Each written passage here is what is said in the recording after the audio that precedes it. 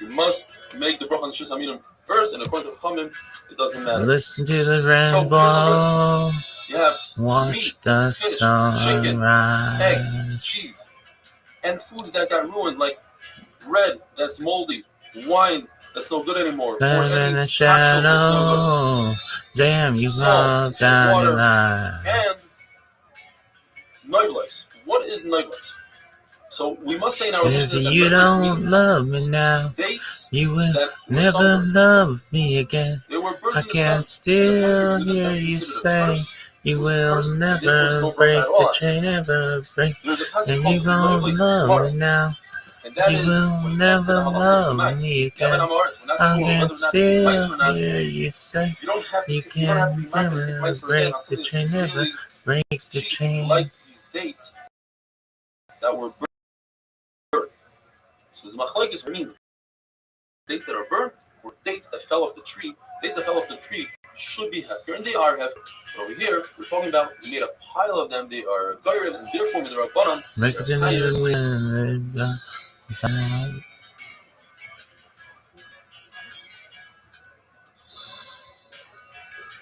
Running in the shadow, damn, you come down the line.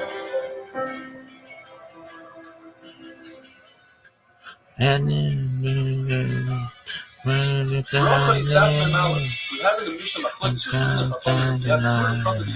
Which one do you make a bracha on first?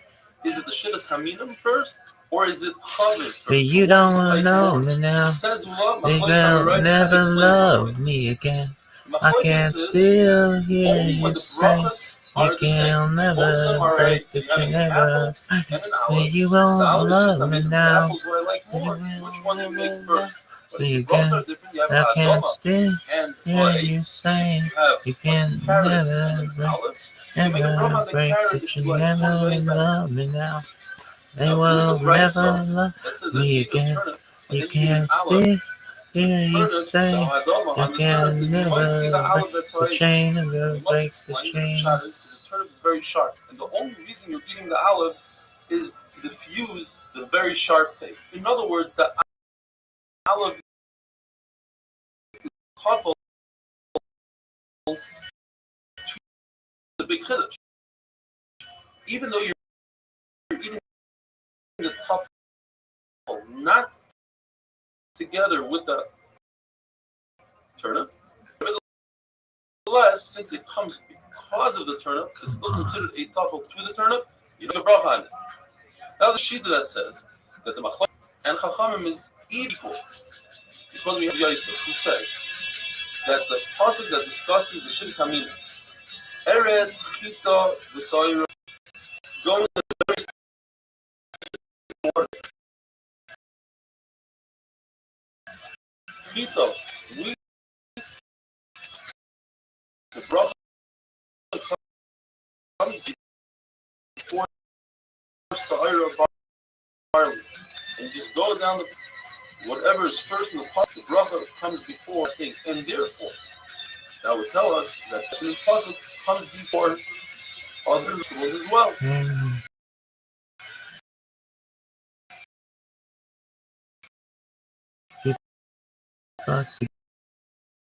Yeah. It says that this pasuk is going to tell us that Eretz Yisrael corresponds to Shemir in the Torah. So, for instance, we start from the beginning, holding his clothing and his shoes, and they become tamei immediately. He immediately, and all his clothing comes off. But if he's wearing, he has to wait anywhere from 3 to 9 minutes to press. A half a loaf of bread. Bread is 2 sudas. Half of bread is 4 beitzim, 1 suda. But the Gemara has to be in a special shear that's iti. It has to be made out of wheat. So here you have the shear of wheat. Have a dip. The shear is saira, a bone the size of a barley. Through that person, if you touch it and if you lift it, but it's not the kind of the whole room, but oil. Gefen, wine is a shear for nazir. Another nazir eats chartzanim, eats the peel or the seeds of the grape of a revis. How do you measure a revis? With more of it fits into the cup. Ta'ena, if you own a kli. You're not selling a kli because a kli wouldn't become tummy, would lose its. On a dark ability desert to highway, it has a small hole in it, but if you own a cool kli, wind you in don't my want to get rid of hair, it until it has a giant hole inside. warm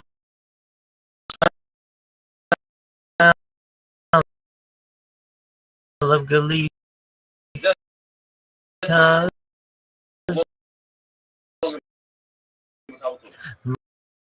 rising up through the air. That's all. Most of the Up ahead in the distance, the sky and my sight grew dim. I had to stop for the night when they hooked up the candle. She showed me the way. There down the corridor. Thought I heard the second one to the such a second one lovely comes place, before a fifth one lovely place, on a verse lovely lyrics. place. And if you've heard this, he was There's plenty of room at the Hotel California. Forever. Steady time of year. And then they brought him food. They brought him You can find it dates, here. figs, and The gym is definitely twisted. She got the Mercedes Benz. Oh. She got a lot of pretty, pretty boys that she calls friends. Running hills in the courtyard. Sweet summer sweat. Some dance to remember. Some dance to forget. As I called up the captain, said, please bring me my wine. He said, we haven't had that spirit here since 1969. And still those voices are calling from far away. Looking up in the middle of the night, just to hear them say, hey, welcome to the Hotel California. Such a lovely place, such a lovely place, such a lovely place. Ready a room at the Hotel California. Rabbi Chia says, never got surprise for the night. Bring your alibi. And says Rav Papa, mirrors on the ceiling. Drink champagne on ice, and he said, we are all just prisoners here of our own device. Because of the Suda, in the middle of the Suda, don't need a bracha, not beforehand, not after. It says Rashi, that's talking about anything that you did in bread. This place is no, it's talking about meat and fish. That's what we do today. We don't make a bracha meat and fish because it's halal. It comes out of the bread. You don't eat it with the bread, but because you have a Suda with bread, you bring to the table fish and meat, and you don't have to make a bracha. Second halach, if it doesn't come because of the Suda, then you have to make a bracha beforehand, but not afterwards. What does that mean? Says Rashi, it's not for a dip, it's to satiate yourself, such as eating cabbage or turnips. Kaisa says, no, it's talking about fruit, sweets, and Rashi would use this as the third halach. Sweets, in other words, fruit, you don't come because of the bread, and therefore, if you make a bracha before, but you yaitz with the brikas, it wasn't that. And finally, the third halach. Anything that comes after Suda, you have to make a bracha before and after. According to Rashi, it's fruit. And according to this, it means even meat and fish that come after you're done. You say, I'm finished eating. You didn't even make brikas, you're done. You have to make another bracha, rishayna, and finally, last halach for today. The Zerma says that when you make hamaitzi on bread, it's not maitzi the wine. Why is that? Because wine is special. Wine is goyim a bracha for itself. Meaning, there are times that you make a bracha on wine, you don't even want to drink the wine, but you have to make it on wine, such as Kiddush and Havdalah. Therefore, it's a very special bracha, and if you're not yaitza through the bread, wonderful day.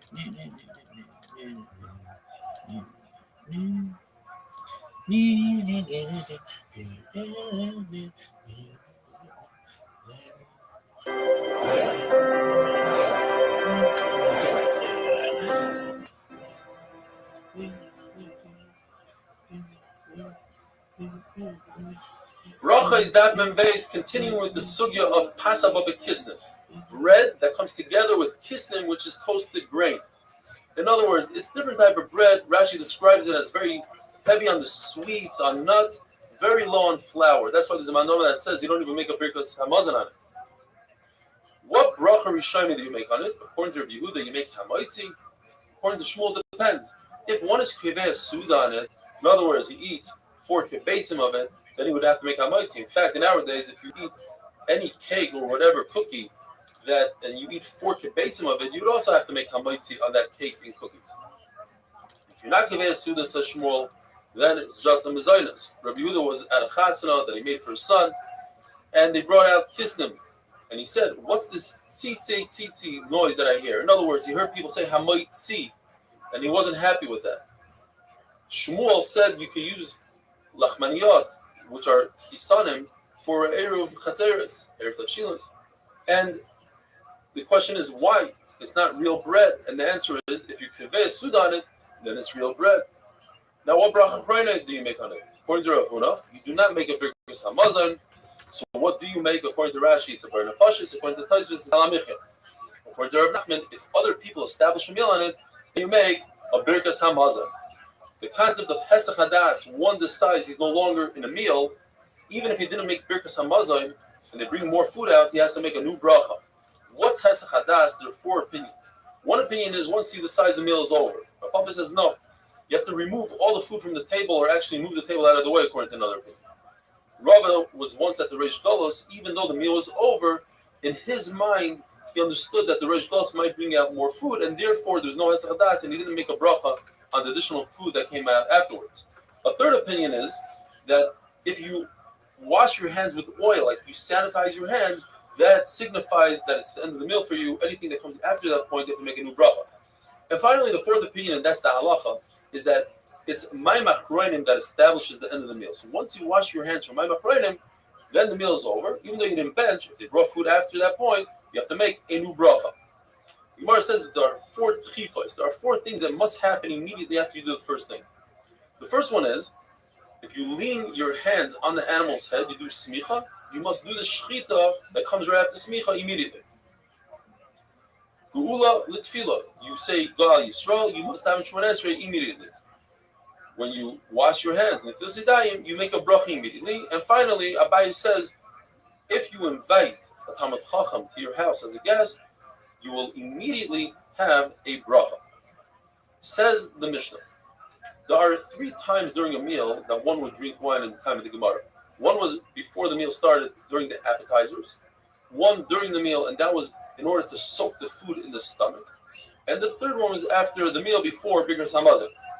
Says the Mishnah that if you make a bracha on the wine that comes during the appetizers before the meal, that's enough to pater the wine that comes after the meal, before birkas hamazon. The same thing if you make a bracha on some sort of appetizer, that's enough for the appetizers during the meal as well. And this brings us to Talmud Beis. Gemara says that 1 cup of wine, a bracha on a cup of wine, is might see the second cup of wine, provided that there's a kviyah suda there.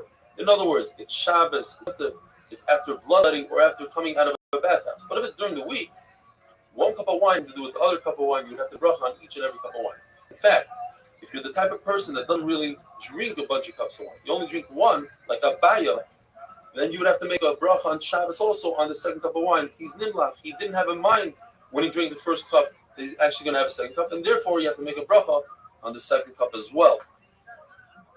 The concept of making a bracha on what's the ikr, and you're mighty the tafel.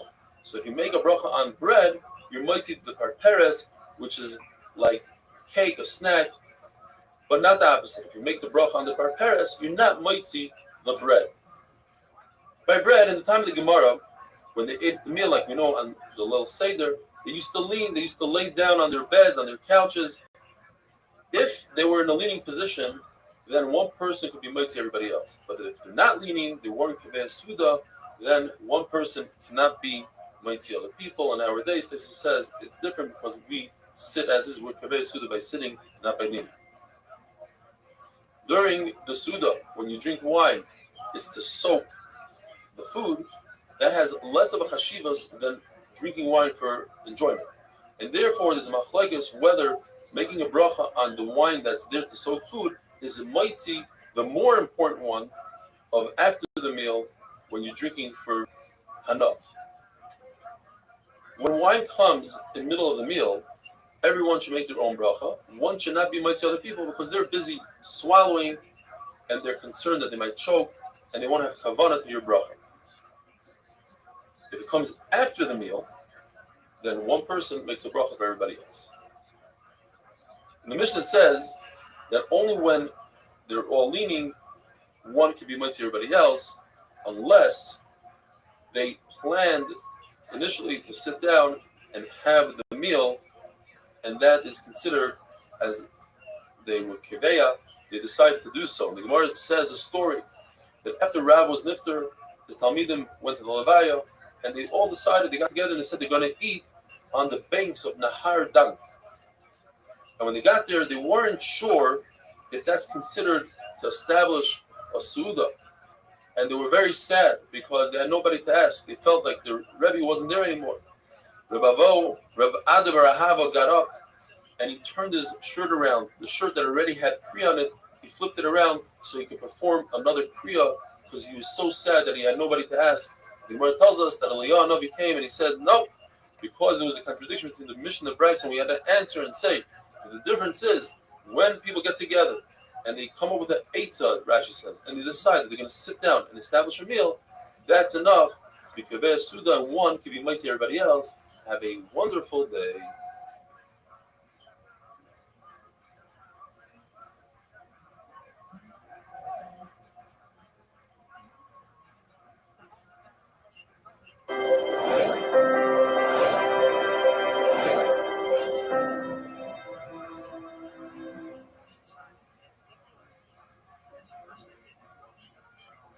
Bracha is that Mem Gimel. We learned in the Mishnah that if everybody's gathered around and all leaning on the couches, one person can make the bracha for everybody else. Says the Gemara, that's talking about bread. But when it comes to wine, there's a machlokes. And there's two opinions what Rav said. The first lashon says, the Rav said, that when it comes to wine, if everybody's leaning, then one person could be mighty to everybody else. The second lashon in Rav is, it doesn't matter. Everybody could be leaning, it won't help. Everybody must make their own bracha. Everybody holds, as long as everybody's leaning, one person can be mighty to everybody else. How do we explain the brayz? There's a wealthy person that invites many poor people as guests. And the guests start coming in and they sit down in the front room. And they're waiting for the rest of the guests to come in. And as they're waiting, he serves them wine and he tells them, wash one hand. Rashi says because of Tumah, because it says because of covered of bracha. And each one makes an individual bracha on the wine. The question is, according to the first opinion in Rav, why can't one person make a bracha for everybody? The answer is, because they're all transitioning to the second room. And therefore, in this room, they're not considered kavua, they're not considered mezuman together, and each one should make their own bracha. So now, all the guests show up, and they transition into the second room, where they have beds, and everybody lays down, they do a seva, and they all wash both of their hands, because they're going to be eating bread. And now, one person makes a bracha on the wine for everybody. The question is, according to the second opinion around, how could one person make a bracha for everybody? The answer is, since one person is making a bracha on bread for everybody, so migui, that he's doing it for bread, he could be mighty other people for wine as well. It says in the Mishnah that the person who is honored in Zimun, he's the same person who's going to make the bracha on the samim and be mighty everybody else. And it seems like there's another greater person than him in the room. Why is that he's doing all these brachas? Says the Gemara, because he washed his hands first for my machrayim, so he gets to do zimun. And once he gets to do zimun, we say finish the mitzvah, make the bracha on the samim as well. The Gemara tells a story that Rav was eating by Rebbe's house together with Rav Chizda, and Rebbe looked at Rav and said, "Go wash your hands." Rav started shaking. He thought maybe he did something wrong. And Rav Chizda explained to him, "No, Rebbe wants you to go wash your hands first for my machrayim, like we said before. The one that washes first, he's the one that's honored in zimun." Why do we make a bracha on smell? It's not a physical thing. It says the Gemara, because it says in the pasuk, "Kol neshama tahalul ka." What is it that a neshama can benefit from that the rest of the body doesn't? The only thing is a good smell, and the pasuk says, "Make a bracha." Rabbi Bar Yirmiyah says that just like when you're eating food, you eat bread, you say "Almighty" and then you put it in your mouth. Even before you eat and benefit, you say the bracha. So too, when it comes to smell, you make the bracha before you actually smell. As long as it's going up in smoke, you can make that bracha. Says Rav, Mugmar, which is incense that you put on coals and it creates a nice fragrance in the smoke, the bracha is atzei b'samim. Besides mush, which in English is musk, comes from animals, the bracha would be boyer minei b'samim. The Brisa says differently. The Brisa says that the only thing that you say atzei b'samim is a farsamoin of Rebbe and Hadassah. Now, what bracha do you make on a farsamoin? The oil of a farsamoin. Don't bring a rag from Rabbi Yehuda. Rabbi Yehuda loved Eretz Yisrael, and therefore he inserted in the bracha boirei shemen artzeinu, our land. The bracha is like Rabbi Yochanan, who says boirei shemen arei. And the Gemara brings a list of things that you say boirei atzei b'samim. Kesharta, which is castus, also known as koish, which is one of the samamonim of the Torahs. Simlak is jasmine. Chilufei dima is spikenard, also one of the Torahs, which is shipoilis ner. And narkoim, which is garden roses, are all atzei b'samim. What do you say? Izbei b'samim. The Gemara brings an example of sigle, which is violets. If you have a fruit that's edible but also has a very good smell, such as an esrog or a chavusha, which is a quince, then you make a special bracha. Shnosan reach toiv ba'peiros. In Nisan, when trees start blooming and you see a blooming tree, what you say is, Boro shalei chisar ba'ilami klum. Nothing is missing in this world. We don't need these beautiful trees. We can live without them. Why did he create these beautiful trees? It's nice by him, b'nei Adam, to give us pleasure. Says Gemara, in the future when Mashiach comes, Bachur Yisrael, young men will have the smell of Levana. Gemara says an amazing thing, that Hashem Baruch Hu created the world in a way where everybody enjoys their job. Even a tanner enjoys the smell, gets used to the smell, even though it's a really bad smell. Says the Gemara, similar to a mashal where a person puts a palm shoot on the back of a pig and it's clean. The pig will find his way and roll into the mud. Even if this person, this tanner, finds another job, eventually he'll end up back tanning. If a person walks by himself at night, he might encounter a shade. The shade could damage him, could harm him, and he'll see the shade. But if he holds a lamp in his hand, then it's as if he's walking with another person. It's as if there's two people. He might see the shade, but the shade won't harm him. If he's walking to the light of the moon, then it's as if there are three people there, and he won't even see the shade. Rabbi Yochanan says it's better for a person to throw himself into a fire than to embarrass somebody in public. We learned that from Tamar and Yehuda. If a person is holding in his hand oil that smells good and hadas, according to Bishil, you make the bracha on hadas. According to Bisham, you make the bracha on shemen. Says Bisham is right, because shemen accomplishes two things: you can smear it on your skin, and it also smells good. And Ramil says that Bisham is right. But what happened was, the Gemara says, Rav Papa passing like Basil, and he said, but Rabbi Gamliel said that looks like Bisham. Says Rav Papa, yeah, but I heard that from Rava, that looks like Basil. Says the Gemara, a very interesting thing. Rav Papa was embarrassed, so he made up a story that Rava passing like Basil. The person has two things: oil and wine. Which one does he make a bracha on first? Bisham says you hold the oil in your hand, you make the bracha on the oil, and Basil says you hold the wine in your right hand, you make the bracha on the wine. What do you do with the oil? You anoint your servant. But if your servant is a Talmid Chacham, don't put this good smelling oil on him, because the Talmid Chacham should be careful not to go out with good smelling perfume. The Gemara brings a list of things that the Talmid Chacham should be careful of. First of all, a Talmid Chacham should not go out into the marketplace smelling good, especially in a place where there's a shad of Mishkav Zachar. And the Gemara says he shouldn't put on his clothing, but he can put it on his body to act as a deodorant. The Gemara has this shayla machlekes. What happens if you put it on his hair? Is it like clothing or putting it on his body? A Talmid Chacham should not go out by himself at night, because people will make rumors about it. Unless he has a chavrusa learning, people know that he's going there, and that's why he's out by himself. A Talmid Chacham should not have shoes that have two patches on them. It's not nice. And only if it's in a place that it's seen, and only if it's in the summer days, if there's no mud outside, and only outside. A Talmid Chacham should not be talking to a woman in the marketplace, even if that woman happens to be his wife, daughter, sister, because people don't know that they are related to him. And the Talmid Chacham should not be in the company of an Amaretz, because that Amaretz might bring him down. And he should never be the last one in the Beis Medrash, because people will say that he's negligent. And he shouldn't walk very wide steps, because where it says every wide step takes 1/500th away from his eyesight. And if he does do so, he should make Kiddush, and that will restore his eyesight. And finally, a Talmid Chacham should not walk upright, because that's Gaiva towards Hashem Baruch Hu, Have a wonderful day.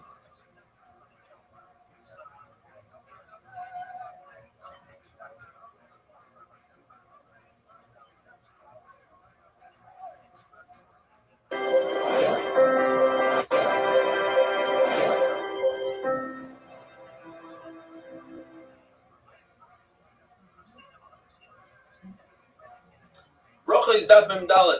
The Mishnah tells us that when you eat a main food and the secondary food as well, you make one bracha on the main food, and the secondary food is part from a bracha. 99% of the time when you eat bread, bread is the main food.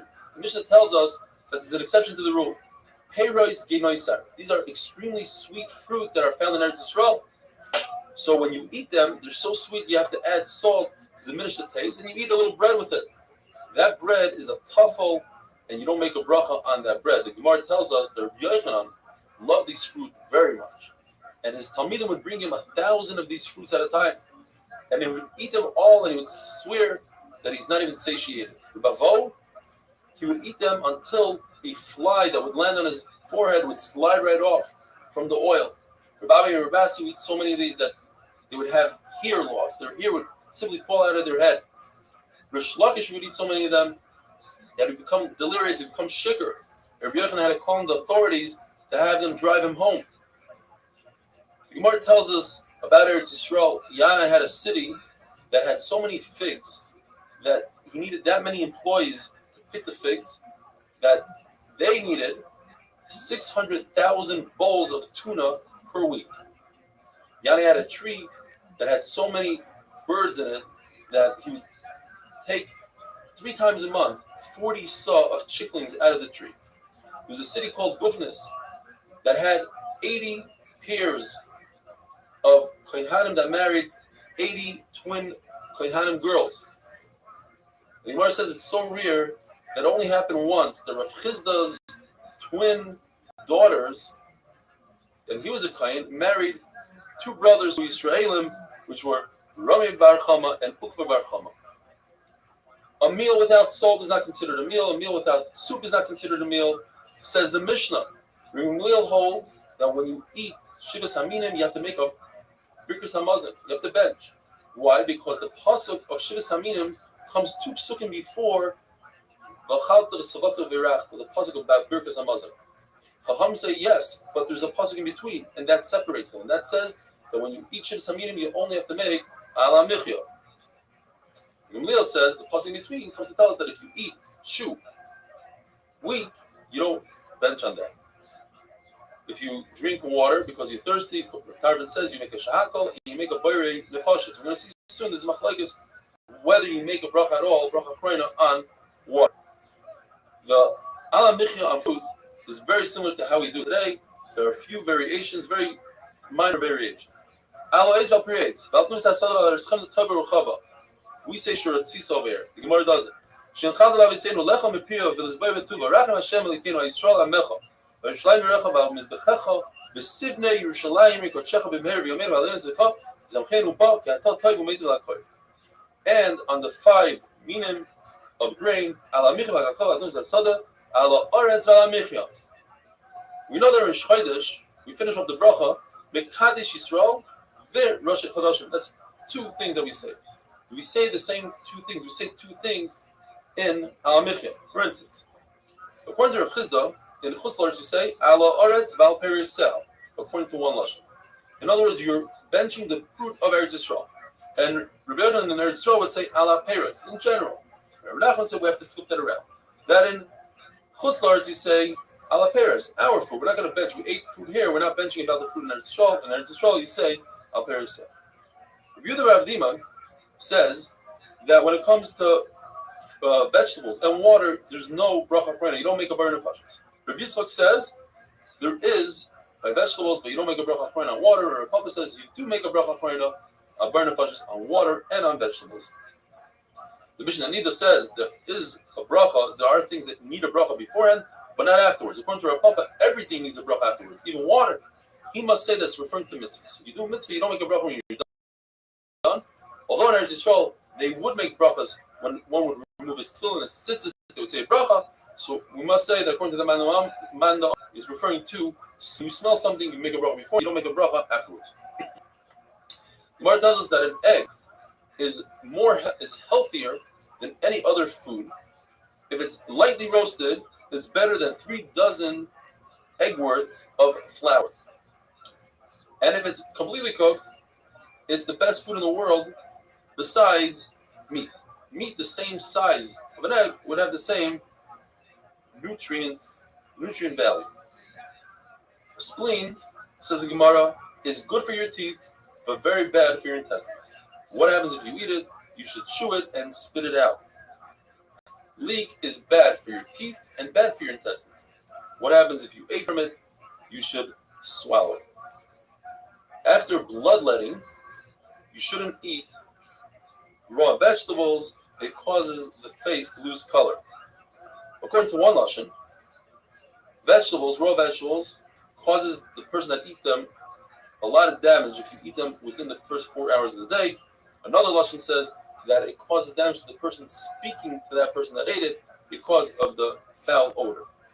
If you eat very small animals, in other words, animals that are supposed to grow to large size, and you ate an animal that's only 25% of its potential growth, it prevents a person from growing. Live animals bring life. So even if you eat a small fish, that brings life.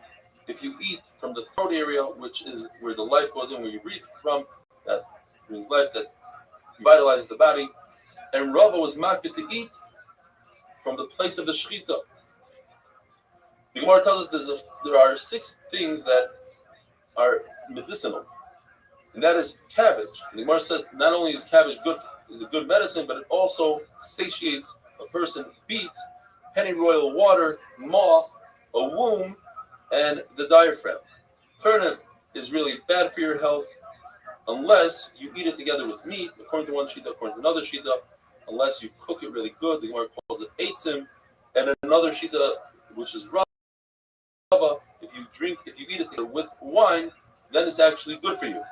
That's why Rava would tell his servant, if you see turnips, don't ever ask me, just buy it. I would like to eat it. Have a wonderful day.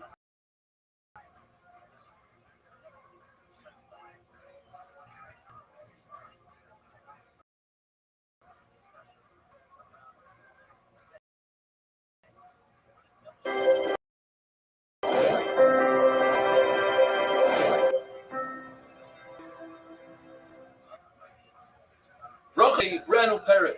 Shlomo Kachas discussing when 3 people get together to eat bread, one of them leads the other in Zimun. How do we know this? From the pasuk, person says, Gadlu Lashem iti. You two, my friends, should bless Hashem, eat together with me. That's a total war. Kishem Hashem, I will call out Hashem's name.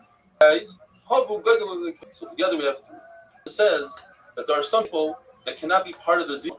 These are people that are eating food that Trumas and Meisers weren't taken from them, or you weren't paid the Meiser Sheni, or the waiter, he ate less than Kazayas, or a guy, but a kuli is mitzdarif. Women, halachically, can make their own zimun. Ketanim, avadim can make their own zimun, but they're not mitzdarif together with men. How much does a person have to eat in order to have a chiyuv to do zimun, and have enough of a chiyuv to lead the 3 with zimun? Tanagama says a kazayas, and Rabbi Yehuda says you must eat a kabetza. We learn from the same pasuk, Gadol Hashemiti, that the person that answers Amen shouldn't answer louder than the Chazan himself. The pasuk says, Moshe Yidaber v'alikim yanenu b'kol. That HaKadosh Baruch Hu said over the Aser Sadidus to Moshe Rabbeinu, and Moshe Rabbeinu repeated it over to Klal Yisrael. From here we learn, in the time of the Gemara, there's a Bal Kairei and a Metargimon, a person who repeated the words and translated them to the local language. The 2, the Bal Kairei and the Metargimon, have to be on the same noise level. One should not be louder than the other. And there's a fundamental machlokes in the Gemara. The Mishnah says that zimun is with 3 people. How about 2 people? Can they elect to do zimun? Rabbi Yochanan says no, and Rav says yes, they could do zimun. Abaye says the minhag though today is when people know how to read, and you have 2 people, each one benches individually themselves. If there's a bur, somebody that doesn't know how to read, then one could bench for the other. He could be mighty the second one because of the halacha of Shaimeya Kaina. when you hear a bracha, it's as if you said that bracha. And the Gemara goes through a series of questions, asking questions on Rabbi Yochanan and Rav. In our mission, it says that 3 people get together to do zimun, and not 2. That would be a question on Rav who says that 2 could do zimun, and he'll answer. Our mission is talking about a chiyuv, and I was talking about a rishos. If you elect to do so, you can. And the Raisa says that if 3 people get together to eat, one of them cannot run away and leave his 2 friends behind. It seems like if 2 people are eating, one could run away, and the answer is yes. When you have 3 people eating, then one can't run away because he created a chiyuv. By him running away, he's destroying that chiyuv. Very interesting halacha. You have 2 people, imagine 2 people eating together, having a conversation, and there's a waiter. And the waiter plops down next to them and he sits down and eats. And it's not considered gaiva, and it's okay. Because we assume that those 2 people want him to sit there so that they have a chiyuv for zimun. And the question is, according to Rav, 2 is enough. You don't need a 3rd one. And the answer is, 3 is better than 2. Because 3 creates a real chiyuv, whereas 2 is just elective. And when you have a real chiyuv, gadol ha-mitzvah v'aisa, v'shein mitzvah v'aisa. When you're mechuyev to do the mitzvah is greater. As we said, women can do something by themselves, but they should not use an eved to be mitzaref eved, and Tanim could do something by themselves. They can't use an eved. It seems like that even 100 women have the same halachic, and it says the women are mechuyev. So you see that 2 men are chayiv. Says the Gemara is not true. Women have a greater chiyuv. Women have a greater chiyuv than 2 men because of the pasuk of Gashem Iti. You have 3 that create chiyuv. They are considered dayas. The Gemara calls them. And now the Gemara says, you have 3 people who are eating, and one ran away. You're allowed to scream out to him so that he turns around and he answers you from a distance. However, when you have 10 people and one ran away, you cannot scream out to him so that he turns around and answers from a distance. Rather, you have to call him back because you're saying Hashem's name.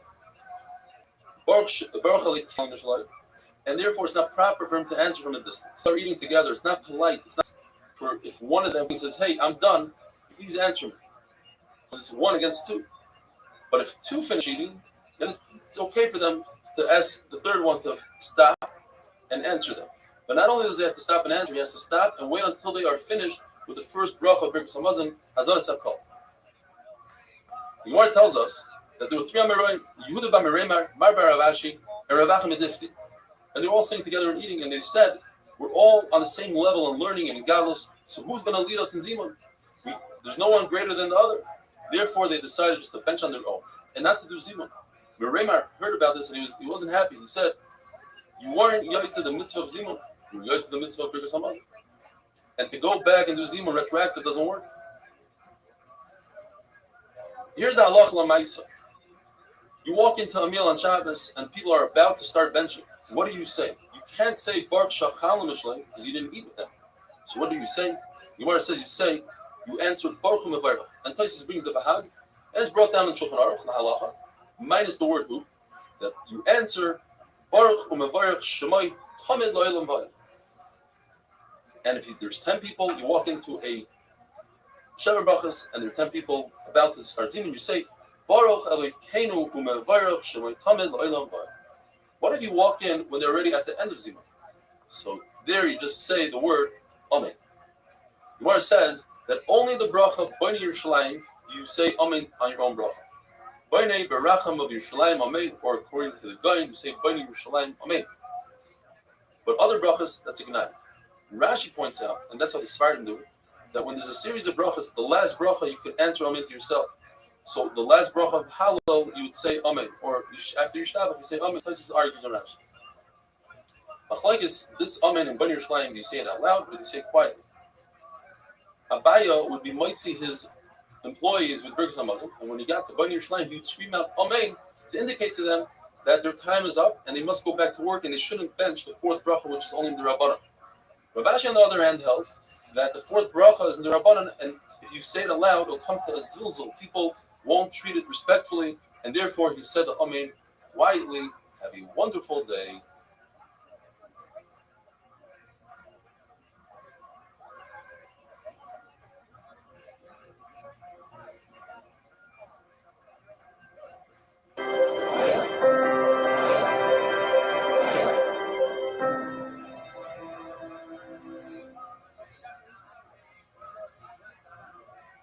Bracha is daf mem vav.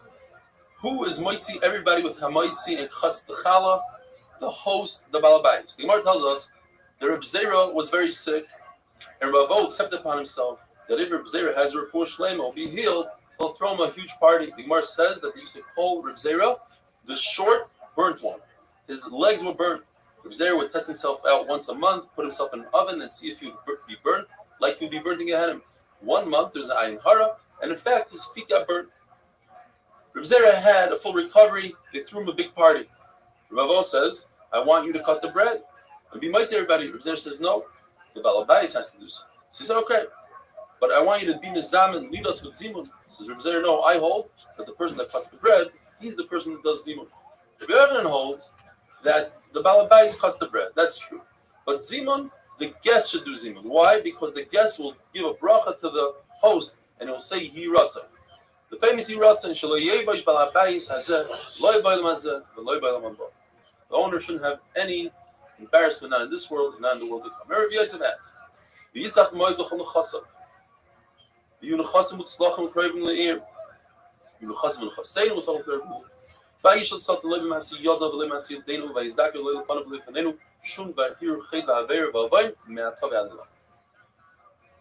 According to Rav Nachman, Zimun is like what we do today. You see Rabbi Sain and Varech, and when you finish, you start Baruch Atah Hashem, Hazanas Olam Kulei B'Tuvay.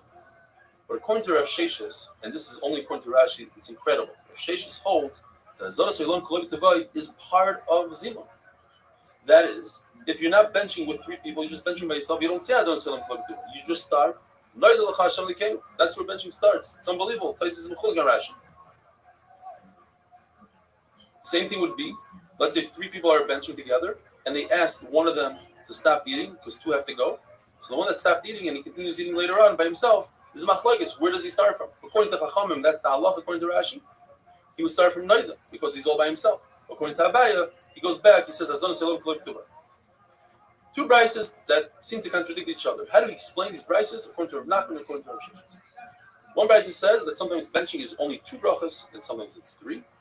The second brisa says sometimes benching is 3 brachas and sometimes it's 4. According to Rav Nachman, we can explain that the first brisa is referring to workers. The workers, they say Bnei Yerushalayim as part of Al Ha'aretz V'Al Hamazon. So that's 2 brachas that are actually 1. So if it's only 2 people, they only have 2 brachas. They have Hazanas Olam and they have Ha'aretz. If they're benching the zimun, you add 1 more because the zimun is considered a bracha. The second brisa Rav Nachman would say is talking about regular people. And regular people say, Bnei Yerushalayim, that's a bracha. So either you have 3 brachas when you're benching just by yourself, or 4 brachas if you add zimun to it. According to Rav Sheshes, zimun goes all the way through Hazan Salam Kulei B'Tuvay, all the way to Naida. Therefore, the machlokes between the brises is whether or not the final bracha of Atay V'Ameitiv is the Rabbanon D'Oraisa. We took it for granted up until this point that it's the Rabbanon. There's a Madama that says it's the D'Oraisa. And therefore, the first brisa holds as the Rabbanon. So if 2 people are benching, you have only 2 brachas because you only start by Noida. And if it's 3 people benching, you add to that the Zimun, that's the third bracha. And if you hold, like the second brisa, that Atay V'Ameitiv is the D'Oraisa, so now you add to everything a 4th bracha of Atay V'Ameitiv. Gemara proves 3 proofs that is the Rabbanon. 1 proof is from the fact that workers could skip Atay V'Ameitiv. They have to skip Atay V'Ameitiv. In other words, it's the Rabbanon. Another proof is that Atay V'Ameitiv starts with Baruch Atah Hashem, but doesn't end with a bracha. And if it was part of benching, it was part of the Eraisa, it's called a bracha smuch al chaverta. It's a bracha that's next to its friend, and it should not start with Baruch. Because the rule is, the only brachas that start with Baruch are short brachas like brachas haperis on food, or brachas on mitzvahs. A few exceptions to the rule. Bracha of Kriya Shema, for instance, Emes V'Yatziv starts without a baruch, but ends with a baruch. Now, another raya is that in the Abel's house, you don't say Atay V'Ameitiv according to Rabbi Akiva, and that would prove that it's not a D'Oraisa. The Gemara says, Amar Zutra went to the Beis Abel, went to the Menachem Abel, Rashi, and this is la halacha that in benching, you say, okay, Lovin Makino Adirin Barin Galin Yisrael, etc. until you get to Gumalana. You say Atay V'Ameitiv, and then you say Kail Emes Dayan emes, shofet b'tzedek. He judges with truth and with tzedek. L'ker b'mishpat, v'shal be'lama, he rules the world. Last b'kitzani as he wishes. V'chal drachu mishpat, shakol shaloi, everything's his. V'chal, anachnu chayim l'hoydis loi. You always have to bench for everything. L'varchai. God their pierces be Yisrael. He knows how to mend the holes in Klal Yisrael when we have a loss. You should mend this period to be Yisrael. L'chayim. Mar tells us interesting conversation Golos had with Rav Sheshes. He tells him the Parsim, the Persians had to have dinner. In fact, when a very important person comes in, he would sit down first. He would lean, lay down and lean, and the second to him would lean right above his head. In other words, there was an issue here. The important person, if he wanted to converse with the second in command, he would have to sit up and turn his body, and that's not proper for an important person. But the Parsian, they knew sign language. They would go like this with their hands, and the person behind them would understand them. Ma'im Rishonim, they would start from the most important person, and they would bring his small little table immediately, so he didn't have to worry about keeping his hands clean. Ma'im Achronim, they start from the least important person, but they will keep the table in front of the important person, so he would have what to do. Rav Sheshes says, I don't know anything about the Persians. I know about Brises. And in the Brisa, it says, yes, that the most important person sits down first. However, the second to him sits below him, so that the important person can converse with him without straining his neck. The third important person sits, well, if there's three people, so now you reverse it. Now you put the second person above him and the third person below him, because Rashi explains it's better and it looks more chashuv when the important person has to strain his neck for somebody more important. Therefore, let him strain his neck for the second in command rather than the third. How do you do? Ma'im Rishonim, yes, we start with the most important person. But Ma'im Achronim is different. Ma'im Achronim, you start, if there's 5 people left, then the fifth one, he's the most important person. He's the one that starts with Ma'im Achronim, and he's the one that does Zimah. However, if there's a lot of people, 100 people, you start from the least important person until you work your way up 95 people later, until you have 5 people left. And 5 people left, then the most important person washes his hands, my friend, and he does Zimun. Have a wonderful day. Joe Rogan Podcast, check it out.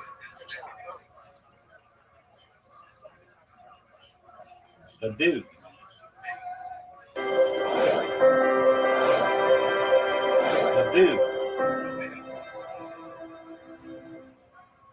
Oh my.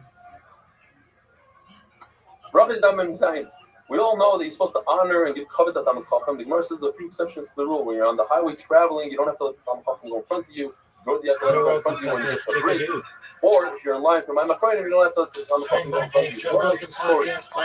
Rabbi's donkey was overtaking Abayi's donkey on the way, and Abayi's thinking to himself, look at this. He comes from Eretz Yisrael. He's driving like an Israeli. What kind of chutzpah doesn't give me cover? Yet when he got to the shul, Rabbi tells Abayi here, Mar, go in front of me. Abayi tells him, now all of a sudden you give me cover. He says, Rabbi, I hold like Rabbi Yochanan. You only give honor when you get to a doorway that typically has a mezuzah. Yes, if he smokes doesn't, but typically you would have a mezuzah.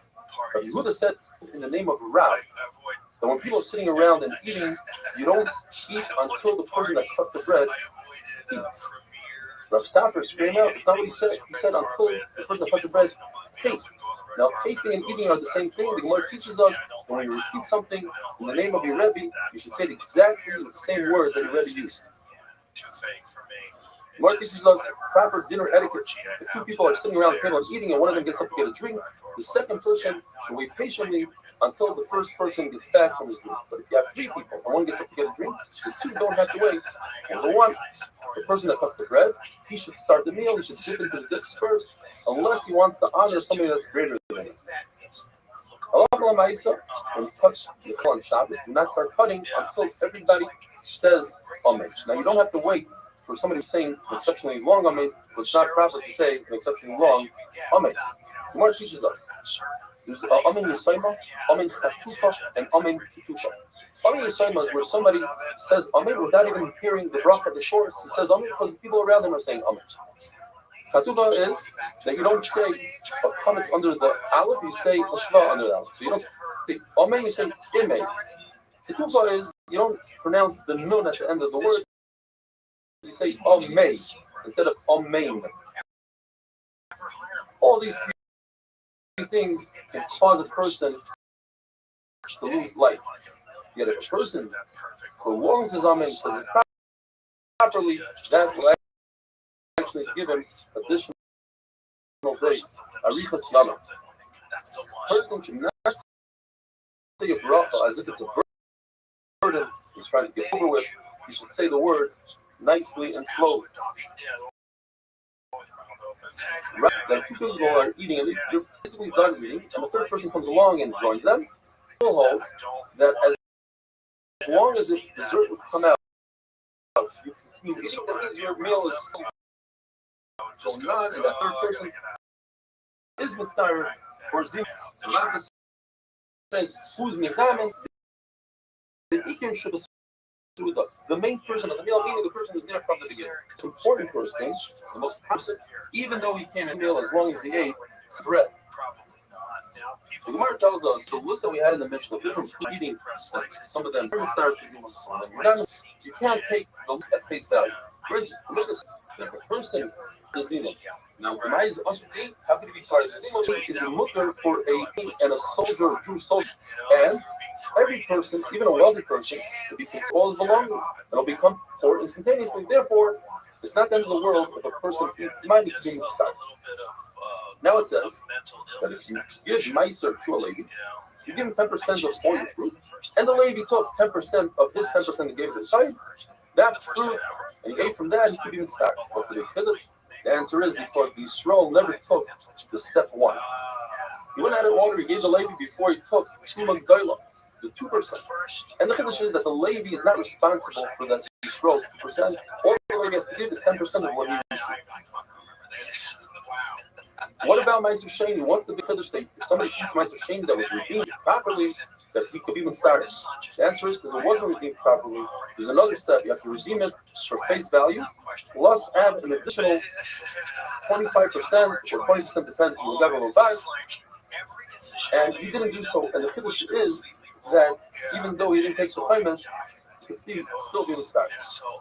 What's the big chiddush that a waiter could be start if he had a full kizayis? The answer is because the waiter typically doesn't sit down as kedei suda. He's walking back and forth, and he's standing, nevertheless, to be part of the meal.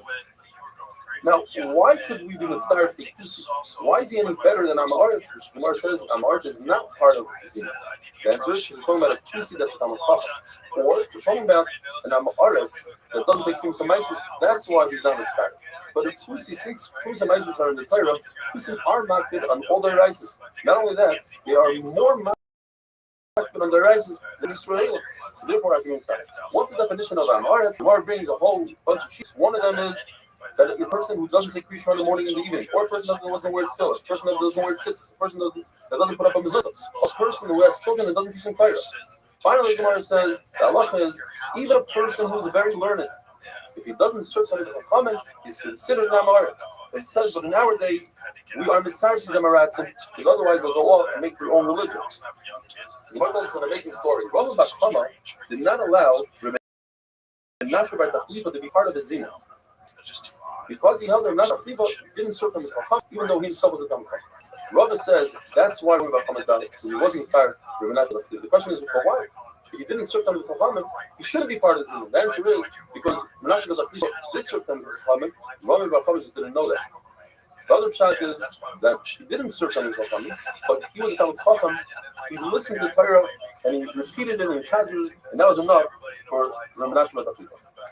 Mishnah tells us that if you eat tevel, you cannot be mitzvah. What's the big chiddush in that? It's also to eat tevel. The answer is because we're talking about tevel d'Rabbanan. We're talking about food that grew in a planter that didn't have holes facing the ground and it didn't nourish from the ground. And it's most of the people so only us from the Rabbanan. If you don't take Meiser Sheni, of course you can't be mitzvah to Zimun. The answer is you did take Meiser Sheni, but you took it with the wrong coins. You took with flat coins that don't have any depiction on them. Of course, a guy cannot be mitzvah, and the answer is we're talking about a guy that went through half the process of Gerus. He has a milah but didn't do tefillah. And for this reason, he's still considered a complete guy. Even though he cannot be mitzvah, a fucking zimon, Yes, here's a tremendous finish. If you have 9 people, you could use a cotton as the 10th, even if he's an extremely small child, infant, a day old in his crib. The Shuman lady says they could be Messiah as a 10th, a slave. The question is, if that's the case, why did Eliezer feel the need to free a slave in order to create a mini? He had 9 people, and in order to get a 10th, he freed a slave. Why couldn't he just be inside the slave? The answer is because he already used one of the slaves as the 9th, and he used the second slave. He had to free the second slave. You can't use 2 slaves. And how can you do that even though it's an Aveir? The answer is because it's a mitzvah for the community, and therefore you're allowed to free your slave. If a person gets up early and comes to shul, he's one of the 10 first people in shul, he gets sachar, the same amount of sachar as everybody else gets. Okay. Very interesting halacha. If 9 people look like they are 10, they are considered a minyan, whether they're together or they're spread out. And finally, to them, the Chachamim that are learning together, the halachas that they're learning act as the third, and they create a zimun. Have a wonderful day. Simultaneously, it was a trip because thinking back on it, it's some of it just kind of exists in just Polaroid snapshots that kind of pass like this. Other moments are kind of seen through a tunnel. Like Bracha is daf memches. The Gemara says the maskana that a young child who understands who you make a bracha to could be mitzaref to Zimun, could be one of the 3 people in Zimun. The Gemara tells us that Rabbah asked very young Abaye and Rabbah, when they were extremely young children, who do you make a bracha to? And they both said Hashem. They said, and where does Hashem live? Rabbah pointed up to the ceiling, and Abaye went outside and pointed up to the sky, and Rabbah declared, he said, since these are very, very young children and they understood this concept by themselves, it means that they are going to be big Rabbanim. As the Gemara says, Butzin mikatvi lidir. You can tell on a very small pumpkin, when the sap goes in, you can tell which one is going to be a good pumpkin. Halacha, if you have 7 people that eat bread and 3 people that eat vegetables, you have a tziruf of 10 people for zimun.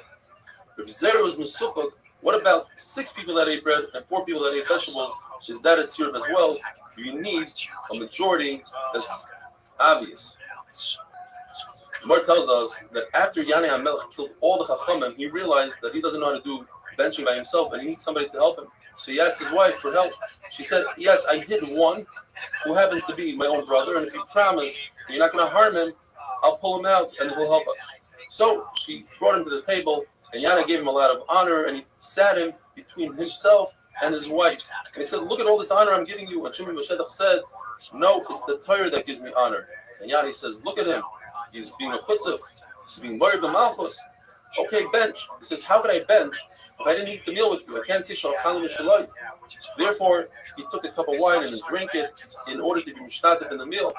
And then they gave him another cup of wine. The Gemara says that's not lahalach. Since in order to be mighty other people, as Shimon Meshedach was going to do, he's going to say the entire benching. And be mighty yana, you need to eat bread. It's not good enough to drink wine.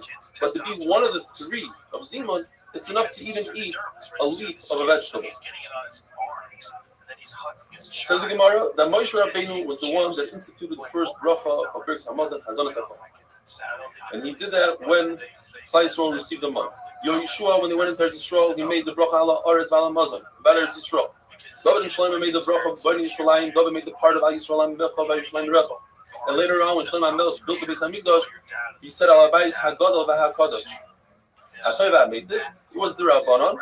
When the Harugei Beitar, the many victims, millions of victims from Beitar weren't buried for many years, as Yerushalmi says at the end of Tainus. And when they were finally able to be buried, it was tremendous nights. There was no smell, and the bodies were whole. And Chacham made a bracha at Toiv that there was no smell of Hametiv, that we were able to bury them. So we have 4 brachas in Birkas Hamazon: Hazon, Al Oretz, Bnei Yerushalayim, and Atoiv HaMeitiv. And on Shabbos we add Kedusha Shabbos Ritzei. You insert that in the middle of Bracha. According to Rabbi Eliezer, you could insert Ritzei anywhere you want, as long as you don't insert it in the beginning of benching the first bracha. Lechatchila Kedusha. You could put Ritzei in the middle of Bnei Yerushalayim, in the middle of Atoiv HaMeitiv.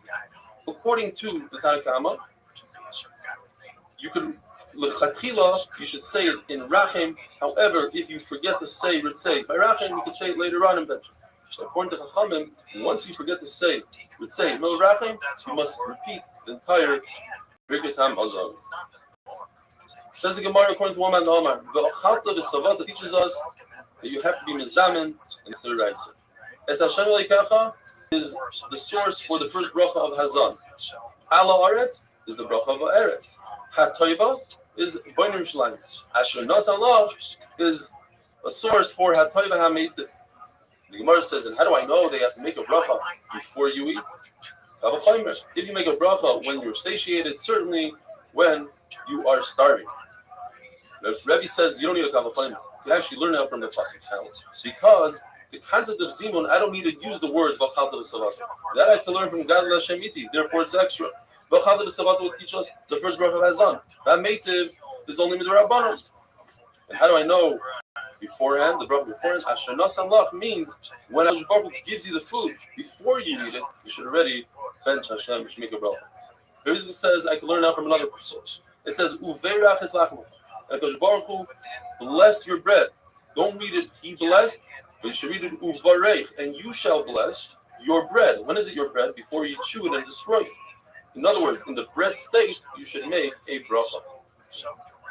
The Gemara tells us the story that Shaul went to look for his father's donkeys, and he couldn't find them, so he asked for Shmuel. He figured maybe Shmuel could help him out. So he asked some young girls, where's Shmuel? And the Torah tells us a very long arichos. They said, you better go quickly. He's at the outskirts of the city. He's about to bring shlomim on a bama. And before he brings it, he says a bracha, a zavachta, then he gives it out. On and on. So the first thing we see for our sugya is that you have to make a bracha before you eat. But why did they talk so much? He asked him a simple question, where Shmuel was. And the Gemara says three answers. Either because women like to talk a lot, or because Shaul says Mishikmai V'Mala, he was taller than everybody, he was more beautiful than everybody. And the women, the girls, wanted to gaze at his beauty, so they spoke to him for long. And the third shot Rabbi Yochanan says is that one kingdom cannot go into another kingdom even for a millisecond. And Shmuel was the ruler of Klal Yisrael, and he had to give over the ruling to Shaul. But the time didn't come yet. So therefore they had to speak to him for that time to arrive. The Gemara says if you make a bracha on food, which just gives you sustenance in this world, so certainly you should make a bracha on Torah, which gives you sustenance in Olam Haba. Shmuel says it's actually impossible. It says Al Haaretz HaToiva Asher Nas Allah, and in Torah it also says the concept of Nasan Nesina Ve'etna Lacha is Luchos Oeben. So therefore I learned the concept of bracha. If you make a bracha when you learn Torah. Rameir says, I learned from there that just like I make a bracha on the good, ever HaKadosh Baruch Hu throws my way, Asher Nas Allah, even if it's bad, I have to make a bracha. And another pshat, HaToiva, is broken down to two words, Toiva and HaToiva. From the word Toiva, Toiva means Torah. HaToiva is the rebuilding of a wonderful day. And in my estimate, there are a few people that have become massive superstars at a young age and came through it same, know everybody, got their footing back, and now we're on the right track. Brachas that been passed, we're continuing with Hilchos Birkas Hamazon. There are certain words that must be in certain Birkas Hamazon, otherwise you're not against the Birkas Hamazon. According to Rebbe, you must say Eretz Chemda Toiva, and you must say Umachas B'David. According to Nachman Zaken, you must say the word Bris.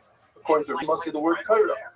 Flaming says, and by the way, you must say before Torah, because when it talks about Bris, it mentions the word Bris 13 times, whereas 3 times. It says that the book of Al Haaretz starts with Hashem. We thank you, Hashem. You must insert that, and in addition to that, you must say Moed Anachalah. But if a person doesn't even say one Eidah, he's Mibuna. Machlokes in the Gemara, when you say Yirachim, Yisrael Amecha, Yerushalayim Yirecha, how do you finish off the bracha? You finish it off, Koinei Yerushalayim. What if a person wants to finish it off like he started?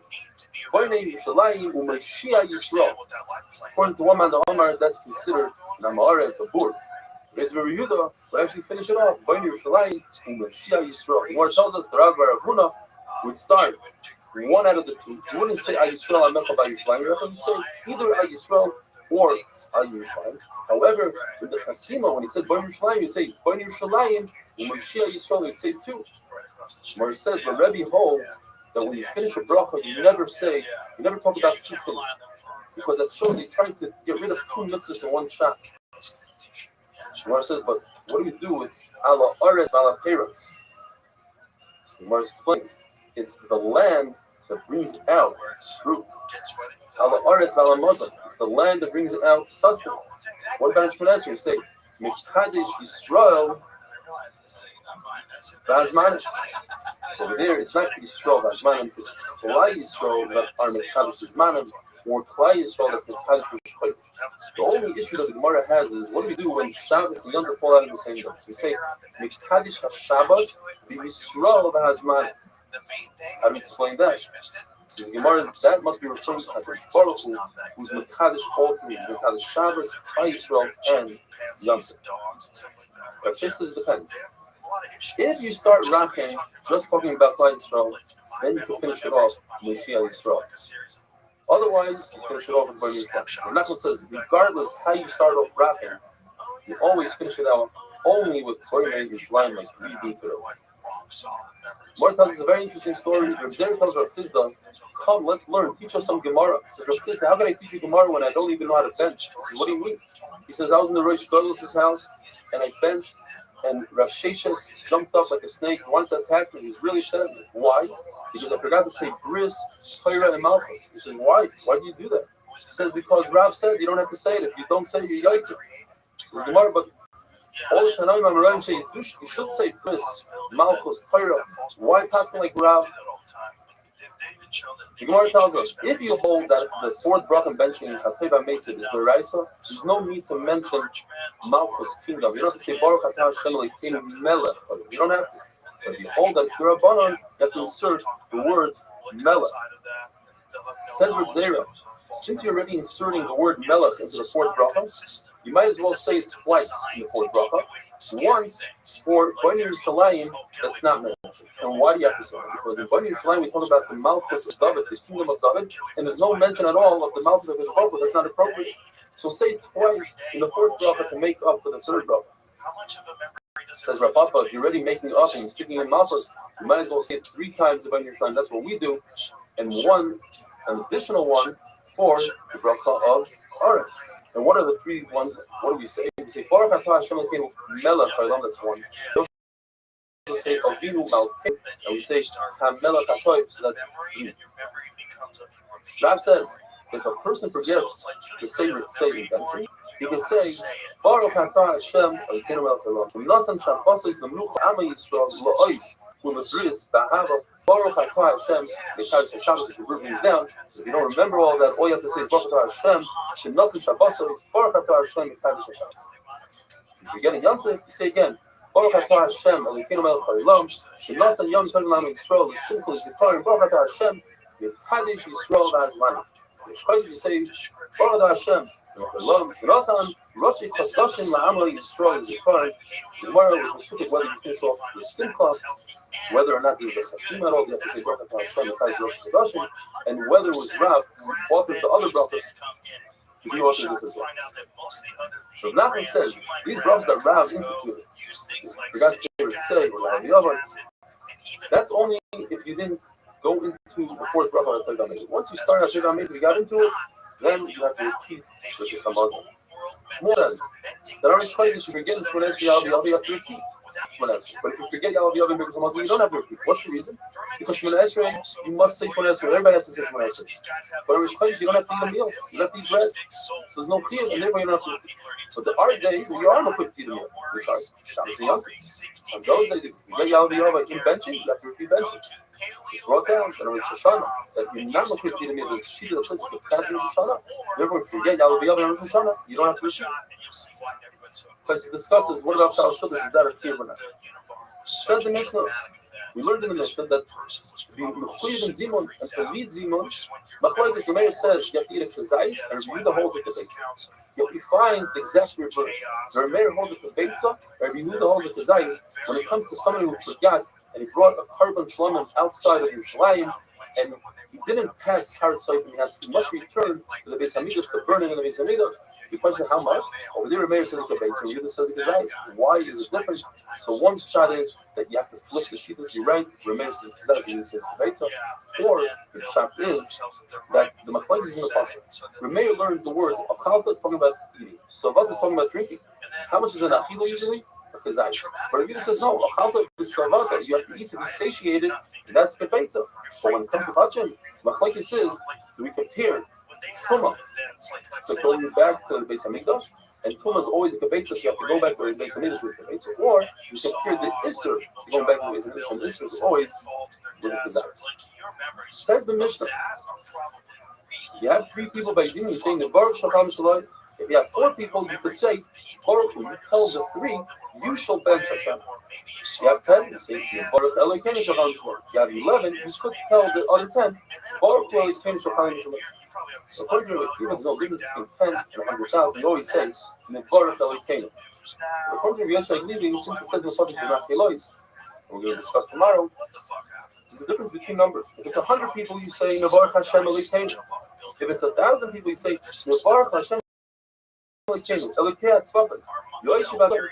Have a wonderful day. Is that it's really a key in the idea that they give you a little hard drive in your brain.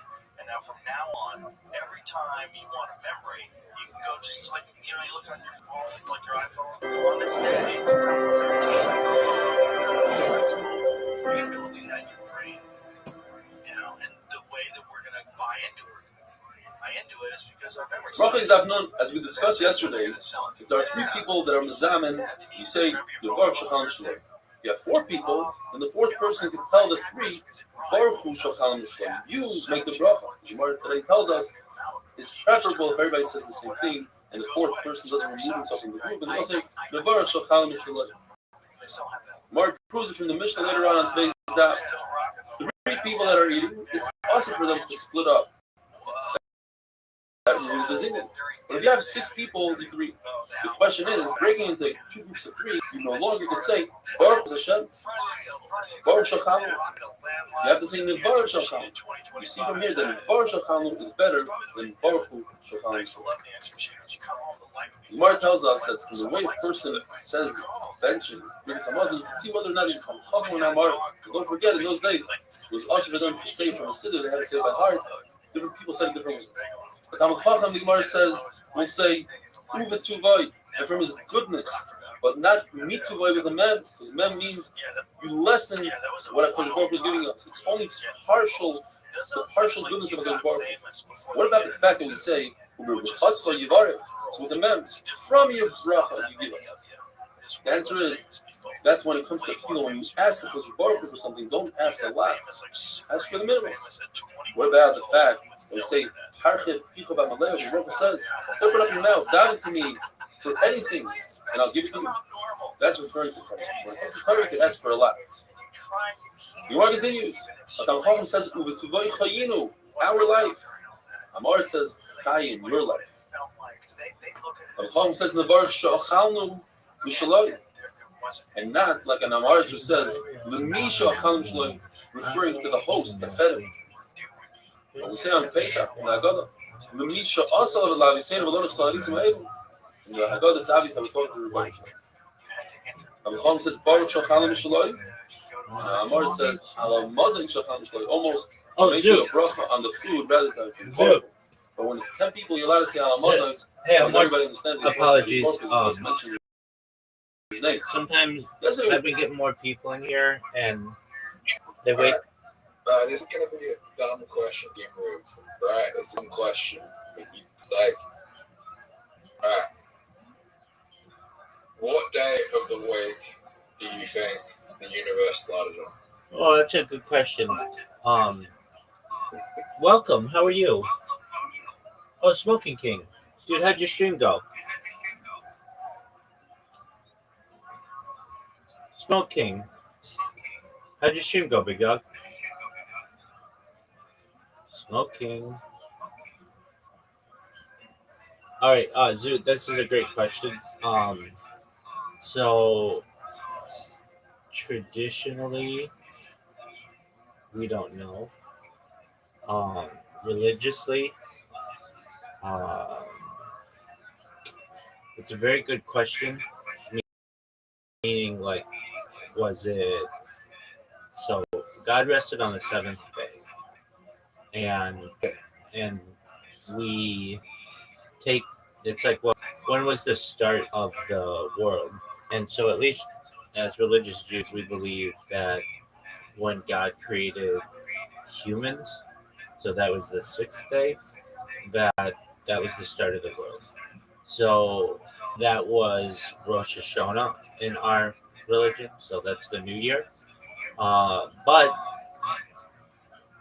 that's not the first day in Genesis. So we believe that it was in the month of Elul, which approximately like the 26th of Elul or so.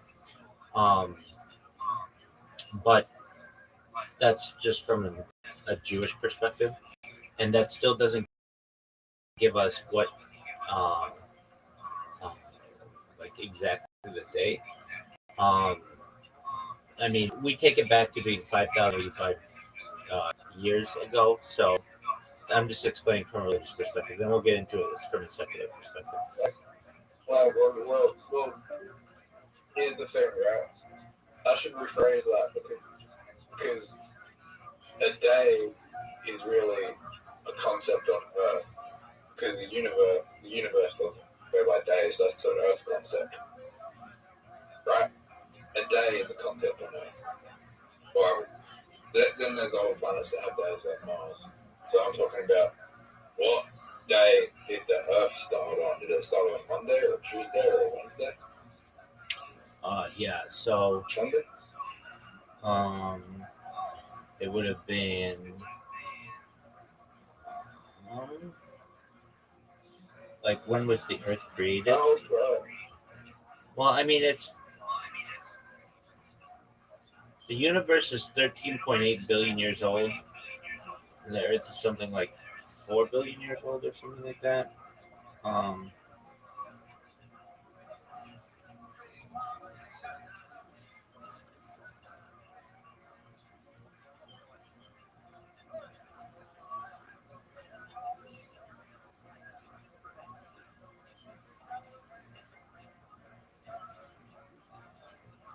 so the first day of creation is the 25th of Elul, and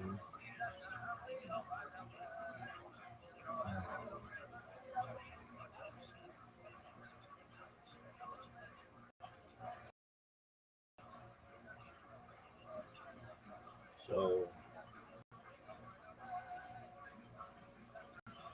that's religious. 15 million. So if you're talking in a secular way, we don't know.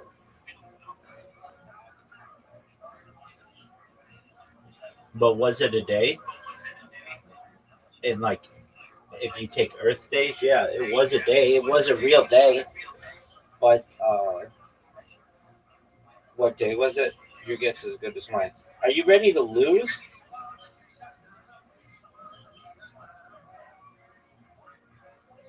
Zoo, did you know that you have an invitation as of right now? Well,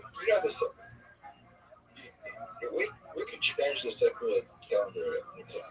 But we can change to another calendar at any time to elation. Yeah, I plan to do it when I go viral. I've already created it. It's in the section that says Rabbi's New Calendar. Yeah, it's 10 months, 40 days each month. Each week is 10 days. Well, I mean, look, they're like 50. So, No, the last month only has 5.5 days, or 5.25 days. yeah, I'd be like 60 then. 60 what?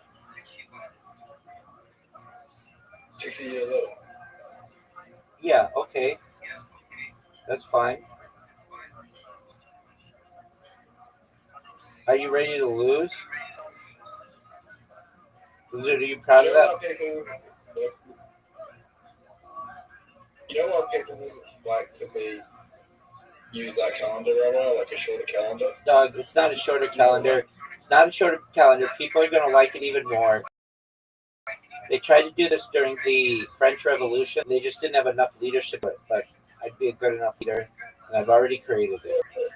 No one wants to be older than they actually are.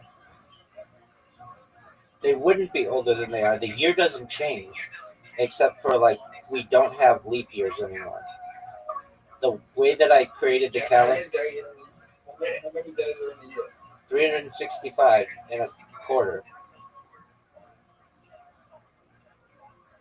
Okay, so everyone stays the same age.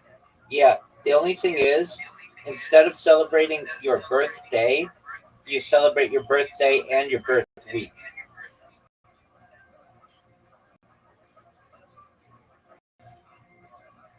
I mean, That's what a lot of people do anyway.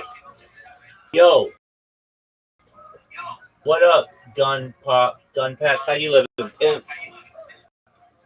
But that's what most people do, because most people's birthdays, like their milestone festivals, in a fucking week there, and then everyone, so they have to celebrate it with their family again, so it doesn't really like people not anyway. Exactly. Yeah, I know. So I foresee that. That's the thing. Yo, gunpowder. How old are you? Oh, you got to get out of here. I'm sorry. Gun Park. It's been real. It's been fun. But you got to be 18 to be here. So, my friend, come back when you're a lot older. Sorry. What is a 7-year-old doing? I mean, I didn't. Bye. I just banned him. You can't. No, like, how does a 7-year-old pick up an iPad and goes on to go to a Red Light Offshore stream? Well, he sent me a message saying that he couldn't join my stream, and so I sent him a message to come here because a lot of people do that. A lot of people, for one reason or another, can't figure it out, and so I just send them a link. But you have to be at least 13 years old to be on Discord. Look at that. Look what just happened. I saw what happened. It fucked you. What? It fucked you, Zoot. How did that not? How did that not? What? Zoot, it fucked you, dog. No, you didn't really fuck me. You fucked me. Zoot, you ready for one of the greatest moves you've ever seen? Extra move, plus a heal. And I'm going to evolve. How do you like that move? Zoot, how does a 7-year-old have Discord? Like, Discord's really complicated to figure out.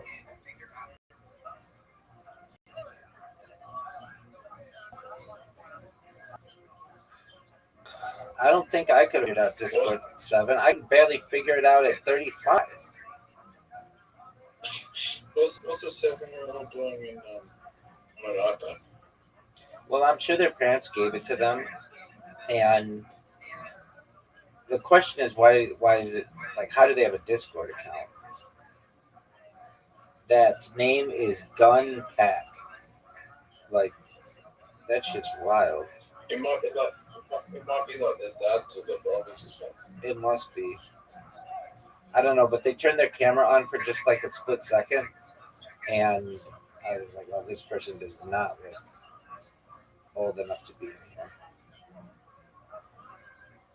Does that look 7?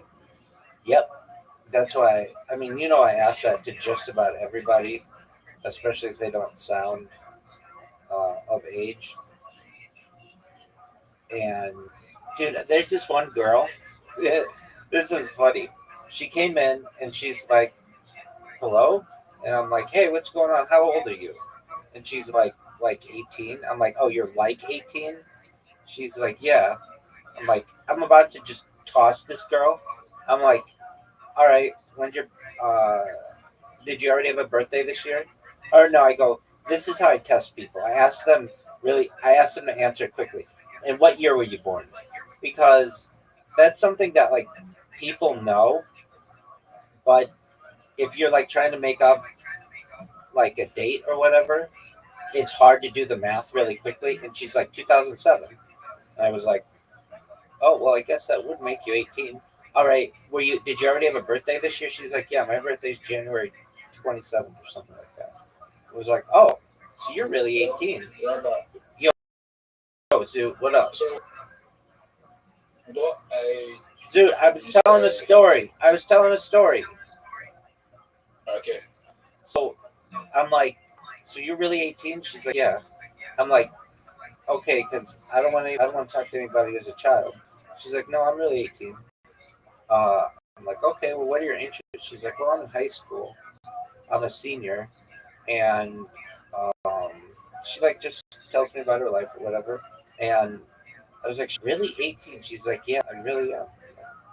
Wow, like I guess there are people who are just barely 18 and they're in here, and so she was cool. I've also had people who are I'll jump their shit. I'll be all over them. Like, um, there's this girl from Israel was here last week, and I was like, "How old?" I thought she was a boy, and I'm like, "How old are you?"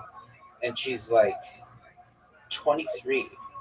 Or she came in and she was a girl, but I thought she was a boy, and I'm like, "You're 23," and she's like, "Yeah," and I'm like, uh, I don't know. She like we start talking, and she's like, we're talking about Israel and like Judaism, and I was like, "Did you daven today, or like tefillin today?" She's like, "I'm like, do you have tefillin?" And she's no, and I'm like, "Why not? You should have gotten them on your bar mitzvah." She's like, "I didn't have a bar mitzvah. I'm a girl." I was like, "Oh, it was just super funny to me." Okay, what's your question, Zoot?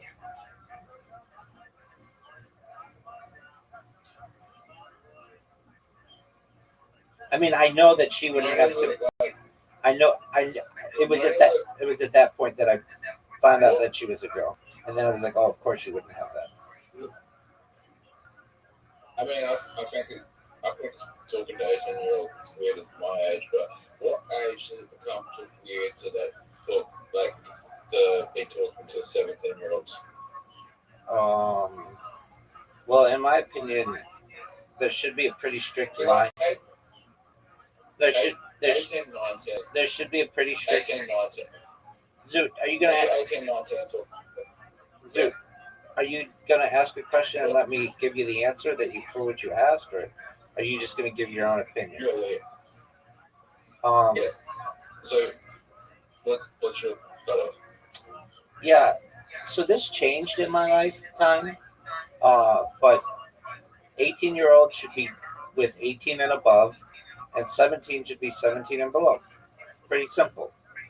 Now, I get that it gets murky when people are in like high school and you have someone who's an 18-year-old in high school and they've been dating their significant other or whatever for, let's say, 3 years, and one of them turns 18 and the other one's like 17. I get that. That becomes kind of weird. Not weird, but like it becomes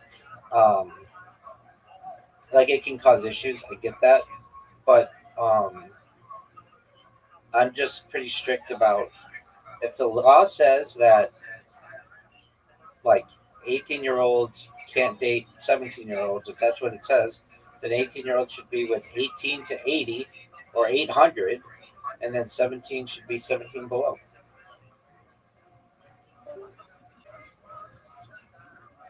What are your thoughts?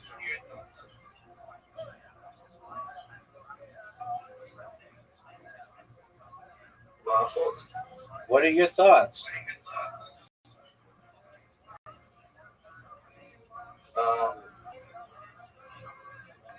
It starts getting weird, like if they're still in the tens, but then it starts getting weird when you get to the 20s.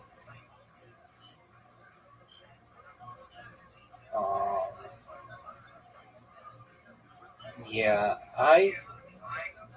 when I grew up, I didn't know anybody. I knew somebody who was like 26.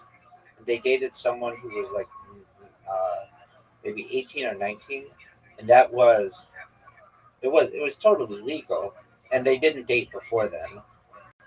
But I did not like that, just because I was frankly envious. Like, this guy had a house, he had a car, he had graduated from college. I didn't have any of that stuff, and he became my very good friend, though, very one of my best friends. But that was just something like that was difficult for me to. I don't want to say comprehend. I could easily comprehend it, but you're done. It's over for you, Zoo. You're done. Yeah.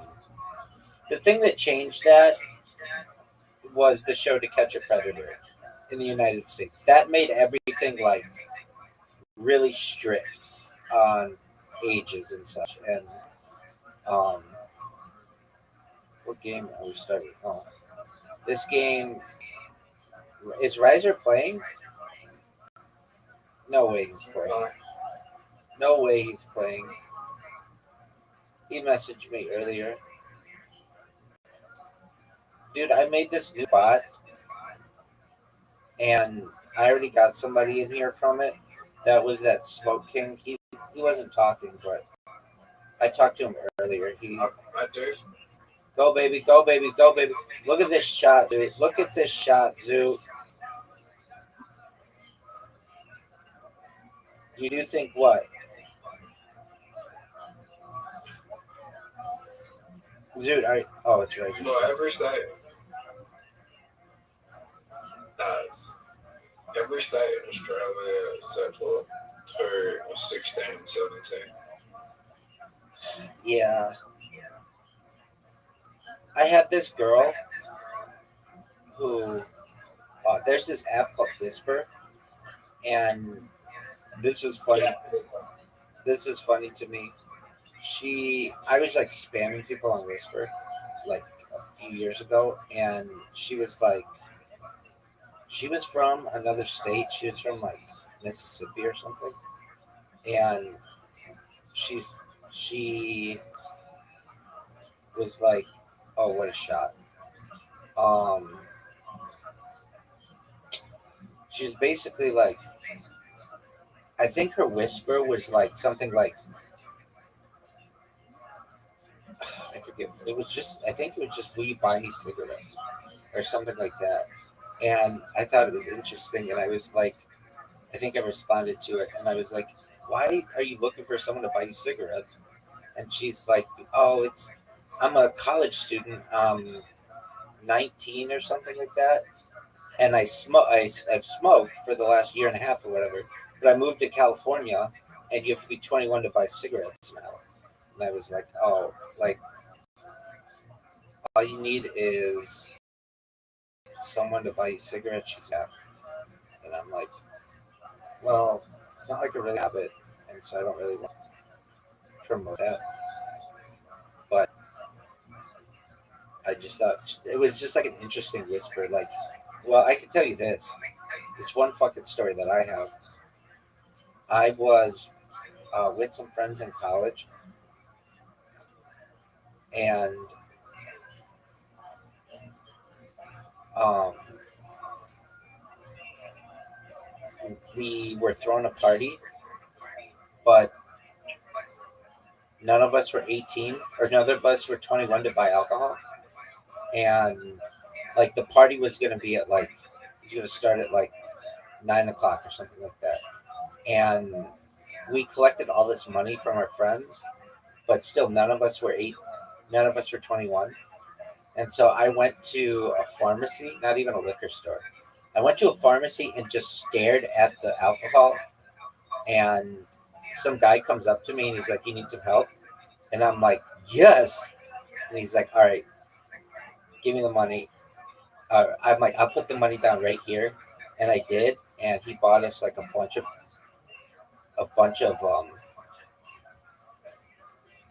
alcohol. And he like saved the day. He absolutely saved the day. This other time, um, we were throwing a party and none of us were 21 again, but one of our friend's sisters was 21, and so she and I basically filled like a U-Haul vehicle, U-Haul truck full of alcohol and delivered it. It was a big deal. All right, are you done? Are you gonna play?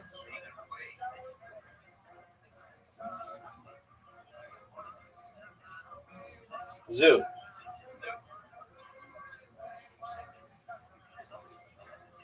Zoo, you have an you have an invitation. Yeah. All right. Well, I just sent you an invite. Are you gonna go? Yeah. All right, we'll go.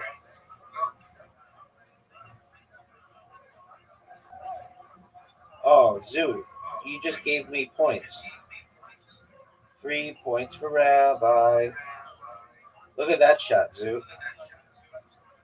Zoo, are you ready for this shot? I have this thing. If I don't focus on like aiming, I just do it really quickly. I can do it like really well. All right, I don't know what to do here.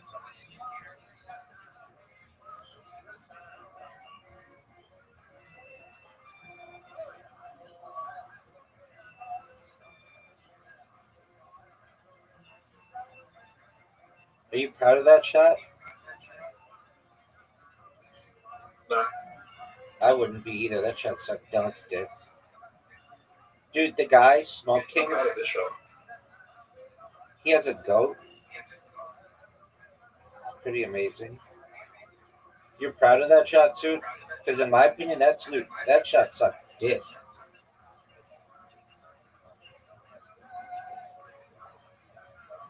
Dude, what are your thoughts on this shot?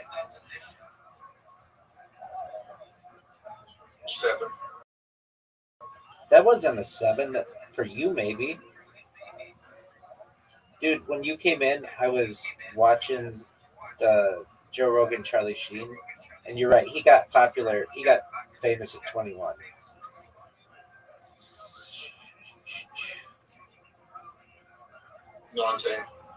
Okay, 19. At least they said on Joe Rogan 21. Okay, whatever. Zoo, are you ready for one of the greatest shots you've ever seen? 21 would have been when Platoon came out, probably. Oh, okay. Like Platoon was his biggest movie. That was like that made him a superstar.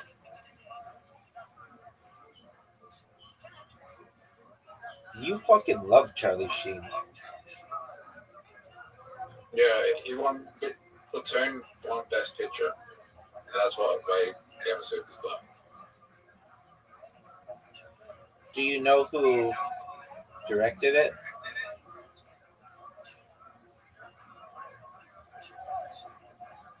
Charlie Sheen. No, Oliver Stone. Do you know who Oliver Stone is? No. You don't know who Oliver Stone is?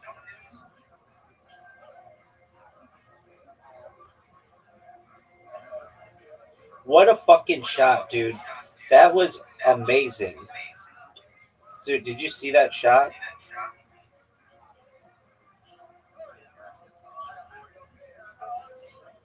Dude, I had one of the best shots in the history of mankind.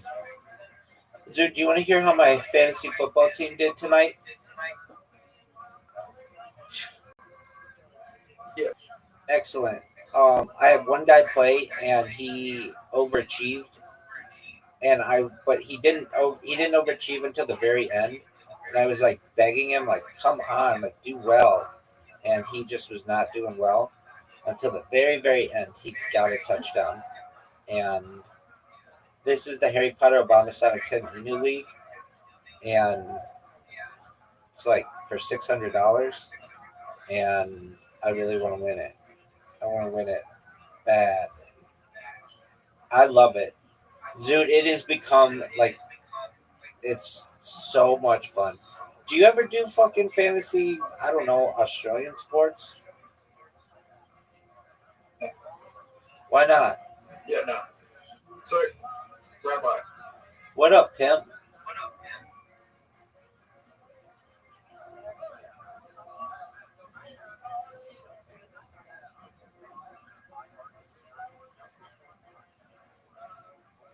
there's one thing that my mom did that really fucking frustrates me.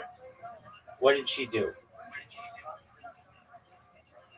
She decided to put me back, hold me back a year in school for the reason, or this reason, okay?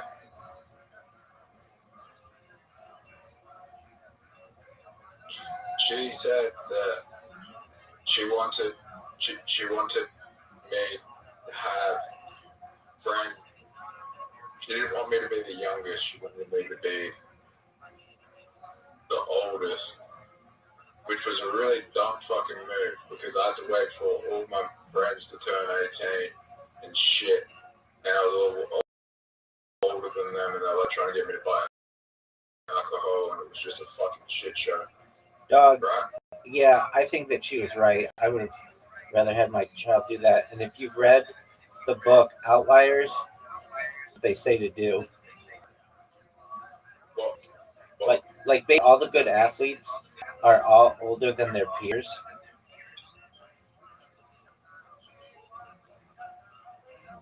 No.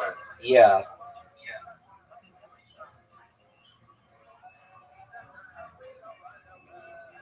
All the good athletes are old. Well, I wasn't gonna be a fucking athlete.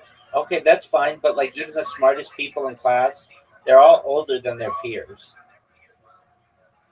So that was smart of her. No shit. I wish my parents would have done that.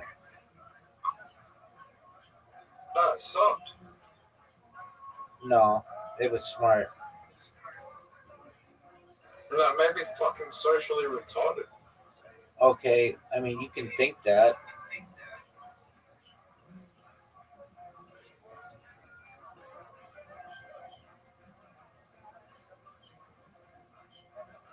You took because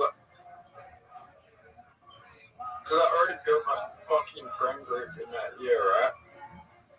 And now I have to get help back a year, and now I'm about to make new friends again, which made me like fucking socially retarded. Oh yeah, no, all over again. yeah, no, that sucks.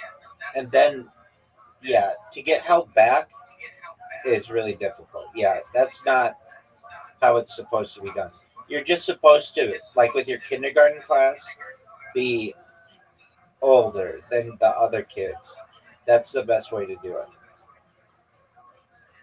But I was held back. yeah, that's not ideal because then if we ever knew a kid to get held back, they were just seen as stupid, and they weren't. But they didn't have any friends, and I get that would have been really hard.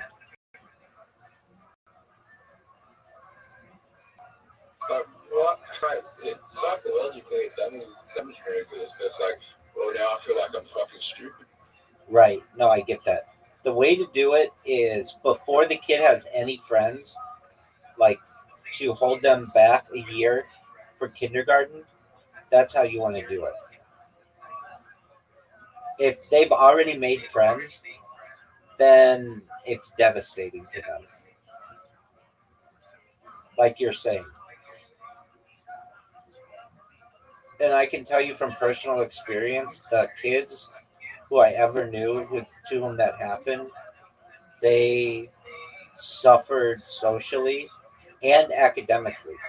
Even though they were like a year older than everybody, they they were seen as dumb and they were seen as inferior to the kids who were like in their normal schooling, and they weren't. There were some exceptions, and I did know some kids who were a year older and they were successful, but uh, The key is that none of us knew that they were held back at a different time. Once kids find out that a kid's been held back, it makes them a target and it hurts them socially. But like I knew one kid who was a year older than we were, and we didn't know it, and then he was able to drive before everybody, and people liked him because he had connections, and there's just like that kind of shit can happen.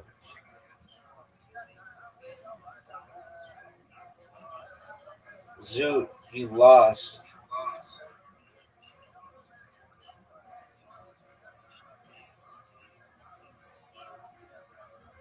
When did you get your license? My parents did not want me to get my license until I was 18 years old. So I had to wait like two and a half years. Um, because there's a thing. I mean, like drivers are really um, okay. So the way it worked is like in most states, including California, you can be like 15 and a half and get your learner's permit. And I could just get my learner's permit and drive with my parents, and they were fine with that. So I became a really good driver because I was always driving with my parents. I was never driving with people who were underage.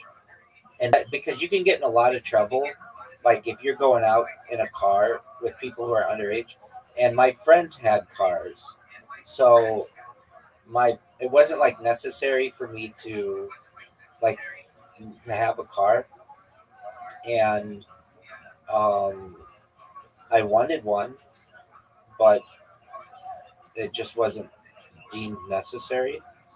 Um, and then when I became 18, I moved out, went to college, and I did not have a car, but I had friends who had cars, so I could just go with them and to do anything.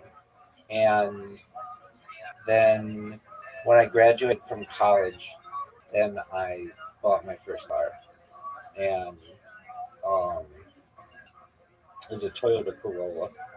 It was a really nice car for being young and very reliable and such. And if I were to do it again, I like you. I like me too. But I'm gonna have to shut you off, baby. Um, if I had to do it again, I there's part of me that maybe would have not had me get my license as young as or there's part of me that would have done it the same way, because when you're 16 years old and you've never driven before, especially on highways and stuff and the freeway, it's a big risk to a child. So, um, Oh, Rabbi, what up, baby? you might be fucked here. I You know. might be fucked here. I know. Let's see here. How could I get out of this? I don't think I'm gonna move. Oh, that was a big time move. I fucked you. I fucked you majorly. Did you though? Oh, for sure, dog. You're up, baby. I don't think you did fuck with that one.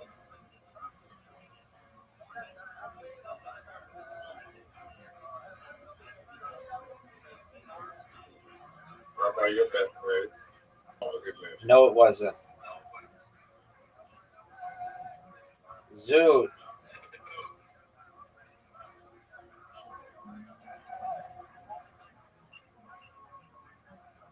Oh, but I got that turned out that turned out to be really good for me. Holy shit. 6, 7, 19, 20. You won it. Maybe. Now I did. It's over for you, Zoot. So, did you know this game is over? Not yet. Oh, for sure. You're done. You're done, Zoot. It's game over for you. I won. Nope, that's 2 games in a row, and you should have won that one. I made a major mistake, but then I made a really good move. Zoot. So, in your case, you've never had your driver's license?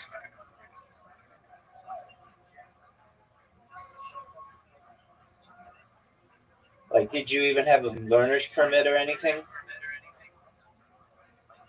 Yeah, I did. Oh, you did? Okay. But never your license? Okay. Well, when I go viral, we're going to teach you how to drive. You're going to be a really good driver. So, look, you can look forward to that.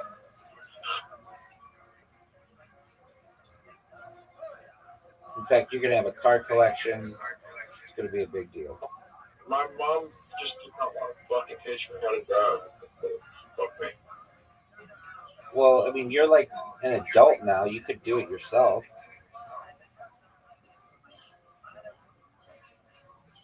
Will they not let you get a driver's license medically?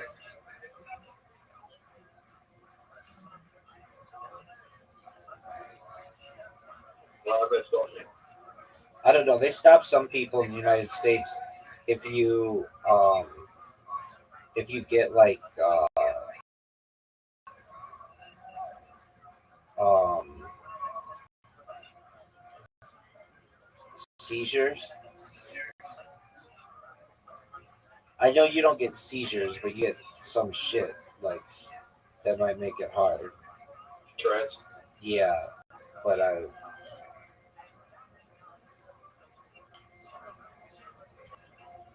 that was a move.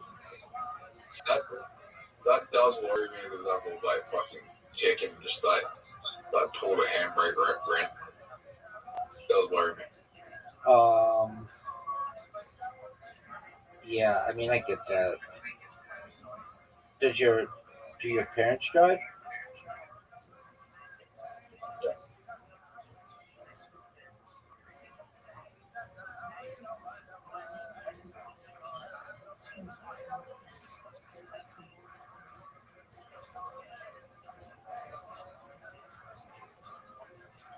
You know, I haven't got a diagnosis for that shit.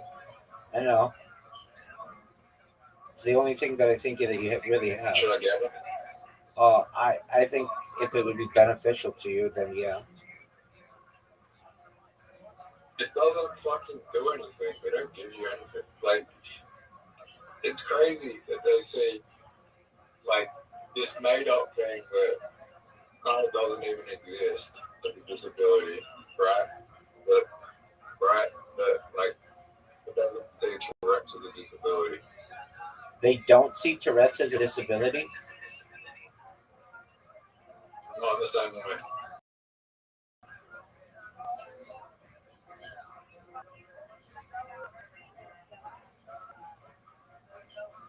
It definitely seems like one. Oh, Zoot, you won. No, you didn't. We tied.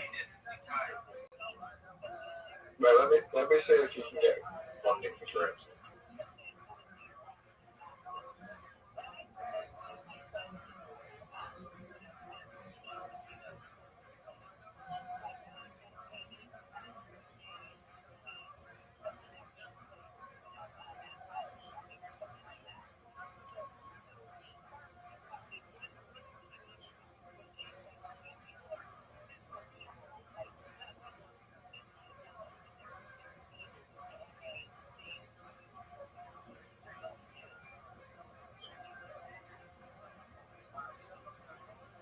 All right, well, you do that, Zoot. Do you mind if I go to the restroom? Yeah. Okay. Are you going to stay? Yeah. You're the man. All right, I'll be back in a few minutes.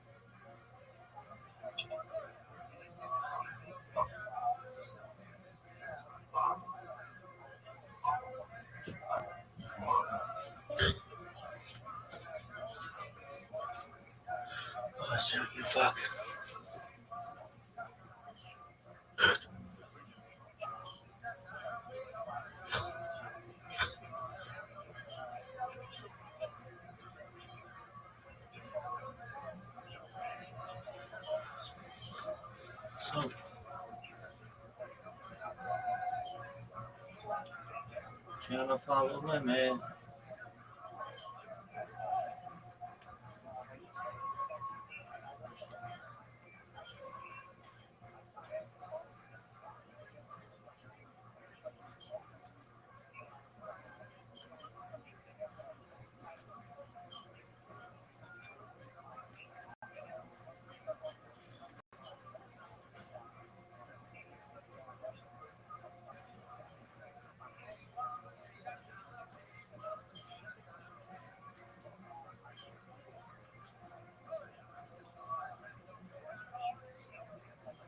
Cheap, slim, shady.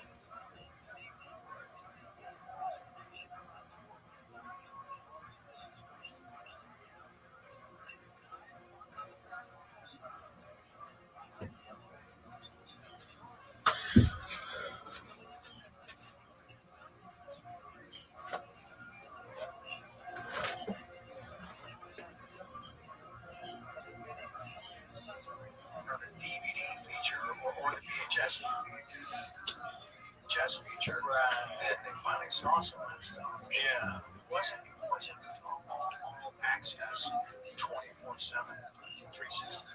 And for some people, they can't leave it alone. They have to live stream during the day. They're live streaming from their trailer. They're live streaming up in their car on the way home. They're like, Yeah, what is it about? they're nuts. They're just locked into this weird new world we're living in.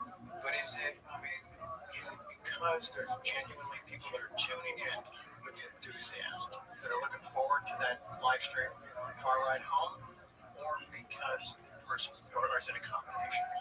I think it's those things, and it's also that thing that you said that you did never get, they're scared of. You didn't ever get alone time. Just time to decompress and think. Just be by yourself. No phone, no TV. Just fucking sit on the couch and just like catch your breath. Right. They don't want to. They're scared of it. I like they're just constantly engaged with something. I like entire days of that. Alone on the couch. Yeah. Watching That's TV. nice. It's nice to just shut off, right? It really is. It's no work, no play. Not good. Not good at all. Not good. Bad for you. And bad for your work too. It just kind of it gets dreary. You don't have the same enthusiasm for it.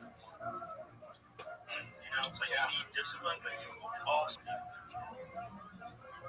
You know what I was going to say earlier? Thanks. Okay. All right. The memory just, dropped another token in the slot. Is that now it's, it doesn't even connect. It doesn't?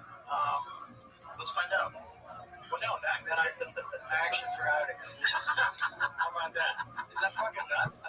It's normal. It's normal. When you first got Platoon, did you have any idea like what the fuck was going to happen? I didn't.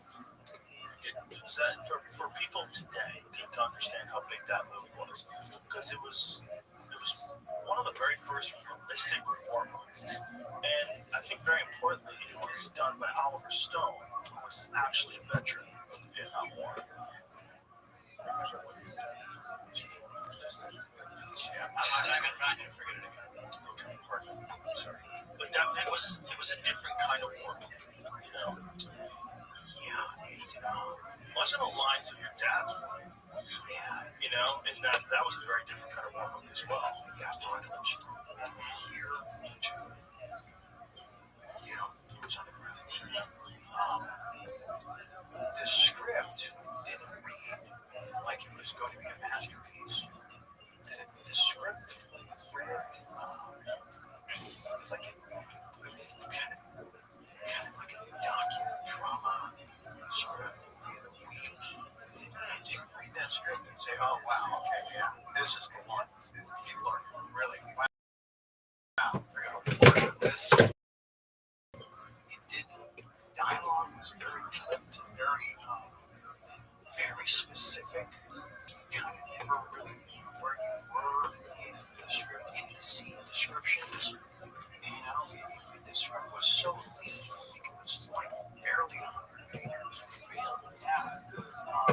So I didn't realize sort of what we were doing until we were actually doing it. Usually I can read a scene and get a sense of, what my responsibilities are going to be, or how we're going to break it down, or at least, how I'm going to see it on the screen. And I couldn't do that with Platoon because all the terrain, all the scenes, everything kind of felt very similar.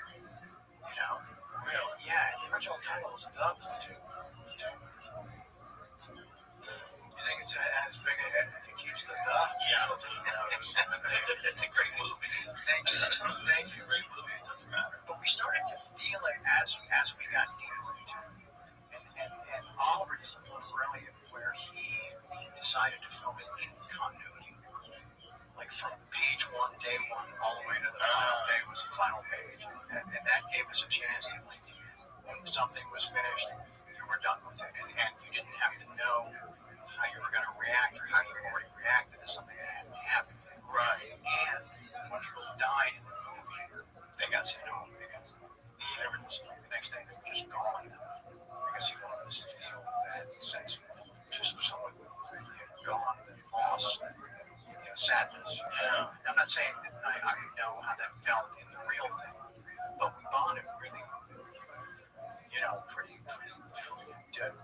Yeah, we bonded in a way that we were the only people that we had in the middle of that country, in the middle of that jungle, in the middle of that movie. So you really missed somebody suddenly. I would love to ask. I mean, I've had all around a couple times, but I would love to ask what it's like to make a movie about a war that he was starring. Like, what kind of bizarre mental conflicts? Yeah, he didn't get into any of that stuff. Not really. I mean, he talked a little bit about his experience in Vietnam, but I don't think we really talked about. Did we ever? We talked about the making of Platoon. We got so heavy into the JFK assassination, we hardly covered anything else. Especially the last time he was on. The last time he was on was when they were doing that Showtime JFK documentary. It was a Showtime thing, right? Wasn't it? I think it was, yeah. It was a multi-part. Yeah, Just that he put together and yeah. his recall is insane. It's insane. It is. You have a conversation with him, he's pulling up dates, he's got no. How old is Oliver at this point in time? Upper 70s, 60. So if he was 78, 70 years old, rock solid. I mean, rock solid. The dude was just pulling up dates and names, and Alan Dulles did this, and Harry Atwood was just like the entire commission report. He's like citing different past. It's bananas. Yeah. Wow. Has he landed on like what? Can you point to that wanted him dead? And for sure, there was a lot of fuckery going on with the autopsies. This was a single bullet with him and Connolly, and leaving more bullet fragments in Connolly's wrist, and that magic bullet was missing. The one they found. It's like bullshit. The story's filled with bullshit, and no one really knew how much bullshit it was until they had that video that they played of the Zapruder film on the Geraldo Rivera show. Yeah, when Dick Gregory came on and was a comedian, which is pretty wild, came on and had the footage of the Kennedy assassination. Everybody sees Kennedy's head go back to the left. Right. Hey, what happened there? And you immediately apply just simple common physics to it. Yeah. Especially anybody who's ever fired a weapon. Also, it clearly looks like he got shot in the chest, too. Like when he grabs his neck. Right. Clearly looks like he got shot right there. And there's always that talk about doing a trach. But there's two different autopsies. There's the autopsy in Dallas that says it's an entry wound. And there's the autopsy in Bethesda, Maryland that says it's an entry. Interesting. Yeah, two different autopsies. Yeah, and it also looks like by the time they got to Bethesda, they kind of glued his head back together again. Or at least put the pieces back to take a photo of it. It's like more was missing from what they were talking about in Dallas than Bethesda. That's the shot where the gloved hand is looks like it's pointing. Yes. Yeah. There's a great book called Best Evidence by David Lifton, and he was an accountant, and they had some sort of assignment involving the Warren Commission report, and so what he decided to do was read the entire thing. And so in the reading of the entire thing, he finds so many contradictions, so many things that don't make any sense, that he starts becoming obsessed. And then he finds out how many people who were witnesses to the assassination wind up dying mysteriously. Right. It's off the charts. Yeah.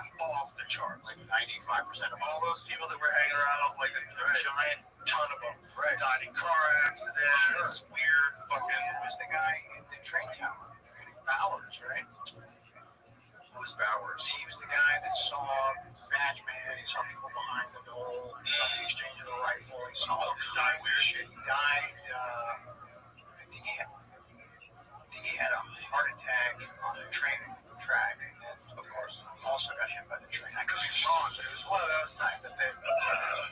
But of course, yeah. And then, what was the guy standing when the curb explodes, like the underpass? Oh yeah, that's the guy. That's the reason why they had to come up with the magic bullet theory. Is that I don't remember. Did he die weird?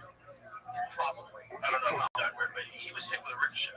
Right. Because they knew that the overpass. That's why they had to bullet. Yes, they had to. How do we fix this? We said only one guy did it. So only 3 shots, so how do we come up with a reasonable excuse? They came up with magic bullet. Yeah. I think the architect of that was Spectre. I think it was Arnold Spector. Yeah, I think it was his idea. The wait is over. 2 pound-for-pound kings. One epic showdown. Canelo versus Crawford going toe-to-toe at last. And DraftKings Sportsbook is in your corner from the opening bell to the final blow. From the opening bell to the judge's final call, DraftKings has you covered with odds on knockouts, total rounds, method of victory, and more. Dude, Never been in a fight before? Easy. remember when I said, hey, will you wait for me? And you're like, yeah. And then as I was walking in, you left? What the fuck is that shit? Trying to get Raza. Did you get him? I said, come Discord. He was active. He's spamming the Harry Potter Discord. Telegram. Did you know that you have an invitation? So, Robot, What up, baby?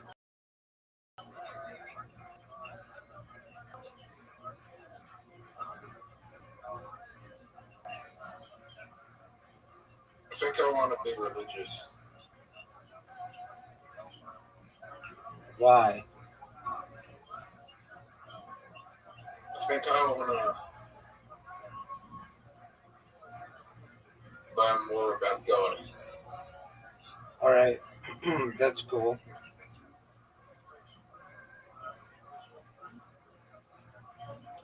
Do you think learning more about God will make you less shitty at Mount Kala?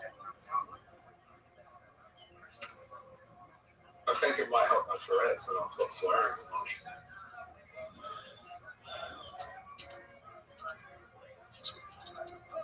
We gotta work on a fucking cure for that. I think that one exists. We gotta figure that shit out, son. Isn't it sin to swear? It depends how you're swearing. So what you consider a swear, but we're not supposed to swear. And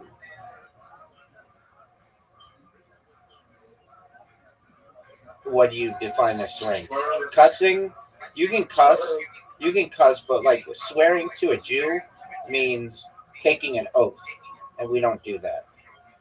And we also don't like take God's name in vain.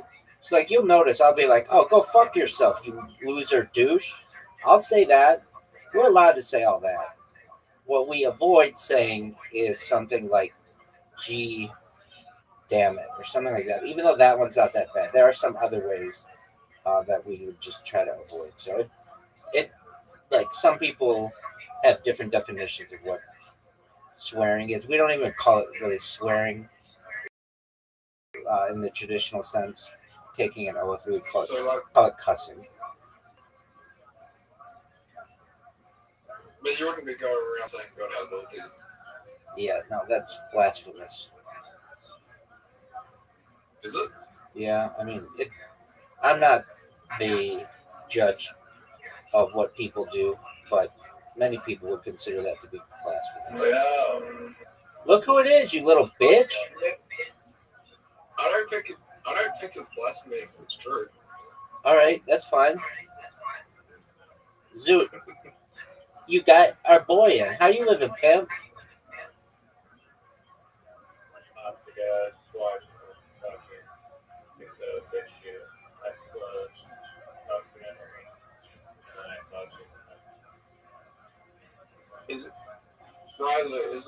Is it blasphemy if you go around saying God has autism and ADHD?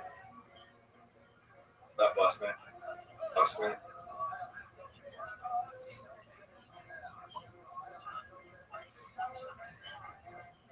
No.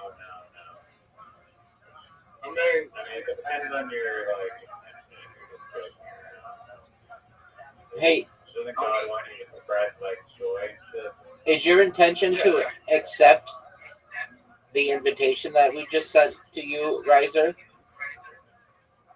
But here's the thing, right? I don't think anyone could have been built the pyramids unless they were on amphetamines. I think they could be, but okay, we just have differences of opinion. What we don't differ on opinion is Riser going to accept my invitation? He's accepting. Hey, Rabbi. Hold on. Riser, game started. Okay, there you go. All right, focus, Riser. What were you gonna say, Zoot? How do you think the pyramids were built? Perhaps they were slaves. Perhaps they were paid craftsmen. There isn't really too much of a record on it. Look at you. I mean, there are records of like people who were paid to do it. So maybe perhaps some people were paid. Riser, that was really good.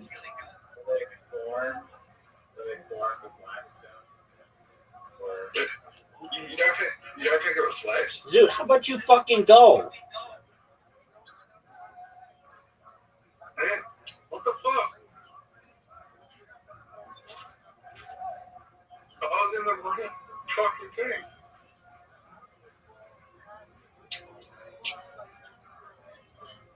You know what happened? I said the last game didn't work. Rabbi, why is your bullet shadow? Riser, please explain. Y-A-I. You know what W-E-Y-A-I means? Yeah.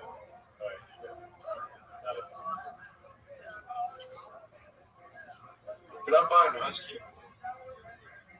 I actually do not like that ball. It throws me off. Why did you have it? You know, I bought it. I don't know if I bought it or it was given to me. But it's like the weirdest thing. Riser and I really like back rooms and liminal spaces. I personally also like pool rooms, which I think are kind of freaky. They're like places where they're like designs that are basically like you can't see outside generally. They're like enclosed. They're like abandoned places. Zoot, that's unfair. Zoot just fucked me. Zoot just typed and it threw off my basketball skills. W-Y-D-W-A-I. Doug, no one knows. No one. It's What do you want me to do about it? much easier, dog. Just miss all your shots. This is a warm-up game. I like how you call it a warm-up game. That's nice. It is a warm-up game because Zoot didn't get an honest effort or an honest opportunity.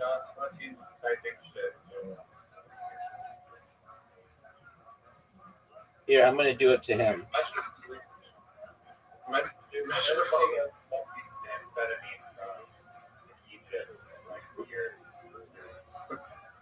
think that was.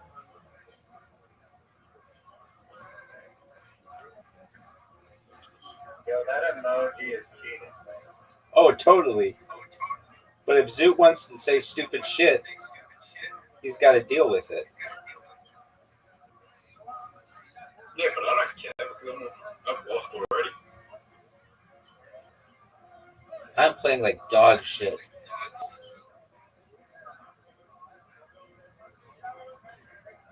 All right, warm-up game. What is the greatest rap feud of all time? Puffy Tupac and B.I.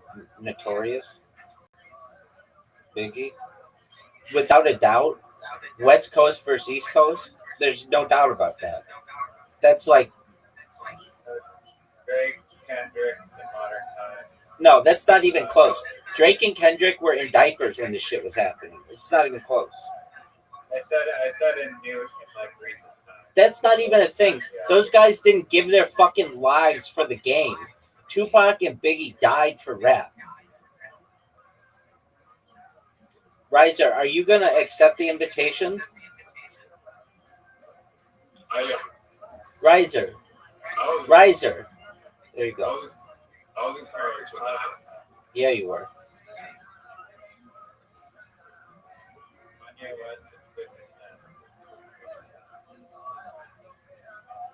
Kanye and 50 Cent never had a beat.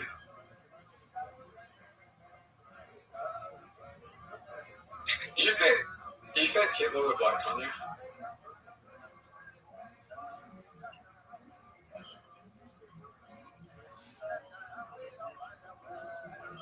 Do you have any business ideas? Sorry? Do you have any business ideas? Yeah. Like what? Yo, what up? How are you, Nerox? Nerox. We make a toy that's also a collectible. The toy, we make a toy that's a collectible, but it's like this like really cute like block design thing where like you make these like visual like kind of like Transformers, but you have to solve a puzzle. Okay, what's the puzzle? The puzzle is like different variations that you can use.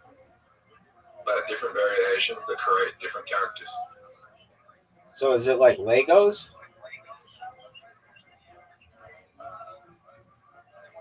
Or Lego, I should say. Is it like Lego?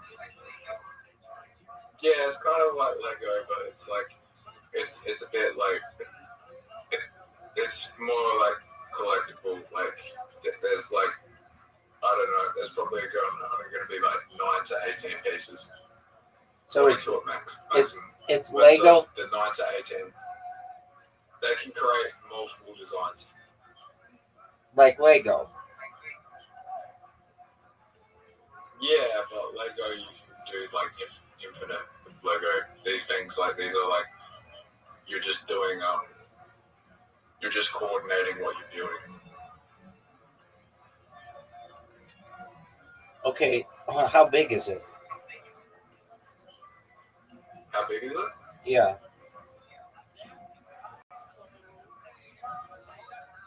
Not very.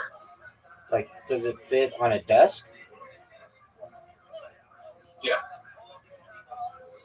Okay. There's multiple variations and little collectibles. You put them together to build something. Okay. There's a visual picture and you build it.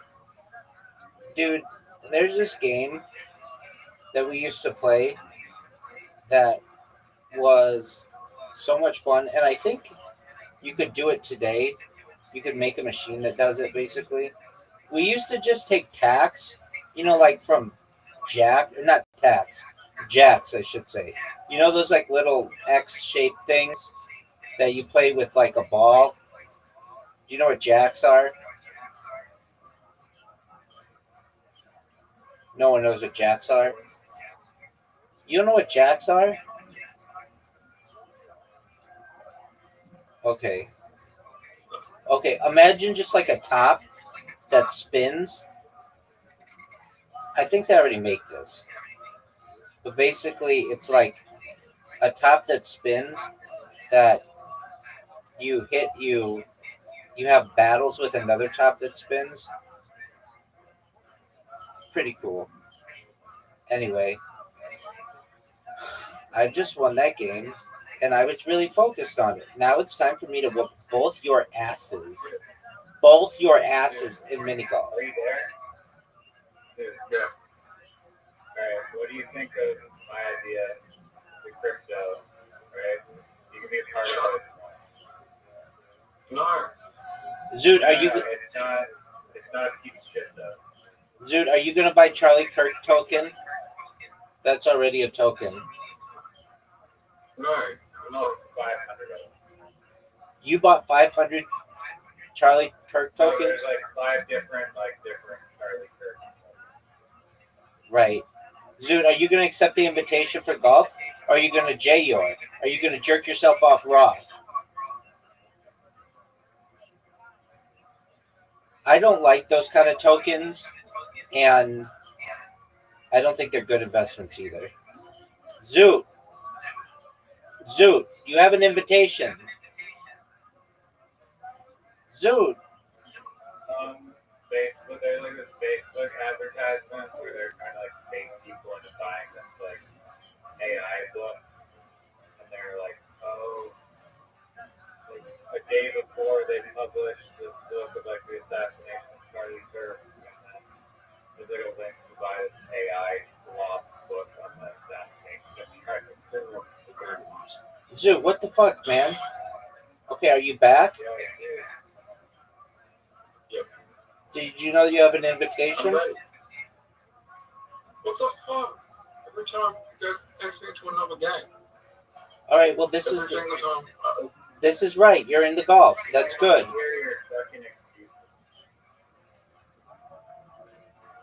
you going to record your next stand-up? Oh, I already got that. I already got Jack's record. What are your jokes, big dog? About RFK Jr. Okay. I like how American your comedy is. It's like I get it. That's cool. Okay, so what is it? Oh, dunk on the water. That's not a good show. One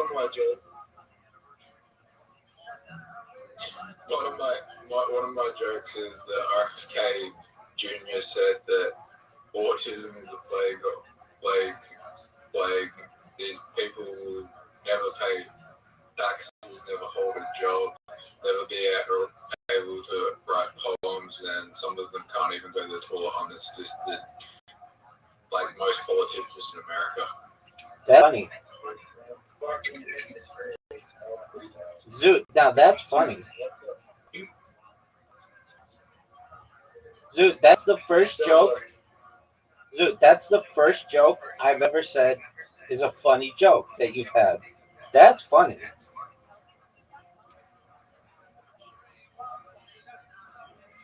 Riser, what do you think of his joke?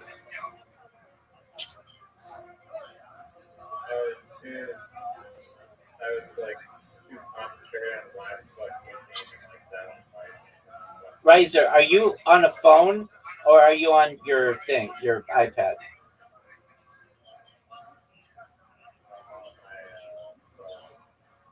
Are you really?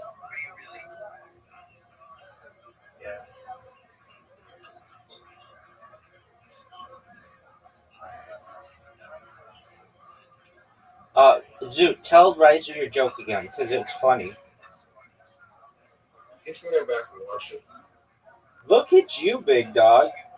Riser's fucked. Yeah, welcome to the real world, son. Zoot, can I tell your joke? Yeah, sure. Right. So RFK Jr. said that people with autism will never be able to vote, will never be able to go to the bathroom by themselves. They will never be able to pay taxes, just like most politicians in the United States.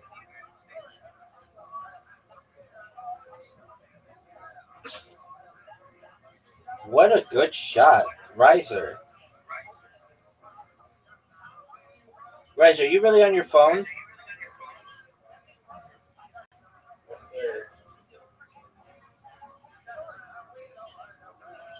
Are you going to be a bitch and switch between your phone? I tell you about my plugged in idea.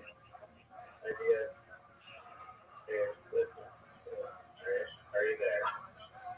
I'm here. Here.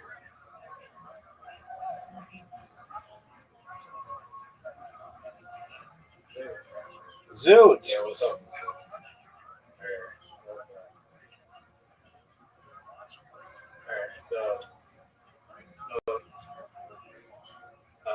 You know tokenized real estate?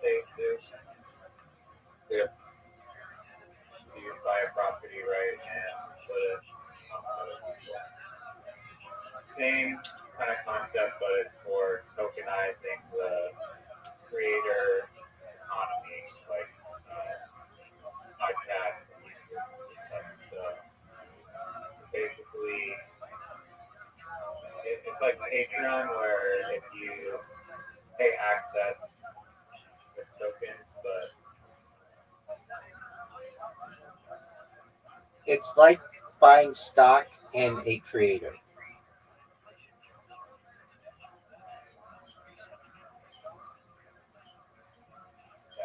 the creator would offer like 10% of their revenue as stock, and then people can invest directly into the creator and buy the token that is tied to dividend revenue. But it's like Patreon, where you get access to exclusive content only that you actually own a stake in the creators.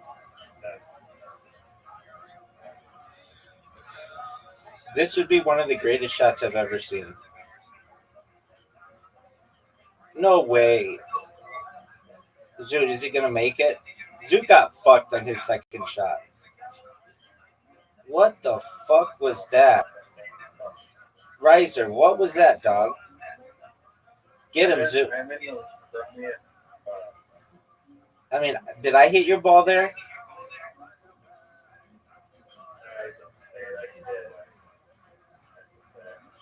Riser, do you know what I want to say to you? What do you want me to do about it? I mean, I am in the worst position right now. I rather. You know what I'm going to say to you? Oh. I don't think that's a thank you, Zoot. That's a really... Oh, yeah, it is. Yes, it is. Zoot, blast it, and hopefully you'll... One opportunity. Oh, that was a bad angle. I think I can still get it in. Nope, because he's going to make it, and then you're done. Well, maybe. No, I still got enough trouble. Maybe. I mean, you have to make it through the little thing first. The gap. You know I'm on a big fat zero right now. I hate this hole. Dude, what do you think of the idea of tokenizing YouTubers, people that own a stake in the YouTube channels or creators to success, and then also gaining access to the content? It already was done in 2020 and 2021, and it didn't work. No one cares. With what? No one cares. It was already done in 2020 and 2021. Right. What was it called?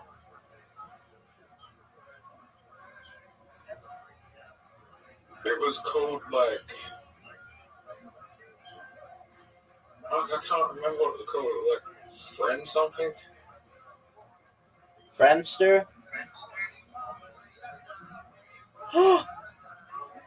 What a terrible... How did I fuck that up? That was Friend Check as well. How did I fuck that up? That would have caused you Friend Check? No, it wasn't called Friend Check, but it was a social platform. Bro,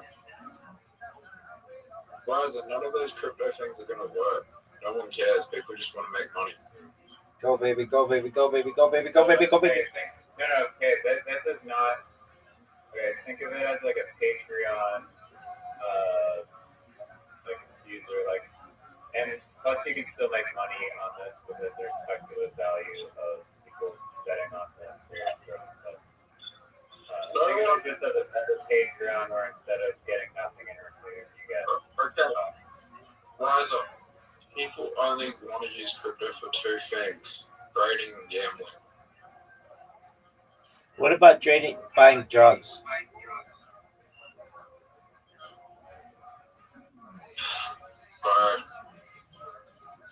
Hit my ball. Yeah, no one uses crypto to buy drugs anymore. Like, if you like, the best way to buy drugs is use fucking Visa gift cards. There's no reason to use crypto.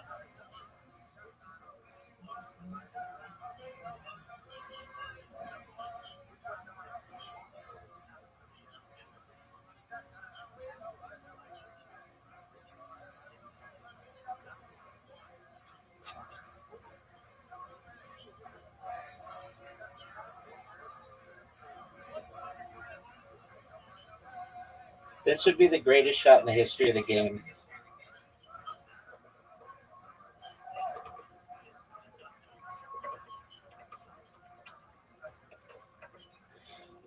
All right, so you're doing a lot of typing, not a lot of shooting.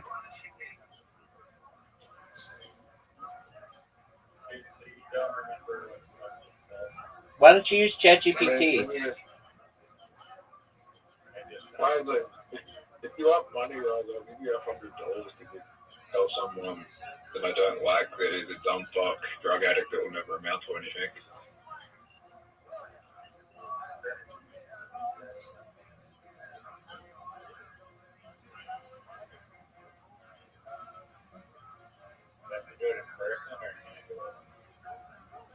Do it on Instagram.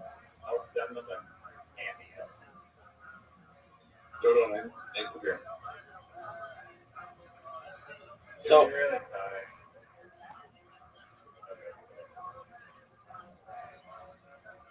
oh no. Worst hole in the world to have this and go first. Woe is me.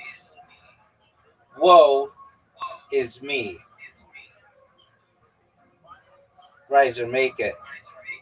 Hole in one, first hole. Oh, that would have been amazing. Go, baby. I don't know why it's actually not been managed.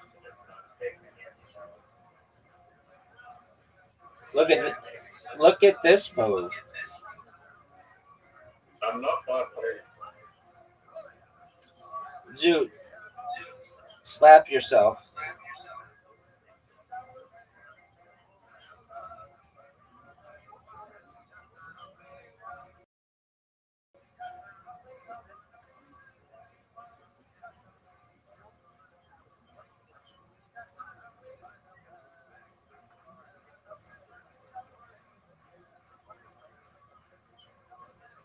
If it's there, I'm going to be pissed.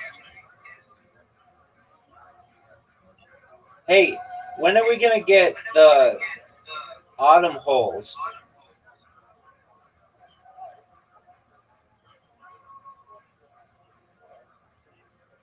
The autumn holes, the skeletons and the portals and things.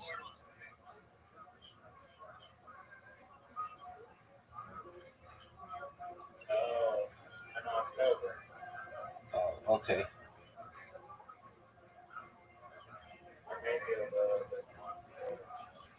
I just want.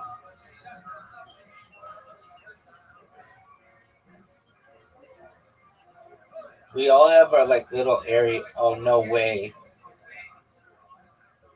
That might have been a major mistake. That might.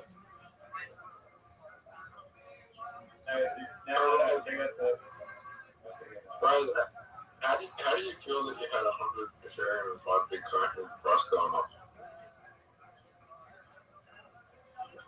I put 5 Bitcoin for like literally like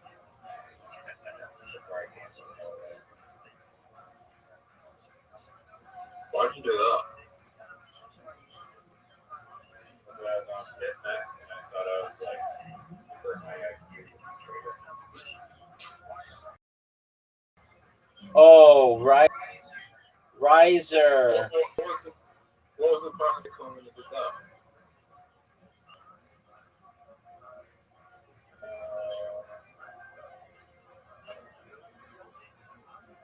Over 10 grand?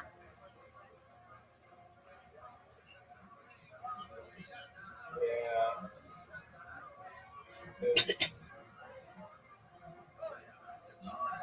What year was it?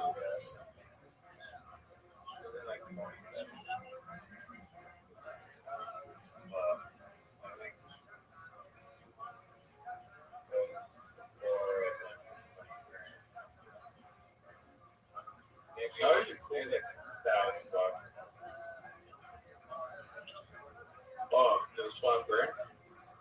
No way. Riser, what did you think of that shot, big dog?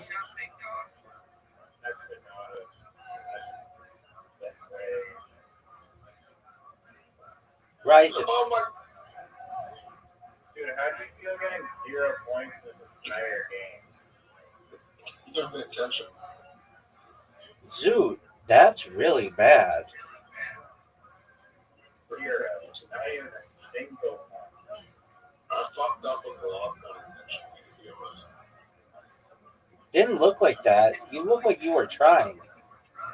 Because when you missed your last shot, you were pissed. If you weren't trying, you'd be like, whatever.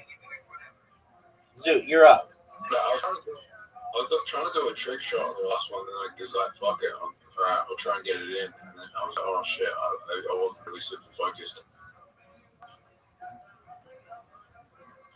Do you think it's a disadvantage to go first on this song? Yes.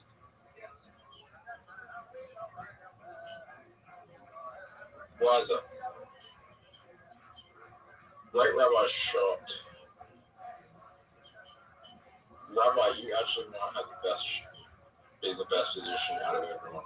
Perhaps. What are you going to do?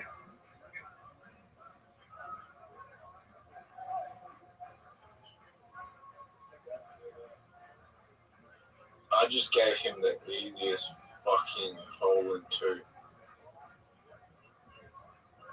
And he fucks it up. I didn't fuck it up, dude. I couldn't make that shot.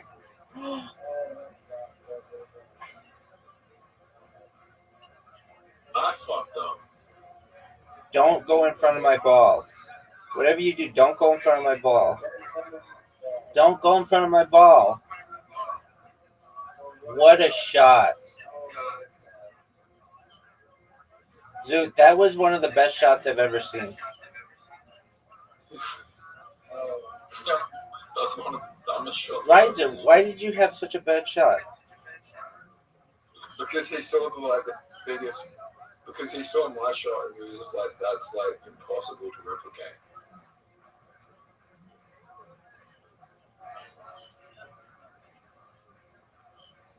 Rabbi. What up, pimp? That was actually a really good shot. Thanks, baby. But I'm going to say something. What do you want to say? I am about to have a tick, so I forgot what I was about to say. Okay.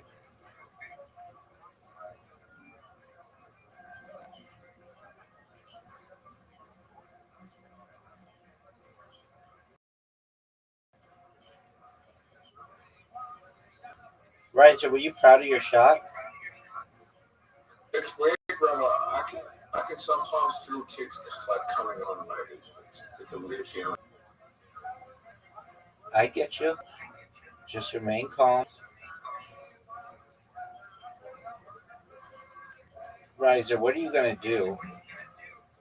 Zoot, if I were you, I would blast it and try to go around the pink.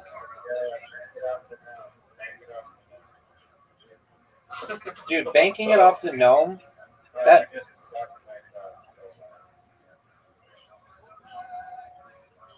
Bank it off the tree. Nah. Rabbi. That's a bad shot. I get that. I get that shot. Yeah, but fast, not like a pussy. I would have expected you to put some oomph on it. Alright. Riser, just go up into the grass and tie with me. If you try to trick her, fuck. Oh, did he fuck you? He kind of fucked Not you. necessarily. He fucked you. Bounce it off the left wall. Off the left wall. Left wall. Left wall, dude, bank it off the side. Off the left wall. Off the side. What a bank shot is, dude, you can make it. Oh, dude. He water bumped you. Newfie shot, Rise Zoot. Absolute brilliance. Zoot, that was... Oh, and he... Oh, now this is why I love this game. This is why I love this game. Because that was such a good shot. And you got 0 points. Look at you. You're the one with 0 now, Riser. Maybe Maybe next game, next game, Rise again. Sorry, Rabbi gets a 0. No, I'm not dog shit. Have you ever played a game where you go complete 0? No. Dude, you fucked me, dog. I think you had played a game where you played 0, where you it was like a 3 game on or 5 game on. No. Riser, what the fuck was that? Rabbi, What up, baby? I'm not going to knock Rabbi's Rise ball. Why wouldn't you?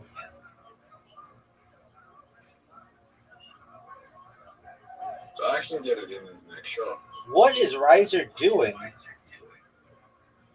That was actually a really good shot. That was brilliant. He is ahead of me.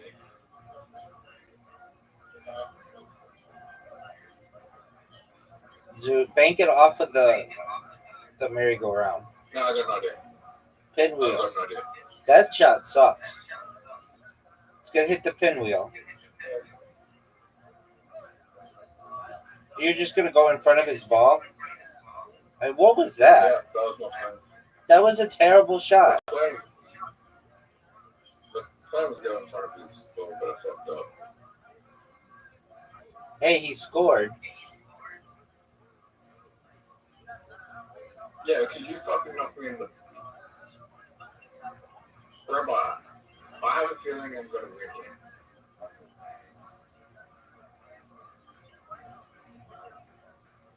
Not this game, but this hole I'm going to win. I've got a strategy that's going to fuck you completely. Riser, what do you think of my shot?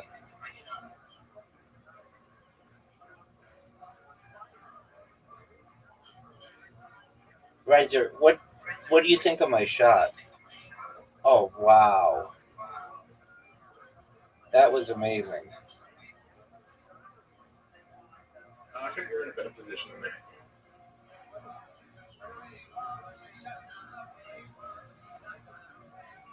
I am not. Rabbi, who's in a better position? Me or you? You're gonna fuck this up. Who's in a better position, me or you? I am a little bit, I would say. Who's in a better position, me or you, or other? Well, it's definitely not Riser. Look at this shot, Zoot. Fuck, I hate this hole. It's hard. Yeah, but what? No, you fucked me though. Okay, that was an okay shot. That was an okay shot. Did we all agree that was a good shot? I think it was good. Like an okay shot. It wasn't like, oh shit, like the one I did in the previous game. Yeah, that was not a good shot. Why wasn't it a good shot, Zoot? Yeah, that was a good shot. Yes, it was. Dude, you're not coming back. You're done. You can knock Rabbi's ball and give me the lead. Rabbi, you have to get it in 2 shots. Oh my god, that's not good.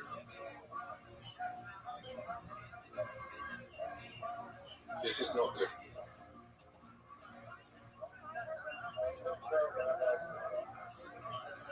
Right. I can't get in front of his ball. Riser, do you think I can make it? I think that's too much sand.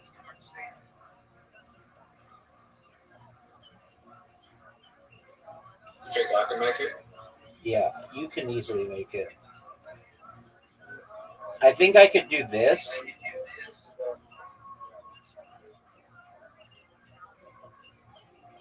I don't think that's not. Holy shit.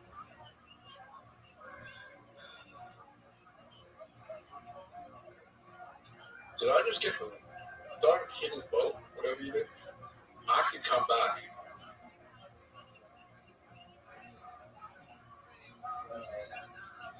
Rabbi,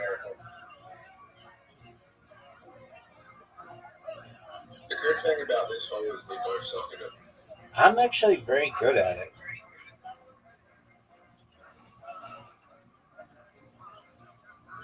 Dude, that shot was terrible.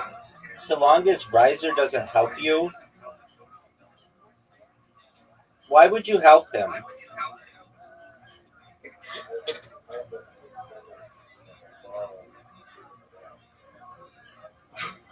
You could have gone around me.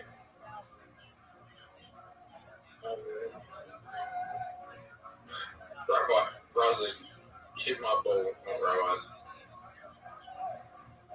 You hit my ball, not Rabbi's. So you hit Rabbi's ball. Oh, Rabbi is Rabbi, I could win here.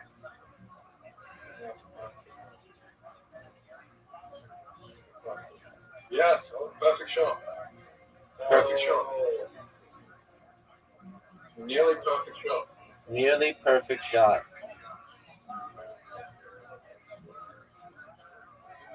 That's not going to help me.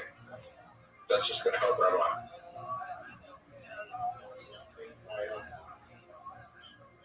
Yeah, like, you just got rid of all the trays for Rabbi. Rabbi, you're just going to help me if you do that. What an amazing shot. Did you guys see that shot? Not as good as this shot. I'm in a better position. Fuck. Raza, all you had to do was get in front of the way with both. Sure. You're not gonna. You can't water bump me. No way. Zoot doesn't have that kind of skill. There's no way. There's no way Zoot has that skill. There's no way he has that skill. There's no way. No fucking way, dog. No way. This is the hardest shot. This is the hardest shot of all time. That was the hardest shot of all time. You're not gonna water bump me.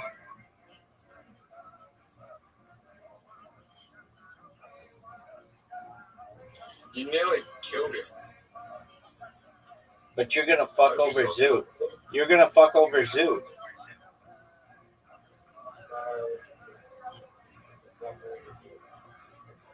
It's over. Zoot. Zoot, you lost.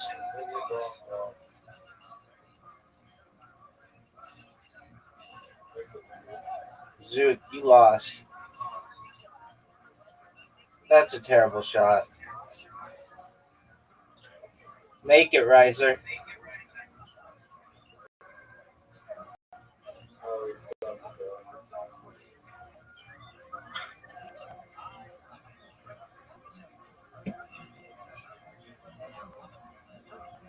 Why wouldn't you just make it? That's a great shot. Champion, boys.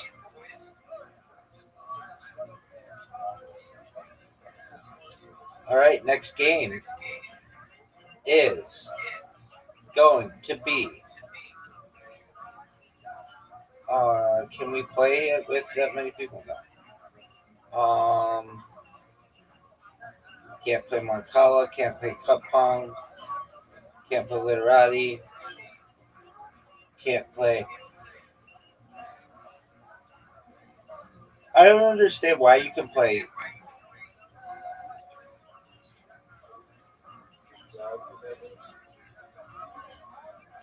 Dog, the game.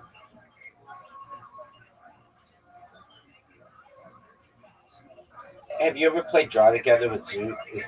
It's hard.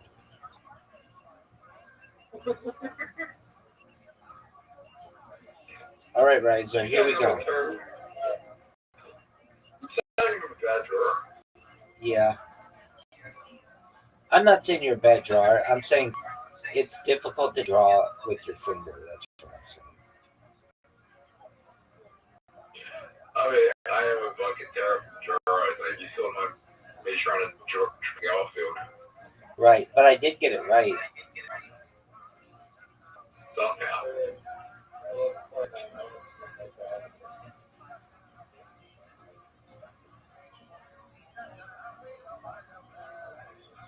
Zoot. Get it. Zoot tied Riser. Actually, I'm mistaken rather than robot. My sexiness should be easy to differentiate.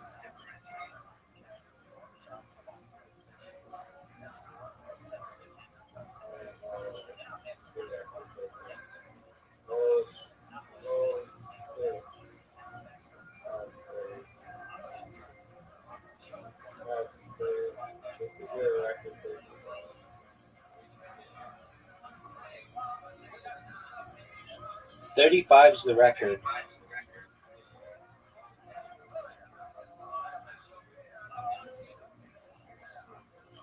Make it, Riser.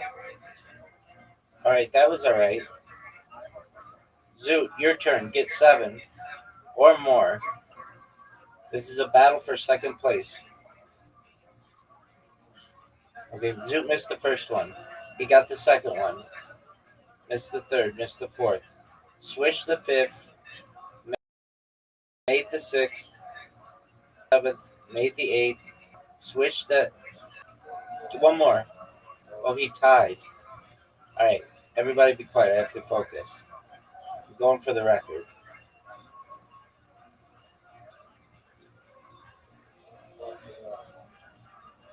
Chopped it up. Chopped it up. Chopped it up. Ultimately, hands up against left and through. Chopped it up. I have a feeling, Rise up, we're going to both beat him. All we need is a 10. You need five swishes. 1. That's a make. That's a make. That's a miss. 5 swishes. 5 swishes. Zoot's gonna beat Riser. Zoot's gonna beat Riser. Right, all I need is a swish. I'll beat Riser. That's incorrect, but nice.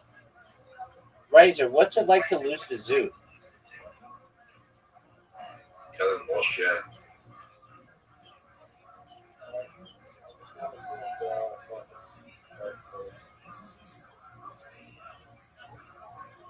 Did you guys know that I won? I don't even have to go. But I'm gonna still try to get the record.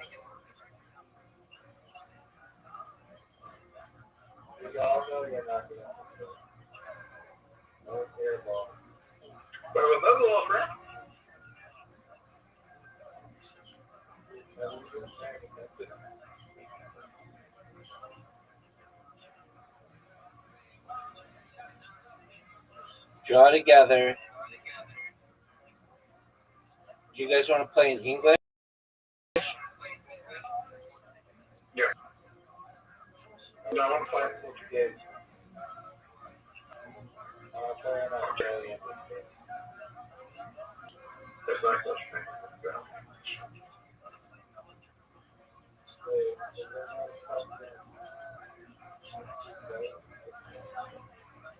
Waiting for Rabbi to finish drawing in the plate. Oh, it's a state. Are you in the fucking game? Yeah, yeah.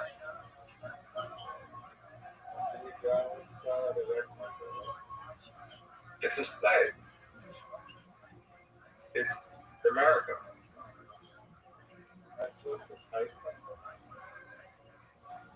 Yes, the United States of America. It's not the U.S. How do you know it's a state?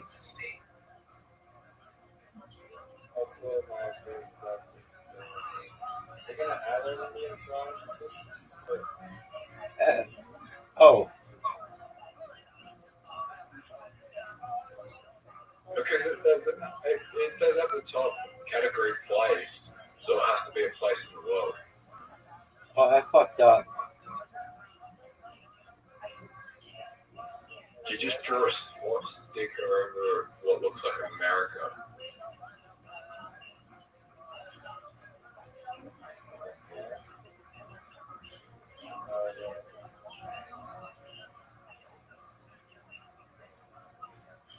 How does it feel that No way.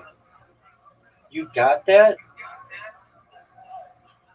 yeah, it's more of like the anagram. That was supposed to be Maple Leaf.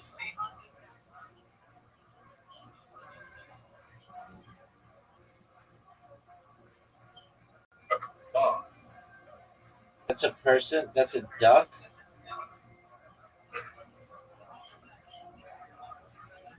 It's a person? It's a duck? Wow. the Yeti? Hey, why is it Evil. Why is it just you and Rosa? I think you play next. Oh wait, no.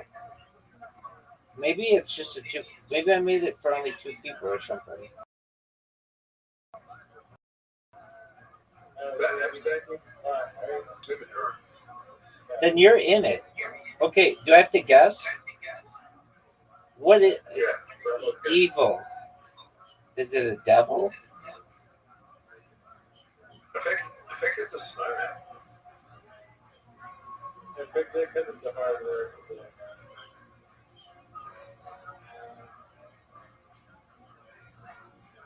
Next day? It's like kind of like the soap drama for the Paramount World. David?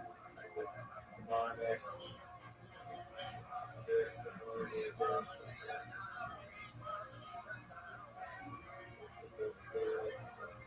Cool. Dude, shut the fuck up. No. Choose mine. You have to finish guessing.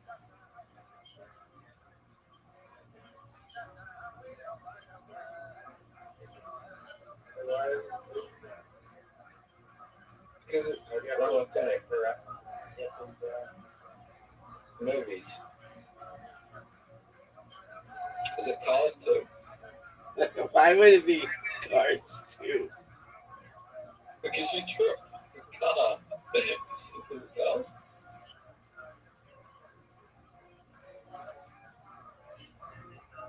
Is it Taxi Driver?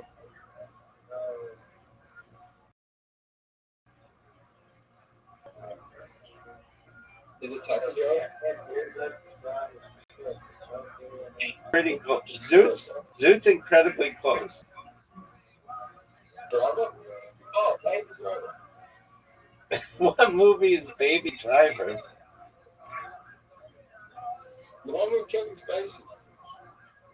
Before he did all this allegedly good stuff. Boar? Oh, You guessed Boar? It was Cars. And I said Zoot's. I thought if I guessed it wrong, then you would have said Cars and Chicken Dog.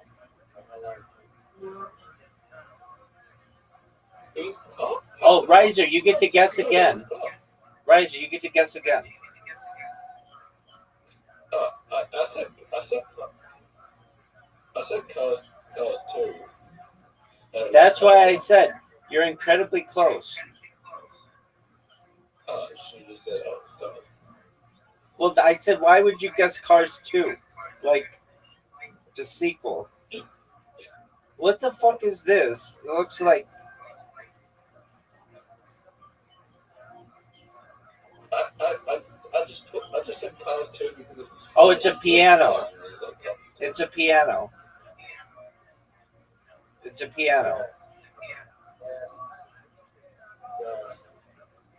Piano man. Piano, the famous piano player. It's a famous piano player? Similar to like Mozart. It's Mozart. It's Mozart. Mozart.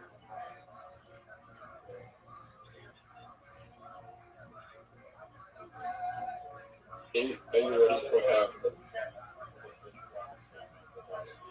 What the fuck? Was Zoot not in this? Oh, you can only play with No, two. it wasn't. You can only play with two people. Hey, you spoke. Show me.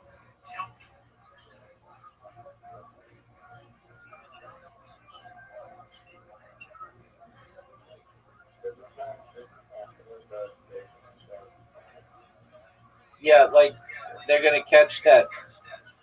The guy's in custody. All right, word box time. 3 players, 60 seconds. Zoot, we're not playing draw together. Trying to play with two people. That's You're what. trying to play with two people. That's what we learned.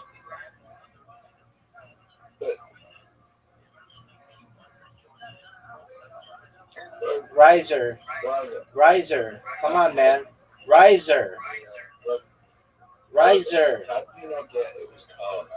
How the fuck did you not get it was cards?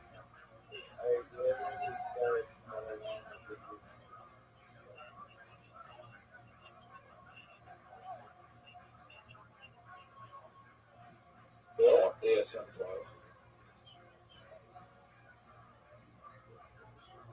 So, have you ever had Zoot, shut the fuck up. I'm trying here.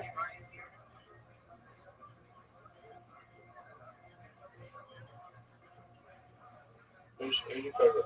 Zoot, shut the fuck up, man.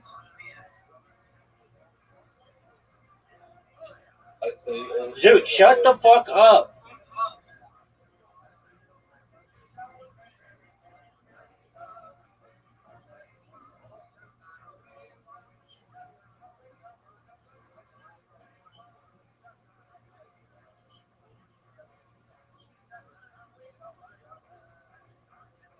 Okay, now what do you want to say?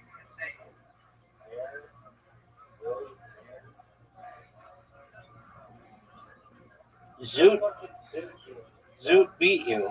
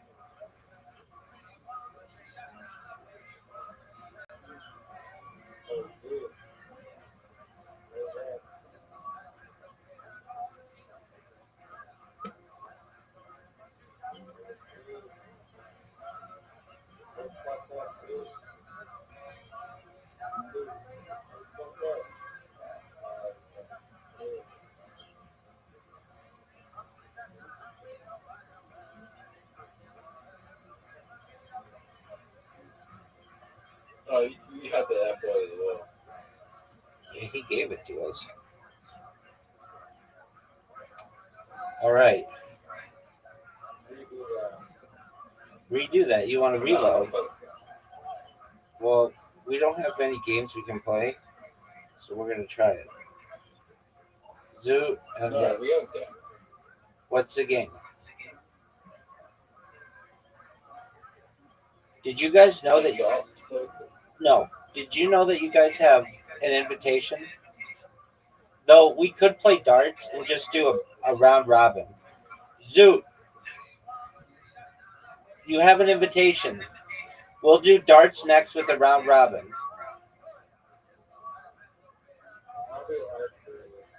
And then we'll do archery with a round robin. And then we'll do archery with a round robin. Zoot, come on, man. Zoot, come on. Zoot, accept the invitation. Can we play Dice Party? Yeah, we'll do whatever that is. Whatever.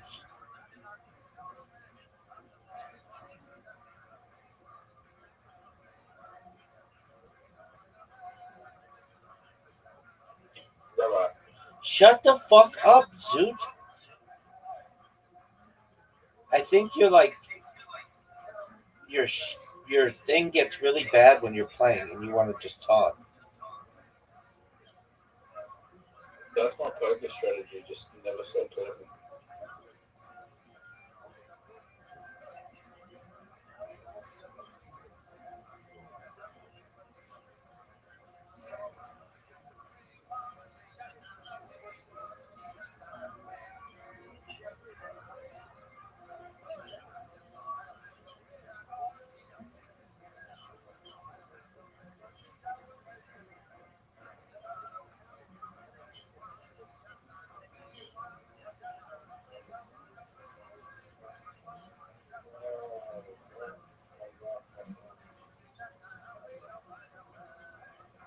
Yeah, but you haven't.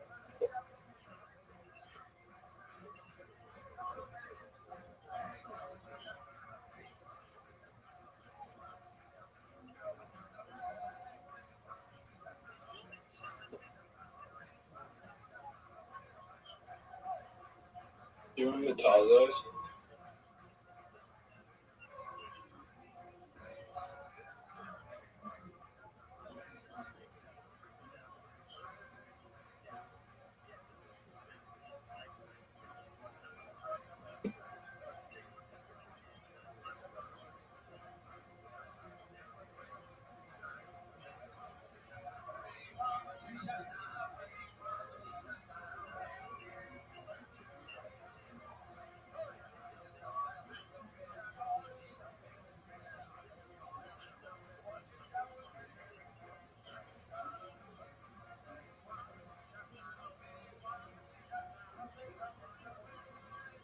Oh, I come back at the end.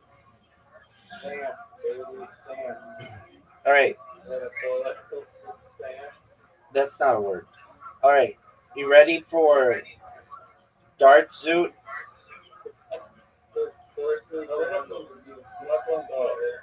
Okay, are you ready for archery?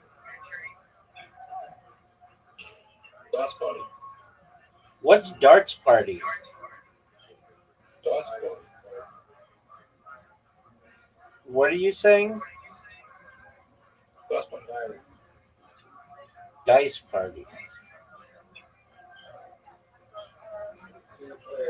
It's a 2-player game, dog. We're gonna play poker.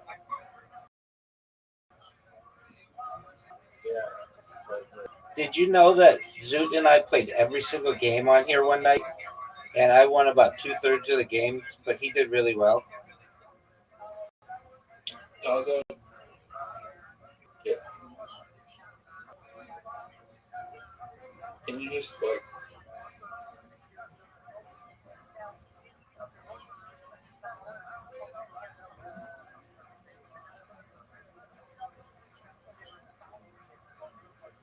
Zoot, are you gonna accept my invitation, or are you going to jerk yourself off raw? Zoot.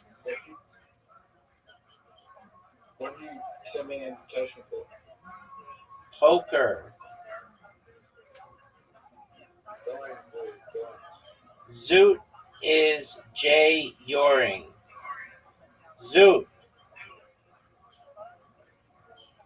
Riser. It stands for jerking yourself off raw. It's in the Urban Dictionary. You can look it up.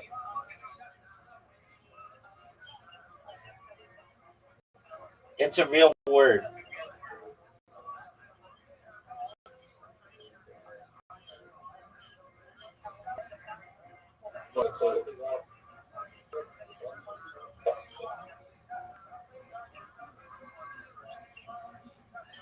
I want on the hot dog.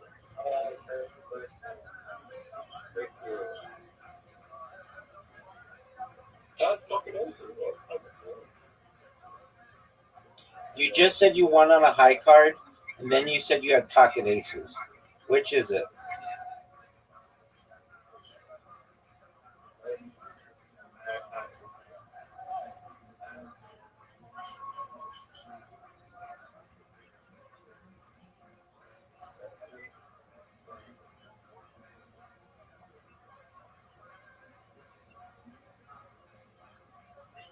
Whose turn is it?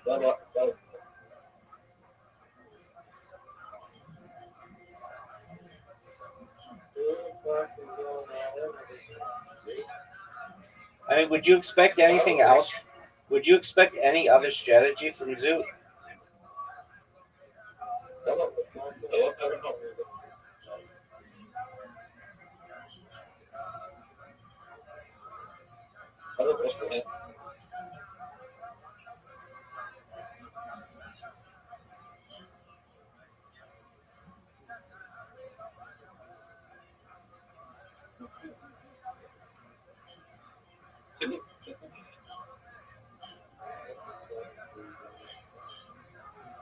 I mean, he is doing well.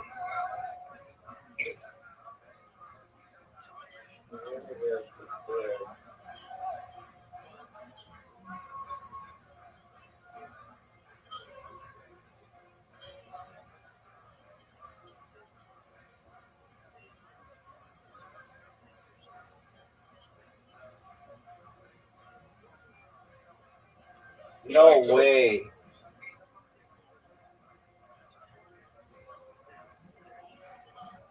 Fuck.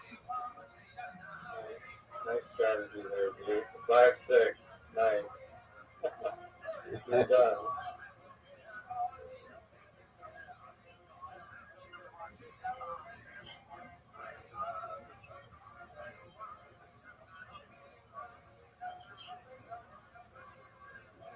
You can bluff your way at 5-6. I want him to be able to get the money back. It's done again. Left was an 8. No, you're done now. Take a seat, son. You're done. Not sure. That's really working.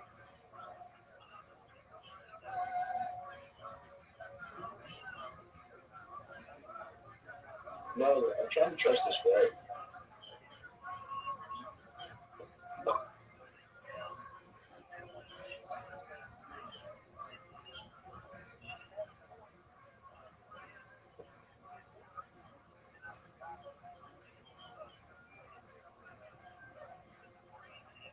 Was it on the book? Alright. We got the day up and run it.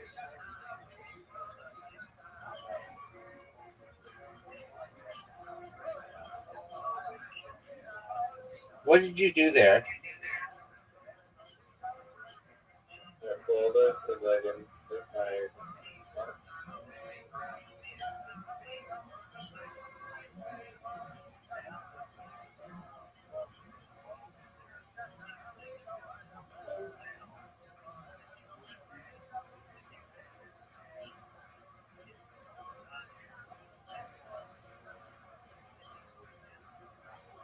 Wait, that's really difficult.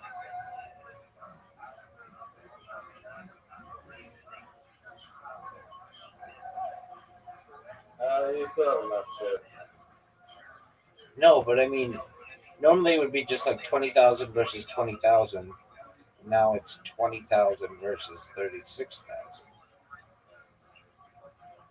I'm hearing a lot of excuses here. I mean, what do you want me to do about it? Why did you fold? You didn't have to bet.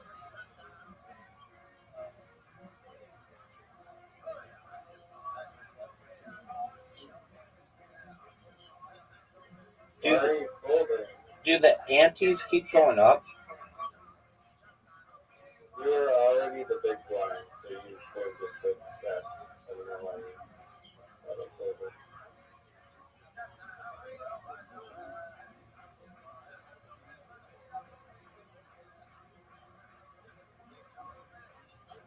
You want me to feed you chips so that's even? No. Just play it normally.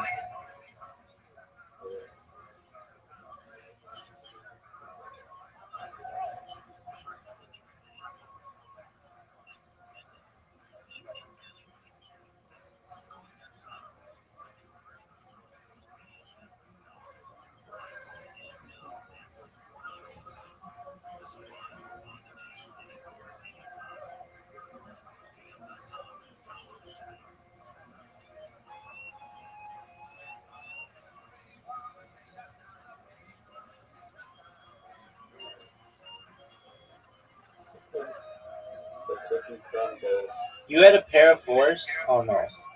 That was on the board. I had trips. I had 3 fours. Oh, that's good. Yeah.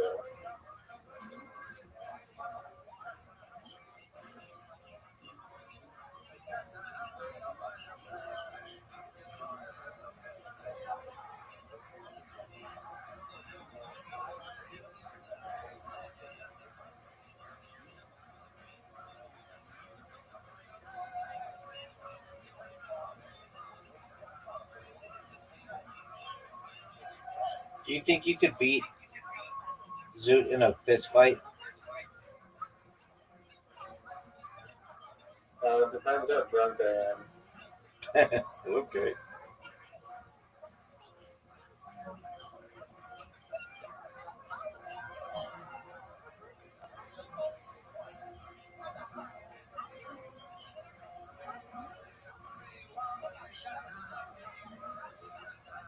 I'm drunk enough I could be.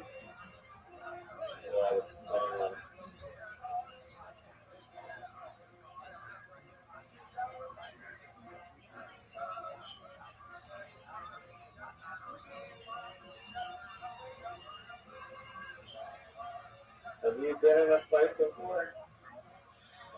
Fortunately, I've been able to avoid all of them with my beautiful, beautiful mouth.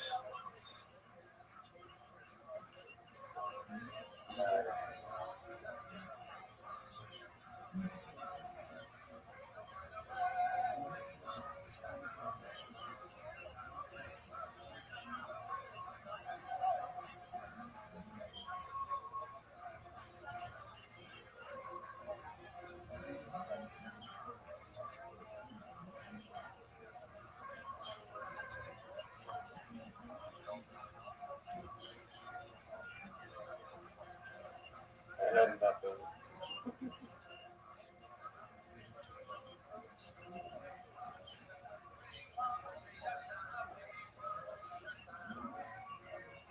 Okay.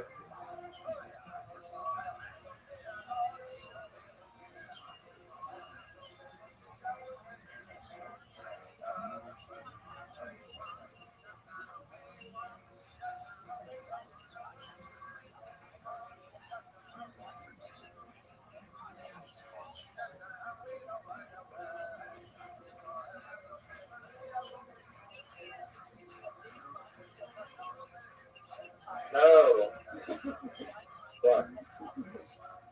No. Pair of tens, ace. No. What?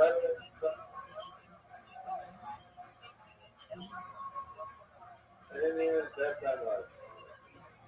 Yeah, but there was a lot. There was a big pot because it was like 3,200 things every time. We like switch positions.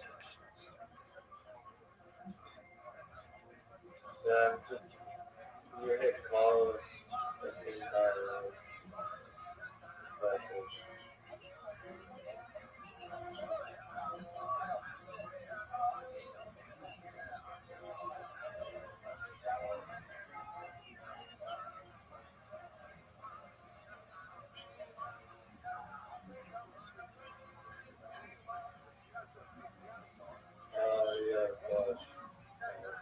You're done, son.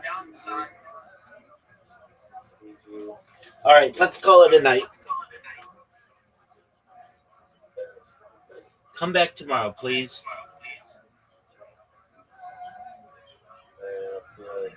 Peace, big dog. Night. Shout out to Riser. Shout out to Zoot for being such cool people. Look for something simple like They would describe lazy learns from the word how many people are being examined. 100 people say this thing, 1,000 people say that. When he says they're all the same, everybody says Get this athleticism, the words he learns that even the babies in the mother's stomach say shira like Kriyas Yamser. He says you're right. I learned that from the word mikar. Rav Chama was in the rich Golos' house and tried to find 100 people. Finally, he get to say the special zibur for 100 people, and they told him, wait. Rava said that Allah is like people. That doesn't matter 100 or 10. You only say Nevarach Elokeinu Shechan Shemot. Says Rava in the rich Golos' house. There's a lot of people there. When we did the benching, we would split up and make small groups of 3 because the rich Golos was very makbid if we made different groups. 3 to get away with it. Why not listen to the Rish Golos' Zimun? Because it was so loud there, it was hard to concentrate. 3 people that were eating, and one of them benched on his own. The 2 that didn't bench, they could force the third one to start from the Zimun, but he is not Yoitza in Zimun. The one tells us the Rafram Bar Papa got up in Shulman and he said, Baruch Hu Hashem, and he never finished off the word HaMevarach, which is Machloek, he said Mevarach Hanat, and the congregation, they answered, Baruch Hashem HaMevarach Ve'elam. The Rabbi said, Hasya Ukma, you're like a black cloth, like a Kamchacham that doesn't change his clothing, dirty clothing. Why are you getting involved in a machlokes? When the halacha is like Rabbi Shmuel, that you don't say Varach, you say HaMevarach, and everybody agrees that HaMevarach is better, why are you getting yourself in? Says the Mishnah, But if there's two groups in a house, and some of the group sees the other group, then the mitzvah as one, they could do one zimun. Another halacha, if you have a cup of wine that's not diluted, in those days the wine was very strong, you had to dilute it with water. You don't make boy priya gafa. The Gemara tells us, what's the chiddush in our Mishnah, that three on the Zaman, we already discussed this, the number of tzimutzik. One shot is that even if they just sat down, the three, and they never ate anything, they didn't eat a kazais, they didn't eat at all, they cannot get up. It's considered that if they ran up, they can't get up and split. Or they all were eating, but they were eating from their own bread. Nevertheless, they can't get up and leave. So the shot is, you had 9 people, 3 groups of 3, and one person from each group went to the center and they made a new group. That new group cannot separate. The Rabbi says that's only if the original groups didn't do zimun for them, but once the original groups do zimun, their chiyuv of zimun disappears, dissipates, and they can no longer be mizamen. And it brings a raya from a bed. There's a bed that was coming, and somebody stole half the bed, the rest of the bed becomes part. And even though you found the part that was stolen, you reattached it, the tumor never comes back. And so too over here, once the original group says zimun for you, that chiyuv makes the zimun, your zimun dissipate, and that chiyuv never comes back. If there are 2 groups far from each other, but there's a waiter in between, that waiter is inside of the 2 groups and they can do zimun together. When we're discussing wine that wasn't diluted, what bracha do you make on that kind of wine? Machlokes. According to your lezer, you make barbi eight, and you can wash your hands with it. So Chachamim say no. Regardless if it's diluted or not, you make barbi agafen. What can you do with wine that's not diluted? You can make medicine out of it, and you should not wash your hands with it because that's disrespectful to the food. Chachamim admit when it comes to pesha bracha, you make a special kiddush or zimun on a cup of wine. That wine should be diluted, because it's a mitzvah and a mitzvah. We know it's better wine, and for a mitzvah, you take the best they can take. There's 4 halachas that are said by bread. You should not throw bread. You shouldn't make the bread disgusting to the point where you can't eat it, such as putting raw meat on it, or bringing a cup of wine over it. The wine might drip on the bread, you won't complete it, or leaning a dish on the bread, because the dish spills on your bread, you won't eat it. Mal Zutra threw fruit because he held that this halacha of not throwing bread is only by bread, and not by food. And only by food, but if it falls on the food, you won't eat it, it'll be disgusting, you won't eat it. The Gemara tells us though that by wet, you're allowed to pour wine in pipes as long as it doesn't get destroyed. That's not considered. You're allowed to throw nuts at the chasala as long as they're not destroyed and they don't become disgusting. And finally, if you're eating food and you realize you didn't make a bracha, what do? Well, it depends. If you're drinking, you just swallow the drink. If you're eating food that is disgusting to take out of your mouth, so you put it to the side of your mouth and you make a bracha. But if you take it out of your mouth without it being disgusting, take it out of your mouth and make the bracha and have a wonderful day. Radically underserved book. Yeah, maybe they can try again. That needs to be like an 8-part, 2-hour a piece series. Thank you. Yeah, thank you. Yeah, it's so nuts. The story is so nuts. Just the provable actual facts are so nuts. You had very likely Charles Manson was a CIA asset. Very likely. Brothers, that from knowledge is the same. If somebody has bad breath because he ate a lot of garlic, should he eat more garlic? This is Rafista. If somebody forgot to say a bracha and is in the middle of eating, you shouldn't continue eating. You should stop and make a bracha. This is Ravin. If so, even if you finish your meal completely, you should make a bracha after the meal. And it brings a raya from a person who cannot make a bracha before he's toivel in a mikvah, he's about Terry, or let's say he's a ger. You should make the bracha afterwards. So too, you should make a bracha after you finish eating. The Gemara says there's no raya from there, because a person who's a ger cannot make a bracha. The only time he can make a bracha is afterwards. But a person who's eating could have made a bracha beforehand, and since he didn't, he lost his opportunity. The Gemara discusses this very interesting drink called asparagus. It's made out of wine and cabbage. And it's extremely dangerous if you don't know what you're doing. There's 2 types, 2 varieties. One is made out of wine, one is made out of beer. The one that's made out of wine is very good for lak and very bad for ramat. It's good for your heart, eyes, and spleen. Very bad for your head, intestines, and hemorrhoid. If the wine is old, it's 3 years old, then it is your intestines. If you drink the wine variety, you should eat immediately afterwards bread. If you drink the beer variety, you should eat immediately afterwards whatever that beer is made out of. If it's made out of dates, eat a date. If you're used to drinking this, it's really good for your body, but if you get drunk from it, it's terrible on your body. If you drink the wine variety, do not spit afterwards because that causes a lot of damage to the body. The beer variety, you should spit, and you have to spit. Therefore, if you're in front of the king, you should spit in front of the king. The Gemara tells us, Rishma ben Elisha was talking to Surreal, a very prominent malach, and Surreal said you should be careful from three things. First of all, don't allow someone else to dress you in the morning. Don't allow anybody that didn't wash their own hands to wash your hands in the morning. And when you finish drinking asparagus, give the cup over to the person who gave it to you, otherwise it can be extremely dangerous.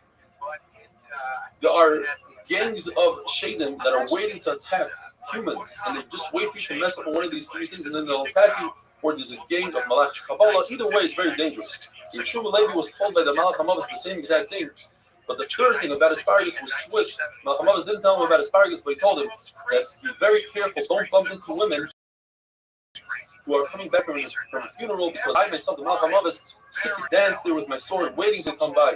If you see women coming back from a funeral, you should jump 4 hours, 8 feet away from them, run across a river, do whatever you have to do to get out of there. Hide behind the walls. If you can't, you should at least say about Satan, you got b'chol. There are halachas that are said by a kosher bracha. You should wash the inside, wash the outside. You should use undiluted wine and only later on dilute it. You should have a full cup. And if you do, you'll have nachla b'lin tzarim. Other pshat is you'll have oil nazeh. You should do itur, crown your cup either with talmidim or with other cups. Fill those cups with wine, according to one pshat. Itur means in addition to your head covering, you should wear a special head covering just for Birkas Hamazon and Kiddush. You should wear rings, la'alachim, that's what you should do. Some sort of hat, or some are even makbid on wearing a jacket. You should lift up the cup of wine with 2 hands, or have somebody else lift it up with 2 hands and put it into your right hand. It should be above the ground, at least a tefach, and above the table, if you're using a table, 1 tefach. Gaze into the wine so that you can concentrate on the bracha, on the kiddush, on the Birkas Hamazon. Rabbi Yochanan was only makbid on 4 out of the 10 on washing the inside and out. That should be full and it should be undiluted. Tosis points out that Rabbi Yochanan was also makbid on a 5th one that should be in your right hand. And the Amirayim were very makbid on all 10. Therefore, we should also, if we can, be makbid on all 10. The Gemara discusses if the cup is too heavy, or if it's Shabbos Rosh Chodesh Chanukah and the benching is really long and it becomes heavy, can you use your left hand to help you out? And since we don't have any conclusion, you should be machmir and do not use your left hand at all. You should try to send your wife wine from the Kosher Bracha. The Gemara tells us a story.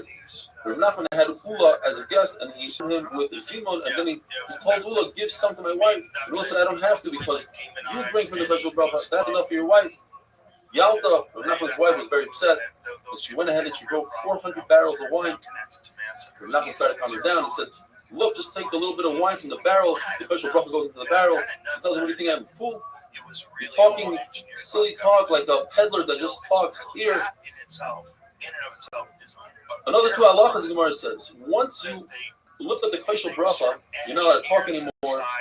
And if you drink a full cup of wine during the meal, do not drink the second cup. That's called sudas. You should not make Birkas Hamazon in that second cup. It's dangerous to drink pears. Anything in pears is dangerous.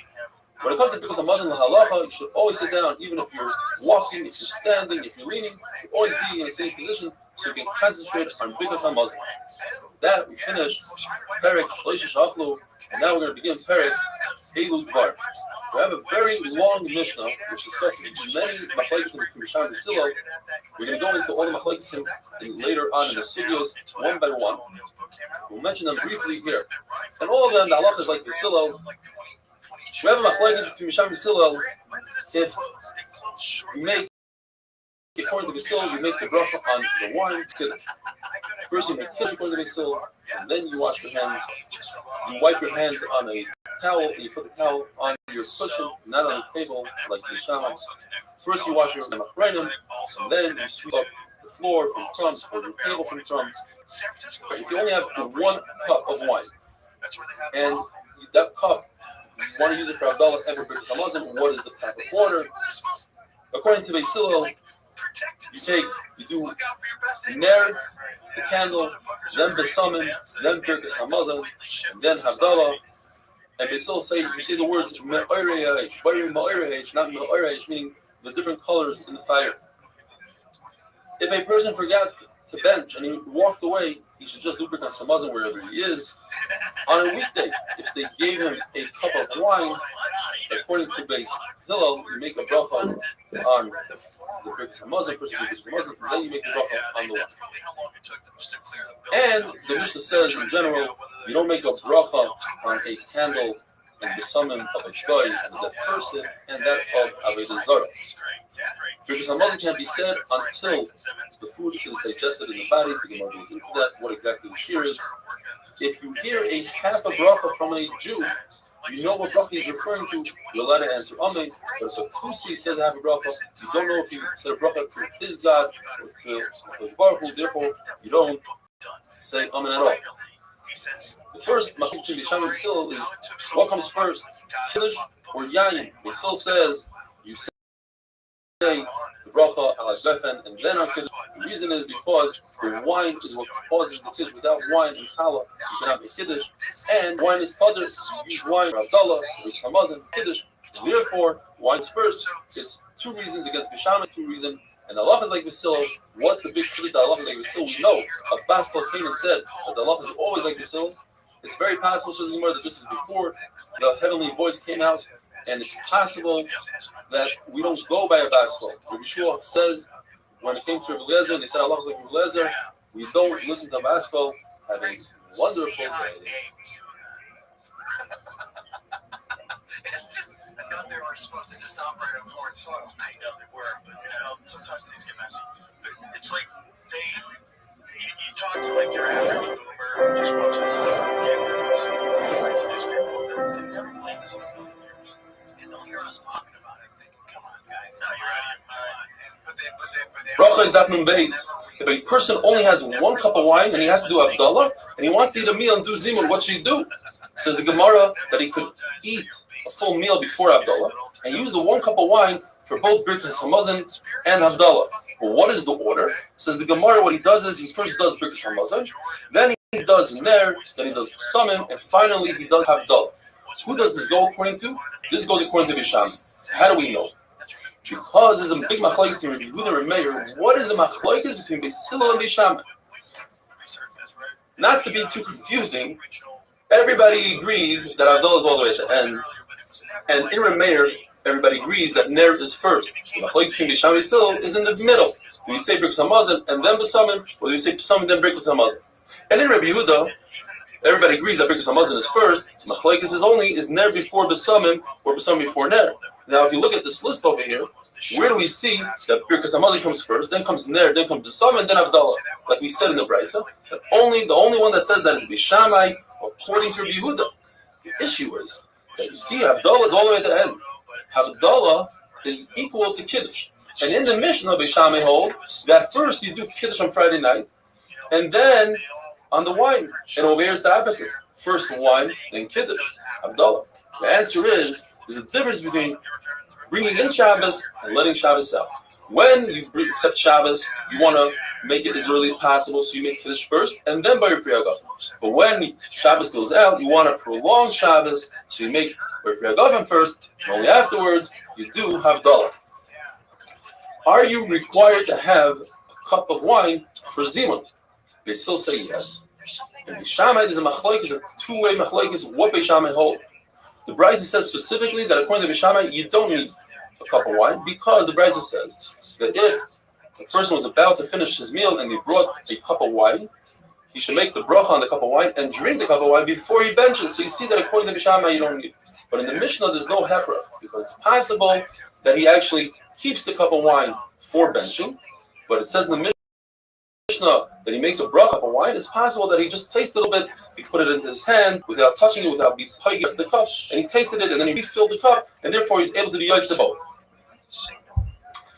Now we're going to go into a sugya of Tumah and Tahara. Very interesting sugya. We know that a corpse is avi avos Tumah. A person that touches that corpse becomes an Avat Tumah, one step lower. Avat Tumah, who touches food or kelim, they become a Rishon. A rishon touches another food, becomes a sheni. And that's pretty much it for chula. Unless you truma, which becomes a shlishi. There's one exception to the rule. Usually you go down one madrig, one class of every time you touch it. But to mashkim, the 7 liquids, let's say water, wine, if a person who's a sheni touches that liquid goes up a level. It becomes a rishon. And it has the power only the Rabbanon to be metama something else and make that a sheni. Therefore, we have a machlekes in our Mishnah. What comes first? Do you wash your hands on the netilas yadayim and then pour the cup of wine? Or do you pour the cup of wine and then you wash your hands? What's the machlekes? According to the Shammai, we're concerned that the cup will become tummy. The Shammai hold that you're not allowed to use a cup that the outside of it is tummy. Outside means only tummy rabbanon. I'm concerned that if your hands are tummy, not washed, then perhaps they will touch the cup, and your hands have liquid on them, will touch, or the cup has nitzoitis, it has wine that came off the top. Your hand, it's a sheni, touches that wine in return becomes a rishon, which has the power to be the time of the cup. And I'm not allowed to use a cup that's tummy, say rishon. But Basil say you're allowed to use a cup that the outside is tummy. My concern is, says Basil, that your hands are going to become tummy. You're not allowed to eat with tummy hands. That's why we wash the netilas yadayim. So if the cup is tummy, you wash your hands, you have moisture on your hands, you didn't wipe your hands perfectly clean. So that moisture, by touching the cup, will become a rishon, and that rishon will make your hands a sheni, and that's a problem. Now, we're not concerned that your hands are going to touch a tummy cup, because a cup cannot make hands tummy. You need the water in between, you need the moisture. And hands without water cannot make a cup tummy either, because a sheni doesn't make a shlishi. Another machlekes we learned from the Mishnah. When you wipe your hands on a towel, what do you do with the towel? You put it on the table, or do you put it next to you on the couch, on a cushion? What's the difference?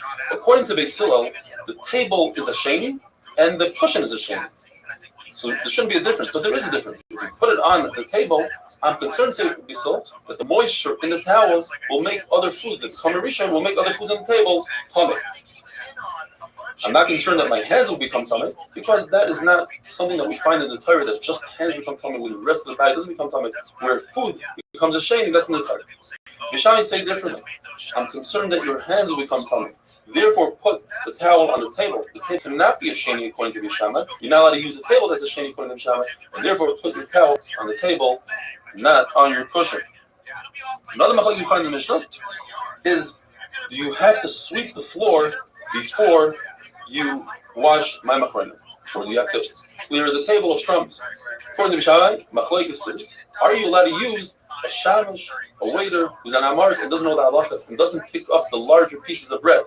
According to Bishai, you are allowed to, because you're allowed to use a shamish that's on Amaris, and therefore have to be concerned that he might leave larger pieces, and the water from your ma'amachronim will drip on it and ruin those pieces. We still say, I'm not concerned, because you're only allowed to use a Talmid Chacham, and he'll remove those pieces. The halacha in this case is like Bishamai, unless you switch the shitos, and you say that what Bishamai said is what Basil said, and therefore the entire Mishnah and the entire parak, all the halachas will be like Beis Hillel.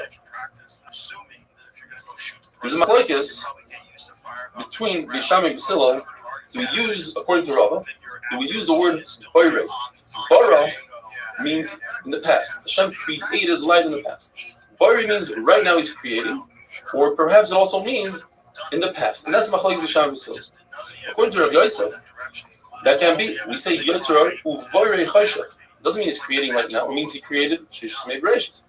Therefore, says everybody holds the same oire. The machlekes is the word ma'oire. Does ma'oire mean that light?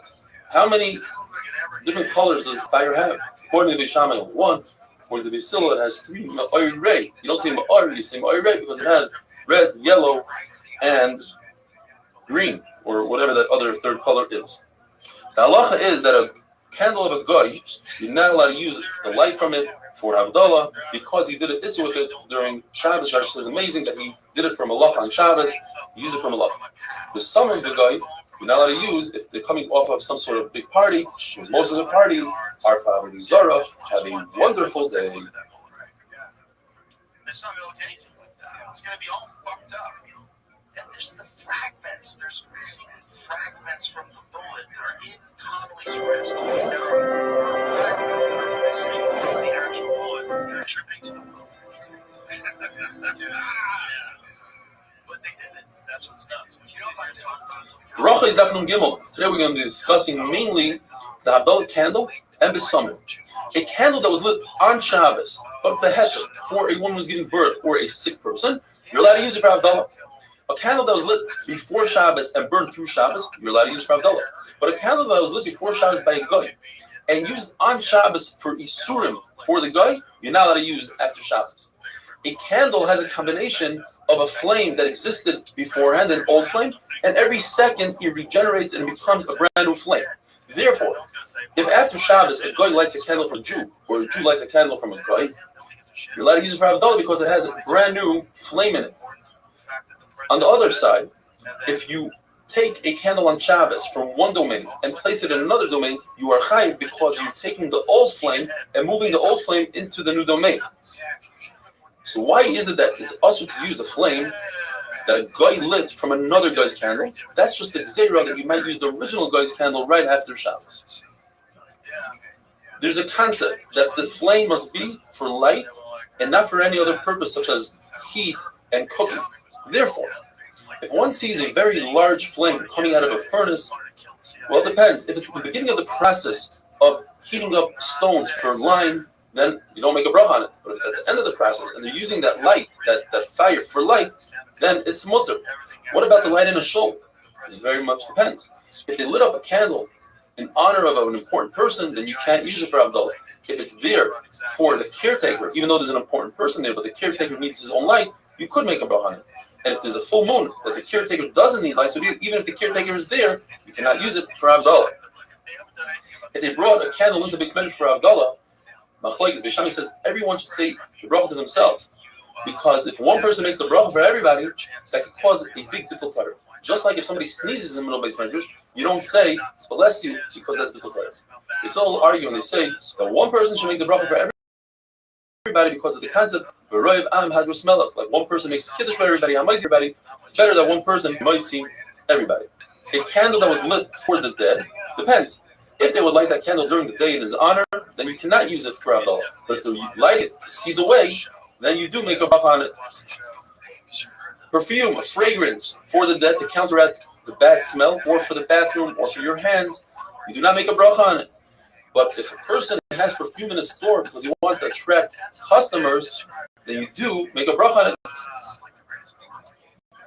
A city that is mostly goyim and a nice fragrance comes out of that city, you cannot make a bracha on it. It's for Avodah Zarah. Therefore, if you have a city and a minority of the women that are Jewish use the fragrance for sorcery, for kishuf, of the Jewish women use it to put fragrance into their clothing, which doesn't for Havdalah, and you have a minority that are goyim, the total amount could be a majority of smell that's not for Havdalah. If a person smelled a nice fragrance that comes from Avodah Zarah and he decided in his mind that he wants to benefit from it, that is an Avera. There's two conditions when it comes to the flame of Havdalah. First, you must see the flame and you must benefit from the flame. Seeing the flame means it cannot be behind a bend, behind a corner. And benefiting is machlokes. Rav says you don't have to physically benefit from it. You can stand at a distance as long as you could possibly benefit from it and it's not dimming out with the aleph. But Rav says no, you must stand right next to it and you should be able to differentiate from the light different points. Rav says that you don't have to search for a candle on Motzei Shabbos like you would search for an esrog and other mitzvahs. If it comes to you, easy, great. If not, not. We learned in the mission that if a person forgot to say Birkas HaMazon and he walked away from the place that he ate, according to Beis Hillel, he doesn't have to go back. According to Beis Shammai, he does have to go back. But Beis Hillel admit to Beis Shammai that if he did it on purpose, he walked away, b'mezid, he must go back. The Gemara tells us there were two Talmidim. One was makir like Beis Shammai. He forgot, he walked away, but he came back. He was awarded with a pocket full of golden coins. Beis Hillel, the other Talmud on the other hand, did like Beis Hillel, but on the mezid part. He walked away on purpose and benched far away. He was eaten by a lion. The Gemara tells us a story about Rabbi Barbachan. He was on a rib, and he stopped to eat, and he ate, but he forgot to bench, and he got back on, and he continued on. He said to himself, if I tell them that I forgot to bench, they'll laugh at me, and they'll say, bench right here. Hashem is everywhere. So he lied to them, and he said, hey, I forgot at the rest stop a golden dove. Please go back. So they went back, and he benched. And the Gemara says that he found a golden dove. The reason why he used a dove is because Klal Yisrael is nimshal to a dove. What saves a dove? Its wings. The mitzvah saved Klal Yisrael. The Mishnah tells us that as long as the food wasn't digested, you could still say Birkas Hamazon. What does that mean? The Rebbe says, as long as you're not hungry from that meal, you can still bench. Rosh Hashanah says it depends. If you walk 4 parsecs, it's the time of 4 parsecs, 72 minutes away, then you can still bench. If it's more than that, you can't. And that's if you ate a very large meal. But if you ate a small meal, then it depends if you're still thirsty from that meal. If you're still thirsty, then you could bench. The Mishnah tells us that if a person heard a part of a bracha, you could answer Amen. Says the Gemara, obviously he's not trying to be Yotzei, Birkas Hamaitzi, or Kiddush, or whatever it is, because if you only heard part of it, that's not enough. What it's saying is that since you heard part of it, you're allowed to say Amen, because typically you're not allowed to say Amen if you don't hear a bracha. But since you heard part of it, so you know what bracha they're referring to, you could say Amen. There's a machlokes, what is better? Is it preferable to lead Zimun, or is it preferable to answer the Zimun? One Manoma says it's preferable to lead. In fact, the Brisa says you get Sachar before the person that says Amen. And the other Manoma says no. It's like a war. You send in the lesser soldiers first, and then you send in the elite group to clean up. So the Amen is more important. Children that are taught to say a bracha, so they repeat the bracha over and over, you do not say Amen to that bracha. But a child who's laning or reading the Haftarah, you could say Amen to his bracha. The Gemara tells us very interesting names. Rab Zilai, he says that a person that's used to washing his hands should not bench until he washes his hands. Says Rab Zivai, that's not true. You don't have to be careful with that. Comes along Rab Zuhumai and says that hands that are mezuam, meaning they are dirty hands, one should wash them, otherwise he cannot bench. Says Rab Nachman in this lashon, I don't know Zilai, Zivai, Zuhumai. I don't know who these people are. All I know about is a Bryce. In the Bryce it says, from here I learned that you should do Mayim Rishayim, you should wash the Tirzadayim, and Mayim Achrayim. And then when the pasuk continues, it says, Ki Kadosh is referring to oil. You should use oil on your hands. Ani Hashem teaches us we should bench Birkas Hamazon. Have a wonderful day.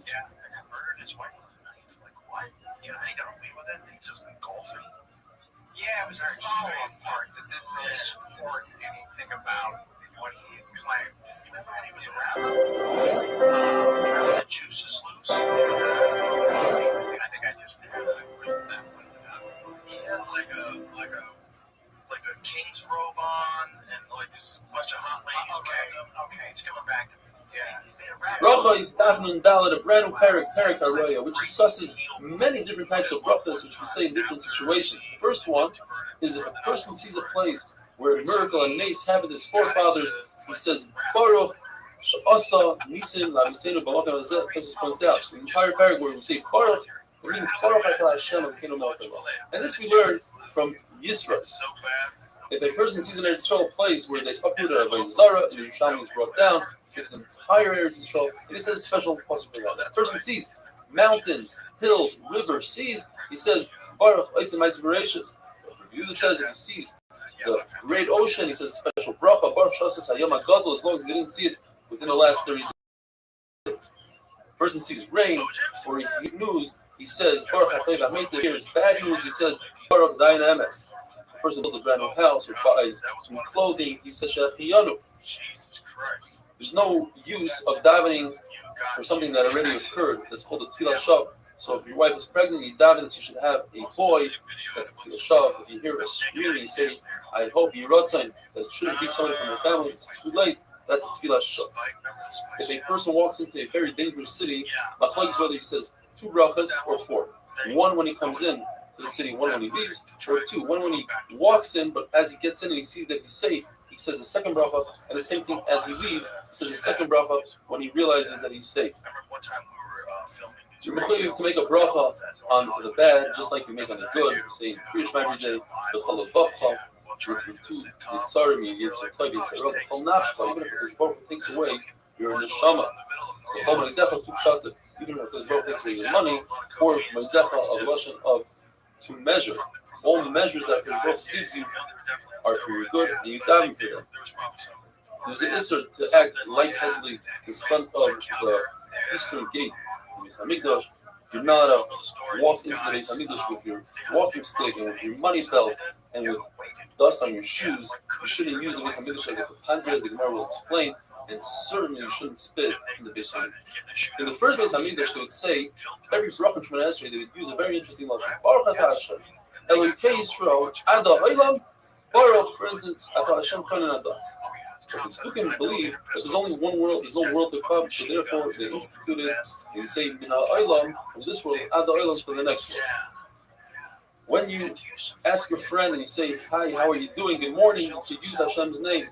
The Mishnah brings a bunch of different psukim. You know this one psukim is, Eis lasis Hashem efer to'esecha. It's in certain situations, you can break the rules of the Torah in order to make peace with your friend.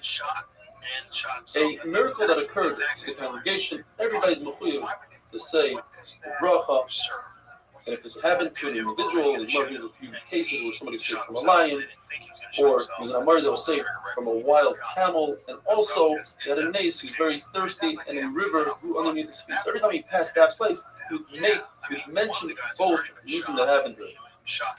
We say the bracha baruch she'asa nisim laviseinu, where you come to the place where Kriyas Yamsuf occurred, or Eber Yarden, or the Yerichai, the Nes of Yerichai, where the wall of Yerichai was swallowed by the ground. Why did it fall? Because the width of the wall was the same as the height of the wall, so it's impossible to tumble over.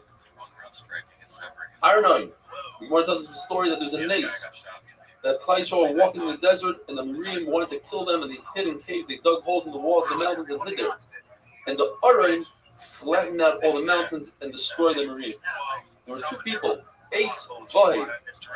They were Mitzrayim, they were behind Klal Yisrael, Besufa, at the end. And when Klal Yisrael passed and the mountains went back to normal, they realized what happened to the Merim, and they called Klal Yisrael, and Klal Yisrael said Shira. El Gav means Al Gav Ish, on top of the back of the man referring to Moshe Rabbeinu, who was one of Michal Adam. In his merit, Barad, the Makas Barad stopped in midair. And later on, when Yeshua needed the Barad to kill the enemies, it came back down. There was the stone of Eimel Chavasham. Eimel Chavasham made some sort of calculation. The Klal Yisrael was 3 parasha by 3 parasha. He lifted up a mountain that was that size and was about to kill them. He put it on his head to carry it.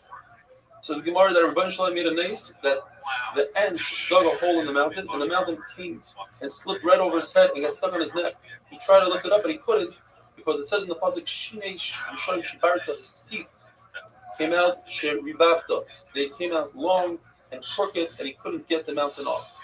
At this point, he was already weakened. Moshe Rabbeinu, who was 10 amas high, had an axe that was 10 amas long, and he jumped up 10 amas. And all he was able to reach was Eimel Chavashim's ankle, and he hit him in the ankle, and he was able to topple him and kill him. When you see the mound of salt from Light's wife, that's a disaster, so you don't say a nice bracha, you say Baruch Dynamics. When you see Light, what you say is Baruch Zochres, that's the beacon that even when Baruch was upset, mad, angry, he was able to remember Tzaddikim, he saved Light because of Avram Avinu. Says the Gemara, there are 4 people that must say Goimel. The lashon of the Gemara is Goimel lechasadim tayvim. We, based on different Rishonim, the Rif, we say Hagoimel lechasadim tayvais shimulani kotayvim. That is, the people that cross the desert, the ocean, or a sick person who's healed, or somebody came out of jail, they say Goimel. You need 10 people, and 2 out of 10 must be Rabbanim. Rabbi Yehuda, says the Gemara, was sick and he was healed. Rav Chana and 9 other Chacham came to visit him, and they told him, we bench HaKadosh Baruch Hu for giving you to us instead of giving you to the ground. And he said, Amen. And he said, because I said Amen, I'm no longer in the Chudim Goimel. There are 3 that need special protection. And they are people that have bad mazel, a sick person, a woman who just gave birth, and some say even somebody that's in mourning, another. And there are 3 people that have, because of jealousy of Shadim, they are in danger. That's a chassan and a kala, and some say even a talmid chacham. And finally, there are three people that are zoicha to longevity, tarich hasam, because they do something at length, and that is they have a long davening, and we'll explain tomorrow, or they have a very long meal. They have a lot of company, a lot of poor people as company, or they spend a lot of time in the bathroom for medicinal reasons. Have a wonderful day. It's really good. It's a multi-part thing on all the people that were involved in 4chan and the creation of QAnon. Okay. They think the original guy was and it seems like they were just kind of fucking around at first. Brachos Daf Nun Hey, the Gemara tells us that there are three things that you do that opens up your file in front of HaKadosh Baruch Hu, and HaKadosh Baruch Hu looks into you. If you put yourself in a danger, you sit underneath a leaning wall. If you tell HaKadosh Baruch Hu, look what my friend did to me, take care of him. In other words, you tell HaKadosh Baruch Hu, I'm perfect, take care of that guy, HaKadosh Baruch Hu is going to look into you. And if you tell HaKadosh Baruch Hu, my tefillah was so great, why don't you accept my tefillah? That's Iyam tefillah, and HaKadosh Baruch Hu looks into you. But you should have kavanah, you should learn from your davening, and perhaps the davening will be accepted. As long as the Beis Hamikdash existed, the Mizbeach gave us a kafaru, we brought korbanos to the Mizbeach. Today we don't have a Beis Hamikdash, so it's our table. When we bring poor people to our table and feed them, the Gemara tells us there's a list of 10 things that bring hemorrhoids. One of them is sitting in a bathroom in a squatting position. But we said that going to the bathroom is a really good thing for medicinal reasons. So the Gemara, yes, if you sit on a toilet like we have today, that's good. A lengthy stay is good, but squatting is not good. The Gemara tells us that there was a matronisa, an old woman who told her, "You live very light. It seems like you're making a lot of money. You're so happy. You're probably selling pig. You're probably a loan shark." He says, "No, I swear that I don't do that. But from my house to the Beis Hamikdash, there are 24 bathrooms, and I make a stop in each one to check my body. In other words, it's a good thing to go to the bathroom." There are three things that shorten a person's life. If a person refuses to read from the Torah is chayenu, it's our life. So if you don't do it, you get the reverse. A person who refuses to lead the Zimon when they ask him to lead, and a person who uses his position as a rabbi and uses it in the wrong way, like Yosef Tzaddik, who was punished, he took off 10 years of his life for every time that his brothers said the word, Avdecha Avinu, your servant, our father, and he didn't protest. There are three that means Rachamim, a good king, a good year, and a good dream, which we're going to discuss at length soon. There are three that Baruch Hu himself decrees. That is, if there's famine, or the opposite of famine is plentiful, a lot of fruit, and the leader of the community, the Reish Kahal. Baruch Hu doesn't put somebody in the position to lead the community unless the community agrees. That Baruch Hu told Moshe Rabbeinu, "Do you agree that I should put the Tzalo in place?" And Moshe Rabbeinu said, "If he's good for you, he certainly is good for me." Hashem said, "That's not enough." So ask Klal Yisrael. So he asked Klal Yisrael, and Klal Yisrael said the same thing. If he's good, by the way, B'tzal is only 13 years old then. If he's good for you, Moshe Rabbeinu, in fact, Baruch Hu is certainly good for us. Moshe Rabbeinu, some say he was actually testing B'tzal. He reversed the words of Baruch Hu. He said, to B'tzal, first make a Aron, then the Kalim, and then the Mishnah. And B'tzal said, Moshe Rabbeinu, he used those words. He called him by his name, Moshe Rabbeinu. Are you sure that's what Hashem said? First you have to build a house, then you put the vessels in there. And Moshe told him, are you sure you're not B'tzal Kel? Are you sure you weren't in the shadow of Hashem when you heard this? How did you come up with this yourself?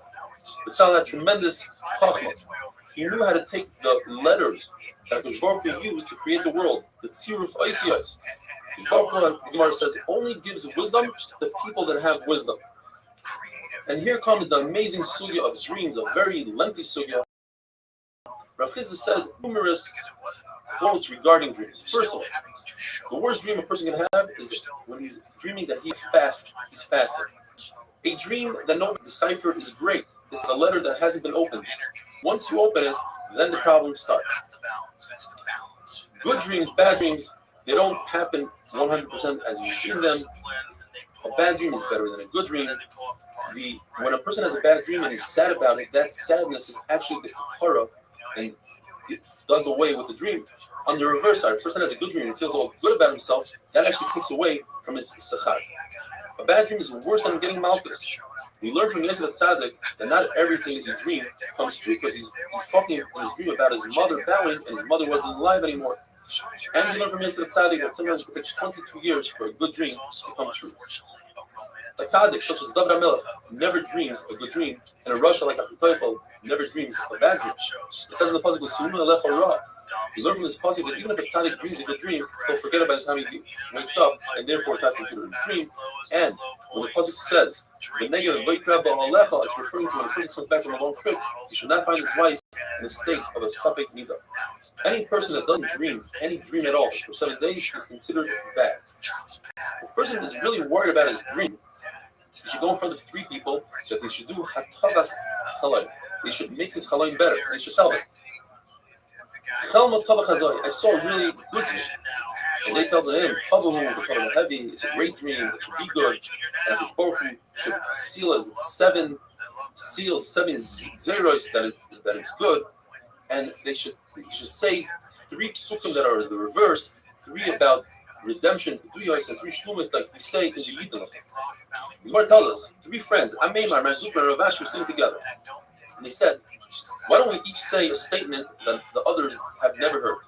So the first one got up and he said, if you don't know what the dream means and you're worried about the dream, so you should say in the Yiratzin when there's Birkus Kahanim, and that's what we do today in Hunter, there's a Yiratzin that says, I'm yours, my dreams are yours, etc. Very long Yiratzin, and you're supposed to finish off that Yiratzin with everybody as you're saying Amen. But if you miss the boat and they don't say Amen on your Yiratzin, so then you're supposed to say,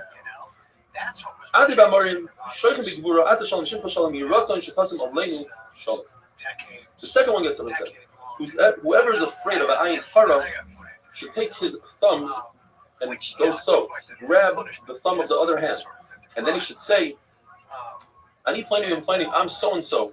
Yosef, I'm a descendant of Yosef. Even if you're not a direct descendant, you probably have some Yosef blood in you, and therefore Yosef Tzaddik, his descendants don't have ayin hara. If you're worried about your own ayin hara, try to steer at your left nostril. And then the third one gets up and said, a sick person should not announce and tell everybody about his disease on the first day. But after that, he showed so that people should daven for him and be healed through their davening. And as Rabbah, who was once sick, and he told his Gabbai, don't tell anybody the first day. But after that, he said, tell everybody, whoever loves Rabbah should daven for Rabbah, and whoever hates Rabbah should be happy that Rabbah is sick. Because when an enemy is happy that somebody's sick, that disease disappears. Shmuel says that when he had a bad dream, he would say the pasuk, they're nothing. On the other hand, when he had a good dream, he'd say it in a question, what? Chalomis are nothing? And in fact, it says in the pasuk, you should consider dreams. Rabbah had the contradiction. You consider dreams of Chalomis Shavi Daberu. And he said, well, if the dream comes from a malach, then you know it's true. If it comes from a shade, you know it's false. Rabbi Noah says, in Yerushalayim there are 24 people that knew how to replace with halomis. They knew how to decipher dreams, and he went to them, and each one gave different opinions about the dream, 24 different ones, and all 24 came true, and will continue with dreams. Tomorrow, Bez Hashem, have a wonderful day. So it was, being called to a much more responsible and complicated set of responsibilities.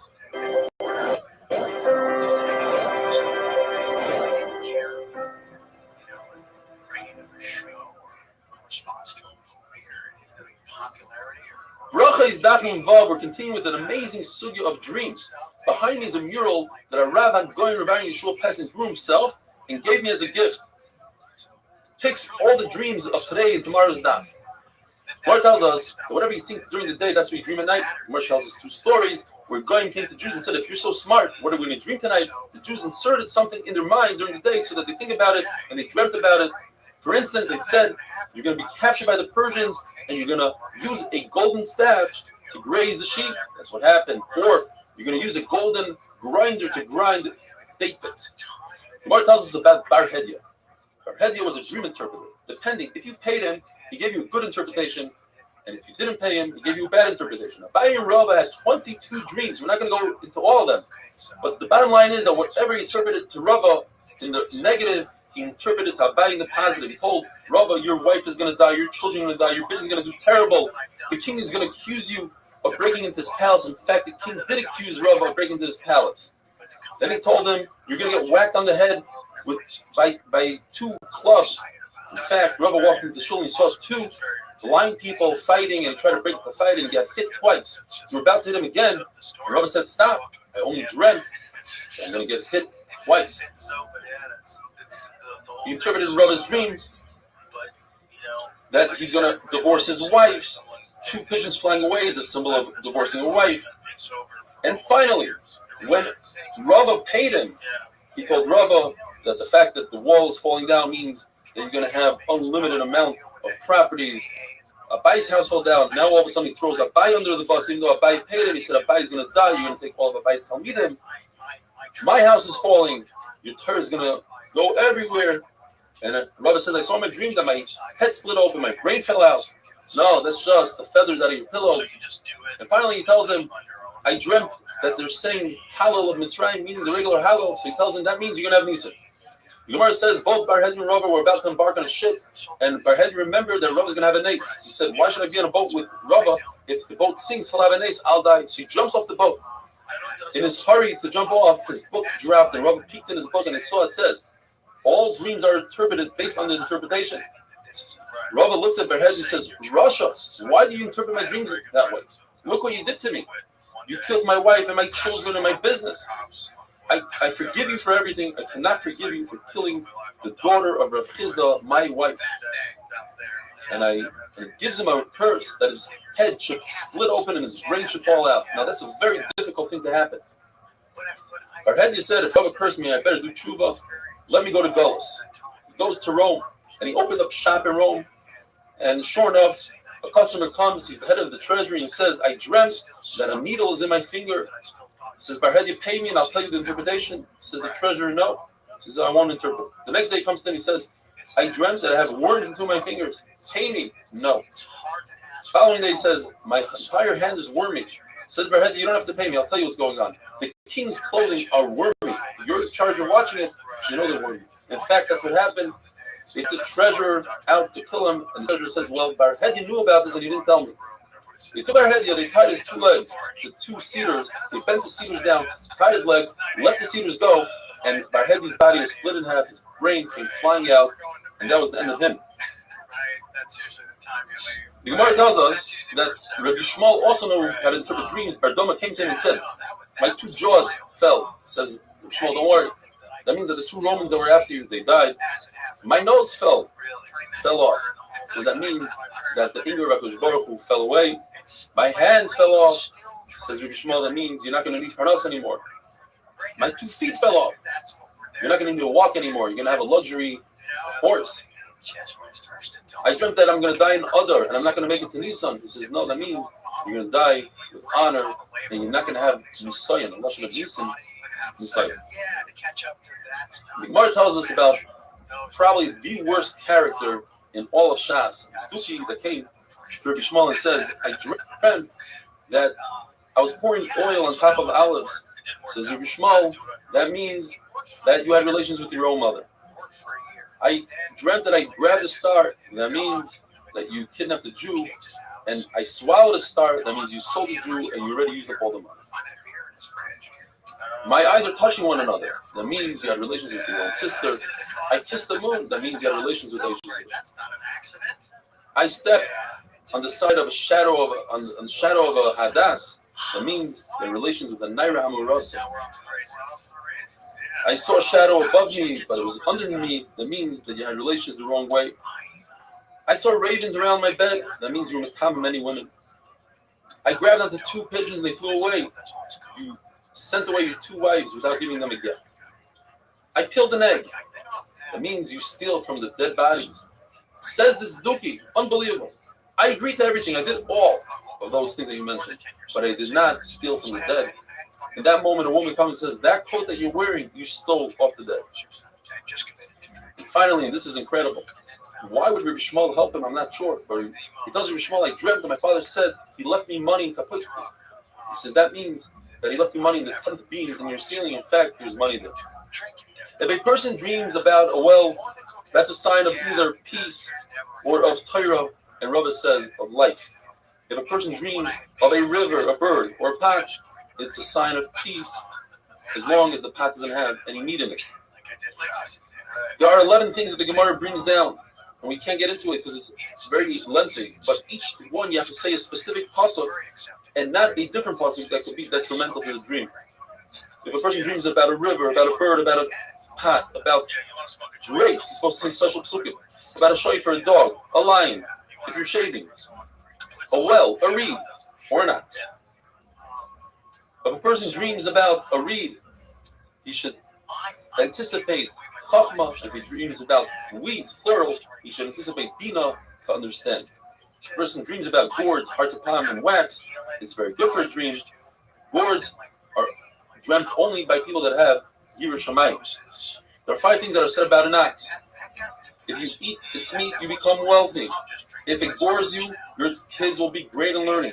If it bites you, you'll have Yisurim. If it kicks you, that means you have a very long journey ahead of you. And if you ride it, that means you're going to climb to greatness. So if it rides you, then that means it's a sign of death. If you dream about a donkey, you should be waiting for Yeshua. If you dream about a cat, depends. If they call the cat Shunra, then you'll have a nice song. If it's called in your city Shinra with a Yud, then you'll have something bad will change. If you dream about white grapes, that's fine. Black grapes depends. If it's in its right time, it's a great sign. If it's not in the right time, not in the season, it's a bad sign. If you dream about a white horse, that's a great sign. A red horse depends. Moving nicely, that's a sign. If it's galloping, that's a. And finally, if you see a Yishmaeli, an Arab, it's the son of Avram, Yishmael, then you should know that your tefillah will be niskabel. But if you see a camel in your dream, that's a really bad sign. Have a wonderful day.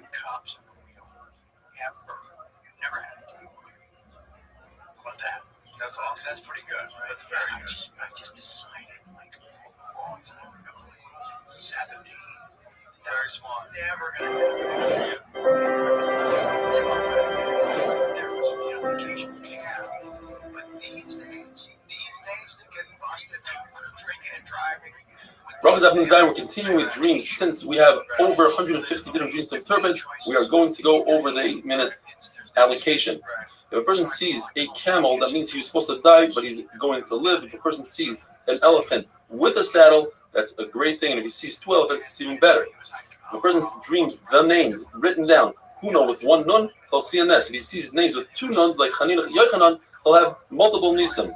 If a person sees the word hesped, that means he will have Rahmanas on him, and they will redeem him from Shemayim. If a person sees that himself saying Yehei Shmei Rabbah, he's promised to have Olam Haba. If a person sees himself saying Shema, that means that he's roi to have the Shekhinah on him, but his generation is the cause that it's not. If a person sees tefillin, then that means he'll grow in godless. If a person sees that he's davening and he didn't finish the davening, that's a great sign. There's certain illicit relations that a person dreams of on condition that he didn't think about these people beforehand, didn't know these people, or in the case of his sister or his mother, he knew them, but he never thought about them. If he dreams about them, his sister is Chachma, his mother is Bina, Naira, Murasa, is Torah. Ish will be a Ben Olam Haba. If a person dreams of the Shivas Aminim, he dreams of wheat, is peace. Barley is, he won't have any averas. If a person dreams of grapes, that means his wife won't miscarry. The grape branch is Mashiach. A fig means that his Torah will be kept. A pomegranate depends if it's small or big. His business will expand or grow. If it's split, then he's a Talmid Chacham. It's a sign of Torah. If he's Amar, it's a sign of mitzvahs. If he sees olives, then his business will get better. If he sees olive tree, he'll have many children. And if he sees olive oil, that's the light of Torah. If a person sees a date, Yitamu Chatayim, he won't have any averas. If a person dreams of a goat, he'll have a great year. 2 goats, he'll have 2 good years or more. If he sees Hadas, that means his business will be successful. If he doesn't have a business, he'll inherit one. If a person sees an esrig, now we're going to the Arba Minim. If a person sees an esrig, that means that HaKadosh Baruch Hu thinks he's beautiful in front of HaKadosh Baruch Hu. If a person sees a lulav, that means he's one heart to HaKadosh Baruch Hu. If a person sees a goose, that's a sign of Chachma, and if he has relations with the goose, that's a sign that will become a Rosh Hashiva, like Rav Ashi said he dreamt. If a person sees a chicken, that's a sign of having a Ben Zachar, multiple chickens, multiple Bnei Zachar. If he sees a female chicken, that means he'll have a beautiful garden and simcha in his life. If a person sees eggs, or any round thing that's closed, like a nut, or a glass kli, or a cucumber, that means that his request is suspended. But if it breaks open, then his request will be answered. If a person dreams that he goes into a city, his things will be taken care of. If he dreams that he's shaving, that's a good sign. And if he's shaving his beard as well, that's a sign that good things will happen to his family as well. If a person is sitting on a small boat on top of the waves, that's a sign that he is going to have a good name. And if he is in a very large boat, his family will have a great name as well. If a person goes to the bathroom without using toilet paper, that's a great sign because he's ridding his body of all the bad stuff. If a person goes up onto the roof, that means he's going to grow. And if he goes down, that means he's going to be the opposite. Rabbi and Abai say, no, once you go up, even if you come down, you're still going to be great. If a person is ripping his clothing in his dream, that means currently Gzar Din. If a person is naked in Chutz La'aretz, that means he's stripped from all Averis. But if he's naked in Eretz Yisrael, that means he stripped himself of all the mitzvahs. If the cops grab a person, that means he'll have protection. If they chain him up, he'll have double protection. If a person sees himself in a marsh, then that means he'll be a Rosh Hashiva. If he sees himself in a forest, he will be the head of the Rosh Kala. If a person sees himself with a snake, that's a great sign. That means he'll have parnasa, because snakes don't have to work for their food. If the snake bites him, he'll have double parnasa. And if he kills the snake, that means he won't have parnasa, even though Rav Shesha said that his parnasa will double. That's because Rav Shesha dreamt it and he wanted to give a good interpretation for himself. All liquids are a great sign besides wine, which if he's a Talmid Chacham is a great sign. If he's not a Talmid Chacham, it depends, so there's no real interpretation for it. The Gemara says if this person sees Sefer Malachim in his dream, that means he'll rise to greatness. If he sees Yecheskel, that means he'll have Chachma. Yeshaya is an Achama, Yirmiyah is Puranos. The person sees Tehillim, Shir Hashirim, David HaMelech, Ben Azai, that's a sign of Chasidus. The person sees Mishlik Helsh and Rebbe and Ben Zoyma, that's a sign of Chachma. If a person sees Iyov, Kinois, Achav, and Rishmon Ben Elisha, that's all a sign of Puranos. If he sees Megillas Esther, Yonah Dayoima, that is a sign that he'll have a nace. If you see Rebbe Loz Ben Azariah, that's a sign of wealth. If a person sees metals in his dream, that's a great sign. However, that comes to exclude if he sees a hoe, a mattock, and an axe with a handle. Those are all items that you could do great damage with, so it's a bad sign. All fruits are a great sign besides dates that are not ripe. All vegetables are a good sign besides the heads of turnips, which resemble a club like we had the other day. Rabbi got hit with a club. All colors are great besides the color blue, which if a person is blue in the face, that's a bad medical sign. There are three things that go into the body and you don't benefit from them: cherries, inferior dates, and unripe dates. There are three things that don't go into the body and the body benefits from it. That's bathing and anointing oneself and going to the bathroom. There are three things that have resemblance to Olam Haba, and that's Shabbos, the sun, and the bathroom. There are three things that calm a person down. That's good sound, music, or a good voice, Rashi brings, of a woman, and good sightings, like nice pictures, buildings, and good smell. There are three things that expand a person's mind, and that is a beautiful house, a beautiful wife, and beautiful vessels. There are five things that are 1 of 60th. Fire is 1/60th of Gehenna. Honey is 1/60th of the Mun. Shabbos is 1/60th of Olam Haba. Sleeping is 1/60th of death. And a dream is 1/60th of a Nevuah. There are 6 things that are great for a sick person. That's sneezing, sweat, diarrhea, carry, sleeping, and dreams. 6 things will heal a sick person. And that is cabbage, the womb, and intestines, diaphragm, some people say small fish, beets, and dry pennyroyal. 10 things will cause a person to become sick again, and even worse.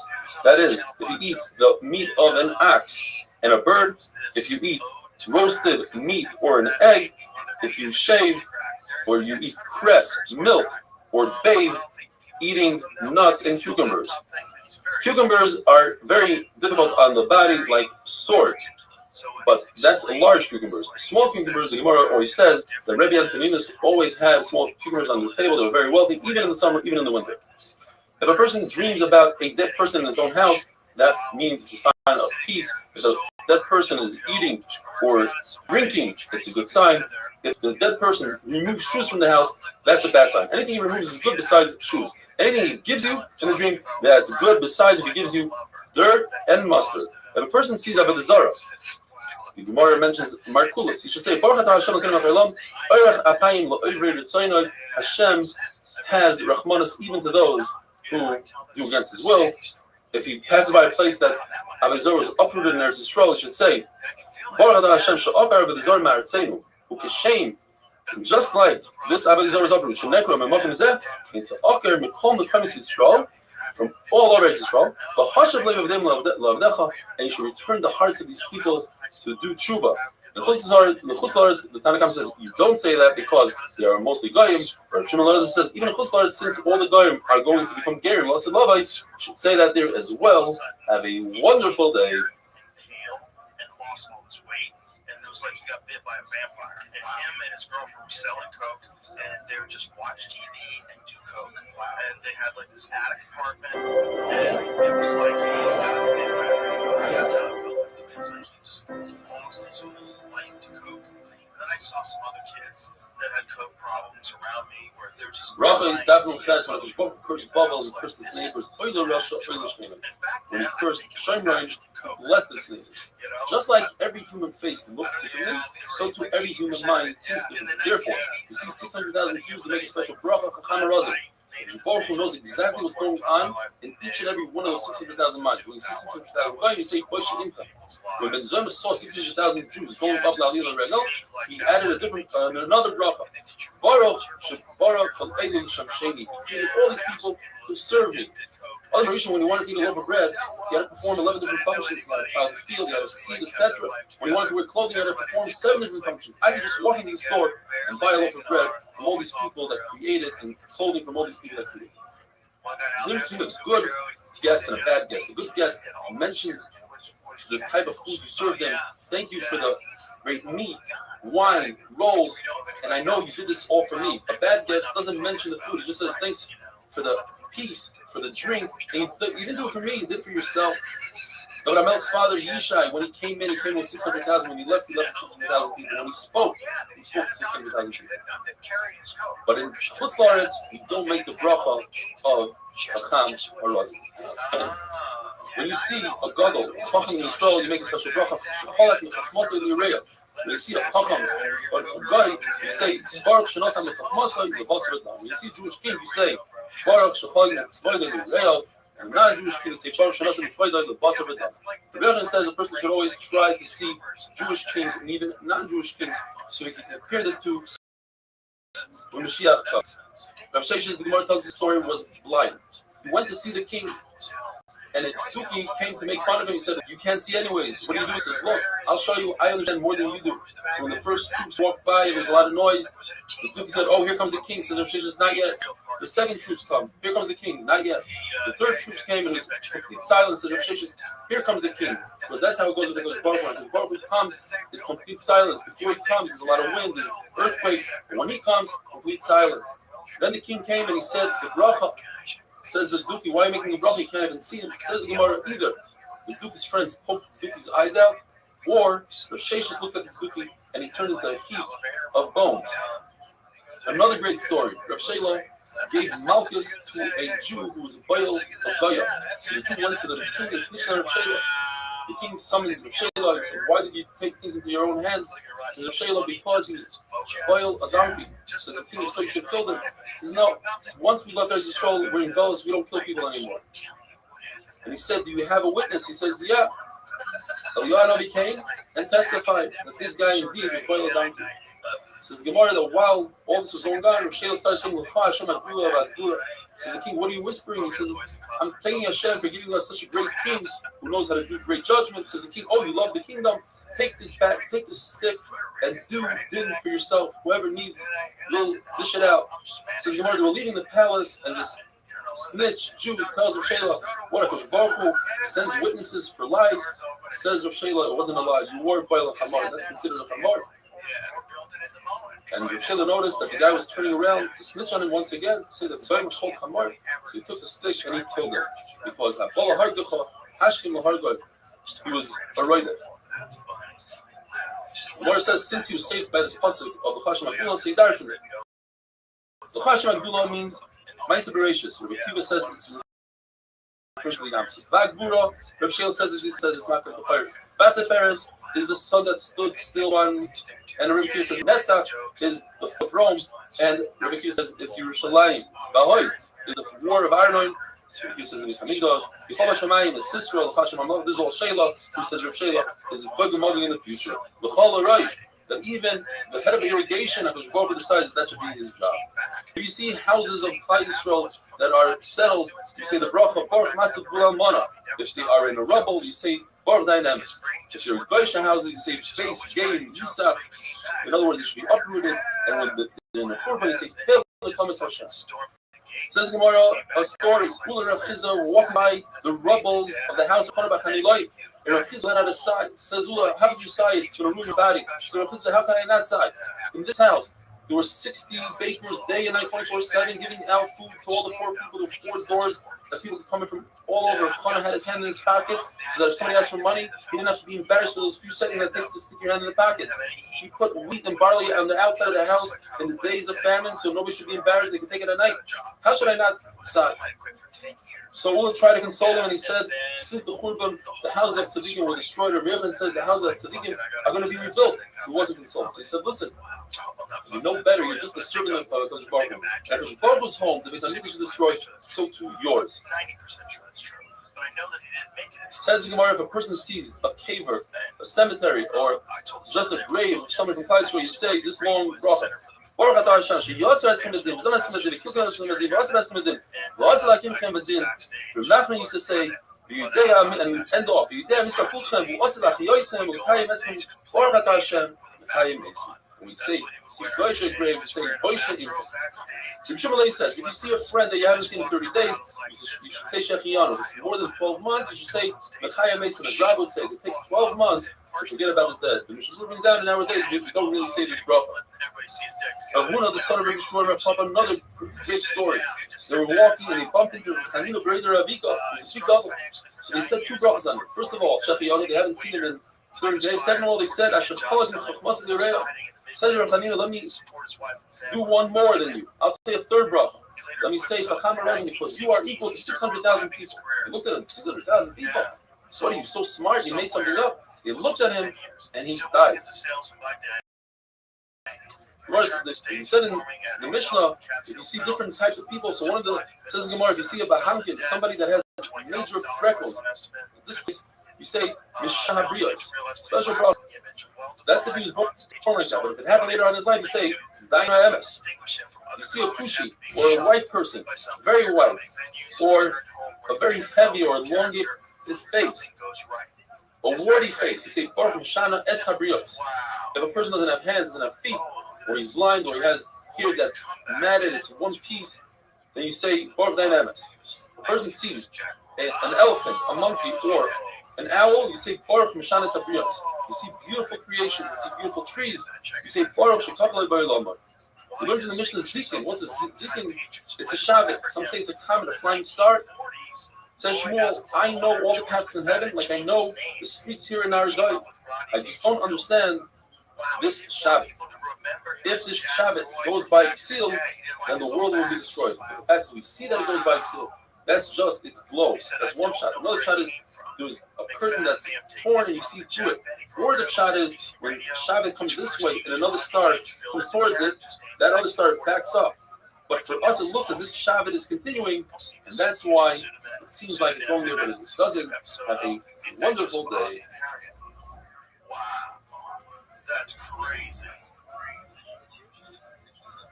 Wow, that's when he popped again. That's nuts. He didn't know where to start. He was a fun guy.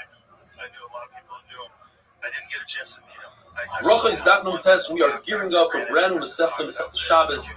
Please join over the 2,000 subscribers that we have to watch the full 45-minute daf, whether it's on YouTube or if they downloaded our app or they receive a WhatsApp. I guarantee you there's a lot more smiling, there's a lot more camaraderie than the 8-minute daf. The Gemara tells us that there are 2 constellations, Ash and Kima, and when HaKadosh Baruch Hu wanted to make a mabel in this world, he removed 2 stars from Kima, And in order to stop the Mabul, he replaced the 2 stars of Chemo with 2 stars from Ash. The question is, why did he just replace it with 2 stars that he removed? Says the Gemara, there's a concept that you cannot fill up a pit. When you take dirt out of a pit, you try to refill it, it's not going to refill because there's always some dirt missing. Or, Inka, Tegur Nasis, a prosecutor, something that caused a Mabul, cannot stop the Mabul, cannot become a defender. He said in the Mishnah that when you see an earthquake, you have to make a bracha. It says the Gemara story, Rav Shakino was walking by an oiv. Oiv is a person who converses with the dead through bones. And he said, I wonder if the oiv knows why we just had an earthquake. Says the oiv, of course I know. So when the Baruch Hu thinks about Klal Yisrael and Golas, he sheds 2 tears. And those 2 tears create the earthquake. Says Rav Katina, that's not true, he's lying. Then there should be 2 earthquakes. Says the Gemara, the reason why Rav Katina said he's lying is because they didn't want people to follow this oiv. But in fact, Rav Katina knew he was right. And there are 2 earthquakes. Thunder is created, says the Gemara. This could be Mesholim either through clouds that bump into each other, or when clouds pour water one into another. Or Rav Acha says it's when the lightning strikes the hail in the cloud, and that creates the sound of thunder. And then it rains. The Gemara says we like this pshat the best. Another pshat, says the Gemara, is when the wind goes through a hollow cloud, similar to when wind goes above a barrel, it creates that sound. The Mishnah says if you see winds, very strong winds like tornadoes and hurricanes, you make a bracha. Says Abaya, we have a tradition that hurricanes do not start at night to give people a chance to escape. They could start in the day and go into the night, and they also don't last for 2 hours straight. There's always some sort of break in between them. It says in the Mishnah that when you see lightning, you say Rabba says there are certain lightnings that are terrible and one should daven. That is, if it's a single lightning, if it's a white or yellow lightning, and if there's a cloud that comes from Ma'ariv and comes around through the north, or 2 clouds that seem like they're going to bump into each other, that's the time that you have to die. Rabbi Shmuel Levi says the reason why Kadosh Baruch Hu created thunder is to scare people and to take out their crookedness in their heart. When you see a rainbow, you should not bow to it because it looks as if you're bowing to the rainbow. Rather, you say, Baruch Zocher Abris. Kadosh Baruch Hu made a bris with us that he's not going to give us another mabel. The nemam b'brisoy v'kayim b'mamorah. Abaye says that when there are winds and lightning and thunder, mountains, rivers, all those, you make 2 brachas. Rava says that when you see lightning and thunder, you can make either or. But when you see mountains, you can only say you can't say because of this particular mountain is not in the entire world, whereas lightning is in the entire world. There's a concept called the clear sky. This is a thing that happens after it rains the entire night and then comes a northern wind. And according to Shmuel Levi, you say Oisa Ma'isa Bereshis. Rav Chizda says that once there's a Churban Beis Hamikdash, there's no such concept as a clear sky. The Gemara says, when you see the sun as it was created at Sheshis and Bereshis, in other words, the sun was created according to this man Omar on Wednesday, Tuesday night at 6 o'clock. The only time that the sun will be back at that position is every 4 years, since the year is 365 days and a quarter, divided by 4 for the 4 seasons. Each season is 91 days and 7.5 hours. In order for the sun to be at its position at 6 p.m., that can happen only every 4 years. But to happen at 6 p.m. and on a Wednesday or Tuesday night, early Wednesday, that only happens every 28 years. You have to wait for 28 years at the same time that Saturn, which was also created at 6 p.m. on Tuesday night, Wednesday evening, it has to be at that exact time that Saturn was created at 6 p.m. And that's when we say we said in the following morning, so that everybody gets together and says it. But that's Kufas Hashemish, that's when HaKadosh Baruch Hu created the sun. The same, the Gemara says we'd say bracha today, on the stars and on the moon and on Mazolos and the zodiac, you make the bracha Oisa Ma'isa Bereshis. Rabbi says on the great ocean, whether it's the Atlantic or the Mediterranean, you say a special bracha when you see it at least after 30 days. You have to wait at least 30 days. You say the bracha she'asa es hayam hagam. You also make a bracha on the 4 rivers mentioned in the Torah if there were no human intervention. Once humans diverted the river, you can no longer say a bracha on the river. You see Paras by the Euphrates by the bridge, so you can say the bracha from the bridge and upriver, but not downriver. At a certain time and place when they diverted the Euphrates, you can no longer say a bracha. The Chidekel is a nutricon of Chadin Mekalim. There are lighter waters, easier to drink and cleaner. Pras means harder and Rabban. And it says Rabba, the people of Machazah, they're very sharp because they drink the water of the gods. The reason why their faces are red is because they're mishamash bayoim, and their eyes wander because they live in the darkness. If there's a lot of rain, you say, and the rule is, anytime that the rain or anything is good for multiple people, there's a partnership, even other farmers that own fields, you say, if you do not own a field, then you say a very long bracha. Says Rabbi Yehuda, I'll call people of the people, we thank you for every drop and drop, and they say, all the way until Tishtachava, and they say, Baruch Atah Hashem. When you say Shechiyanu, only when something happens to you and only to you alone. But if you have a son, you say Atei Amedet because your wife is also happy. When there's an inheritance and you have brothers, so you say first dynamis, but afterwards you say Atei Amedet on the inheritance. And finally, when you drink an additional wine during the meal, you say Atei Amedet. If there are other people joining the meal, have a wonderful day. All other warnings. It does. It really does. I don't think there's been a film like it before or since. I think that's a true message. It really is. There's no computers. Nothing generated. It's all had to be there on the day when you watch that. Bracha is daf samach. According to everybody, if you buy brand new clothing or any vessel, a kli, you make a shechiyanu. The question is, what if you already have that exact kli, and this is the second time around that you're buying it? Well, it depends. If you bought it for the second time, according to the first lashon, you don't make a bracha at all.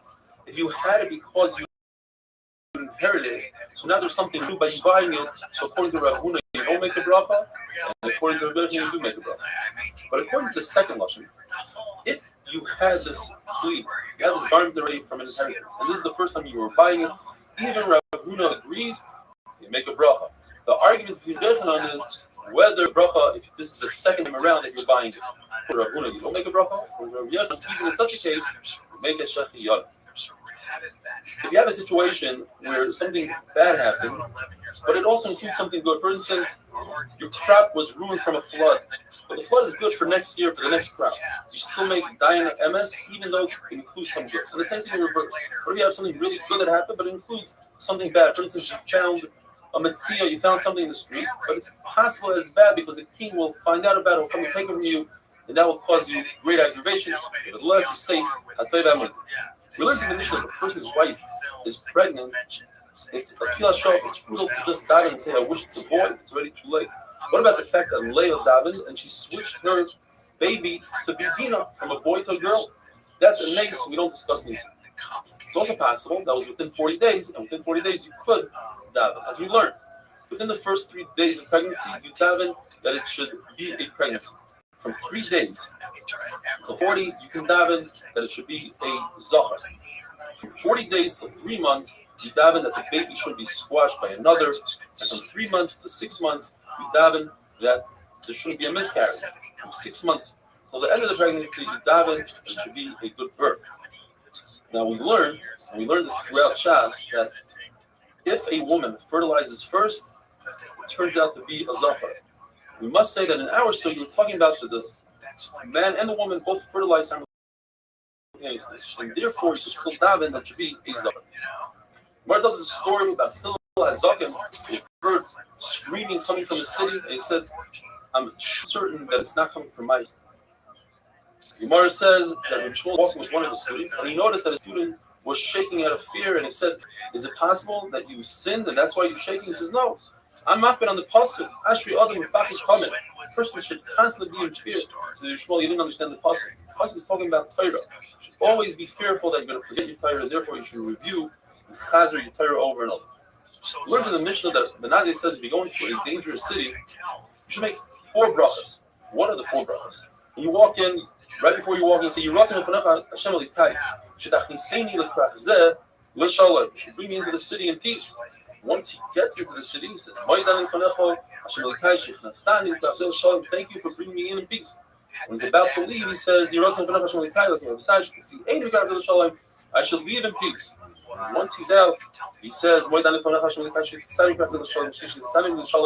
you took me out in peace, like you say in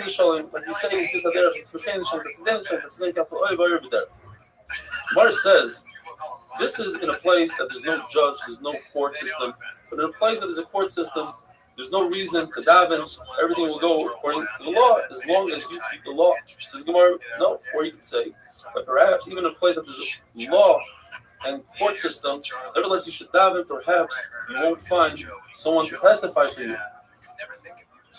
In those days, the bathhouse was a very dangerous place. The only way to heat up the water was to suspend the water on an upper level and have fire underneath that floor. And occasionally it would collapse. So you had to say a special davening that included vidui, believe it or not. You'd say something from Nefel. Save me from this and others like it. And nothing bad should happen to me. And if something really bad happens to me, this is basically vidui. Abai says, you should never open your mouth and say something negative like that. And when a person leaves the bathhouse in one piece, he should say, "You saved me from the fire." The Gemara says the story: the Bava was in the bathhouse, and the floor fell out from under him, and with a nace he was saved and held onto one of the beams, and he was able to save 101 people by them holding on to him. If you go into bloodletting, you say, "This business that I'm doing here should be for medicine reasons, to kill, your healing is whole."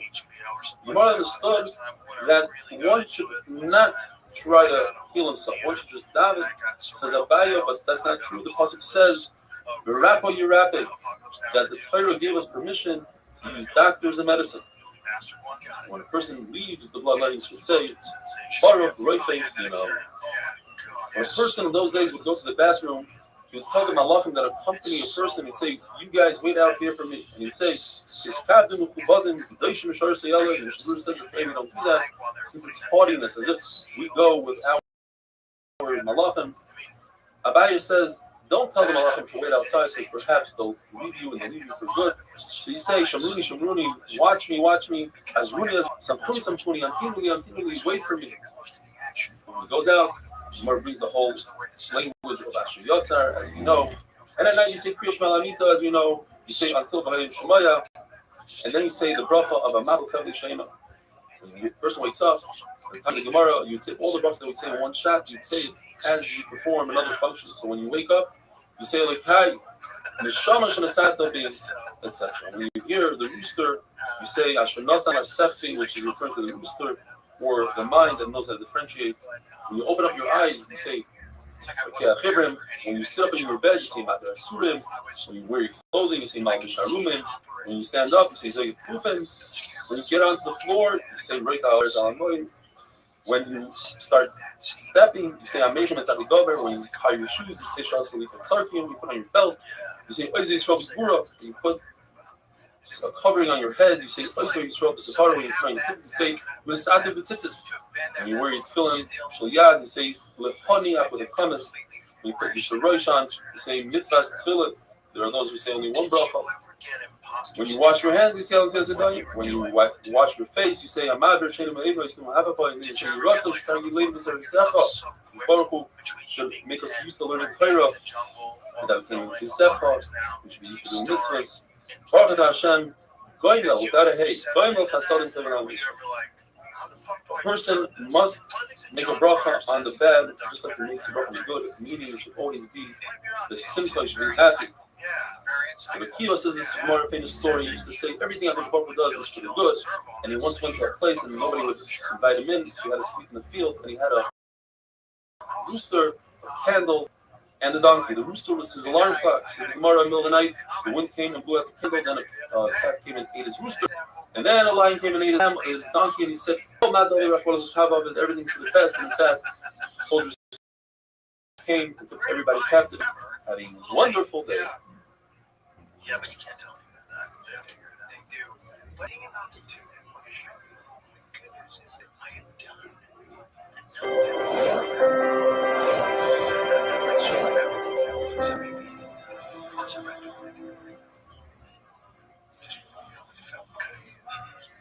Bracha is Daf Samach Aleph. If you have complaints against Hakadosh Baruch Hu, use as few words as possible. It says Nachman Bar Chizda.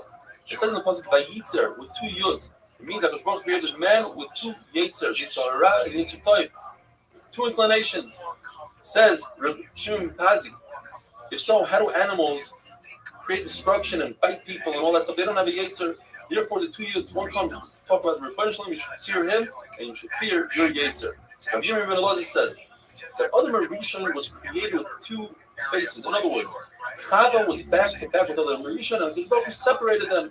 Machlokes Rav and Shmuel. When it says in the pasuk Tzela, does it mean the side? Meaning Chava was back to back with Adam, or does it mean Adam Rishon's tail? Hakadosh Baruch Hu snipped off his tail and created Chava.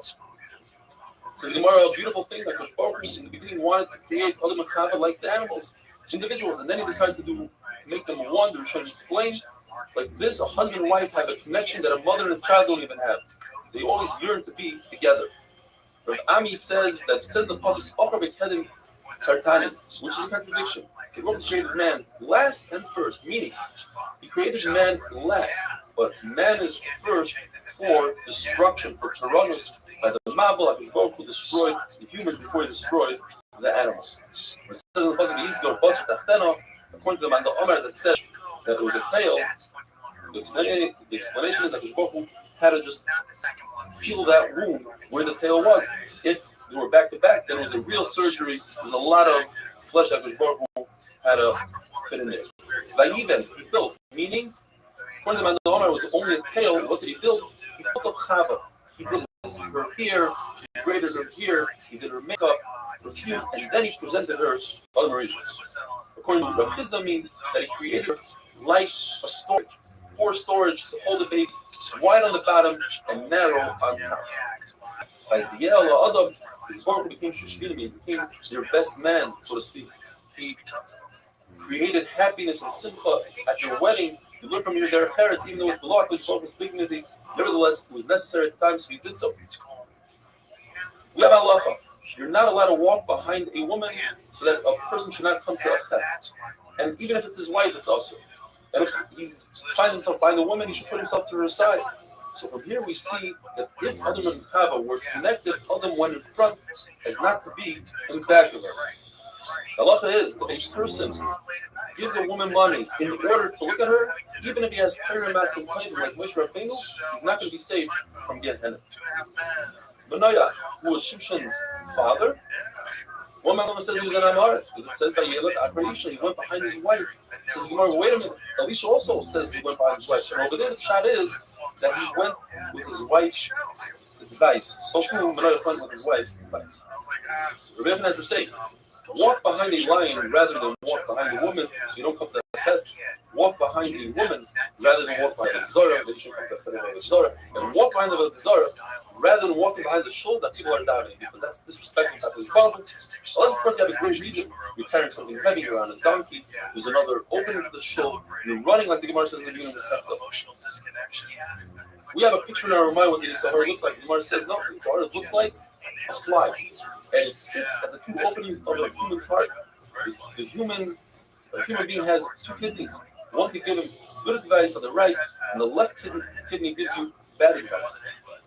The heart understands.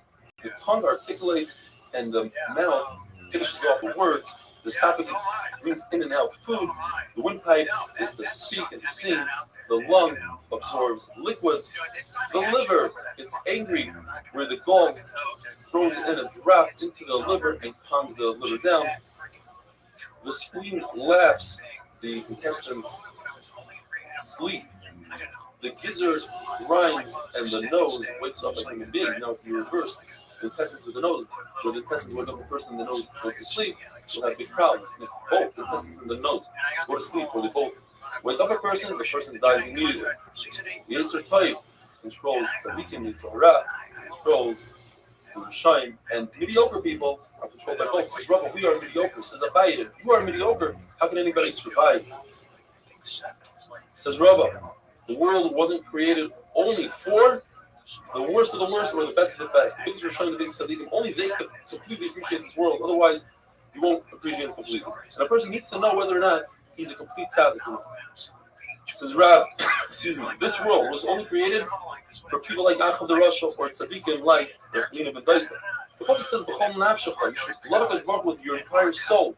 Meaning that's for people that love their body more than money. For people that love their money more than their body, for that the pasuk says, "B'chol meidecha," says Rabbi Akiva, "B'chol nafshecha," you should give up your body, even if HaKadosh Baruch Hu declares something, and that means you must give up your body. Says Gemara's story.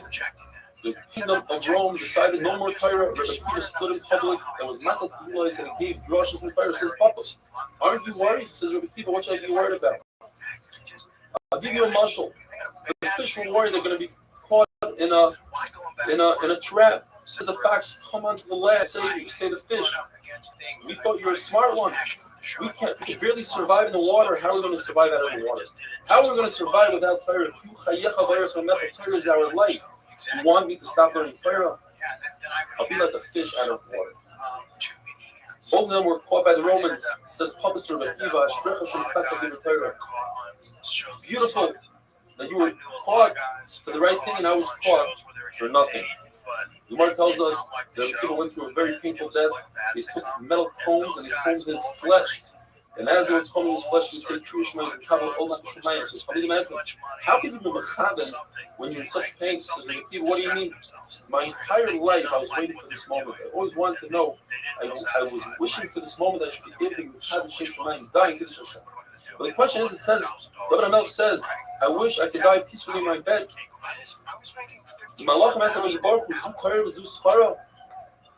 This is what happens to a human being that learns Torah his whole life. Rabbi Akiva, one of the greatest human beings that ever lived, Baruch said, "Chelkem b'chayim."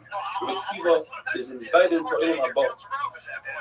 We learned in the mission that a person should not be lightheaded and use Kalas Rosh in front of Kodesh Kodashim, opposite the Kodesh Kodashim. It says in that's Dafka from a place that you can see the Kodesh Kodashim. There's no fence, and at the time, the Shekhinah is Shira in the vicinity.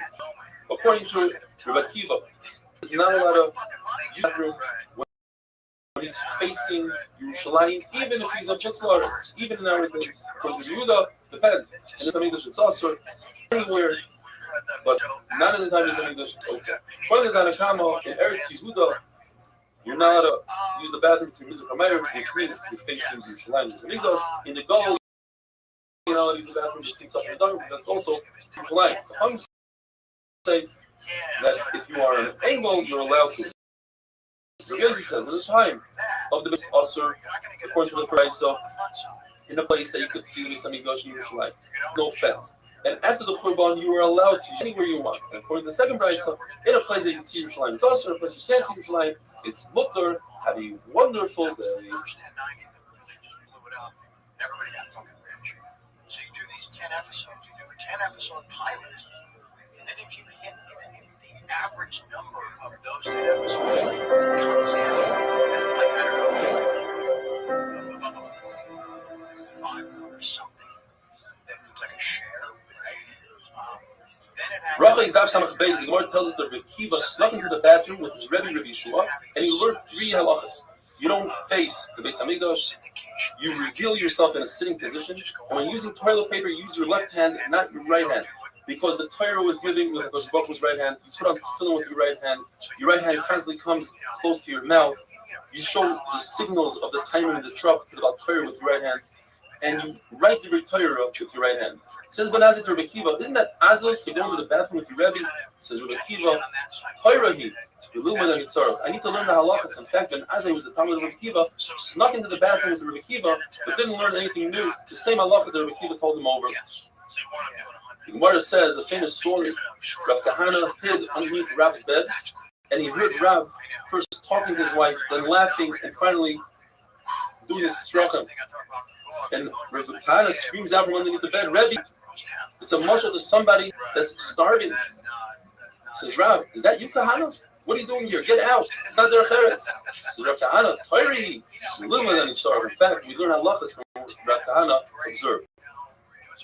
A person who uses sneakers in the bathroom will be saved from snakes, scorpions, and shadim, and some say even from bad dreams. It was a famous bathroom in Feria that had a very bad reputation. Even if two people went in there together, they would be damaged from the mazikim. Rabbi Ami and Rabbi Asi didn't have any fears. They walked in there by themselves, and they weren't damaged because they used extreme measures of tznius, and they were quiet in the bathroom. Yisurim can be overcome with shtika, meaning a person who doesn't complain and accepts the yisurim upon himself and davens for the yisurim. The Gemara tells us that Abai was brought up by this woman who brought up a small sheep to go into the bathroom to accompany Abai in the bathroom, so he shouldn't be damaged by the shadim. And the reason why she didn't give him a goat is because there are shadim that are similar to goats, and it wouldn't work with a goat.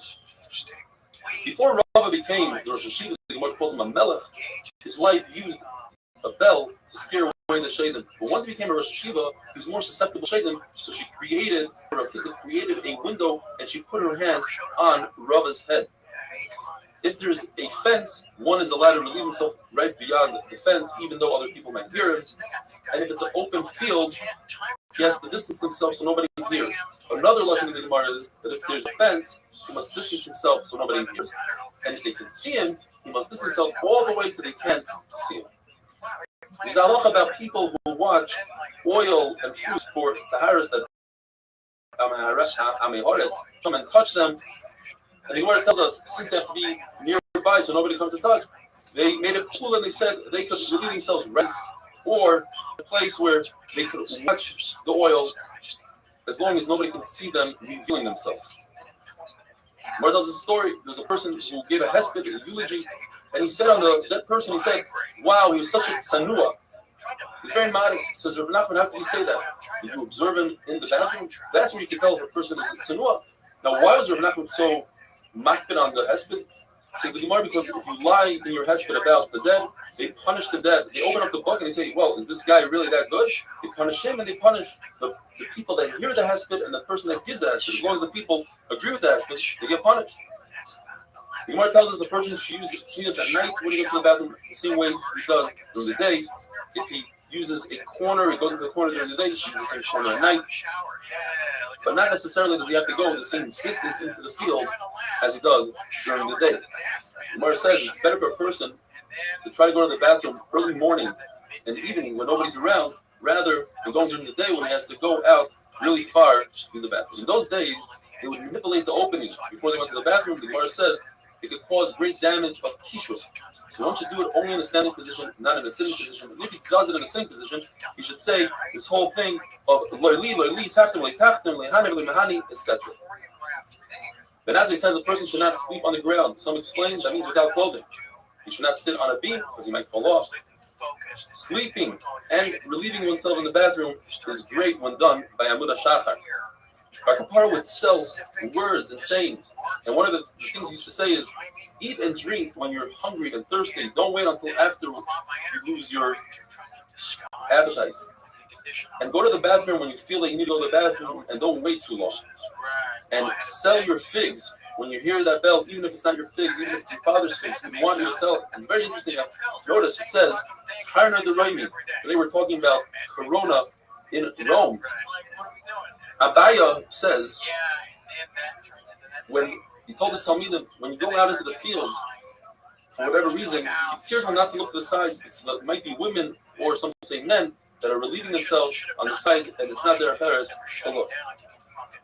The Gemara tells a story of Abba went to the bathroom, and he made a snorting noise, as if to ask the person in the bathroom who was Rav Safra.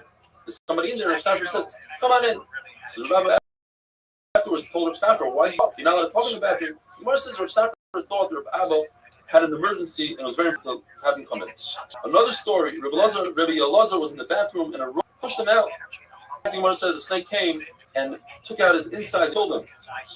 And said Rabbi Elazar, there's a puzzle. The etin adam tachtecha. I give you another man instead of you, and you could also read it Edom, a Roman. What does about Shaul? He went into the cave, and David had an opportunity to kill him, and he didn't. And the Gemara says, the pasuk says,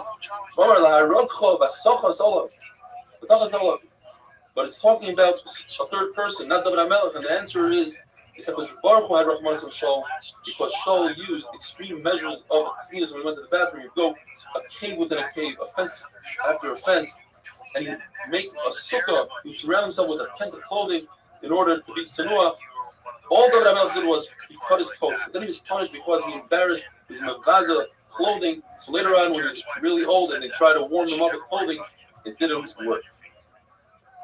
Hashem said, David HaMelech said to Hashem, in Tehillim, he says, if Hashem is sitcha, if Hashem tricked you, so Hashem punished David HaMelech and tricked up David. Everybody knows that when you count Klal Yisrael, you have to count with points. David HaMelech didn't count Klal Yisrael like that. And what happened is, in Mageifa, 70,000 people died. How long did it last? Just a few hours. From the morning when you shut the Talmud until Yisrikas Hadar of the Talmud. Rabbi Yochanan says, until Chatzos. HaKadosh Baruch Hu told the Malach, give me the best of them. And in fact, he took Avishai ben Tzruya, he killed him. The Torah says, Vayinochem. Navi says, Vayinochem. HaKadosh Baruch Hu was calm. What calmed HaKadosh Baruch Hu down, so to speak? Machlokes Rav says, HaKadosh Baruch Hu thought about Yaakov. Yiddish Shmuel says, HaKadosh Baruch Hu thought about Yitzchak. Rabbi Nachman says, it was the Kesef Kippurim. Rabbi Yochanan says, he thought about the Beis HaMikdash, and that calmed him down. We learned in the Mishnah, a person should not make the Beis HaMikdash a kapantio, a shortcut. Some say, Adam Akifna, a roundabout, a shortcut. If a person goes into a shul, not in order to make it a shortcut or to daven, that's okay. If there was a shortcut where the shul was built, you're allowed to go through there. We learned in the Mishnah that you're not allowed to spit in the Beis HaMikdash, from the fact you're not allowed to wear shoes in the Beis HaMikdash. You're not allowed to spit in our days on Harabayas, and if you do, it's as if you're spitting in the eye of HaKadosh Baruch Hu.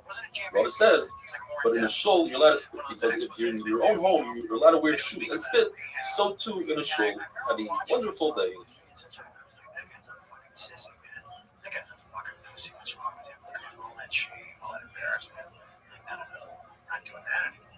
That got long. Yeah, just watching it there. And the brain, crazy. Rocha is Daf Samach Gimel.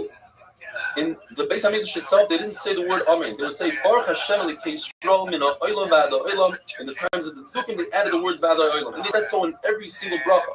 Rabbi says this following pasuk, you can read it front to back and back to front. Eis Laslois Hashem. The favorite Torah says that doing Averis. If they do Averis, then it's Eis Laslois Hashem. It's time Hashem. Or you could say that the pasuk referring to the deacon. The favorite Torah says there are times that you have to be over and do Torah. You have to do an Avera sometimes in order for Eis Laslois Hashem. Says the Gemara, as often would say, in a generation where people are gathering, they're not giving over Torah, you should step up and give out the Torah. And in a time where there's a lot of Torah given over, you can take a back step and be an Anna. If you see a generation that loves Torah, give it over. If they despise Torah, it's better to keep it yourself rather than having a B'zayin Torah. Like Kapara says, also referring to Torah, if you see that the price is low, gather as much as you can. If there's no man, step up and be a man. It says Abaya, if there is a man, this is a gadol that's pasking, then even if you're equal to that person, halacha, give him the right to pasking. If only for the following statement, we learned the entire Masechta, it would have been worth it. Like Kapar says, it says in the pasuk, "B'chol derochecha do'eyu, v'hu yiyasher orchesecha." Meaning, in every mundane step of our daily life, we can insert HaKadosh Baruch Hu. You can eat a slice of pizza, and you mean to fill your stomach. You can take a nice nap just for your enjoyment. You can do the same exact action and just stick HaKadosh Baruch Hu into it, and you get sechar rather than not getting sechar at all. You say, I'm eating this slice of pizza to have energy. I'm sleeping to have energy to be Oved Hashem, and that changes it all. You should teach your son an easy, clean parnasa. The Gemara gives an example, like teaching how to sew. Rebbe says it's not a good idea to have too many friends because at the end you're going to come to fight with one of them. You should not appoint a man in charge of your house because look what happened to Ashes Pektifa, which is almost everyone's nose. The reason why Parshas Nazik, refraining from wine, is close to the Parsha of Saita, because the Saita was nichshal because she overdrank. And a person who sees that should say to himself, I want to refrain from wine, I want to become a Nazik. The Rebbe says the reason why Parsha Saita is close to the Parsha of Kumas and Maisros, that you have to give 1/10 of everything you earn, is because if you don't, at the end of the day, you're going to have to come onto the Kohen to deal with your wife, the Saita. And you might need to come on to Maisros. You'll be so poor, you'll have to accept Meiser running. But if you give Meiser, you're promised that you'll become wealthy. The Belazar Kaper says if somebody has a tzara, and rather than complaining, he thanks Hashem, he says, Baruch Nain Emes, he's promised that his parnasa will double. If a person lightens up, takes his foot off the gas pedal when it comes to learning and mitzvahs, even one mitzvah, when he needs help, when it comes to a day of tsar, he won't be able to stand up against it. Says the Gemara an amazing story. Hanina, who was the son of the brother of Rabbi Yeshua, he was a Gadol who went to Chutzlars and he had a community and he started doing Ibar Hashana. He started saying, this year we're going to have 2 others. And Allah says you only do so in Eretz Yisrael, not in Chutzlars. So they sent messengers. They sent Rabbi Yisrael ben Kibar and the grandson of Zechariah ben Kutal, who were Meshamish Nevis Hamidash. Hanina was really excited. He said, what are you doing here? He said, we came to learn Torah from you. So he announced in public, he says, these 2 are Gedolei Hador. Once they got that Askama, everything Hanina said, they said the opposite. He said Torah, they said Tameh, he said Mutter, they said Asr. He says, what are you doing?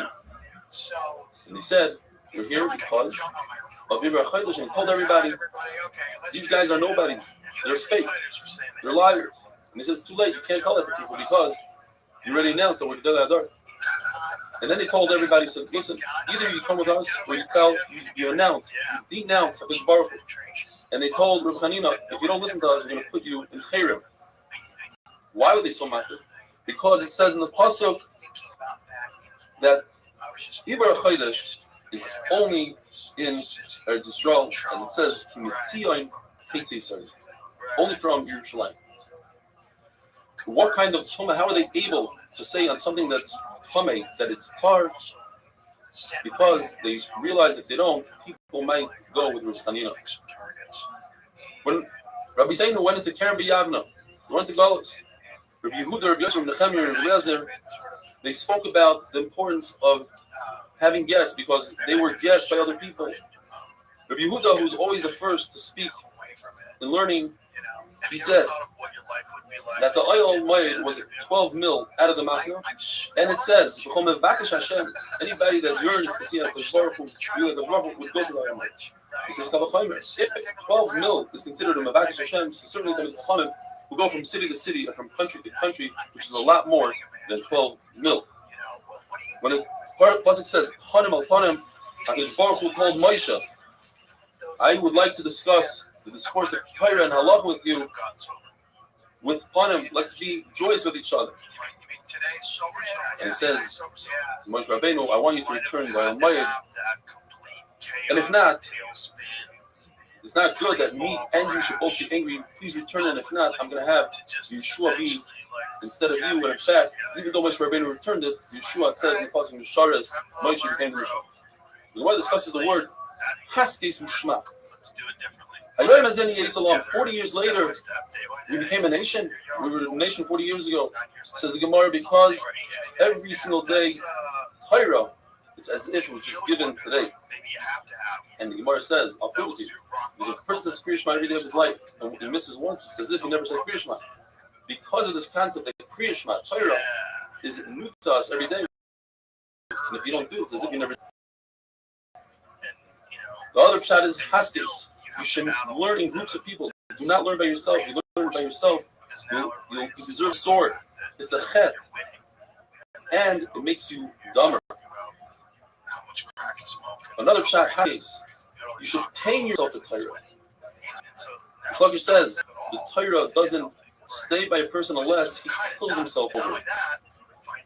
Another pshat, Has means quiet, listen first, and then ask questions. And this is one of my all-time favorites. Rava says, first you have to know whole Torah, and then you can delve in deeper. Also it says, whoever vomits up milk, his mother's milk, he works hard on Torah, then he'll get the butter, the cream from the top, to be able to pass on halachas. And if your Rebbe yells at you, embarrasses you, and you don't answer, you'll be able to differentiate between dam tar and dam kamim. If he does it a second time and you don't answer, then you'll be able to be great in dinim maminos, which the Gemara says there's nothing greater than luchas maminos. It says in the pasuk, if you shame yourself for Torah, at the end of the day, it's going to uplift you. And in Zomato, if you are quiet and you don't ask questions and try to figure out the Torah, then when people come to ask you halachas, you'll be quiet. You won't know what to say. Have a wonderful day. Just sort of started trying to reshape it. When I got to Chicago, they were expecting all the special effects we needed from that, or all that garbage. I said, we traveled with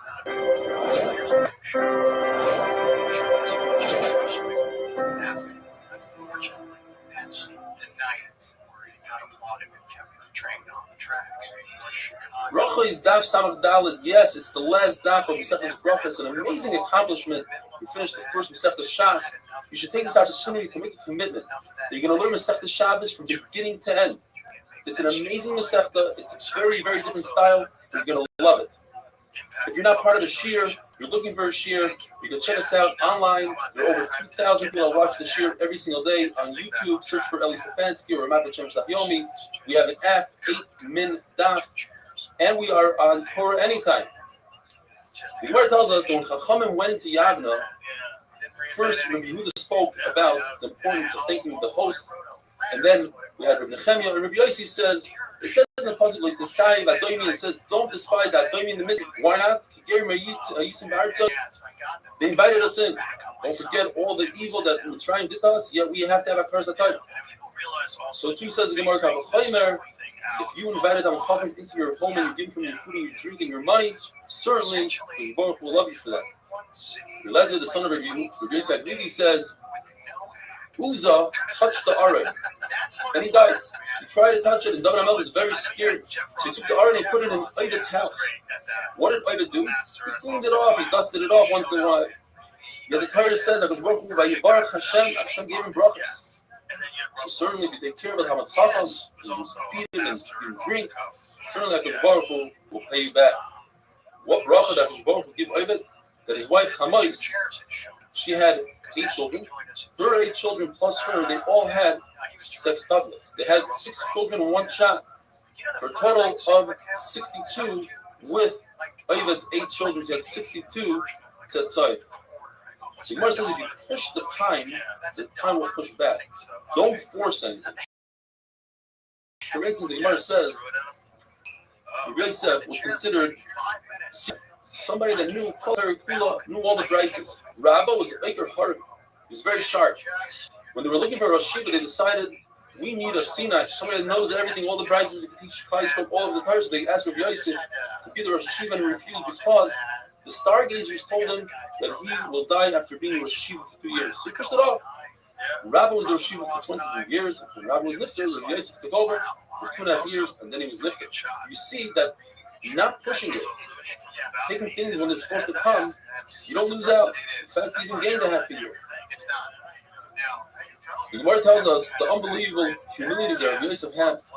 Although he was supposed to be the Rosh Yeshiva, but for the first 22 years when Rabbah was Rosh Yeshiva, he acted with humility to the point where instead of the blood letter coming to his house to make his dam, he used to go to him. The pasuk says, the famous pasuk, Yancha Hashem b'yoyim tzara. Hashem will answer you in a day of distress. Yisagevcha will strengthen you. Shem Elokei Yaakov. The name of Yaakov. Why does it say the name of Avraham and Yitzchak?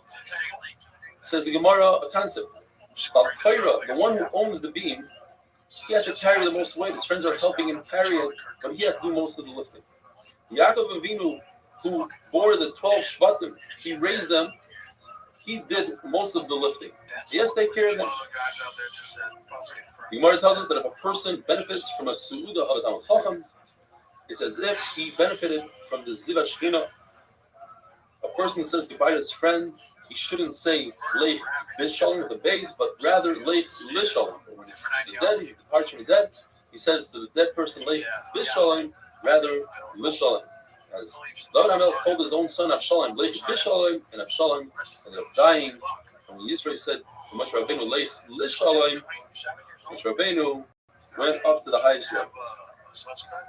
A person who goes out of a shul into the base medrash to learn Torah will be zeicha to receive the Shekhinah. It says in the pasuk Yechum Mechayil El Chayil, one step to the higher step. The Gemara does that Talmid Chacham doesn't have peace and rest in this world and not in the world to come, because he's constantly climbing madrigas that he can't rest. Famous ending, which is brought down in 4 different Masechtas, and the simon is Banayich, Brachos, Nazir, Yevamis, and Krisos. Omer Belazar Chanina, Chacham Marbim Shalom Ba'ila. Chachamim increase peace in this world. Shenema, Chachamim Mudi Hashem, Rashal Tikar Banayich, the builders, and Hashem Moizam Yitin Hashem Yivarik Samayim Jalayim. And with that, we finish Perik Haraya, and we finish Masechtas Brachos, Mazel Tov. Yeah, that's a crazy take. Crazy take is that. What was the take that they just wrote it?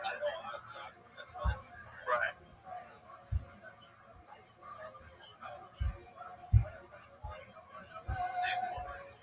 You found it right here. Yeah, where the headphones are. Yeah, I guess that's what you just get the sense we don't know any of the details of this, that we don't know if this was this. Bracha is the Sam of Gimel. In the Beis HaMikdash itself, they didn't say the word Amen. They would say Baruch Hashem Elikei Yisrael min ha'olam v'ad ha'olam. In the times of the Tzukim, they added the words v'ad ha'olam, and they said so in every single bracha. Rabbi says this following pasuk you can read it front to back and back to front. Eis Lasleis Hashem, a favorite Torah Secha, referring to Rishon that doing Averis. If you do Averis, then it's Eis Lasleis Hashem. It's time to stick up for Hashem. Or you can say that the pasuk referring to Tzaddikim.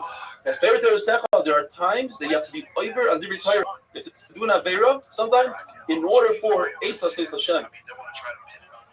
Says the Gemara, Hillel Zaken would say, in a generation where people are gathering, they're not giving over Torah, you should step up and give out the Torah. And in a time where there's a lot of Torah given over, you can take a back step and be an Anna. If you see a generation that loves Torah, give it over. If they despise Torah, it's better to keep to yourself rather than having a design of Torah. Like Kapara says, also referring to Torah, if you see that the price is low, gather as much as you can. If there's no men, step up and be a man. It says Abaya, if there is a man, in other words, there's a gadol that's paskening, then even if you're equal to that person in halacha, give him the right to pasken. If only for the following statement we learned the entire Masechta, it would have been worth it. Like Kapara says, it says in the pasuk, meaning, in every mundane step of our daily life, we can insert HaKadosh Baruch Hu.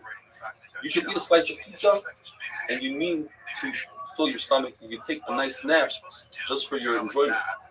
You can do the same exact action and just stick HaKadosh Baruch Hu into it, and you get sechar rather than not getting any sechar at all. You say, I'm eating this slice of pizza to have energy. I'm sleeping to have energy to be Oived Hashem, and that changes it all.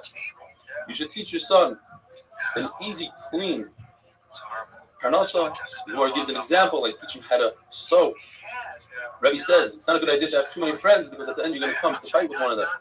You should not appoint a man in charge of your house, because look what happened to Eish Bektifar. She was almost over on Znut.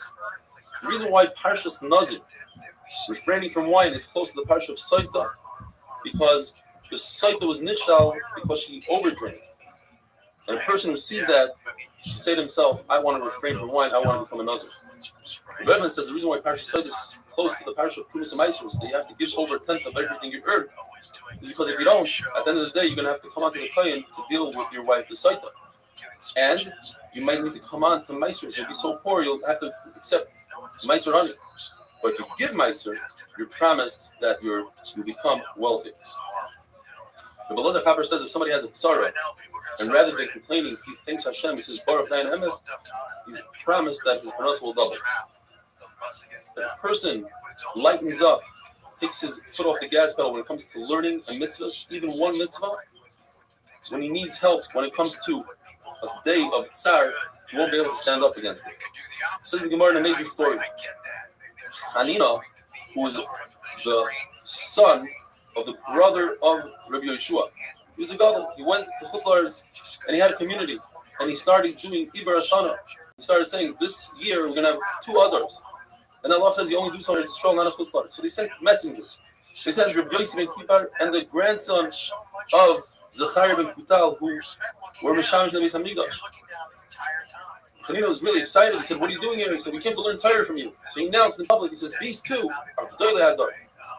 Once they got that Ashkama, everything Chanina said, they said the opposite. He said Torah, they said Tameh, he said Mutter, they said also. He says, what are you doing? And he said, we're here because of Yibra Chaydash, and he told everybody, these guys are nobodies. They're fake. They're liars. And he says, it's too late. You can't tell that to people because you already announced that we're G'dolei Hador.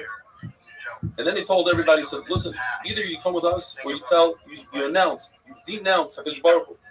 And they told Reb Chanina, if you don't listen to us, we're going to put you in Chayrim. Why were they so mad? Because it says in the Pasuk that Iber HaChodesh is only in Eretz Yisrael, as it says, only from Yerushalayim. What kind of Tumah, how are they able to say on something that's Tumah, that it's Tar? Because they realize if they don't, people might go with Reb Chanina. When Rabbi Seinu went into Kerem B'Yavna, he went to Galus. Rabbi Yehuda, Rabbi Yosef, Rabbi Nechemiah, Rabbi Eliezer, they spoke about the importance of having guests because they were guests by other people. Rabbi Yehuda, who's always the first to speak in learning, he said that the oil moed was 12 mil out of the mafna, and it says, anybody that yearns to see HaKadosh Baruch Hu, would go to the oil moed. He says, if 12 mil is considered a Mavakish Hashem, so certainly coming to Chanim, we go from city to city and from country to country, which is a lot more than 12 mil. When the Pasuk says, Panim al Panim, HaKadosh Baruch Hu told Moshe, I would like to discuss the discourse of Torah and Halach with you. With Panim, let's be joyous with each other. And he says, Moshe Rabbeinu, I want you to return the Almighty. And if not, it's not good that me and you should both be angry. Please return, and if not, I'm going to have Yeshua be instead of you. And in fact, even though Moshe Rabbeinu returned it, Yeshua, it says in the Pasuk in Mishares, Moshe became the Mishar. The Gemara discusses the word Haskes Ushma. 40 years later, we became a nation. We were a nation 40 years ago. Says the Gemara, because every single day, Torah, it's as if it was just given today. And the Gemara says, I'll prove it to you. Because if a person says Kriya Shema every day of his life, and he misses once, it's as if he never said Kriya Shema. Because this concept that Kriya Shema, Torah, is new to us every day. And if you don't do it, it's as if you never did. The other pshat is Haskes. You should learn in groups of people. Do not learn by yourself. If you learn by yourself, you deserve the sword. It's a chet. And it makes you dumber. Another pshat, Haskes. You should pain yourself with Torah. Shlokar says the Torah doesn't stay by a person unless he kills himself over it. Another pshat, Has, means be quiet, listen first, and then ask questions.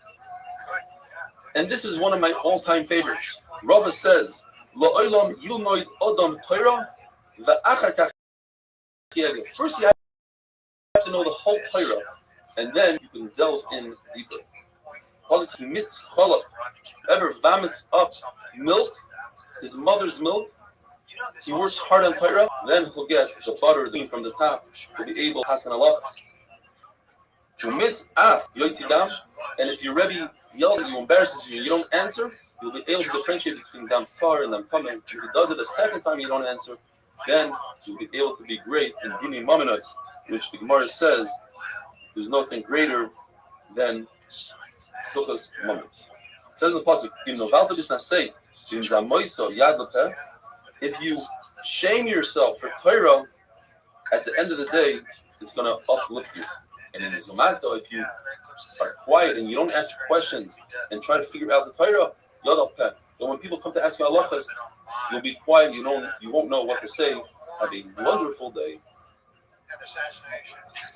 1963. Yeah, we do. The Troy assassination.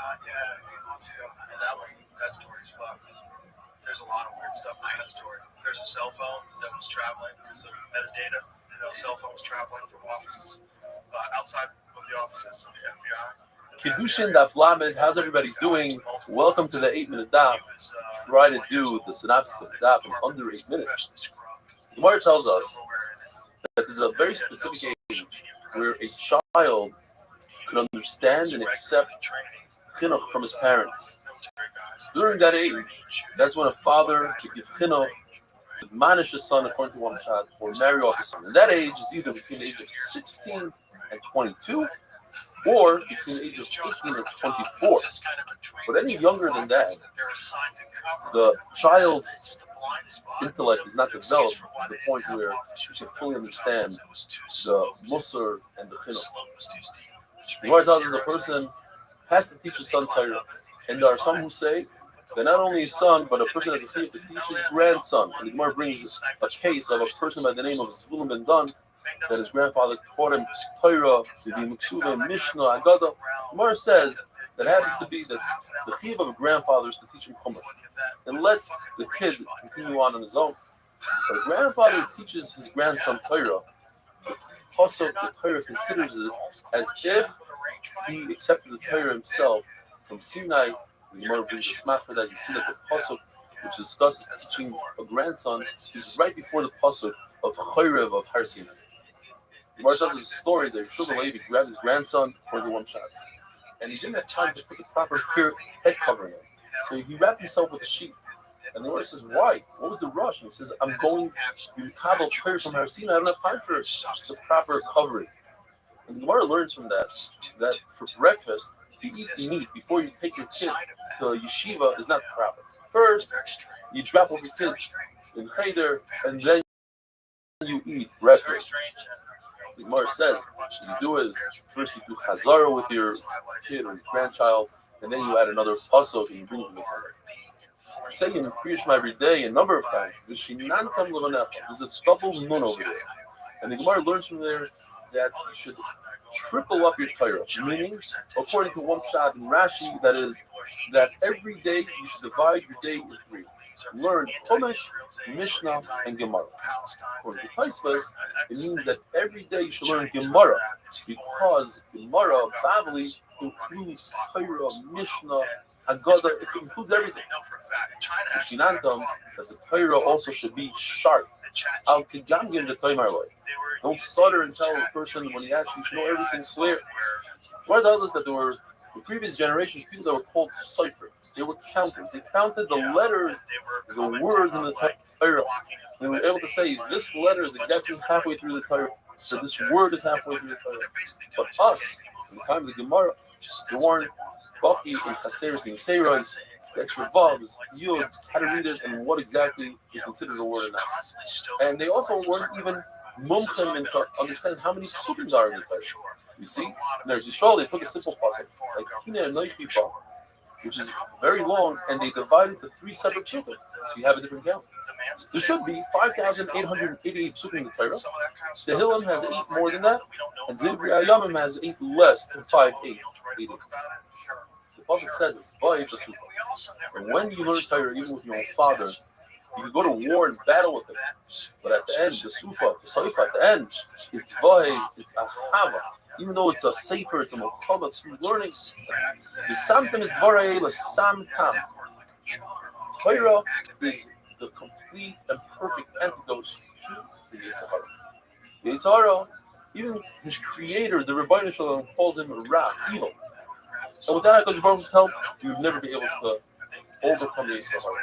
But all HaKadosh Baruch Hu asks is that we move forward, that we make a move, and we try to beat him, and then he'll help us out. Because the Tahara renews himself and finds Tabulos every single day. One way out of it, the best way out of it, is just to learn Torah. Schlep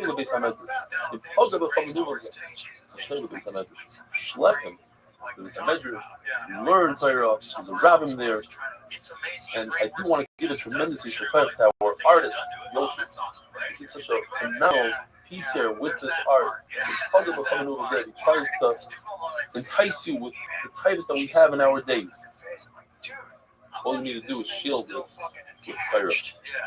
The Gemara tells us that a father must help his son get married, and he must help his daughter. How do you help your daughter get married? By buying her nice clothing, by giving her money, she has a nice nazin, so that other people will want her. A person must teach his son a trade or business. Why? Because, according to one man, the Omar, business is not enough. Because what if you don't have business that day? So if you have a trade, you can always fall on it and make a parnasa, and you won't have to come to the last instance of years to steal from other people. Also, it says, "Each time Isha Shurahafta, you can learn Isha as Torah. You can also learn Isha Shudikamash. When it comes to kibbud avayim, there's two kiyudim. You must have it a father and mother, and the fear of father and mother.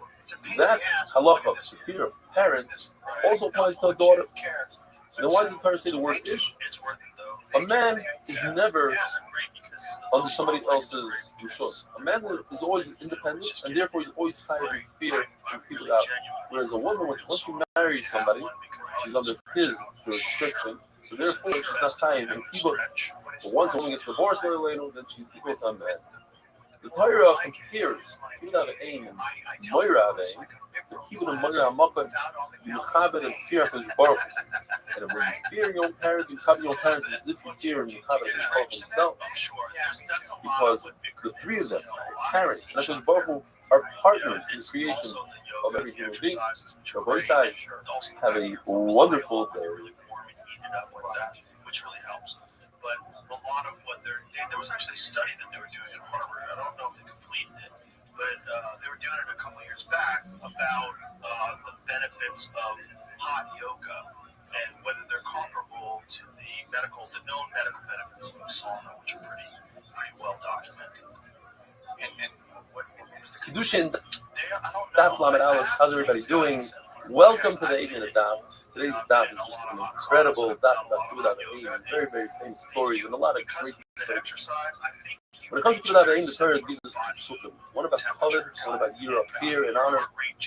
When the pasuk talks about kibbud, the father comes before the mother, and the reason is particularly a son who's more like a mother. She speaks sweetly and nicely to him, so the Torah has to say no. You have the father first. When it comes to yira, the mother comes first, because typically a father teaches his son Torah, says more yira. A father and mother who are married, then the son should be mechabed the father, because the mother also has a feeling to mechabed the father. The divorce and the father is equal. The Gemara tells us that initially when Baruch said Elohim Hashem, the Ummah Sha'ilam said, "What is this?" But then when Baruch said, "How did this be?" They realized that Hashem wants us to be mechabed parents, and that's the same idea to be mechabed him. He wasn't doing it for himself. The Gemara tells us there's so much to learn from the non-Jew Dama ben Sina, the famous story. Chachamim came to purchase an extremely expensive jewel worth 600,000 golden coins. And because Dama ben Sina, his father Nesina, was sleeping on a pillow with the key to the safe, he refused to wake up his father, and he lost that property. A year later, he had a paraduma, red heifer.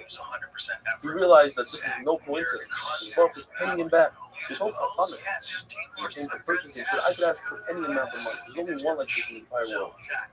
But I'm only going to ask for what I lost last year." The Gemara tells us, Dama ben Sina didn't have the fear of kibbud avayim, and this is how we have certainly lost when you have a fear. And there's a concept. A person who's commanded, who has a fear of doing mitzvah, his sechar is greater than a person that doesn't have a fear, because the pressure to do the mitzvah actually prevents him from doing mitzvah. So we that have that chiyuv, we have a bigger mitzvah, we have a bigger obligation to be mekayim kibbud avayim.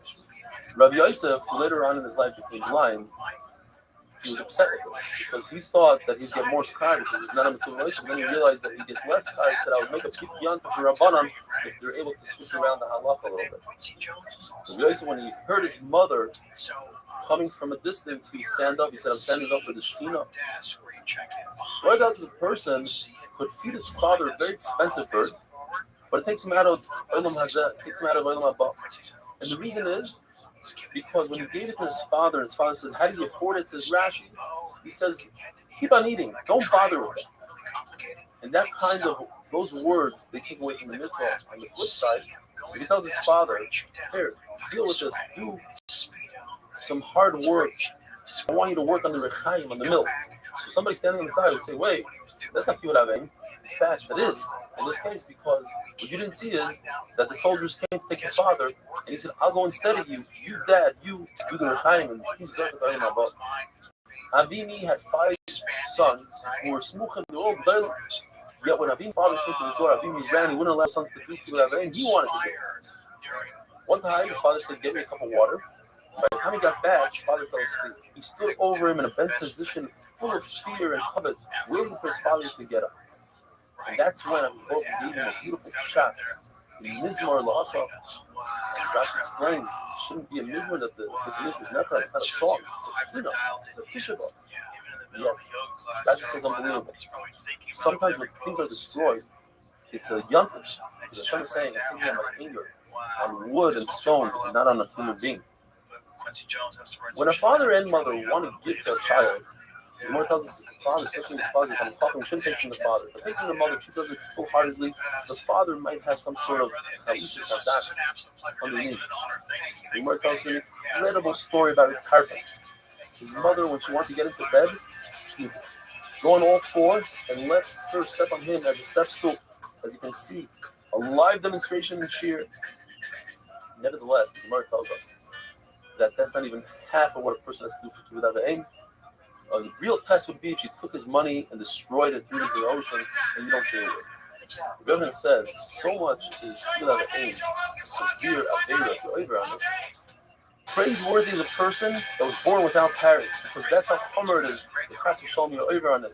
He himself, a was a yatsim from a father and a mother, and so is Abaya. Although throughout Shas, at least 15 times, Abai says, Omrli Aim. Says the Gemara, Aim is not his real mother, Aim is the woman who brought him up. Ravasi wanted to be careful with kibbud avim. His mother, when the event says she lost her mind, she ran away to Israel. When he heard that she's coming to Israel, he wanted to go out and meet her, try to get ahead of her Megashman to meet her Israel. Revner wasn't so happy. He said, listen, I'm not going to be upset at you if you leave. So he left. By the time he got his mother, she was already gone. He felt really bad that he left her Israel for a reason. When a person, instead of using his father's honor, send me out of here, get me out of here in honor of my father. Instead of saying that, he says, in my honor. That's not kibbud avim. When a father dies, you should say, Abba Moiri, Hareini Kaparsim Shkave Halavai, because you should put his einish on himself.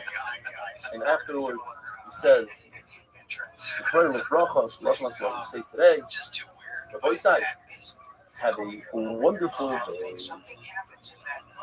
Yeah, I think it's like it brings you as close to possibly sterilization as you can get without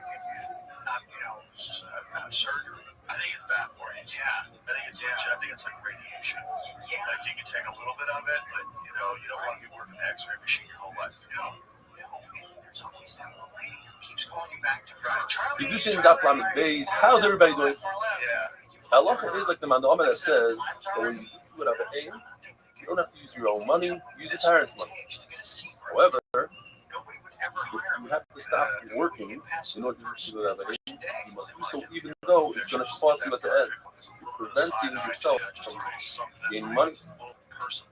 If your father decides to throw his own wallet and waste money, throw the wallet into the ocean, even if you're the Yerush, you're going to inherit this, you're not allowed to say anything.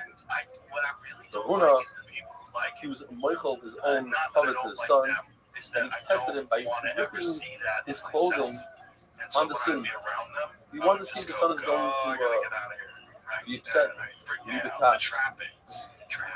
The Gemara tells us that you're permitted to give your own son Meiser Ani That's the Meiser, 10% of what's left over from your produce that you give to the Meisers. On years 3 and 6, you give it to the Ani. So if your son is poor, you're permitted to give him from the Meiser Ani. But your own father, son's father, you're not allowed to give him unless he has nothing else. Because Zima Milsa, it's not nice to give your father Meiser Ani. When a father makes a mistake in Allah, you have to tell him, there's a pasuk in the Torah that says this and this. And he'll understand by himself that he made a mistake. Allah is like that if you have two things in front of you, you have a mitzvah of, let's say, burying a mace, and you have to do that at aim.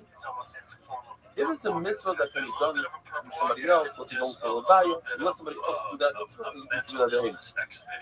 Otherwise, the other mitzvah is first because you and your father, you both in that mitzvah. The halacha is a father who's moichel on his covet. It's a good mechila. You can be moichel on his covet. Rava agrees that even a Talmud Chacham, because a Talmud Chacham, the Torah is considered his own Torah. Yes, it says in the pasuk that it's Hashem's Torah, but it says in the pasuk also, the second pasuk in Tehillim, your own Torah you shall learn day and night. So therefore, I can take that Torah, as long as it's not a boost of the Torah, and I could be moichel on my covet. Yeah, Rav himself, when his son got married, he went around the wedding and he's pouring everybody with chayim. And he was upset, he's makbid on the Amoraim that didn't stand up for him.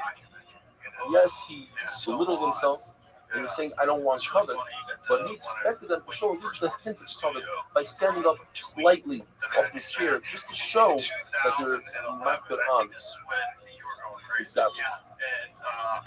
The machlokes by the Nasi of Klal Yisrael, the head of Klal Yisrael, the head of the Sanhedrin. Machlokes is whether you learn from Avraham Avinu that Avraham Avinu was a human being. He went and he put himself down by feeding the malachim, which he didn't know that were malachim. Look at Arabs. Or do we learn from Hakadosh Baruch Hu himself, who every single day sets our table, gives us sustenance, and he's putting himself down, Kabiyah. So, according to everybody, a king is not only moichel on his covet, but a nasi is moichel on his covet. King, it says, you have to have fear of a king, so not only moichel on his covet. The sugya of standing up for zakat, they say the talking. According to Tanakama, since it doesn't say talking about twice, so it's mashma, it's one. He's a zakan, he's a zakin, and a chashish. He's an older person, and also Talmud Chacham. So according to Yisai Gili, since it doesn't say you may save a zakin, it's mashma that he's also a yamek and a chacham. In other words, even a younger person who's a chacham has to stand up. According to Isi Ben Yehuda, seva means every old person. So we have a female machlokes. In other words, a person who's not a chacham, it just happens to be an older person over 70s. According to Isi, you will clearly stand up for him. Both sides have a wonderful day. But we did it. We're here. Those things that you did with Russell Peters were so fascinating. The whole thing was so fascinating. I watched the Netflix thing. I watched the first episode, and the whole experience of watching the guy from Platoon, the guy that everybody knows, this is like this. How's everybody doing? Welcome to the 8 Minute Daf.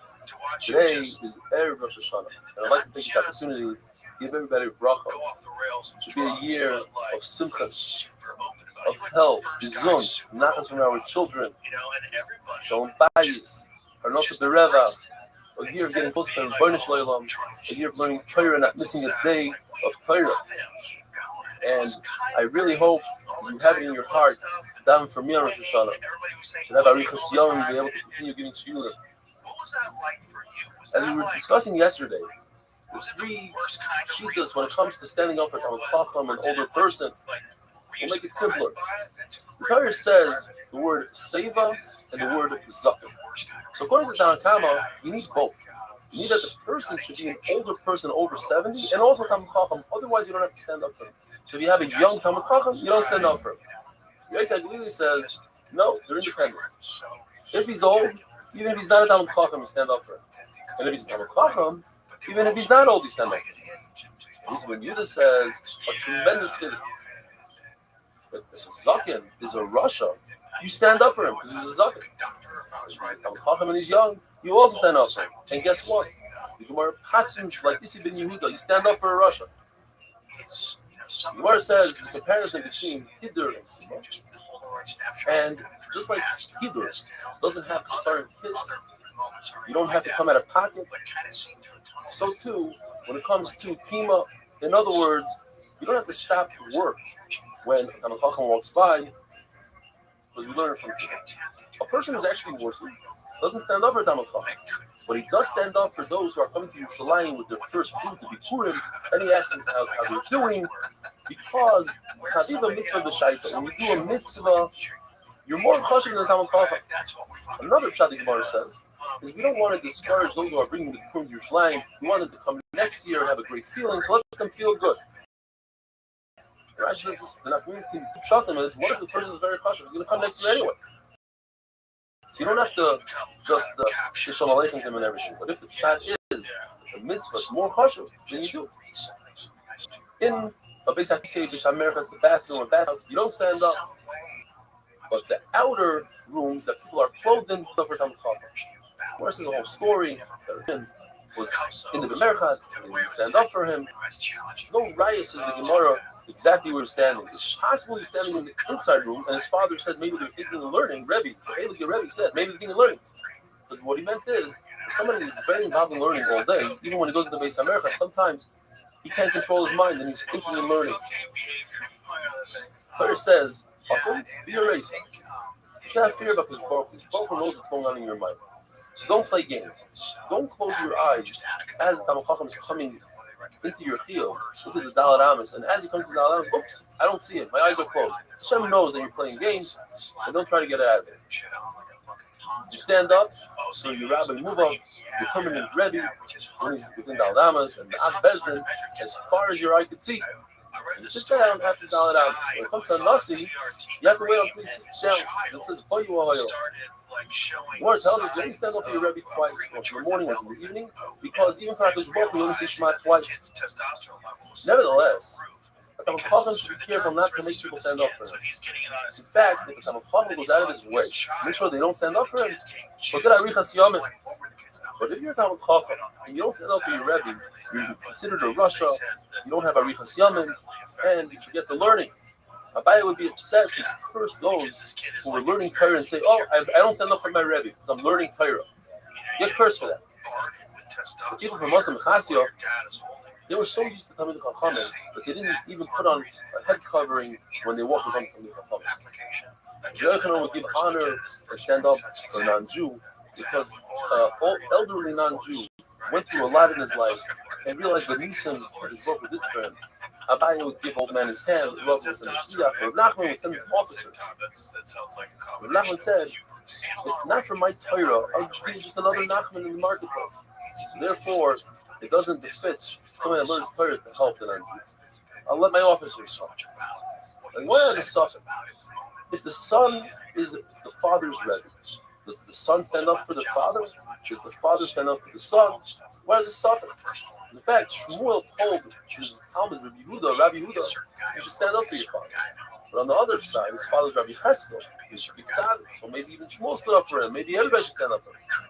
The Gemara says that a Talmid Chacham that's on an animal, there's two ways to look at it. You can say the Talmid Chacham is sitting. If you look at it as the animal standing, does he have a halacha somebody sitting? Yeah, halacha somebody walking, and then you would have to stand up for him.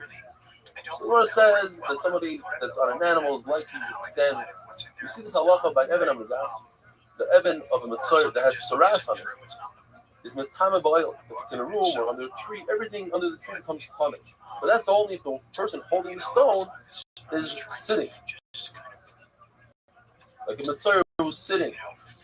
Pasuk says you have to be in a sitting position. So there, if you see the idea that even if the person is standing, the stone is considered standing. If the person is sitting, the stone is considered. So too, the person is on an animal. It goes by the animal. If the animal is standing, the person is considered standing. We all stand up for Sefer Torah. Why? Because we make a Talmid Chacham that learns from the Sefer Torah and stand up for him, stand up for Sefer Torah. But boy side, have a wonderful day and an unbelievable year. making those decisions. Yeah. That's one of the through lines of the book, is that it like really comes down to really being all about choices, you know. But then, yeah, and but it's just for it to be just talking about bullying and stuff, you know, for it to be so direct. And a guy, it's like if you really break it down, what did he really do to me? and some of them Created go together, so this I'll put it environment together very with well a then. dream Now, character in in 8 minutes, an amazing okay, show, so as it's starting. some people tell me, right? Sometimes the class gives a rule. That And everyone tells us, was, Mr. gives the you know, rule, the not toast of necessarily the town, 100%, right? even if it's except for all this, he it asked doesn't for mean it's only was except to for this, just, you accept like, other you things know, too. just Like show you up, see be by 80, it responsible, says it's used for 80. responsible, Any know type your of lines food, and your margins, do besides your fucking water job, and salt, you know. it's That, not the only thing. those Also, were the you only can't use demands. mushrooms because also Essentially, the they don't stuff give I you told any, him they don't before I sustain took you. the job So that I was going to do. over here also, they have a rule. It says that a woman is obligated to every meter of space. If it's not money from up, it's not have to be a time. If she's talking, so she doesn't have to do every meter of space. It has to be a time. So as man, Testosterone, it's not 100%. Having all kinds of conversations with people in your head that'll tell you exactly what Before that, you're doing is correct, right? that So I want to talk to Chuck. Did you Where- really? where did you learn it? Sorry. Yeah, no, Learn it from I was really grateful we were able to do you that. know, That's that's learn from filling is the heck of He hired me for a show he filling. had a few In years the first ago. house of Vietnam and in the second house of Vietnam, it's almost the same way. That's You know, right. the That's baby right. don't Yeah, have I to did play they're not myself. obligated to A learn few Pharaoh, scenes in as we camera, learned before. did They're some also fun not stuff. obligated Just to back on the set with wear Chuck. silk. It was like, Yeah, so filling, I mean, the whole just thing, felt like filling is filling is a mix of things. It has to be a time, you only do it today, you don't do it in private, and then you don't have to do it, so you don't have to do any other mix of things as man drama. Example, you know, It's a example, complicated so thing to think about. Like, we why are did I go off the obligated rails? in some mix of things, And which it's as man very drama. reasonable. Like Malcolm. The reason is because Malcolm, Malcolm is like Thomas. I That was don't think obligated. anybody Not the but Thomas is Charlie obligated Sheen yet to knows what it's like to Malcolm. be So Charlie for Sheen. Malcolm, maybe they're obligated to come or In Malcolm. my So estimation, the reason it's there not are a scant this few is the whole people payroll. that have They will become be obligated massive also to meet the superstars same. at a young This is not age his drama. and You don't came just through it make the sane. time and every meet the same. I don't know anybody. Everybody, I mean, I know people that have regained equilibrium and got their footing back and now are on the right track. But no one gets through without a hiccup. Everyone kind of goes crazy because you're living in this completely alien world that no one can help you navigate. Even if you watch the people closest try to go down through it, watch their life, and like just like right over there, yes, like in the next room, right, or in the same room, right, and a bunch of your friends. Yes, it doesn't matter. It's still bananas. It's still an alien world that you live in that no one that you run into during the day except people like that can understand. Right. There's like people always like, why do celebrities hang out with each other? Because they're the only people that are normal. Yeah. They're the only people that like, I get it, I can't go to supermarket either. I get it, I get fucking TMC to the airport as well. It's like, it's normal for them. Because everybody else is like, oh, it's trash. They're just captivated, like, kind of need to be around people that understand what that life is like. But the problem is, they're all going crazy too. Obligated to it. And that's also that's not like a bias says the ladies are not obligated to look at people. The obligation of the husband to look at them. That's when you find the by all other things that you supporting in our law. The obligation is also make sure you pass in the heart. Now, the look at the feelings, man don't want to do it. Man don't want to. The look at the ears. Yeah, you can't rely on them. They use the white on the shirt to make it like that. They both do it. When they the eel, I think they look from practice. Yeah, still the time and actor, the time also the eel. Wouldn't say. No words. Get sweaty. Is it hot? Turn the AC Really, on. I would think the very still from the book. you know, that's exactly what happened. Yes, not. I think the next thing is the better than the ego. Maybe fucking sweating. the man needs to maybe open up like it happens all the time. It happens to me too. but they are talking. Another message of the There was fiddle, our even brain though already it's man trying to drama, the figure fiddle out likes the to next thing be that's going talking to to people. attach to it by The reason doing is, so. was, That the main thing is just dismissed it. Perhaps it's also Braves are just not that good. They're pretty good compared to chip. They have pansies, dogs, and stuff like that. But they have a lot of issues. Just like we were talking about giveaways. Like my memories of my whole life are like a series of blurry snapshots. Like, oh yeah, and then we went there. Oh yeah, that happened. It's very few memories that I have that are like rock solid memories, right? Yeah, I totally get it. There's a little thing in the book where I talk about memories are tricky. And is it a story someone told me? Is it me in that moment? Or is it a priest photo I saw in an old album, 70s or 80s? Was the memory given to me, or did I create it? Right.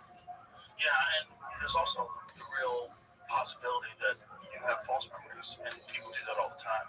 They've even shown that they can introduce memories. Okay, ladies are talking. Some listeners say, even though it's not Hasman Grom, this is speaking of events, and see as a video. So that's how we learn the talking from listeners say that are not Hasman Grom because only these and not others. Or we learn it from feeling not to be strong, because the Pharaoh says there's only feeling the talking. It's just not a good system. It's a system designed to keep you away Or from learn it from scary feeling. things. Yeah. There's the wolf. Oh, get away Feeling. from the wolf. And listeners say Hasman Grom. And the Pharaoh says they're talking, meaning that every listener say which are not Hasman Grom, which are not all the time, they are obligated to do. Now, according to Rabbi Goito, there's an interesting thing. He holds the video ladies are obligated.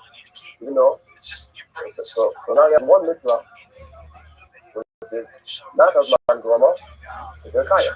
Now he has another mitzvah that everyone is moivo ave sudavo ein, which is say not as man groma. The ladies are also obligated in that mitzvah. So now, people are not married. So now, they have two mitzvahs. I say, which are not as man groma, they're obligated. So why isn't that mitzvah a bunch of don't teach this anywhere else? That's what the Gemara is telling you. They're both needed. You can't play one from the other. You need both. So it's not considered to make sure you are going careful. Okay. Now we're moving to mitzvah loy concept. And that's the mitzvah says that they're obligated in every single mitzvah loy concept besides a few. So what's the reason they're tied in loy concept? Because there's a rule in the Pasuk. The Pasuk teaches that they're equal to men. So unshoots of a flavor. Logic, loy concept. Explain it. With Malchus Sherlock, also for being any deal with that to do business, monetary issues, like men, and also if anyone kills a woman or not kills a woman, it has the same Allah if he's killing many other people. So anyone says people needs to right all three, significant right, only that they're obligated in unclean, I would think, different than people to follow, the right being, I would think that's the only way they can live, and this is right, like yourself, I would think that the thing like pass on her to God, the wife, that's why. So that they're shelf stable So it's embarrassed and that's like the man, that's what I need. The lady is also talking, she's like, right here, she's talking from the history of too much milk, because now it's using up the milk. And she's allowed to be married, because the culture didn't have it. Not the main thing. That's the daughter from the son. Now she's also talking from Hakakasaroi, changing the parent, or Hakakasaroi with knife, picking up the beard. And the reason is because he learns the chaos away from the Catholic Rockon, the Catholic Rockon, the Sloss doesn't have a beard, or it's a very several. You have the word chaos, you need very self. Now, he wouldn't have had the word chaos, you still have a very self. Then you would use it very self for a different halacha, teach you only the way of people are shaving a beard. You're not allowed to shave a beard only with a knife, and not with something that pulls it out, or scissors, you're allowed to shave the beard with scissors, or something that pulls out the hair. So that's why the Torah wrote the word chaos extra to teach me that it's a full zera shava. They don't think that the Bnei Aharon, which says by Tumah, is only on the Tumah, it also goes on shaving, which is in the same puzzle. The Gemara says that we find a place, a brayso that says that if a lady or a stomach have a beard, it's considered a beard. So what is it talking about? It's obviously not talking about the issue of shaving, because she's allowed to shave it in whatever way she wants. The Gemara answer is talking about tumas negoim. That there's a difference in halacha between tuma of a nega, which is any other place in the body, and on the head where there's hair. So if she has a beard, it's considered like she has a beard. To tumas negoim, that has this unique halacha for a place with hair. Have a good event, deal. Your memories of that are probably really clear because it was fucking crazy. But your memories of people that you might have saw that were running away, or maybe you saw a guy in a van and he looked fishy, or maybe this or maybe that. It's like, and then a few days go by, and you probably haven't slept well. You're all freaked out. Your memory's probably a mess. It's probably filled with the news now. Kiddushin Daf Lamed Vav. How's everybody doing? Welcome to the 8-minute Daf. A Gemar Chasin Toiva Ben Shior. Sitting here on Tzim Gedalia. Hope it's a meaning fast for everybody. There's an Isser D'Oraisa of Karcha, which is if a person out of pain, losing a close relative or somebody that they know, rips out your hair from their head, they're over on the Isser Karcha. He comes up with a big Kiddush and he says this Isser doesn't apply to women. Why does he say that? So we have a three-way machlokes. For those who say, because it says in the pasuk the word banim, and banim refers to sons and not daughters. The fact that the Torah says Am Kadosh, the entire nation, holy nation, is referring to another Isser called Gedida. Gedida and Srita are very similar. According to Isi, they're the same. Gedida is where a person takes a tool and rips his skin out of pain for the mace, and Srita is with his hand. Now, he holds that Gedida is an entire body. Everybody holds it. It's on the entire body, all skin, whereas Karcha is only in the head. So therefore, he removes that Isser. He says that doesn't apply to women. Abai and Rava have different reasons. Abai and Rava both say that the word banim doesn't refer to sons, rather refers to children. It says, they both say, that all of Klal Yisrael considered banim, regardless. And we're going to get into it a little bit. So according to Abaya, this is going to hold this Xer Shava from Karcha from the Kohanim. Now without Xer Shava, you would think that, as you see in the parasha, it says, in the beginning it talks about the sons of Aaron. Does it refer to the entire parasha afterwards, including pasuk Hey that says about Karcha? Because without the Xer Shava, I would say the pasuk Gimel makes a break. It should become tamei to a sister who's never married. That applies also to women. Women should bury a sister that was never married. That's a positive. That's a mitzvah say. Go ahead and bury them.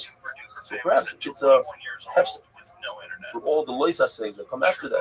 So the Bnei Aaron doesn't apply to pasuk Hey. Because you have Xer Shava, it does. According to Rava, this Xer Shava only comes to teach us that Karcha is not just bein B'neichem like the pasuk says. It's referring to the entire head, all hair, in the back, in the front, and the sides.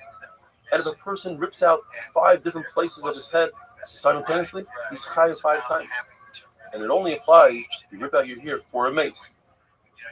Rava doesn't hold like a Abaya. You can learn a second Xer Shava from the extra hay of Karcha.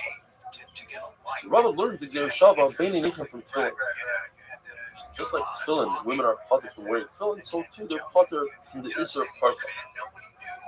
According to Abaya, uses Xer Shava bein B'neichem to teach us that tefillin must be put on the head where there's hair. And in fact, it brought in the shir that if you put your tefillin shorosh slightly below the roots of your hair, in other words, if somebody has long hair coming down, that's not the muffin. The muffin is where the roots are. Slightly past that, the shir says it's not yaitza, and it's a bracha of akara. It's possible a person wears tefillin his entire life, he was never yaitza. According to Yehuda, Klal Yisrael are considered banim, children, only when they act like children. To do the proper thing. According to the mayor, even when they act the shtus, or they're not loyal, like Amon, or mashchisim, even if they do avodah zara, they're considered banim. The person does shuva after he does avodah zara. Not only is considered a ben, but he's considered bnei ma'aliyah, a great son. The Mishnah tells us, brand new Mishnah, there's a kasha that the following things don't apply to women at all. These are avodas in the Beis Hamikdash. First one is smicha, where when you bring a carbon, you lean your entire body weight on the carbon. You see psukim that doesn't apply to women. Lufa, take a linfa, and you shake it like a lulav. Go forwards, backwards, up, down. Besides, a mincha saita and a zero, which do apply to women. A woman doesn't do the avodah of Kehanim, doing malika, which is the way you chef the bird in the Beis Hamikdash with your thumbnail, hazah, sprinkling of the blood, even that of a bird, because it's got flavor that you heard from an animal. An animal, you could do shchita with a Yisrael. Yisrael is kosher with the shchita. But from that point on, the time takes over. But when it comes to a bird, the malik is only with the kind, so certainly from that point on, it has to be done with the kind. and not a woman. The Hazah of the Paraduma is sprinkled towards the Samina by Paraduma. And Parathnimi and Kippy being a parrot, that's Pasha, that's the first something that's only playing up. To receive the blood after Shkita, only a Kayan, not a woman, Hagasha, to take the mincha in its pot and touch the southwest corner of the Mizbeach, it's not a woman, Kmitza, to put your hand into the flour and grab 3 fingers worth of flour to make a Kmitza, that's only by a man, Kayan. And Hakara, I'm putting the carbon onto the Mizbeach. We learned the idea of Tnuva with a Kayan from a Saita, and the fact that it has to be the owner as well, we learned that from Shlomo. Make it Gzer Shava, Yad, that the Kayan together with the Bailam, even the Saita, the Kayan does together with her, and that's how you do Tnuva, Rabbi Isai. Have a wonderful day. The script didn't read like it was going to be a masterpiece. The script read like a docudrama, sort of weak. Didn't read that script and say, "Oh wow, okay, yeah." Kedushin Daf Lamed Zayin. How's everybody doing? And welcome to the 8-minute Daf. The Mishnah tells us that any mitzvah that's dependent on the land, on the karka, or on the growth that comes out of the land, like Shemitah, that's a mitzvah that only applies in Eretz Yisrael. Besides 2 mitzvahs, Arla and Isser, to have any benefit, any hana from fruits that are less than 3 years old, and Kalayim, that's putting together 2 species of plants. And that's Allah Mishmasina that those 2 things also apply in Chutzlah. According to Eliezer, the word Moshe means every single place. Therefore, the Isser of Chash, and that is all grain that took root before the second day of Pesach is Asr until you bring the carbon oimer. That Isser applies every single place, even in Chutzlar is according to Eliezer. And that's how most Rishonim passing today. This Chadash applies in Chutzlar as well. Rabbi Shmuel says that the word Moshe means after you inherit Eretz Yisrael and you settle in it, Yerusha and Yeshiva. Therefore, the Isser of Chadash only applies in Eretz Yisrael and not in Chutzlar. In other words, according to Eliezer, when it says the word Biyah and Moshe, and some say that it applies also when the word Biyah is by itself. Why? Because we learned from Bikurim and to make yourself a king. And it's not considered Shnei Ksuvim Abayim Kach. Typically speaking, when you have one halacha in the Torah, you take that one halacha, and you learn the entire Torah from that one halacha. When you have 2 psukim saying the same exact thing, Shnei Ksuvim Abayim Kach ain't melamded. So the book was saying it's only these 2 places. However, if each one of those places has its rekusah, there's a reason why the Torah said this and this. So now you can learn from it. So what's the rekusah? By Bikurim, the person has hana, immediate satisfaction when he has fruit. So you think, why wait for 14 years until you inherit Eretz Yisrael and you divide up Eretz Yisrael? Bring Bikurim right now. Does the pasuk know? You wait for 14 years. I would think that Bikurim is like Chala. Chala, the Torah says, B'vayachim. Immediately, when you come into Eretz Yisrael, you're chayav and Chala. Bikurim is also something you give to the Torah. On the flip side, king. I would also think that it's something that you should do immediately when you go to Eretz Yisrael. King leads the war. I need a leader. I need a general for the war. Mashal no. You wait 14 years. That's why we learn that an individual who brings Nesachim, you bring a carbon, one carbon is required, you bring oil, you bring wine, Nesachim, you bring wine.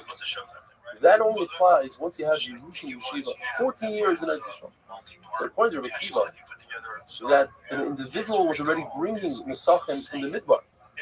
So when the Torah says that when you come into Eretz Yisrael, so what's going on when I come into Eretz Yisrael? What changed? I already brought Nesachim. Oh, and Rabbi Kiva means that when you have a Bamas Yachid, you have your own private Mizbeach in your backyard. When you come into Eretz Yisrael, what changed is that now you start bringing Nesachim on that private Bama, whereas in the Midbar you did. Any mitzvah that's dependent on the person, not on the ground, like Shabbos, Milah, etc., that you have to do all over the world. Zara, but the source says it straight out, all over the world. Now it says Moshe Seifa, Moshe by Shabbos to teach us that this applies everywhere around the world, but that you don't need to do Kiddush, you don't have to make Kaddish. All other Yom Tovim, Rosh Hashanah, Kippur, Sukkot, it's dependent on Bezdin being Kaddish the month in Yehuda. Once you know when there's Kiddush, you know when Yom Tov. So I would think that maybe every Shabbos is dependent on Bezdin saying, oh, days of Kiddush? No. That Kosh Baruch is Mekadosh Yisrael on Shabbos. The issue that we have to eat chayla, fat, blood, today, not only in the time when it's Korbanos, even though it says the halacha by parents, because I have this idea of Moshe everywhere. Matzah Mara, even though there's no Parvasa. Same reason. Bia by Tefillah. And that to schus the mitzvah, to schus these two mitzvahs of Petach Hamor, which is to redeem the firstborn donkey, you give a sheep instead of the donkey. If not, you have to cut its head off. Tell us that these two mitzvahs is why we were Zoicha to go into Yisrael, the Hoysai, having a wonderful day. It's like more was missing from what they were talking about in Dallas than the Bethesda. That's the shot. I love Hannah's looks like it's pointing. Yes. Yeah. There's a great book called Best Evidence by David Lipton, and he was an accountant, and he had some sort of assignment involving the Warren Commission report, and so he decided to do was read the entire thing. Kedushin Daf on the Press. How's everybody doing? Welcome to the 8 Minute Daf. We're discussing the Isser of Chodesh, and that is all new grain, the 5 grains that grew after the second day of Pesach. It even took root after the second day of Pesach. Is also to eat, even nowadays, even in Kutzlaret, until you bring the Omer on the second day of Pesach. And once you bring the Omer on the second day of Pesach, then it becomes mutter. If we can't bring the Omer, we don't have a Bisa Mikdash. So the second day of Pesach is man. When the man the Omer that this Isser only started once Klai rolls in there, Yisrael, 14 years after the Yerusha and Yeshiva. So why did they wait until the second day of Pesach to eat from the new crop? The answer is because they had plenty of mun. The mun lasted them all the way from Zayin Adar, which was the last day that the Omer fell. That was the day that Moshe Rabbeinu was nifter. The mun only came in the schus of Moshe Rabbeinu. So we had this mun from Zayin Adar all the way till Tes Zayin Nisan. Moshe Rabbeinu is nifter, but he'd say Eretz Canaan, would have a smile. And Tes Zayin Nisan, Klai Yisrael obviously was already in Eretz Yisrael, Eretz Yisrael. There was a total of 40 years that Klai Yisrael had mun, because we're going to take into consideration the ugais that they took out of Mitzrayim that had the flavor of mun. Moshe Rabbeinu states, I'm 120, Ben Esim, May of Esim Shana, I'm 120 years old today. That's the exact day we were born on. That's the exact day they're shifter. Because Baruch Hu fills the years of Tzadikim to these matrimony. According to Reb Shimon Bar Yochai, he says there are 3 mitzvahs that take place everywhere in the Derais: Chodesh, Arla, and Klai. It says the word Moshe by Chodesh. So we make it have a claim. If Chodesh, which is an easier Isser, you could bring a carbon Omer and it becomes mutter. You're allowed to feed the Omer even before you bring the carbon Omer. You're allowed to feed that wheat, that grain to your animals. So certainly Klayim and Arla, which they are Osir Bahana, you can't feed it to your animal. And they never have a heter when they're Osir. So certainly they should be Osir Kutzlar as well. Arla, by the way, it's Isser is not an Isser Oil. In other words, after 3 years, this tree becomes mutter according to Rashi. So Shimon Bar Yochai's son, the Lazar, he argued on his father. And he says, Chodesh is mutter in Chutzlaret, just like all the other mitzvahs that the Minhag started keeping it after they came to Yisrael. There's an exception to the rule, says the Lazar Berben. 2, the halacha of Ashmatas Tzafim. If you loan somebody back, even according to Rebbe, it only applies in a time where there's Shemitah Sparta. And Shiluach HaVadim, if you send off your slave, if you have a Jewish slave, you send him off By Yovel, even though the minute of we're only knowing only in the time when there is a Yovel in Eretz Yisrael. There's a Mishnah that says anonymously, the Chodesh is Asur Mid'oraisa, and we learn that Arla is a halacha l'mishmei Sinai, although there are those who argue and say that Arla is not halacha l'mishmei Sinai, rather it's something that Klal Yisrael accepted upon himself. Klayim is the Rabbanon. So according to the Manon about Arla, he'll hold both Klayim and Arla are the Rabbanon. Therefore, when you have a suffix, is this Arla? Is this Klayim? The suffix in Eretz Yisrael is Asur. That's on Paskin. In Syria, it's Mutter. In Chutzlaretz, it gets even better. When it comes to Arla, as long as nobody sees him, the guy picking it. In Klayim, you're not allowed to pick it yourself. The boy side, have a wonderful day. He wasn't involved. He certainly wasn't innocent. He was probably the guy that they were going to frame it on, but I think he was in on the whole thing. I mean, I think he killed a cop now, of course, as well. The Tippett. Yeah. Have you ever heard that thing about, because Tippett's nickname back at the precinct was JFK? Remember this thing? Then they show the side-by-side of how much they really look like each other. Kiddushin Daf Lamed Tes. How's everybody doing? Welcome to the 8-minute daf. According to everybody in Chutzlaretz, when you have a suffix Arla, you're not sure 100% if this is a piece of Arla, a fruit that grew in the first 3 years of the tree. According to everybody, it's Rabbi Yochanan, however, said that those who are not makbid in Arla or Chutzlaretz have to do something about it. And he said it's also to make a suffix biyodayim. In other words, you can't go deliberately pretend that it's a suffix and give it to somebody else to eat. The Lord tells us to grab the tree, take a branch and put it into another tree physically. For that you get malchus, even on Chutzlaretz. This is an isser that Baruch gave before Matan Torah, and the reason is, we say it's just like harva, just like you can't put two animals together to create a third species. So too, you can't take two trees and put them together. It's the same issue from before Matan Torah. The Torah says the word "besakha," your field. That's a field that was received from Shemayim. That's an Eretz Yisrael. That comes to exclude klei carrot. That's when you take seeds and you plant it in a vineyard. That's also in Chutzlaretz. What's also the Rabbanon is only when you take 3 types of seeds. You take wheat, barley, and a grapeseed together, put them in the ground. That's also the Rabbanon. Why? In Chutzlaretz, because that itself is also bahana in Eretz Yisrael. So you take it down a step. This that round, the famous Gala Adora, he had a yeshiva. And for his Bachar yeshiva, for his Talmidim, he planted a garden of vegetables. And he planted them in individual rows. Why did he do so? He lived in Bavel. Well, don't say it's because he's makbid on putting the different seeds together in the Chutzlaretz, but rather the reason is he wanted to have a beautiful garden for his yeshiva, or for the shamish, that his job was to pick the vegetables. It'd be easy for him to find them. With this, our boy side, we finished half a shots. And right now we're on to the second half of shots. It's a beautiful mission with Agadata. The mission tells us, and we just read the simple words, it's difficult to understand, but that's why we have the Gemara.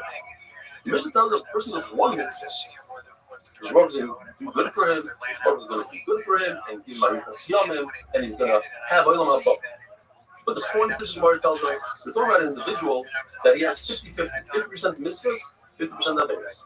And with one extra mitzvah, now let's say 51%, whatever the percentage is, that tips the scale for the good. What about the famous mitzvahs that we say every day? These are very 5 special mitzvahs. To the point that the person is exactly 50-50. And on this side of the mitzvahs, one of those mitzvahs happens to be one of these 5 mitzvahs. Let's say keep it at 8.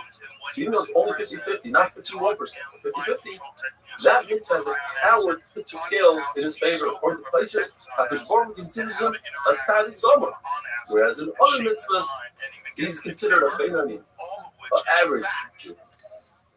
But it's a brisa. And the brisa says that whoever has more schos, more mitzvahs than averos, he gets yisurim, terrible punishments in this world. What does it mean? So according to Abai, the pshat is, he receives a yom tov. You can call it any way you want. It can be yom ra or yom tov. But the point is that it's a good way because you do bad for him, because through the bad, he receives his proper reward in Olam Emes. By getting rid of the bad in this world, you free yourself up for the good in the world to come, and vice versa. If Russia gets good in this world, that's a young Ra according to Abaya, because he's actually, even though he's getting good, he's bad for him, because now in Olam Emes, he won't have what he wants. According to Rava, the Brisa goes like Yaakov. Yaakov is of the opinion, in this world, you don't get a word from mitzvahs. There's no style, let's say. Why? Because he himself saw a story that forced him into this.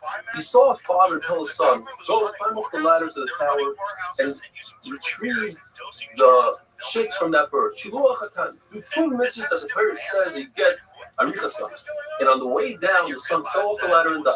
So he says it's impossible. It's not a steer to the pasuk. Shari is you get arichas yamim in olam ha'emes. And the fact is that even with all this, if a person thinks to himself, he says, look, it can't be. If he's doing such a mitzvah, he won't even be able to be baharer in Avodah Zarah. So how did he die? Must be like a man. Now, there's another issue. When a person does a mitzvah, he's a shliach to do a mitzvah, he shouldn't have any damage, it says, even on the way back. Over here, it's a little different because we're talking about a ladder that's a broken ladder used, and he shouldn't have been used. The Lord tells us, Acha, he's a Russia. He's a mayor's Rebbe. He's a big bubble, but he went off. Why did he go off? So we learned different reasons. Ego, I think it was. But the Lord here tells us, because he saw this story, and he had the question, how is it possible that a son of people have an aim, doesn't have a real yother? And immediately he went off. The Lord says it's also possible that he saw the tongue of Chutzpah Hamapurdim. Chutzpah was the recruitment of the young girl. He repeated all the Torah, and he said, how is it possible that somebody repeats Torah from the meal, the rolls are going to kill him, and his tongue is on the ground, and pigs are dragging his tongue around, and he went off the ground. When a person doesn't do an Aveira, he has an opportunity to do an Aveira, and he watches himself, and he doesn't do an Aveira. It's as if he performed a mitzvah, and not only that, he gets a special shmirah, protection, Brisai, have a wonderful day. You think of serial killer, you think of dancing. You think of the family. Oh my God, these hippies are murderous. Right? A bunch of murderous freaks on drugs, cutting women's babies out of their stomachs and writing pig on the wall. Like, this is nuts. Yeah, and they brought the Beatles into it. And our own goddamn government engineered it. They engineered. Kiddushin Afmem, how's everybody doing? Welcome to the 8 Minute Gemara tells us that if a person is faced with an Aveira and he controls himself and doesn't do the Aveira, this is the greatest mitzvah a person can do, says Rashi. The greatest mitzvah. In fact, the Gemara brings 3 stories. One with Rabbi Hanina, the other with Rabbi Tzadok, and Rav Kahana. All 3 of them faced a situation where a woman invited them to do an Aveira. Rabbi Hanina, he jumped into a bathhouse even though he was mazikim, and he was saved. Rabbi Tzadok jumped into an oven in order not to be under that Aveira. And Rabbi Kahana actually jumped off the roof. When Eliyahu came and saved him. And because of Eliyahu, the reason why I got into this to begin with is because I was selling baskets to women, and it's because I'm poor. So Eliyahu gave him money. The point is that when a person saves himself from doing an Aveira, it's a tremendous thing, and I think both later on does need to be such a person. The famous Mishnah isn't Dvarim Shalom Moshe Shem Ben Mazed. I can't against the Lamavot. The Gemara wonders why isn't Shiduach Haken one of the mitzvahs in the Mishnah? Shiduach Haken, as the Torah says, you get Arichas Yamin, you get a Mazed, you get a Lamavot. And the answer is because the Mishnah is only bringing things that you're good with your Bnei Shalom and with your fellow Jews. You're doing Kibbut Avayim, you're doing Milas Chesed, etc. Whereas Shiluch HaKen is between you and the Bnei Shalom. The Gemara tells us that a mitzvah has dividends. Hashem pays more than the actual value of the mitzvah, whereas in Aveira, Hashem pays exactly as the Aveira is. There's one exception. A person does an Aveira where other people learn from him. He's an important person, for instance. And other people do that Aveira because he did it. So now, that Aveira that he did has dividends. Others listen to him, and therefore, he'll receive a punishment for the dividends that he has. It says in the pasuk, that a mitzvah is Baruch Hu's mitzarev, machshava l'maisa. The person thinks about doing a mitzvah, and then he has some sort of holiness and he can't do it. Hashem will give him the safar. But in Aveira, typically speaking, the person thinks of doing an Aveira and he doesn't do the Aveira, he gets an oynesh, unless it's one of the following exceptions. If he follows through his machshava, he had a machshava, then he did an Aveira, he gets punished for the machshava. Or if he had a machshava of a zara, even though he didn't do the Avodah Zara, he had yesterday, he gets an oynesh. And also, if a person does the same Aveira over and over, to the point where it becomes so used to it, he thinks that it's mutter. It's as if it's mutter. So just thinking about that Aveira, even though he didn't follow through, he receives the Gemara tells us it's better for a person to do an Aveira in hiding where there's no Chil Hashem, rather to do it in public. A person who controls the Yitzhak, does the Aveira in hiding, then that's a big slap in the face of Yom the Rebbeinu Shalom. Because now he doesn't care if there's Rebbeinu Shalom. According to Rabbi, it's referring to the Isser of looking at a rainbow. When it comes to Chil Hashem, the Baruch Hu doesn't wait and doesn't let the person build up credit, so to speak. Baruch Hu takes care of the Aveira very quickly and swiftly. And not only that, if a person has 50% of Aveira, 50% mitzvahs, then Baruch Hu will use that Aveira of Chil Hashem and tip the scale in the wrong direction. The Lord gives us an a person should view himself or the world as if they're 50-50. So anytime he does a mitzvah, he's tipping the scale in his favor, in the world's favor. And if Chas V'Shalom does an Aveira, he's tipping the scale in the wrong direction. A person who feels bad for the mitzvahs that he's done in the past or the Aveiras that he's done, he erases those mitzvahs and he erases those Aveiras. It's a tremendous insight. A person goes his entire life doing mitzvahs, and the last minute he feels bad for everything that he did. That's erased. Brand new Mishnah. The Mishnah tells us that a person who has these three things, he learns Chumash, he learns Mishnah, and he has their Eretz, he won't be chayta so quickly. He won't sin that day. When a tzaddik has Yisurim, it's as if he's a tree that's in a Makom Tahara where its branches go to a Makom Tumah. And when you take off the branches from the Makom Tumah, then everything, the entire tree remains in a Makom Tahara. So too with Yisurim. A tzaddik is complete Tahara, but he has a little bit of a travel, a little bit of Tumah. Hashem chops off that place so that he completely is Tahara. When it comes to Rishon, it's the opposite. They're completely in Tumah. They have a little bit of Tahara, so Hashem gets rid of their Tahara in this world. He gives them some Sachar, so that when they come to Olam HaEmes, they don't have. The Parashah being told that doing a mitzvah is greater than learning Torah. Minu v'Damru. The Rabbanim came together, Hanan came together, and he said the halakha of Rekiva, that Torah is greater because Torah brings a person to do mitzvahs, and therefore you have both. You have Talmud Torah and the mitzvahs. Even if Torah came 40 years before Chala, 54 years before Kunis Maestros, 61 years Shemitah, and 103 years Yovel. That's Mishad in the beginning.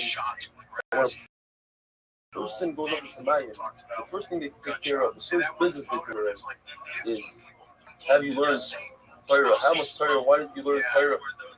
And the first Sachar they is for Torah. Why?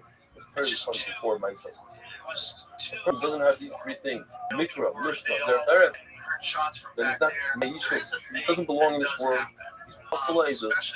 Just like a person who eats in the marketplace, in public, is similar to a dog. Have a wonderful day. It's real little. They sent him into that tight turn and put him into that convertible pickle jar. Completely clear. And you watch the emotion which is there's something I read. Did you ever read The Men Who Killed Kennedy? I think it's Jim. Yes. Yeah. Did you ever have him on? No, I didn't. Okay. Both of them are both sides starting the second third conclusion. So the middle says also the person married a wife without seeing her before.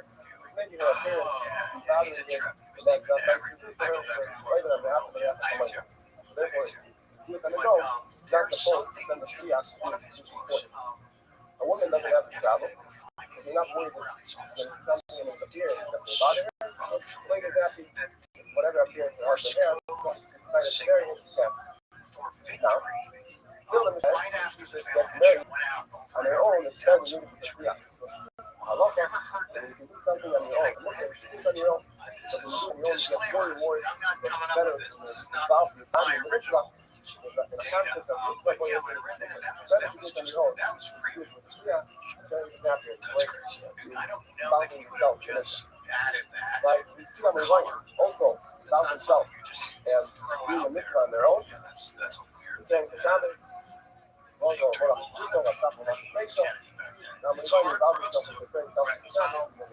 today, because we think of them as like our greatest presidents. Of course, another thing in the business, there's a father who uses his daughter either on his own or with his dad. When he was alive, this was like half the country. And even the father is able to carry off his daughter disaster. under his belt. Because Kennedy didn't give air support. He wasn't told about the invasion until like last moment, and air support was crucial to its success. He denied air support. A bunch of people died. The war so those guys on the ground. My friend Evan has a theory. My friend Evan was black right from now we go to the next topic of this. But he said, like, those guys, those are hard-nosed killers.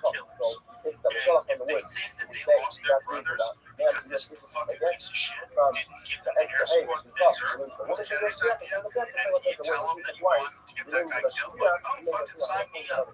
Those guys would do it. That's how we know Those would be the type of guys who would have do something like that, and they would probably tell you this would be a perfect place to do it. In a tight little turn. Anyone who says, by the way, because conspiracies get everybody gets binary. That's one way or another. I believe this or that. Anybody says that Lee Harvey Oswald couldn't make that shot, has never shot a rifle. You're full of shit. The rifle's on. It was not that far. I'm not saying he can do it 100 times out of 100, but the possibility of him having that rifle ready, he's got a scope, he's got a rest. The car comes into view. Pull the sight onto his back, you squeeze on wrap, freeze on wrap, you get that shot in there. That's 100% possible. Sure, I still buy it. Right. I don't think he acted alone. If he did do it, he might have done it. He might have shot at him. He might have even hit him once. There was other people. He was the patsy. I think what he said, I'm just a patsy. Right? The way he said it was not like a murder somebody. The way it was like, I can't believe me up. Exactly. Like, so I think he was in on a bunch of shit. I just don't think he pulled the trigger. Right? Or if he did pull the trigger, he was one of many people that pulled the trigger. That's what I think. Yeah.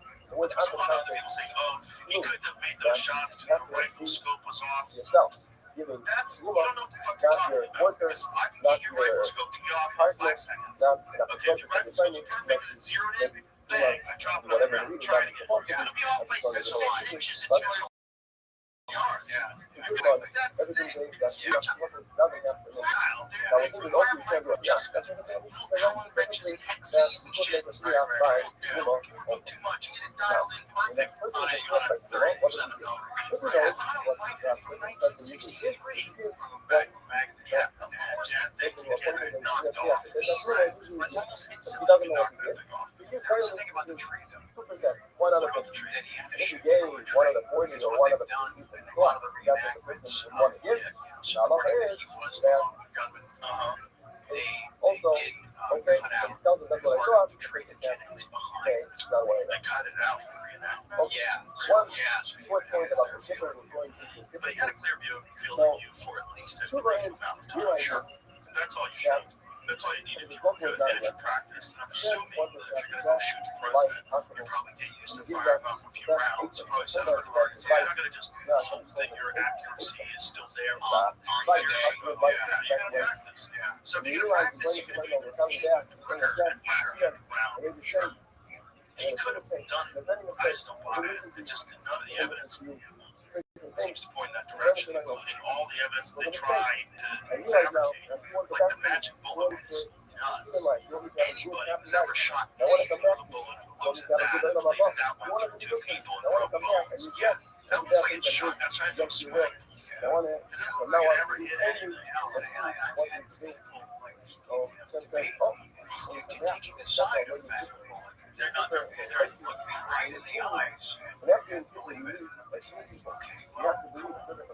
is where we have to. Doesn't get it. So They're you have to walk away. They don't know. I could show them, like, let's go take a bone from a cow. Let's set up a bone from a cow, and we'll shoot it 100 yards. Yeah, just one bone. And let's take a look at that bullet. It's not going to look anything like that. It's going to be all fucked up. And there's the fragments. There's missing fragments from the bullet that are in Connolly's wrist that are more fragments that are missing from the actual bullet they're attributing to the bullet. But they did it. That's what's nuts. You don't have to talk about it until the cows come. You know about the palm print, though? No. That they linked the rifle to Oswald because of the palm print on the stock.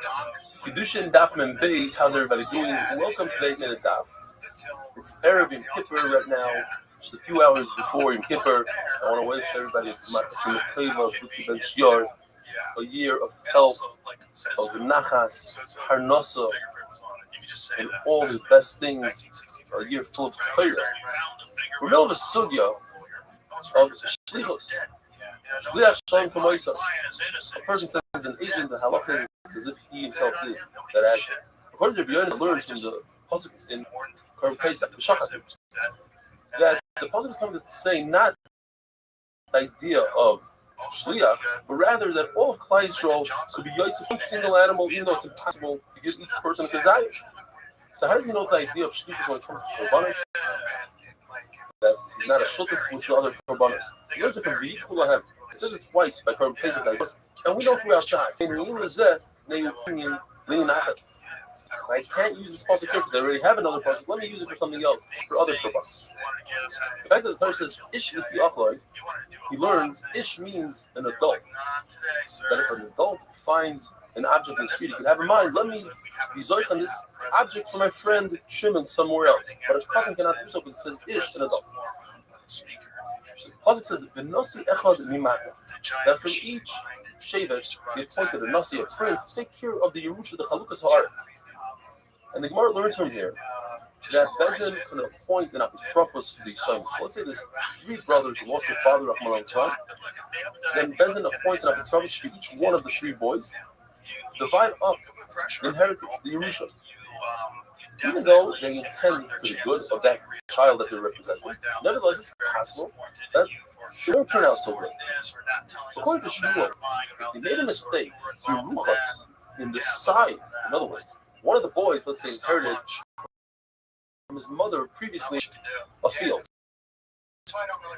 Now, the apotropos gave him from the father's field, he gave him in a different field. Now, even though the exact same value as his brother, it's not good. Because he wished two fields to be closely joined. So it's a mistake in Ruchay. That's something you go back and annul. According to Nachman, you can never annul anything, even Ruchay. Why? Because of the idea, in pain, like Kayav Bezin Yachad. What power are you giving Bezin? Bezin has to have power that whatever they do, regardless if it's a mistake or not, it's a good division. Yet, if they made a mistake in value, they gave another person. So let's say the case was, you have somebody who borrowed money, and Bezin said he has to pay back, and he runs away. Bezin could take the lender's property, sell it off, and pay the lender. But if they made a mistake in a shtus, which is a sixth, Rav Nachman himself says that sale is off. But you just said that Bezin has power. Well, that's because they made a mistake. By Yisraelim, they didn't make a mistake. It was a perfect division. Just one of the Yisraelim didn't like it. So that stays. Rava says, I have something from that when Bezin makes a mistake, the sale or the division is, even if they made him more than a shtus, then a purchaser would annul the sale.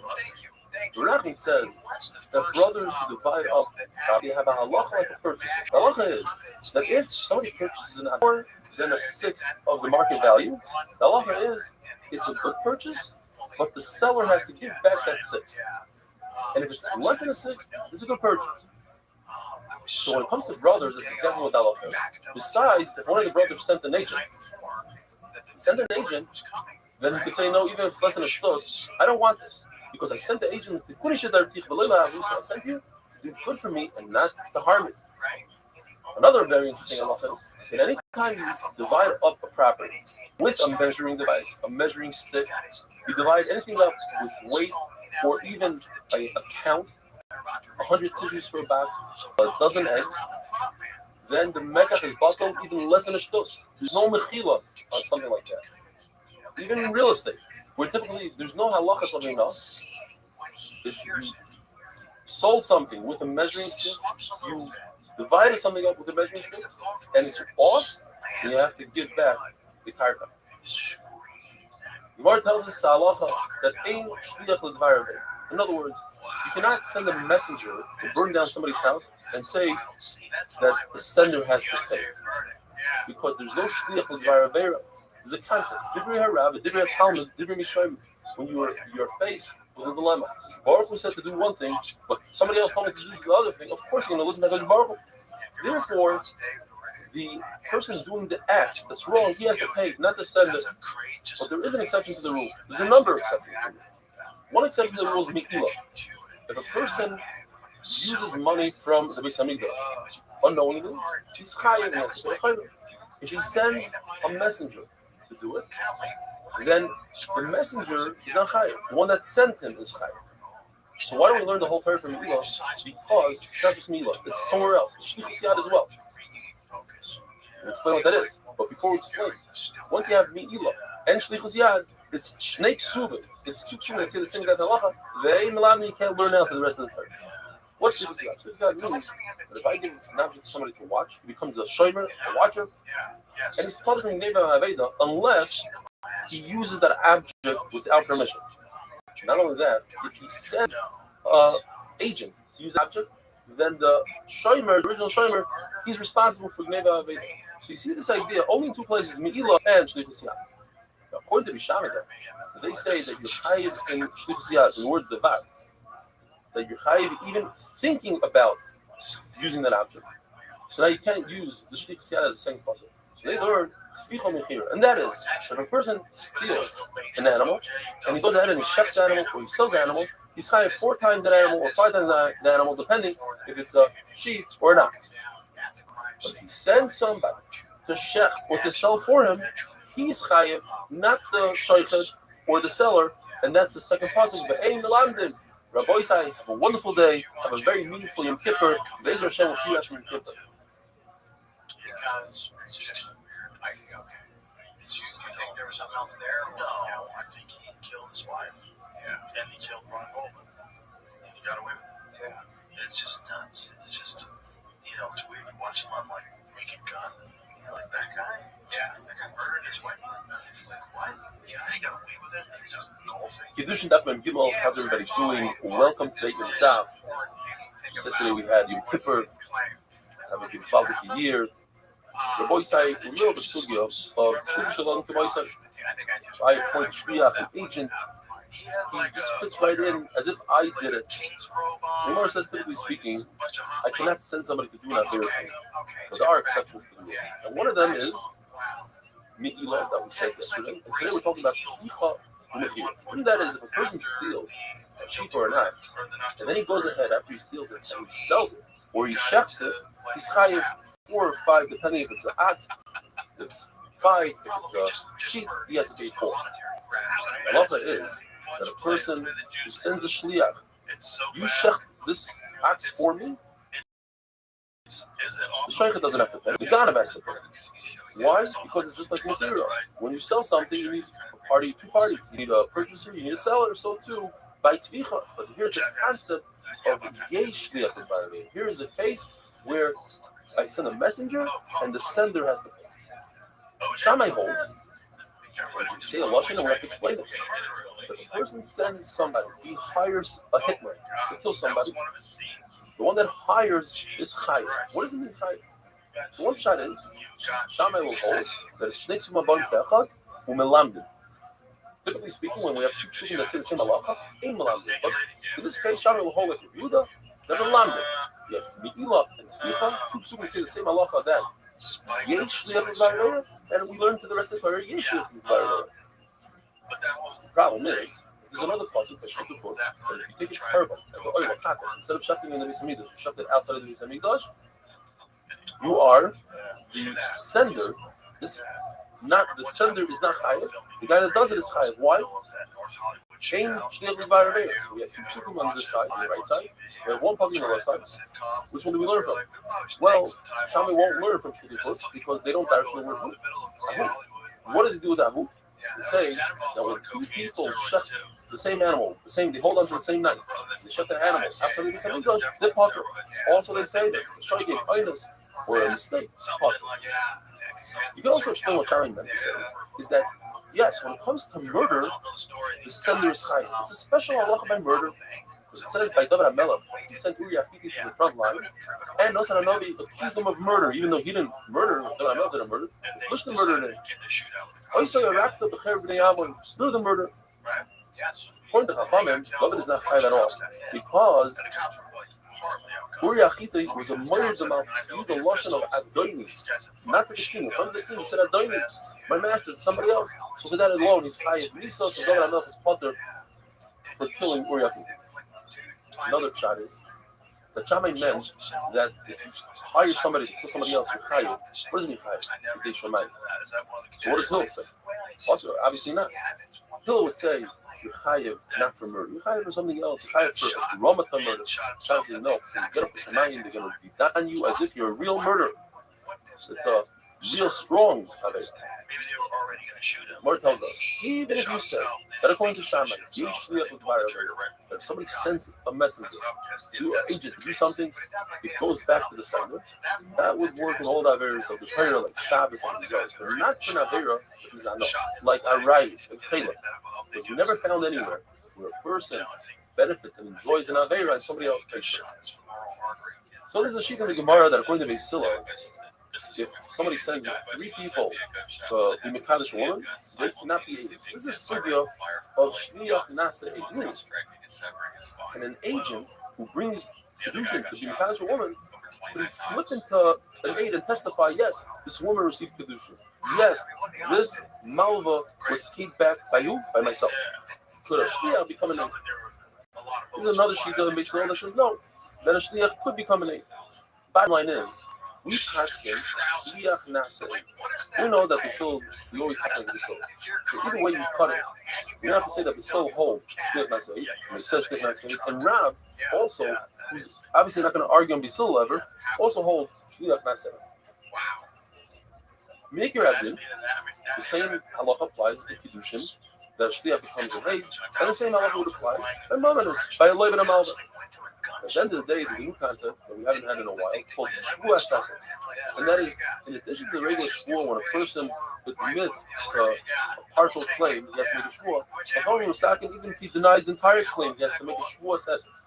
Therefore, an agent who brings money to a Malva, and he says, and later on testifies that he gave it to the Malva, we don't believe him because he's biased. Because if he would say that he gave it back to the Leiva will invoke the Shvuah Sesses. And now, a person doesn't want to make a Shvuah. He might be a Ganav, but he never wants to make a Shvuah. He'll always say that he gave it to the Malva. And the Malva cannot invoke the Shvuah Sesses. Therefore, he's biased, and now we don't trust him. Like Derech Hagav, Rashi says this comes from the halacha of Chen B'Yal Pinchas. And that is, a storekeeper sometimes extends credit. So if an employer tells the store owner, I want you to give my employees credit, that's how I'm going to pay them the salary. The store owner says, I gave them credit. The employees say, we never received it. So each one says to the other one, I have nothing to do with you. The one that owes me is the boss. So they go to the boss, both of them make a shvuah. The store owner and the employees make a shvuah, and the boss has to pay both of them. So that would be the same idea by us, that the agents have to make a shvuah, and at the end of the day, the loiva will have to pay. Chachamim hold by a get of a Naira Amurasa. And that is, if there's a girl who's either a Kana and even a Naira who's between 12 and 12 and a half, and she's only engaged, not completely married, the first stage of marriage, Naira Amurasa. So, Chacham holds she could receive the get, in addition to her father receiving the get for her. Even though she's in her father's domain, she can still receive it. Rish Lakish takes that a step further and says, just like we say that she can receive a get, she can also receive her Kedushin because Kedushin and Kedushin are the same. You have to have a haisa, whatever you do by get, you do by Kedushin, whatever you do by Kedushin, you do by get. According to Rabbi Yochanan, there's a distinction between Gittin and Kedushin. That by Kedushin, Chacham will agree that only the father could accept the Kedushin. Why? Because this Kedushin takes her out of the father's domain and he doesn't allow the daughter to receive the Kedushin. Another halacha in the Gemara, that any girl who's that young, who keeps on going back to her husband after a divorce, you can't divorce her. It's Mishal Chol Da'ir Chazeres. You have to give her a get and she doesn't come back. If she comes back, it's not a good get. Taisus holds that if the father is able to prevent her from coming back, that's considered Mishal Chol Da'ir Chazeres, and it does work. Rabbi Side have a wonderful 4chan and the creation of QAnon. Okay, they think the original guy was, and they think another guy took it over after a while and took over the account. And it seems like they were just kind of fucking around at first. But it's not definitive. Like, he's got some really good evidence that points in that direction, but it's just hard to know. Kedushin Daf Mem Dalet, how's everybody doing? Welcome to the Amen Daf. So in the middle of a machlokes, the halacha is by get that if your father has a young daughter, and she's married, not only does he receive a get for her, but she can also receive it. And we had a machlokes yesterday between Rish Lakish. What about Kedushin? Rish Lakish says Kedushin and Gerish are the same, just like she receives the get, she receives the Kedushin, and Yashavahisa says the different. What if she's engaged? She receives Kedushin, her father receives Kedushin, and then her husband or cousin dies without children. So she becomes a Yavama, she falls to the Yibam, the other brother.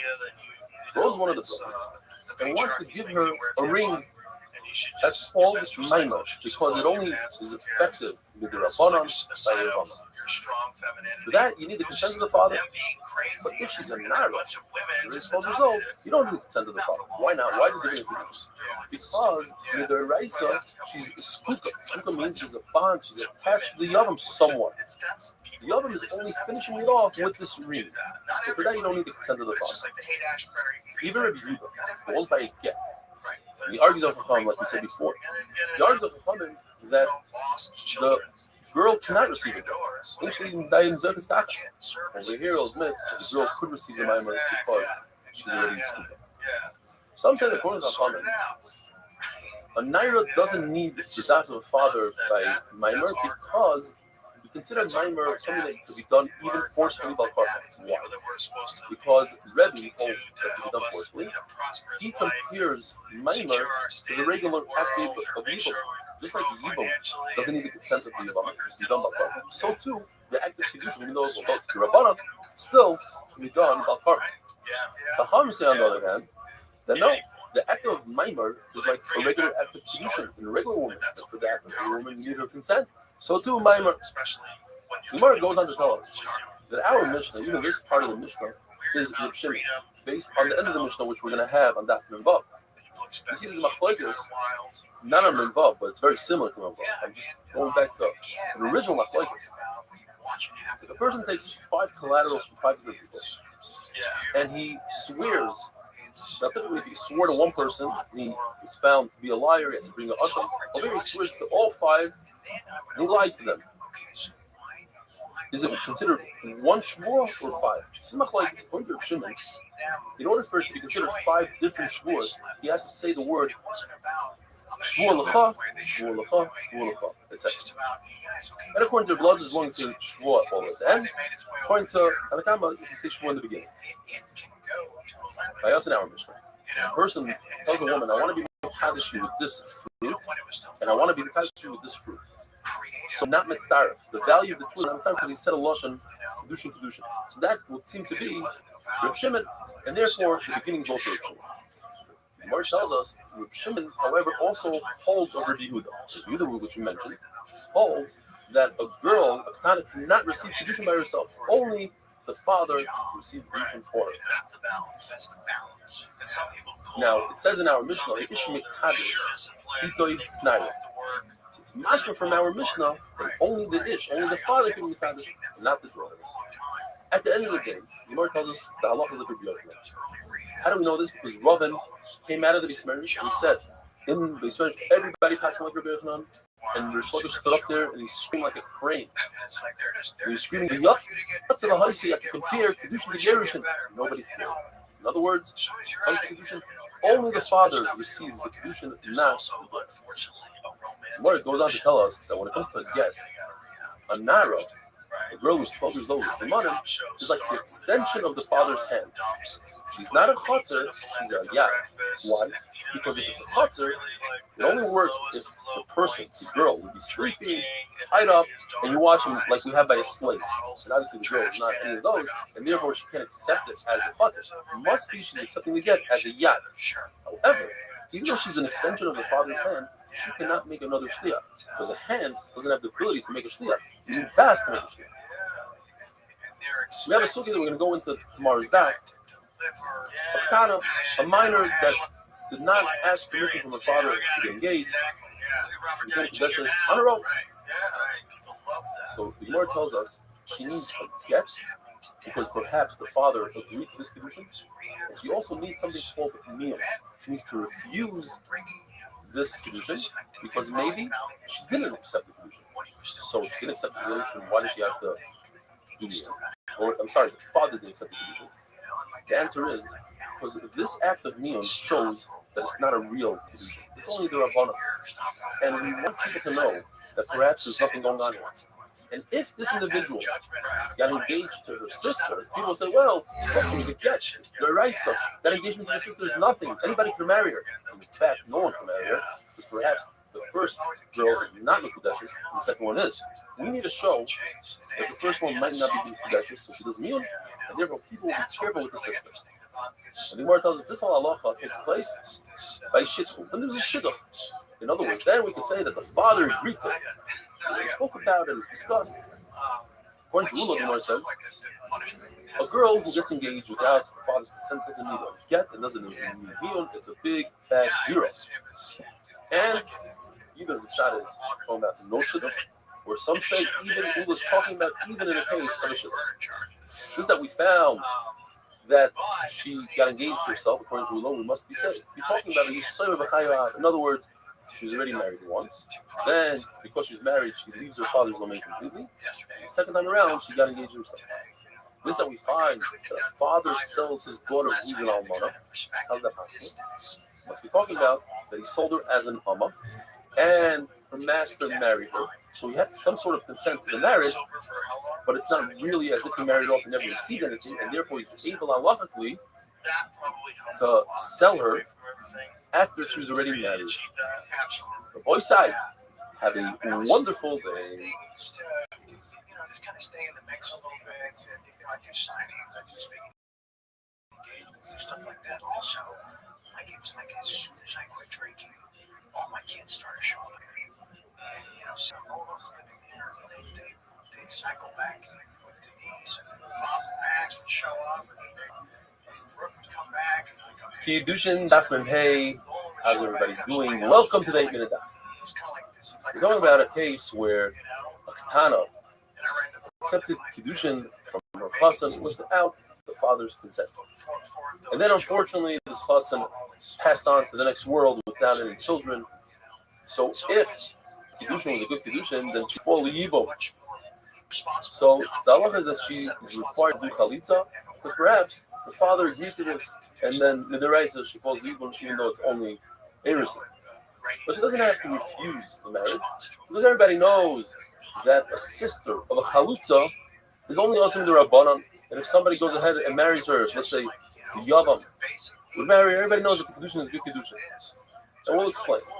Because if this Yavam guy goes ahead and gives this Kana, the original Kana, gives her a ring, that's called Maimer. It's Kedushin only the Rabbanan, and because we require that he gives her a get for that Maimer, that becomes a problem. Now people think, hey, they were married midiraisa. Why did they have to give her a get? And it's possible it's midiraisa if the father agreed to it. It's also possible that they're not married at all, but they have no connection because the father didn't agree to it. So therefore, we require her to do a meal. That meal shows that there's a problem there. Meal is only the Rabbanah. So people will be concerned, and they'll think that if the Yavam got engaged to this kind of system, instead of them thinking it's nothing because he's completely married to the first one and he can't be married to the sisters, they say, you know what, maybe he wasn't married to the first one at all. And therefore, she's the Isha Sish, and nobody will marry her. According to Ravina, we're not concerned that maybe the father agreed if they made a deal. If, let's say, two fathers had a discussion. I want my son to marry your daughter. Now, when it comes to a son, it's a lot worse than a daughter. My daughter, there's a possibility that a father sees his daughter get engaged without his consent, and he's happy with it because Kavla Mesa can't do Mela Mesa Varmala. But a boy is always in a diet. He wants to make sure he doesn't want his father to marry him off. So therefore, in that case, that a father marries off his son to somebody else's daughter, you don't even need to get. Another halacha, if somebody gives a young girl without the father's consent, these are a bundle of vegetables in Kaddish. According to everybody, it's not a Kedushin. That's a bizarre. And if he's a Kaddish in a marketplace, it's a bizarre. The Gemara does this a story. There was a couple who had a big argument. The father wanted his daughter, who was a kind to marry his relatives. Oh, my relatives are the best. The wife says, no, my relatives are the best. I want her to marry mine.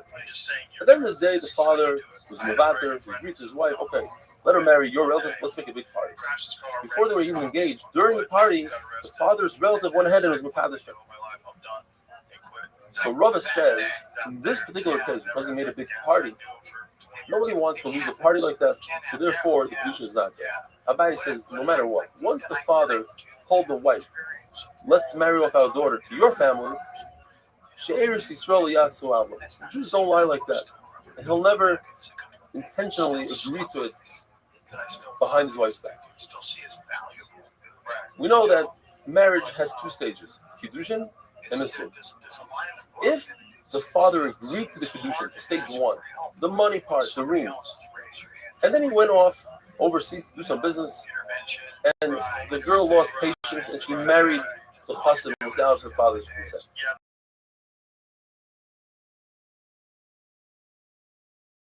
Everybody, if she dies, the chassan doesn't get it stays in its proper place, goes to the father.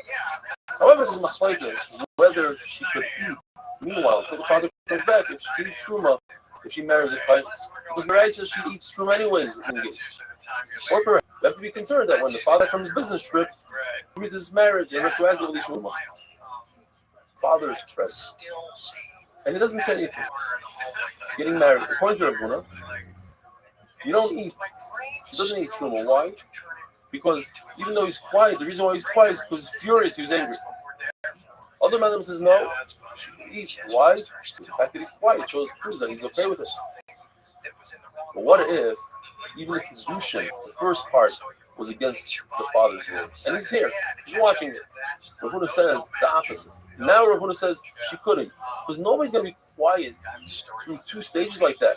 And the reason why he's quiet is because he's mafkir and supposed. It's as if he's agrees to the whole thing. And Rabbi Isai, have a wonderful day. Worked for a year.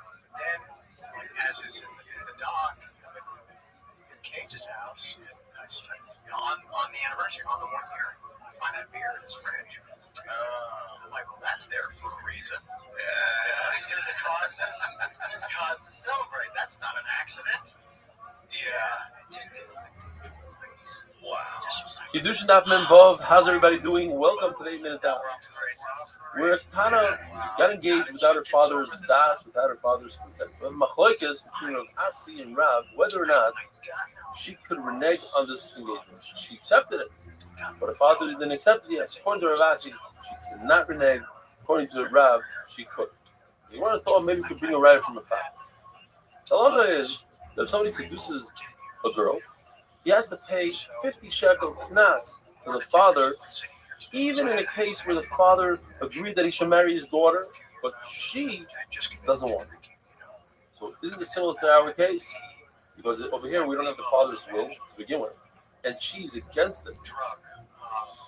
So you see that she could be Meichel. It's a right to route. No, it's not a right. Because we could say, like we always learned in Cheder, that we're talking about a people that the man didn't have das for tradition. He didn't want to marry her.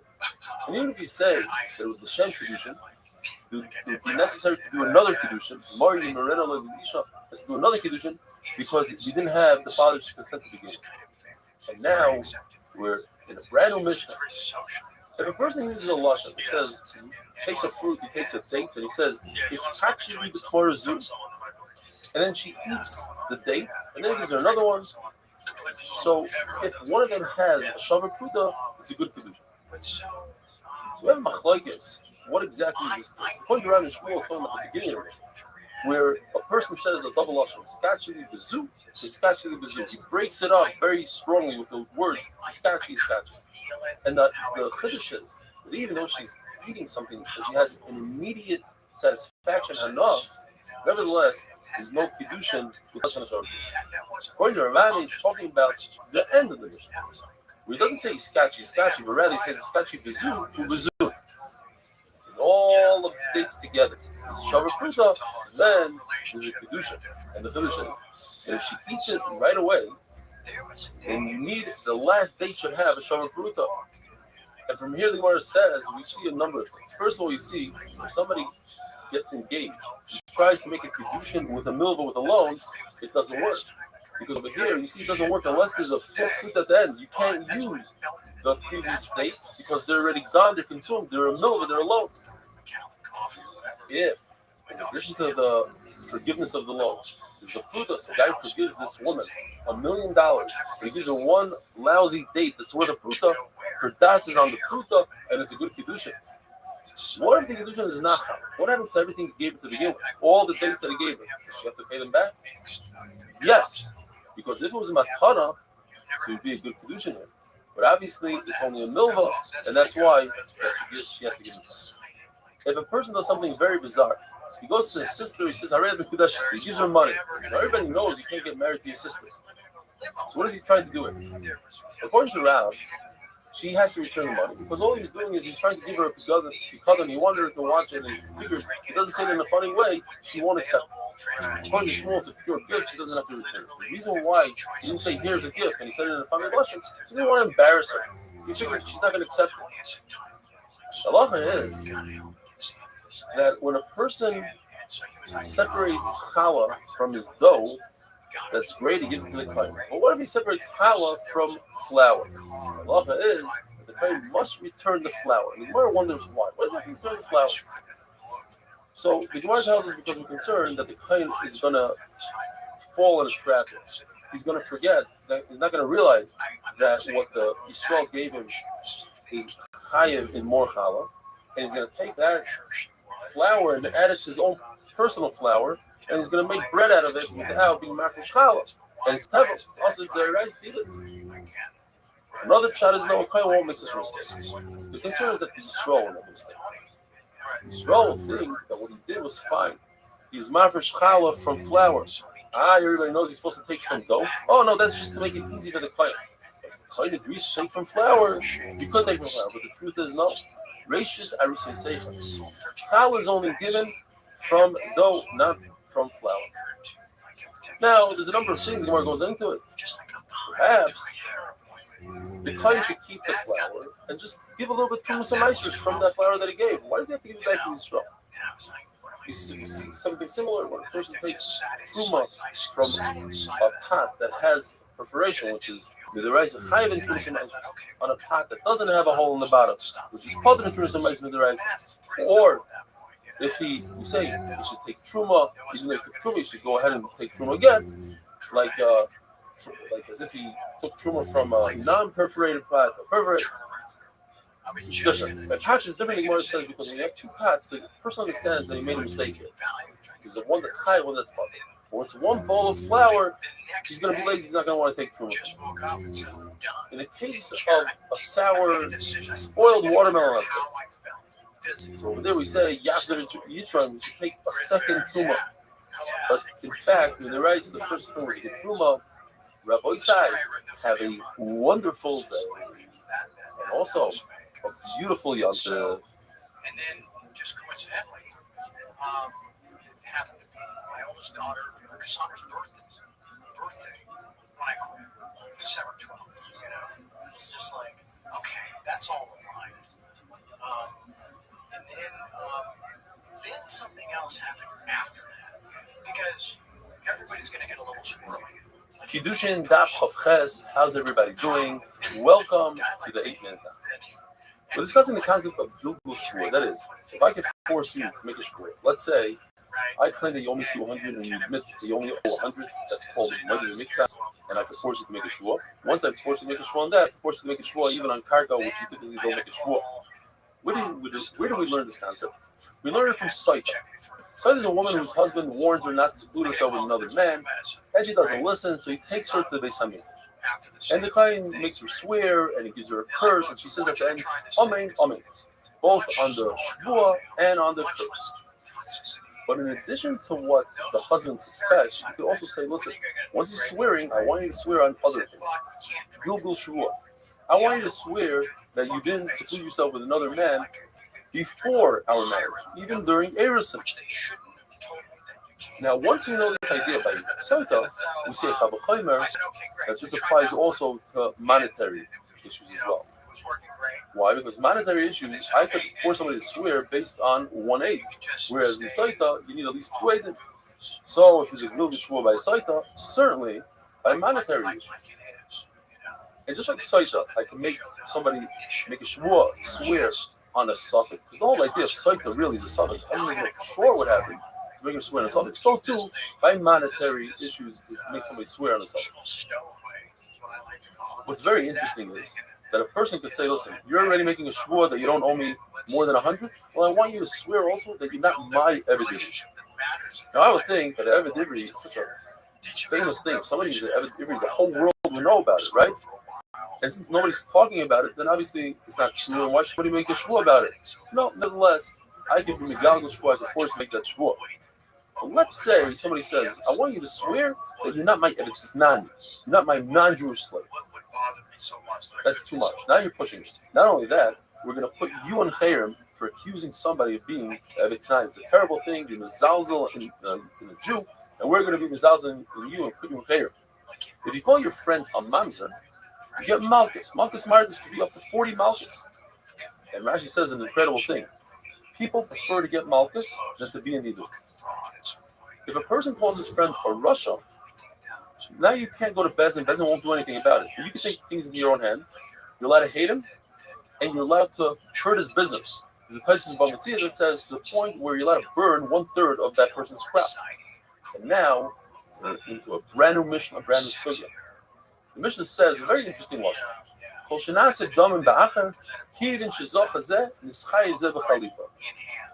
according to Rav Sheshes, the try of the Mishnah is that you can take anything, any item, and use it for chalipin. Chalipin is a switch.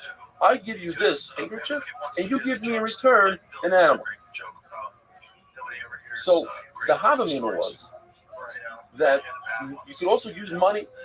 You could take a coin and use that as the switch. You're not going to use it as a king of Pesach. You're using it as an item. At the end of the Gemara tells us that that's not the pshat, because we paskin that in matbea nasa chalipin you cannot use a coin for chalipin. But the pshat of the Mishnah is that any item that you evaluate and assess to see how much it costs, like an apple, you don't know how much an apple costs. You have to weigh it and assess. So in other words, any can be used for the kingdom of chalipin besides money. The only thing you can't use is money, because that you have das on the surah of the coin, and that's going to be bumped. According to Rav Nachman, this is Mash, only do chalipin with the shoe, because that's what it says in the pasuk. Shalvish Nalai. According to Taisvis, it's in any kli, any tool, any kind of kli that you use, including animals, which you actually use to plow a field, etc. Nachman says the Mishnah is going like Rabbi Yochanan. That according to Rabbi Yochanan, the Raisa, mois kainas, you could actually acquire objects with money. They create a kingdom.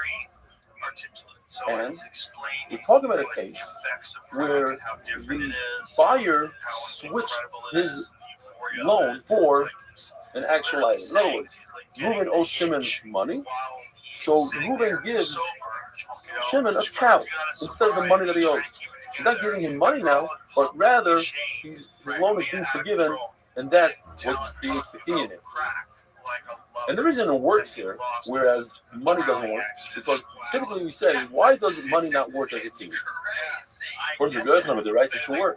And the answer is because it's the Xeris Chas Paman that people might say, your grain that you purchased with money, even though it's by me, since you didn't pick it up, there's a little fire, and I didn't feel like extinguishing the fire for you because it's yours. I have nothing to gain. That Xer was said on something that's very typical.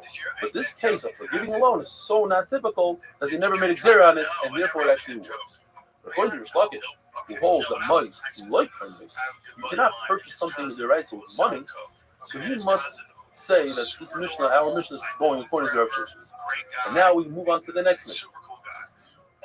The Beis HaMikdash can acquire things with money. So let's say the guy goes out and wants to purchase an animal, he gives the owner of the animal money, and even if the animal is in another country, the animal becomes Hegdish, becomes part of the city.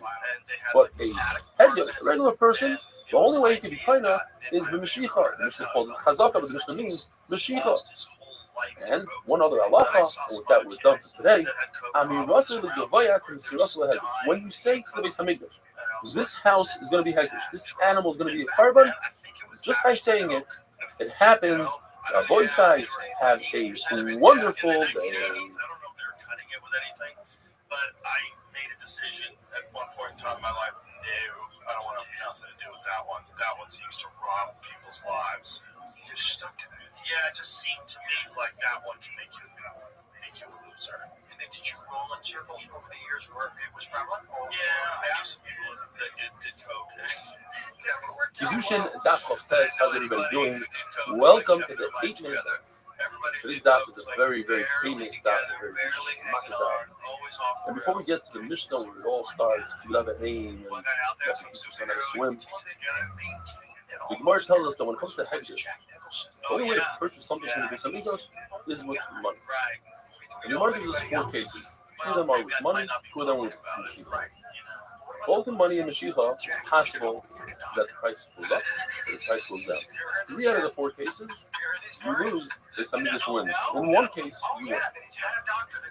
The Gemara tells us that if you do Mashiach on Hegdish, since the only way to be kind of on Hegdish is money, if the price goes up, you must add. If the price goes down, you lose. Why is that? Why should you lose? You only do Mashiach. Well, the answer is because you can't be better off than if you purchase from an individual. An individual is doing Mashiach your kind. Now let's talk about money. You gave money to the Beis HaMikdash. That's the chain that works. Beis HaMikdash. And the price went down, you lose. This is the one case. But if the price goes up, you gain. And the reason is because even with individuals, there's a concept called Mishapara. And that is if you take back any word that you say, you meet up with somebody, you're going to do the deal, you take it back, you're over Mishapara, it's like a personal pleasure borrow. And now, the beautiful Mishnah, when there's a fear for the father to do something for his son, like Mitzvah Mila, it's only the father, not the mother.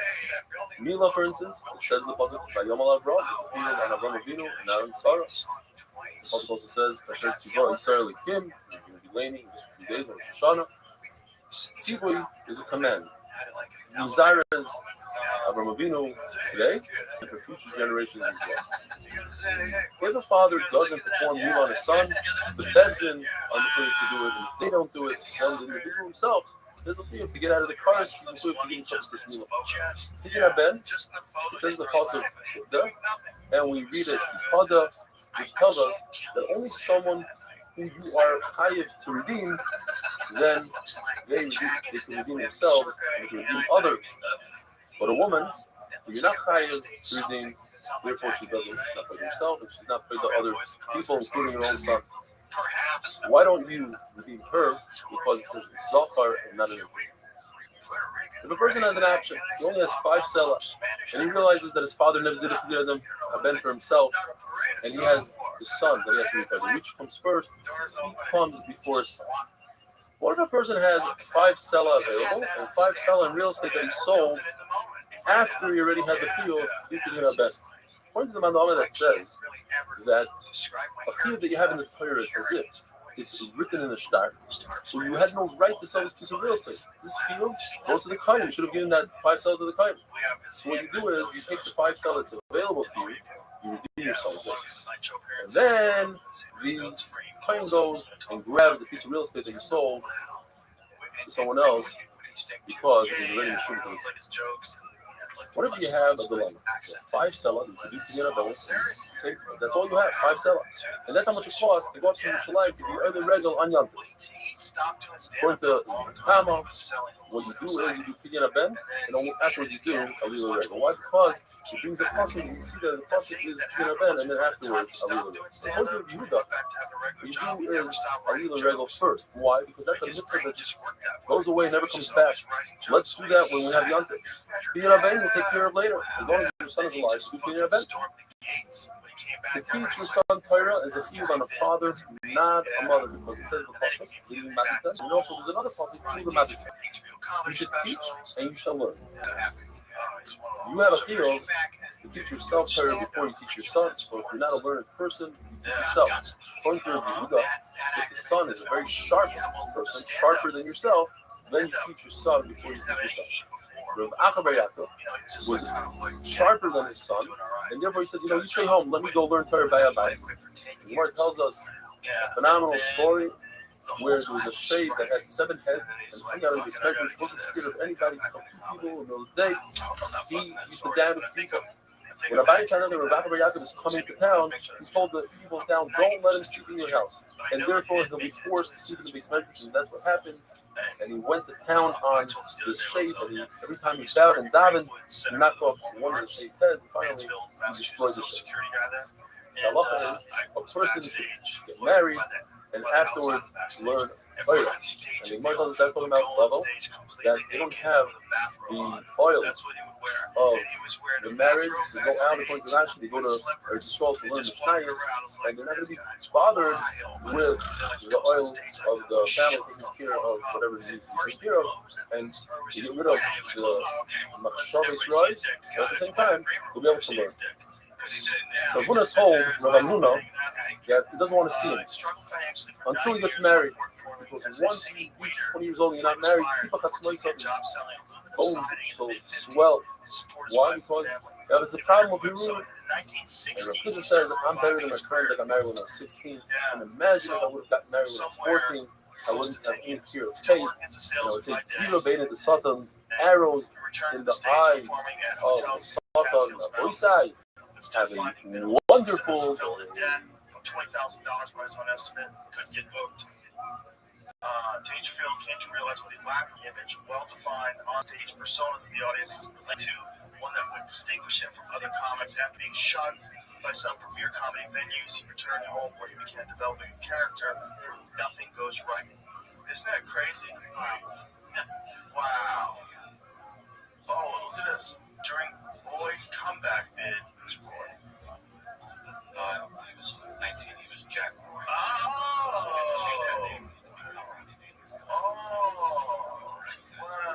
He was in a check-in hotels now.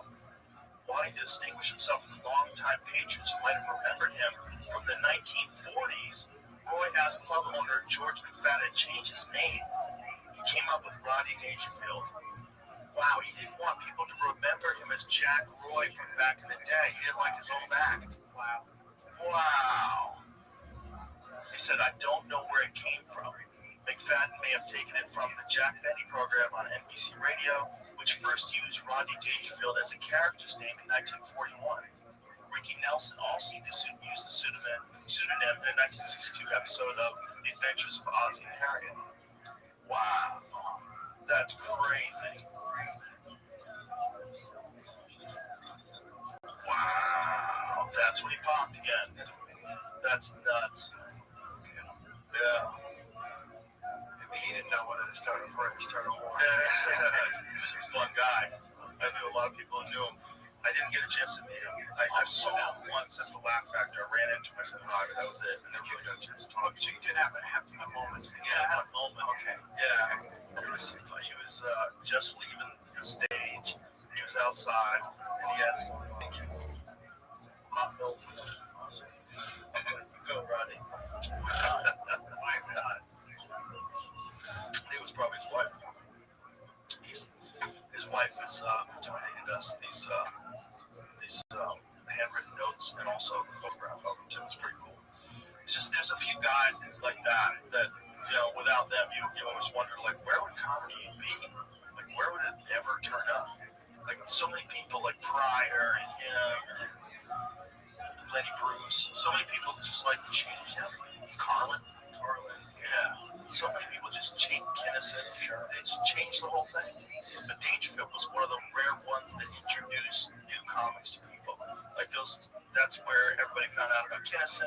That's where everybody found out about Dice Clay, Don Herrera, Lenny Clark, all these guys, Robert Schimmel, they all started out on the Rodney Dangerfield HBO comedy specials. Wow. Yeah. So he would have he would have his favorite comedians. He would just have like a show where he would like introduce his favorite comedians. But he'd have to scout them at the clubs. Yeah, he would go see them, Just go out. and he has his own club in New York City, Dangerfields. Yeah. But he was interested in promoting comedy too. Just a fucking amazing guy. It's such a cool moment to have. I can see it. I mean, it's like there's nothing tricky about that memory. What was it like being with your dad while he was filming Apocalypse Now? There's a lot of that in the book. How old were you? I went there as a 10-year-old. Yeah, I had my 11th birthday there. It's been a combined total of 8 or 9 months there. And that was going back and forth, it wasn't just another country, it's another planet. We'd see, different parts of the world traveling with him, Mexico, Italy, Switzerland, Germany, places like that, and it was just, you just got a sense that, wow, this is all going on at the same time. Right, just doing cool shit. And so you visit a place like that, get in the middle of it, and engage in this entirely just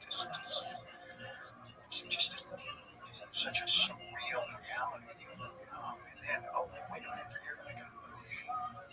It's about a film. It's a film about war and barely ended like a year ago, right? Yeah, 14 months ago. Saigon, 75, right? I think so. Yeah, it was like right at the tail end of it. And so, yeah, it was, we were able to do enough stuff like recreationally, there was a lake, and you could water ski, you could fish, you could do those kind of things if you didn't want to go to the set with Dad. Once you went and saw the set where Dad was, they didn't give a fuck about water sports or fish or anything, because what they built and what they were trying to create was mind-blowing, because Copa built Kurtz's compound out of practical materials. It wasn't like like plaster covered chicken wire and rebar. These were like 2-ton boulders. Yeah, they brought in and started stacking in the jungle. And then a lot of it started sinking. You couldn't build a foundation in a riverbank, right? Right. And it just didn't make sense.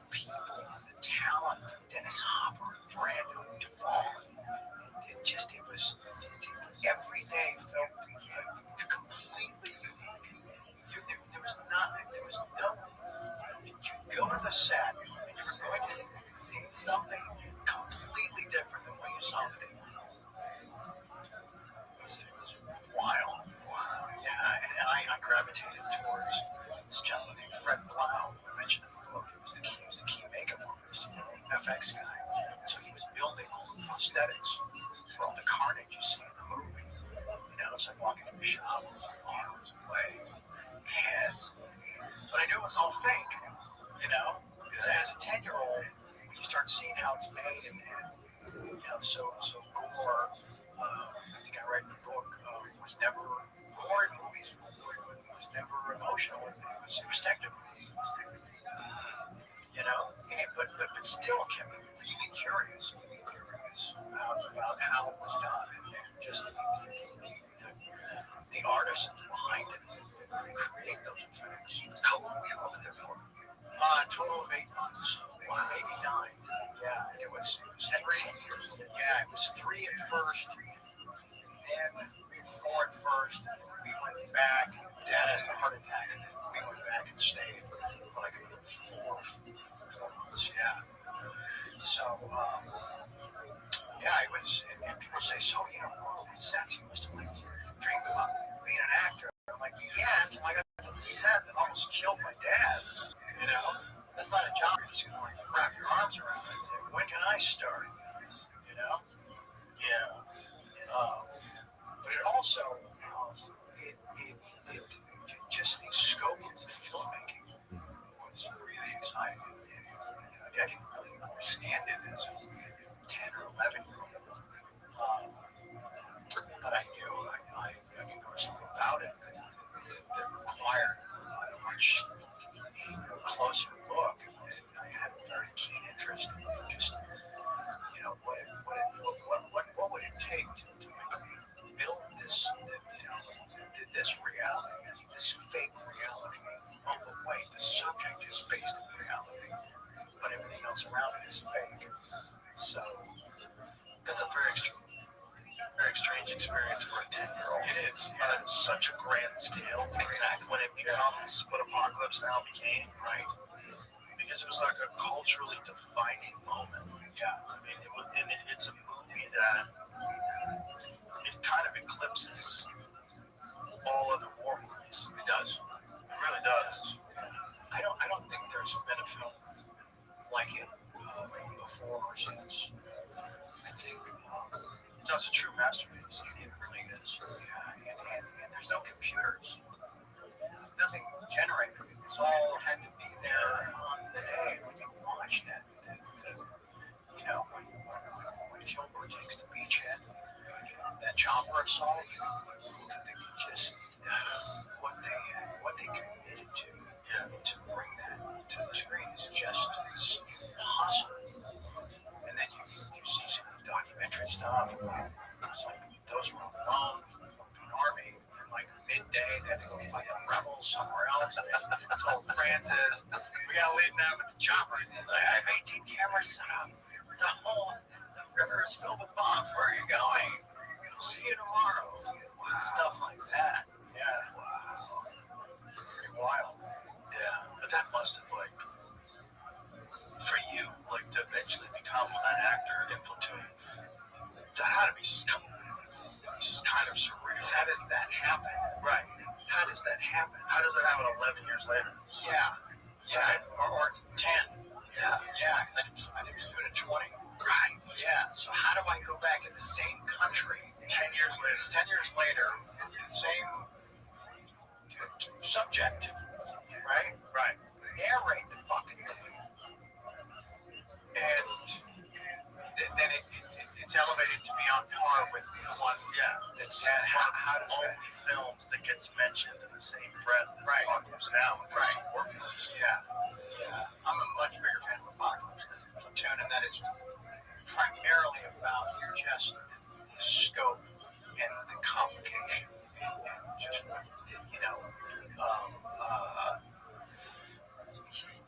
difficulty factor. Yeah. Difficulty factor. Well, it took forever. Yeah. How many years did it take? It was like 8 or 9 years, right? I don't know when Francis conceived it.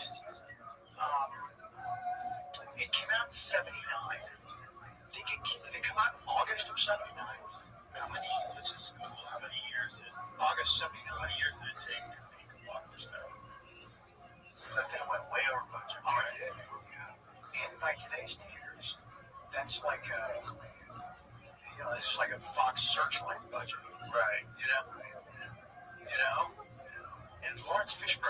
But how old was he? He started the film at 14.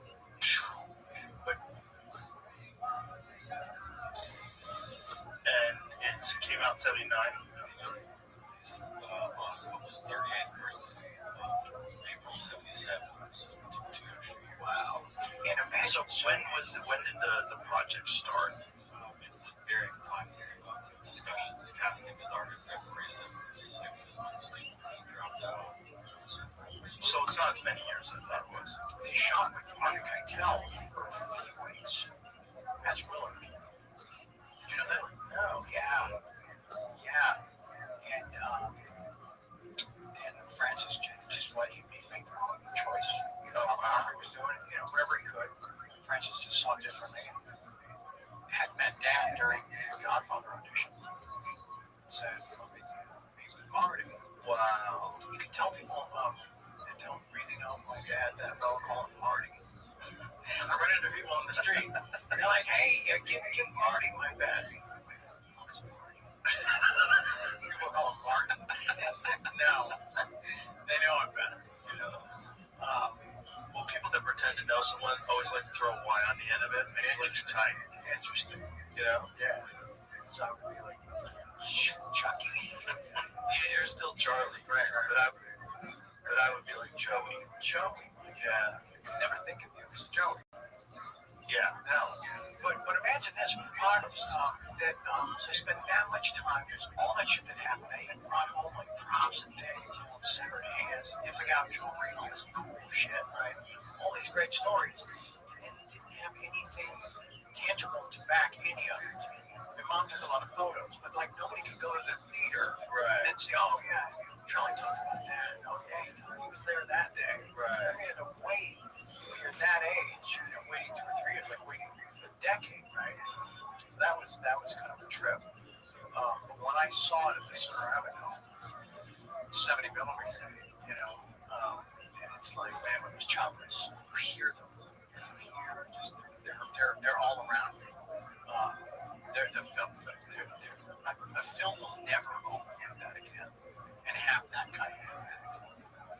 Did you see it at the Dome when you first saw it? No. I don't remember where I first saw it. I first saw it, I think, on regular TV at home. Oh, shit. Because I was too little to watch it. 79? Is that what it was? Maybe I saw it when it came out on HBO or something like that for the first time. When I really got into it was when I got a home theater and I got surround sound and I got Apocalypse redo. Apocalypse Now redo the Billy Bastard one. It's fucking sensational. You finally had that experience. Oh my god, it's so good. It's like, this movie is wild. It's so well done. And it's just so epic. Like, for you to have been there alive while they were putting that together and then to see it all pieced together, I mean, that had to be an insane experience. Well, and a lot of it was a surprise seeing it on the screen. Because, like I talk about in the book, not so much of the doc, it was hard to get close to the action on Apocalypse. Because the way the sets were constructed, because the way Francis had everything lit, super claustrophobic, like in the Prince's Temple and Compound and places like that. And it was also dangerous to be on that set. Right. You know what I'm saying? Snakes and shit. And just like weird people. So, Francis is just like, come on. Wow. But yeah, so then it's like I wasn't there for any of the chocolate salt. I could see Hopper at a distance in that outfit with those cameras walking with Dad. I couldn't hear what he was saying. So to then see that scene, your dad first steps off the boat with the compound and Hopper is that incredible monologue. Yeah. Got the cigarettes and so and it's just like, so to have that kind of that to have been there that long and still be a completely fresh cinematic experience was a trip. Did you ever get imposter syndrome, like when you were doing Platoon? Did you ever get like, how the fuck am I here? Because it's so quick between you being 10, being in the jungle while they're filming Apocalypse Now, to you starring in Platoon. Did you settle into that, or were you ever like, how the fuck do I deserve this? One of the things that John Cryer says in the documentary that I watched. It's very insightful. Yeah, it's very insightful. Yeah. He said that you probably feel like you don't deserve all this, so sure, fuck it all up. Sure. He's not wrong. He's not wrong. But, and then I had a comment in some interview the other day, and I said, well, what the fuck, John? You kind of like laid that on me, like, a couple decades sooner, man. Great advice, however, a little late. Yeah. Yeah, but you can't tell me like that. They have to kind of figure it out. They do. But the thing about it, too, that when it happened, the good news is that I had done enough film work, not like super memorable films, except maybe Parts of Red Dawn, I think I'm thinking about. Just with the film kind of, let's do forward. It's about, I think Parts of Red Dawn kind of first, right? Sure. But yeah, so just sort of getting more comfortable in front of the camera, more comfortable sort of being able to think on film, and actually, breathe on film. That sounds kind of like actor. It's actually a thing. You know, talk about controlling your breath in every other area of life. Sure, right? Yeah. It's the same is true as an actor, for sure. Even doing the show, I've been doing 2.5. That first scene, I was usually off. I was just like about to make an entrance from somewhere back there, cheap smoking a red, just trying to figure out the first scene. But then when you hear the stage go quiet, right? Somebody else, speeding, some market, and then if I can get that last breath to go to the bottom, I knew this first take was going to be awesome. When the breath stopped about like at the sternum, I was fucked. Shallow breath. Yeah. Then you can't. Then you change. Then that first take is just a pancake. Which sucks because that's the first time the audience is going to see it. Right. I don't want that one to be. There's a cute girl in the crowd. That's the one they're watching. Yeah. Not the second one where she's already heard the fucking jokes. Right. Right. Now you're like, oh, this show sucks. Exactly. The live performance thing is weird because they don't really do it. I mean, I don't think there's very many shows that still do that kind of a sitcom in front of a live audience with cameras. There's very few. I think Tim Allen's show still does. What is that on? It's on phone. I think it's ABC. Yeah. So he still does a traditional multi-camera. Yeah, it's live. Yeah, the guy I worked with, a friend of mine, is on that writing staff. God, they used to be all over the television. I know. There used to be tons of them. Oh, I think Chuck's new show on Netflix. It's called Leanne. Yeah. I think that's a lot more. Okay. So they're still doing something. Yeah. They're fun. It's fun when it works. Yeah. It's like it's a missing genre in today's culture. You're right. Right. Most of what was on late at night. Exactly. At nighttime, you're right. When you got done having dinner, you gotta sit down and watch Friends, or sit down and watch Seinfeld, 2.5 Men, or Yeah, we my family binge watched Big Bang Theory. I never watched it when it was on the air.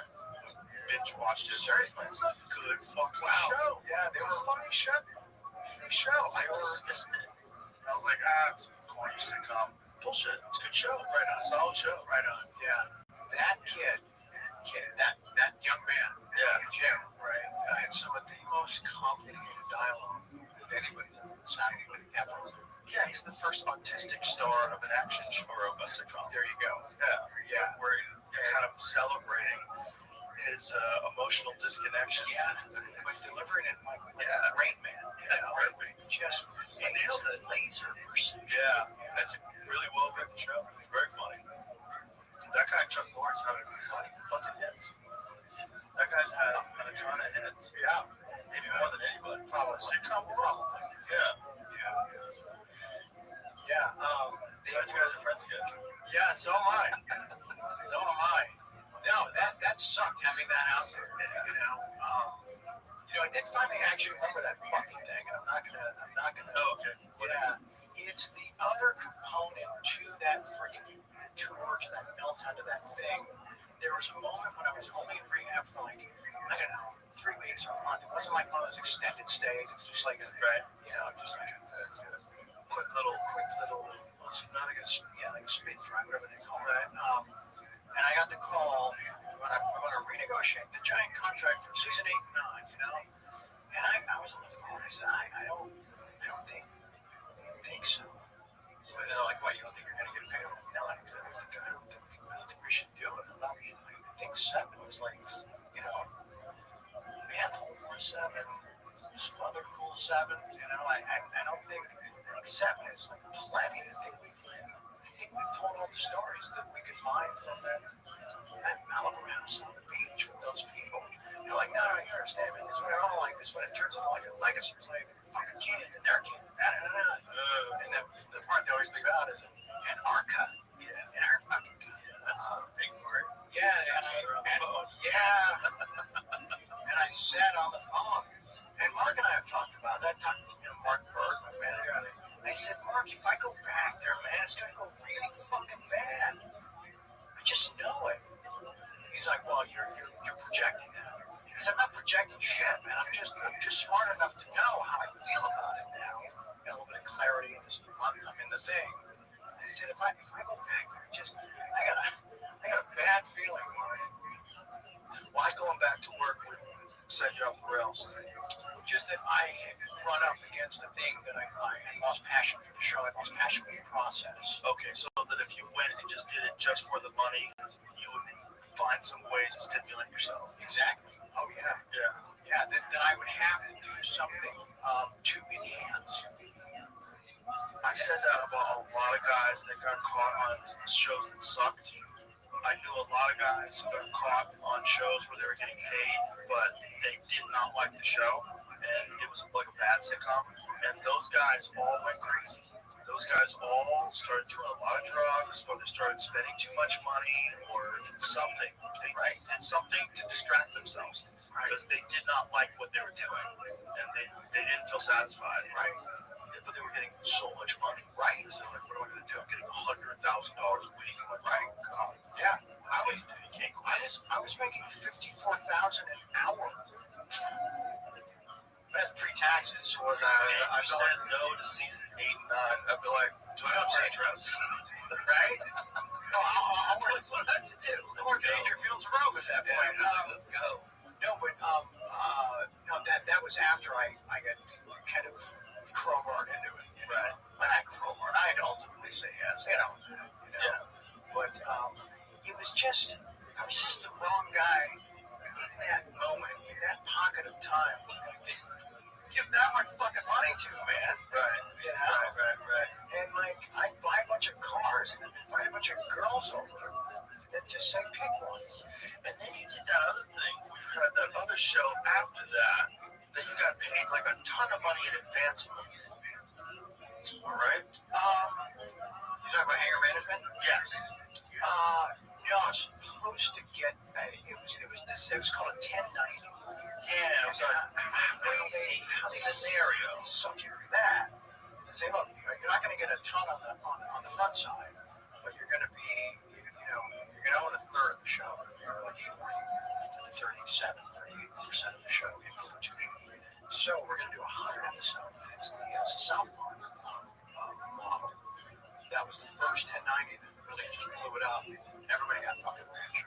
So you do these 10 episodes. You do a 10-episode pilot.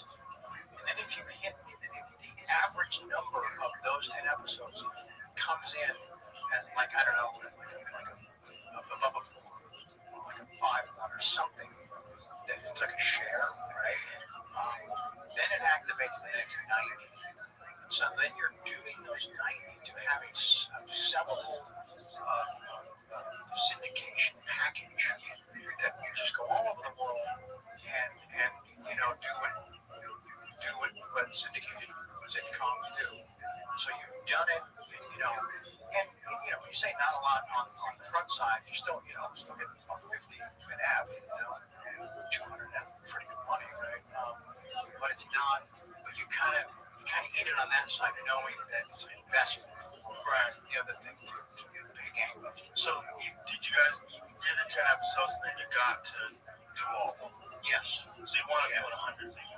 Yes. So you did them in a short period of time, 2.5 years. That's cool. I know. Yeah, That's I was not ready to go back to work. Yeah, and that's the thing I talk about in the book. And the only reason I did was I wanted to show those guys across town that I was terrible. Right. And that is not any mindset. Beat the troops. And it, again, it started pretty cool. Did the 10, it was great. It was pretty good work. The shows were smart and funny. And we got into that 90. It was about 20. No, what am I saying? It's probably like 9 or 11 into it.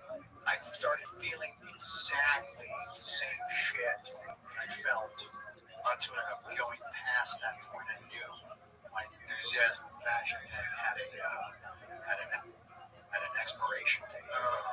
You couldn't manufacture it. I tried, but I couldn't. I didn't like the show enough. I love the people I was working with. The writers through the acting, they were terrific. You didn't like the final product. And I stopped caring. But I still, had enough dough to keep the lifestyle and all that other fun shit going on, and just stayed way too fucking high to really engage in this thing. I was doing this thing, Joe, where I was partying, hitting the fucking line. I heard girls pouring and bowling away. Whoever showed up, hey, come on in. Plenty to go around. And then there's this thing, I think I felt like I was time traveling from like 1 a.m. to like 7. Felt like 11, 15 minutes. Whereas, 9 to midnight felt normal. Wow, we had plenty of time to do everything. And then, like, the hours I really needed to, like, 7 minutes of joy, those just vanished. And then you back to work. I guess I'm banging on my fucking door.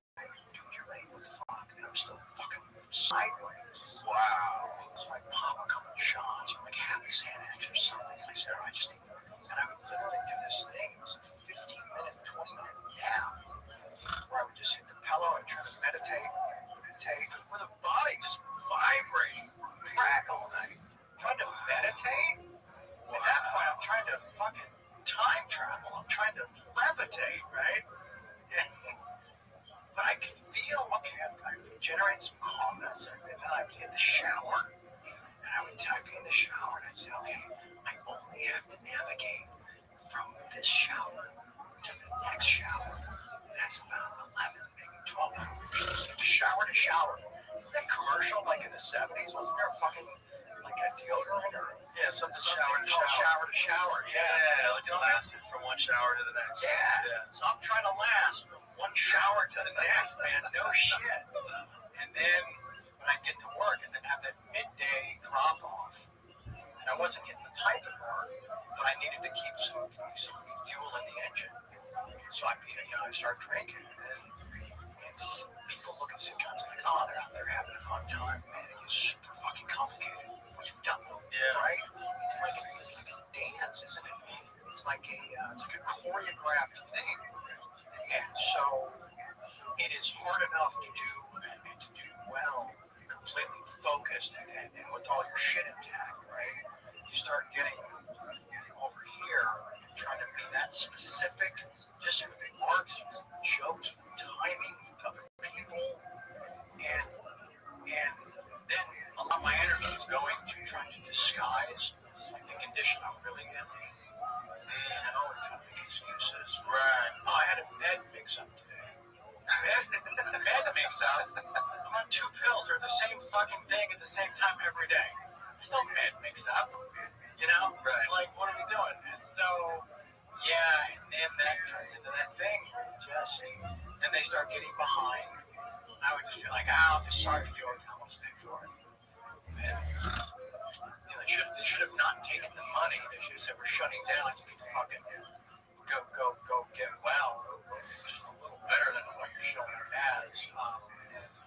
So that show kind of never really had a chance to be anything special.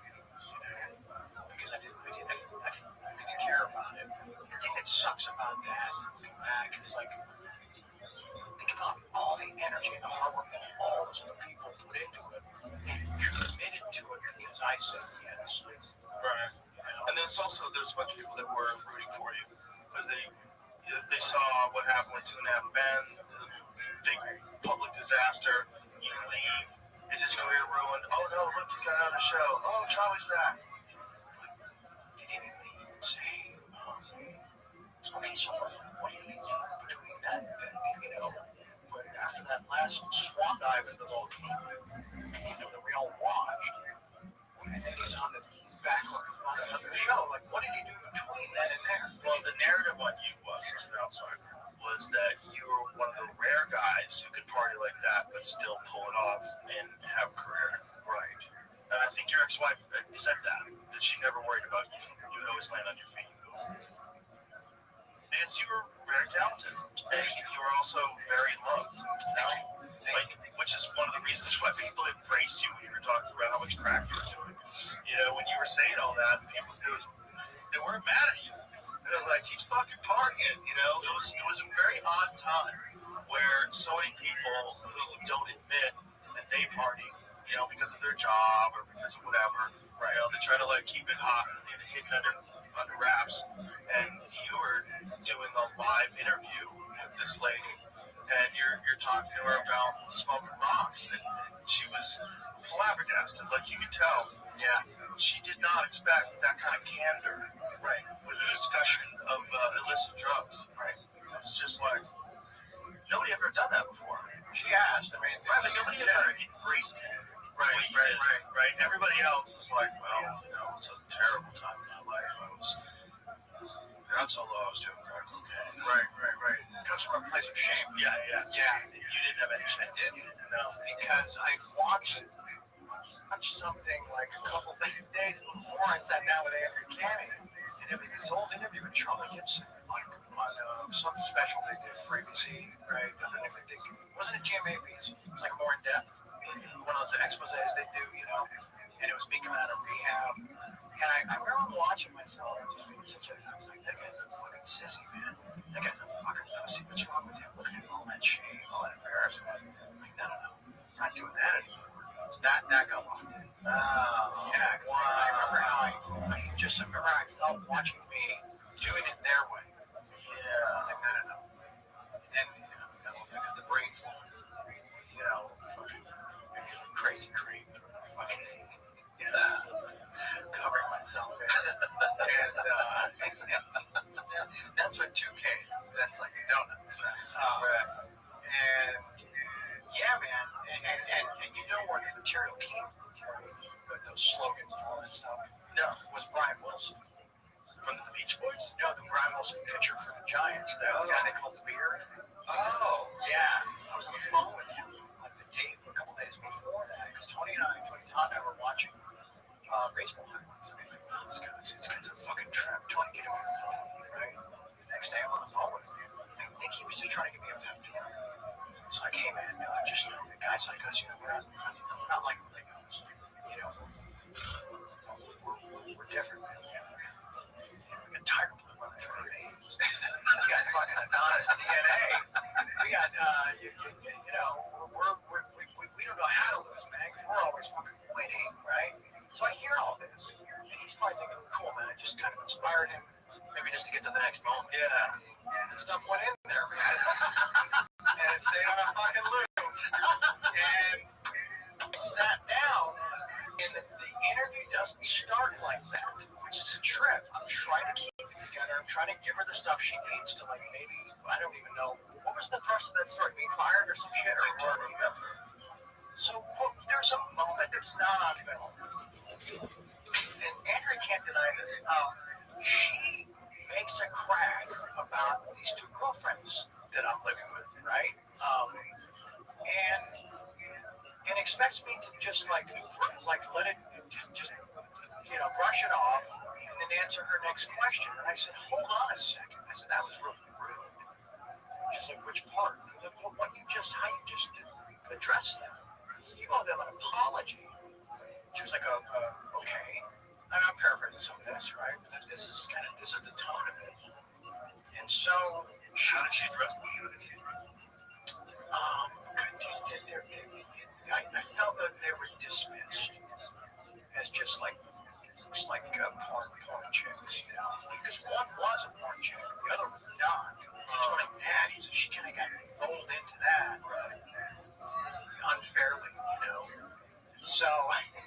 So then they, Andrew's like, oh my God, okay, I'm sorry, I didn't mean anything by that, but I'm over here, with the thing, and I'm not letting it go. I asked her to apologize. We should have been past it. Now I'm stewing. Yeah. So you're ramped up now. Yeah, and that's what it turned into. And then I started hearing Ryan's stuff, and I'm like, I don't know, I'm fucking tired of it. And then it all just, and then it got away from me, and I couldn't pull it back. Wow. Back. And then everybody's like, okay, well, it's different. It's kind of fucking interesting and unique and whatever, man. Well, let's just have a quiet night and we'll see how that plays out, And I wake up into a world of not the world I said goodnight to 6 hours earlier. And my friends are banging on the door. People are sending me, videos and stuff. They're like, dude, the world's on fire with your shit, man. Like, all right, what does that mean?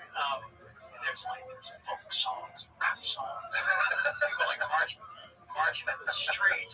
There's already T-shirts. It's just gone. It exploded. Yeah. So it's not like I can jump on my roof of the boulevard and say, all right, everybody, okay, let's just, UFC fighters were saying they had tiger blood. They were joking around about it. Yeah, I mean, it got Get away from you. Penetrated. Yeah. Yeah, it achieved penetration. Well, then no one had ever done an interview like that before. I wasn't thinking about that in the moment. I was just fucking pissed. It wasn't going to be Sissy Charles from the 90s, Right. It's like this convergence of all these elements and all these emotions and all these feelings and also the resentment I had in myself. Just like, all right, just pick some targets and would have been nice if it had been sort of, if I could have just sort of hooded, just kind of, away from it, Have you ever thought of what your life would be like if you didn't do that interview? I've started to. I've started to try to walk into that village, right? But as soon as I take a look around, none of it really makes sense because I can't really imagine it. What do you think of it? I mean, it's hard to kind of put those pieces together. I wonder if you would have gotten sober. Interesting. You mean today's sober? Today's sober. Yeah. You might have had to have that complete chaos, tailspin, free fall crash publicly to just eventually gather your shit together and go, okay, all right, time to learn and grow. Obviously, that wasn't smart. Let's do it differently. Right. Let's get it together and step by step, day by day, and here you are, almost 9 years later. Almost 8 years. Yeah. That's you always wonder, maybe you have to have. That was your rock bottom moment, and it was public. The whole world got to see it. Yeah, just a purging of all of it, and still you have to have this reinforcement because now everybody is loving the fact that you're winning and that you're talking about how much crack you smoke and how crazy it is, and you got all these hot girls and guys like he's winning, and so now there's no incentive at all to get healthy, which is kind of nuts. And not only that, financially it kind of helps you to be living a little off the rails. And so you're kind of known for that, and then you have this big tour, and everybody's coming out to see you, which was crazy for you to do. The first one where you did it without comedians was just bananas. Yeah, it was a complete train wreck. Yeah, it was a disaster. But you guys pulled it together. That was kind of the story of your career when things have fallen apart. People want you to pull it together. So even though you had that disaster show and everybody knew it was a disaster show in Detroit, people were still coming out to see the other ones. Right. Yeah.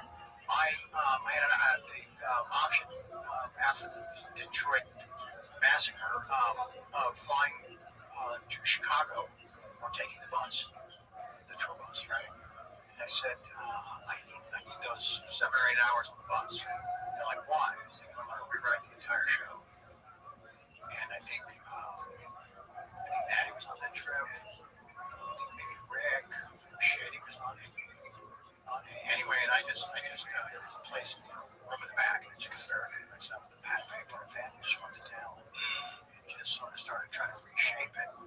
When I got to Chicago, they were expecting all the special effects we needed from that, all that garbage. I said, we traveled with none of it. I said, here's the new show. I'm sure with this, like, just trust me. Unfortunately, that's the night where it got applauded and kept the train on the tracks in Chicago. But leaving that, we're gonna have the wherewithal, like in the middle of all that, and we still had enough of that thing to just, maybe that's just pride at that point. Certainly, it was also that's an impact of accumulation. Like, thank you. Yeah, enough. How about that? I have to get this out of that. Get this thing back on track. Yeah. And it was just, the curtain comes up, and there's 2 chairs. And I have a water. It's just a conversation. Imagine that. Yeah. Didn't reinvent anything. Yeah. And I wrote a letter, is what it was. Dear Chicago. It's like this whole thing, including them. So I kind of got them back on my side, and then we sat down. Yeah, well, people realize also you were figuring this tour thing out on the fly. Yeah. Yeah. It was essentially, 21 cities in like 24 days with no act. That's what it was, man. So I know you had Jeff Ross. Jeff Ross, yeah. Who was great at that. The master at Off the Cuff. Wow, he showed up and yes. Perfect guy for that. Shape on it. Yes. And then you had Russell and so on too, right? Yes. Who's also a master off the cuff. Yes. Yeah. He was so relieved that the 2 chairs had shown up, because that's when he joined us in Canada. He was terrific. Yeah, Russell Ross. The first night sitting with him, some dude, like, what's like the Canadian version of like a quarter, right? What's their dollar? Loony, okay. That's $1? I think so. Okay.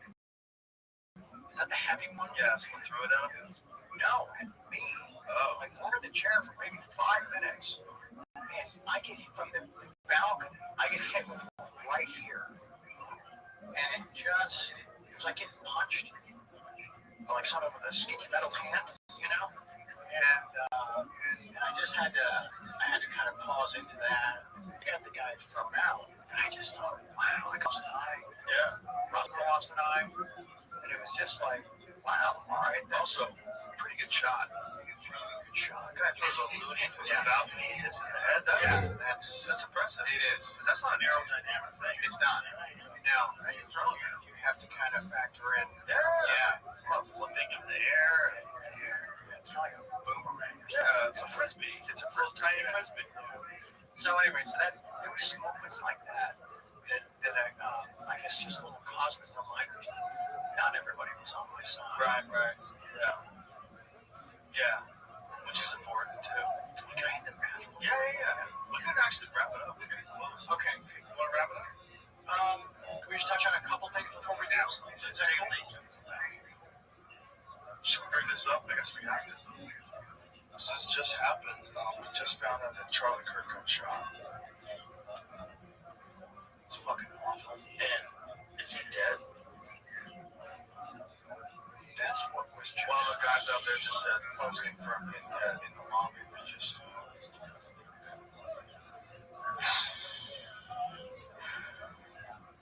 Whoa. Murder for having a different opinion from somebody else. Yeah. Different ideology from somebody else. Yeah.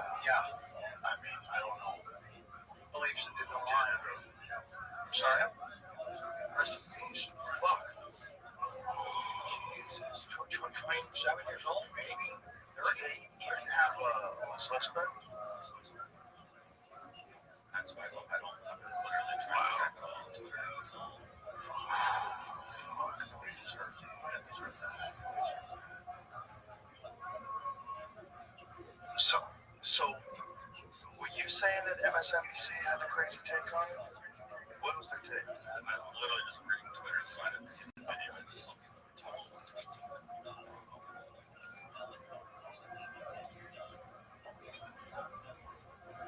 Fuck.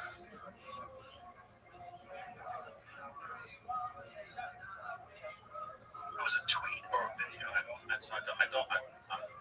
doing the show. I'm trying to. Right, no, I understand. I think they were live on the air. Some tweets on their Twitter. So it's someone's hot take. Yeah, that's a crazy take. Crazy take is that. What was the take that they just heard? Take? Right.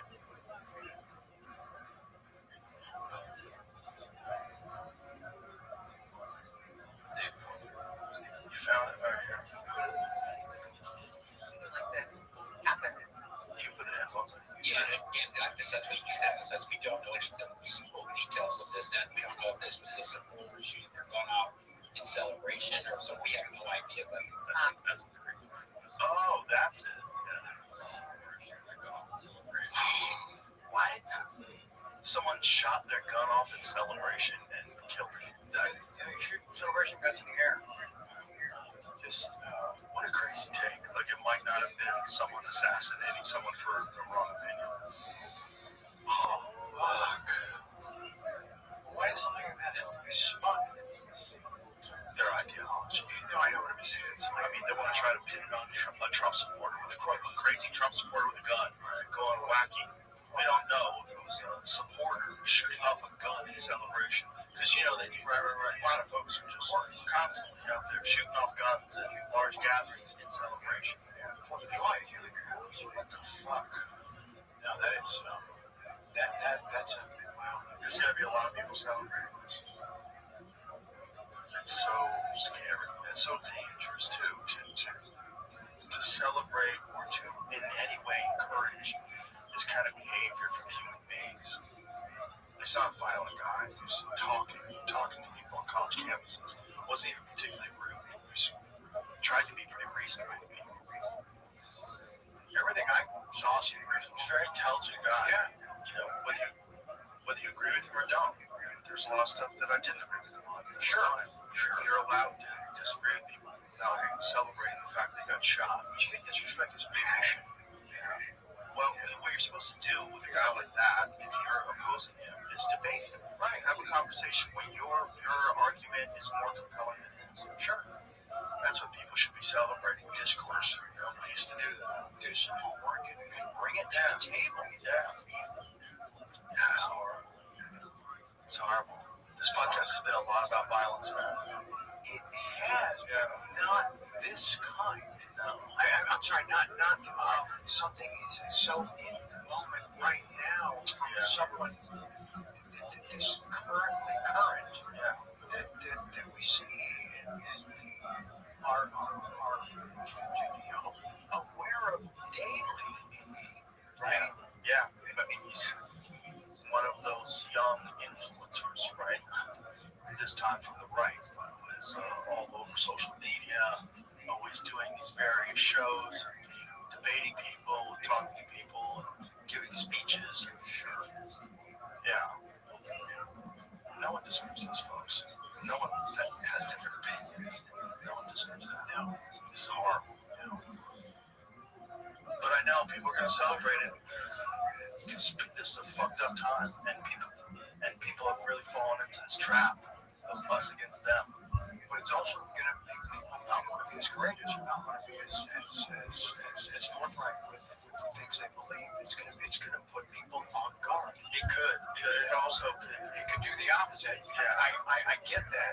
There's also going to be this sort of ingrained thing now. You're correct. Yeah. And just going through the whole New York thing, sometimes there's a crowd that's all love. It's all love, and all they want is, it's your signature or a photo or this and that. But there's so much of those moments where you're spent looking down. You're looking down the entire time. And I don't think anybody wants to show you. I don't think that's kind of out in the world, right? but it's just the type of shit that just lives in the back of one's mind. Yeah. Because how could it not? How could it not? Yeah. A thing like today, you're like, okay, that's why it's in the back of our minds. Yeah. Well, it's, when we were talking about assassinations earlier, whether it's Kennedy or RFK or, you think of them in the past. You think of them like, when something happens in the current, like right now, this one, Charlie Kirk, it doesn't seem real. It seems very surreal. It seems like these guys had a long time before reference this as something that happened. Like remember he got shot and killed. Oh yeah. Like right now, it just doesn't seem real. It seems so crazy. It's not registered. It's not. Is he afraid? No, I met him once. At a gun range, of all places. Wow. Yeah. He was a nice guy when I met him. It's a fucked up time. People are so divided in this country. So divided. There's so many people that love it. They love that we're divided. And they profit off that division. And they stoke the fires. And they do it for their own profit. And it's so fucking gross.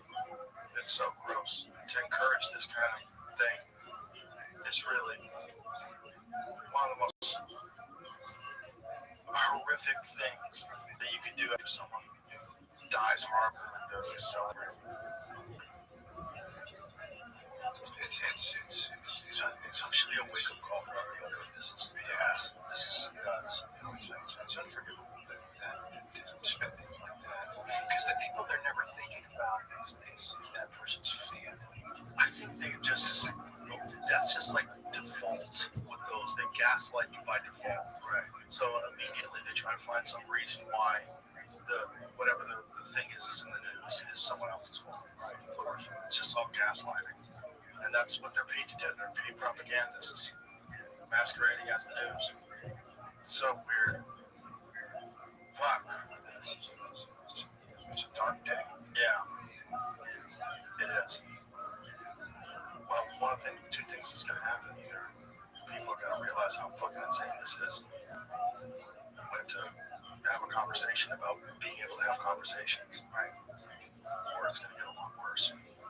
That's what's scary. It's scary to spark off some kind of a real violent conflict. Like I had a lot of fans. Yeah. I love that guy. Yeah, I know.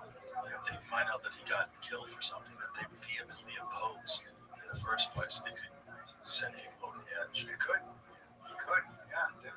There's always that flashpoint moment in previous times like this. There's always that tipping point moment. The Rodney King film. Yeah, right. Something. Just that's it. Yeah. This also highlights just the human perspective, like how lucky Trump was. Oh yeah.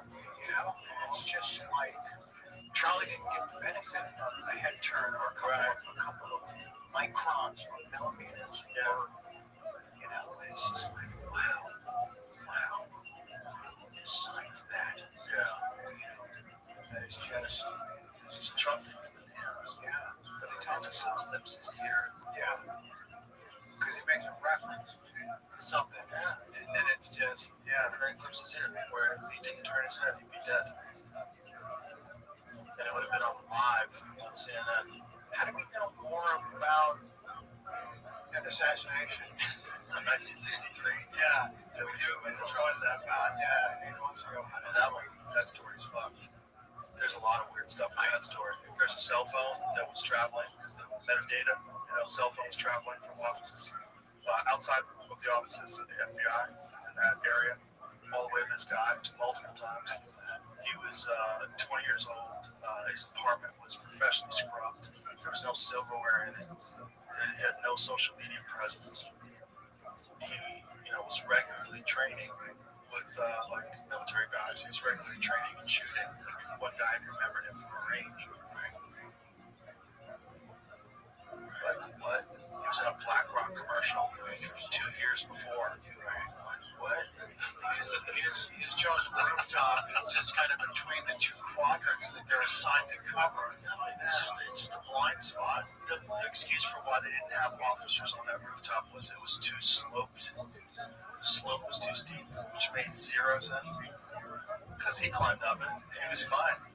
What the fuck are you talking about? It didn't make any sense. Not only that, the one where the snipers were perched had a steeper slope. Made no sense. It was fucking nuts. They found that guy walking around the grounds half an hour before the event with a fucking rangefinder. Yeah. If you're not on that golf course, with a rangefinder, then you're gonna shoot something. Yeah. That's what they're for. But it's just,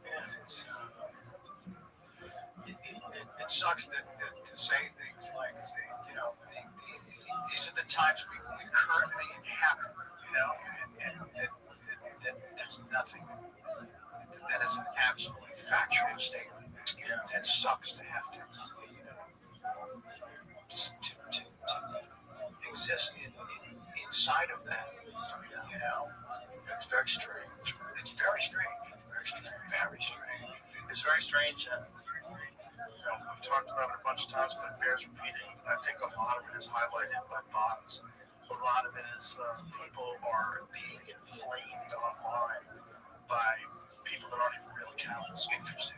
I don't study that. There's a lot of that going on. I think it's a giant percentage of all online discourse where people are hating and saying things about people's political beliefs or anti-Israel things or anti-Palestine things or whatever. I just think a giant ton of that is foreign governments who are running these bot farms. Wow. And it's been proven. They know for a fact. China actually got caught recently. What was this? The Chat GPT thing. They were using OpenAI software.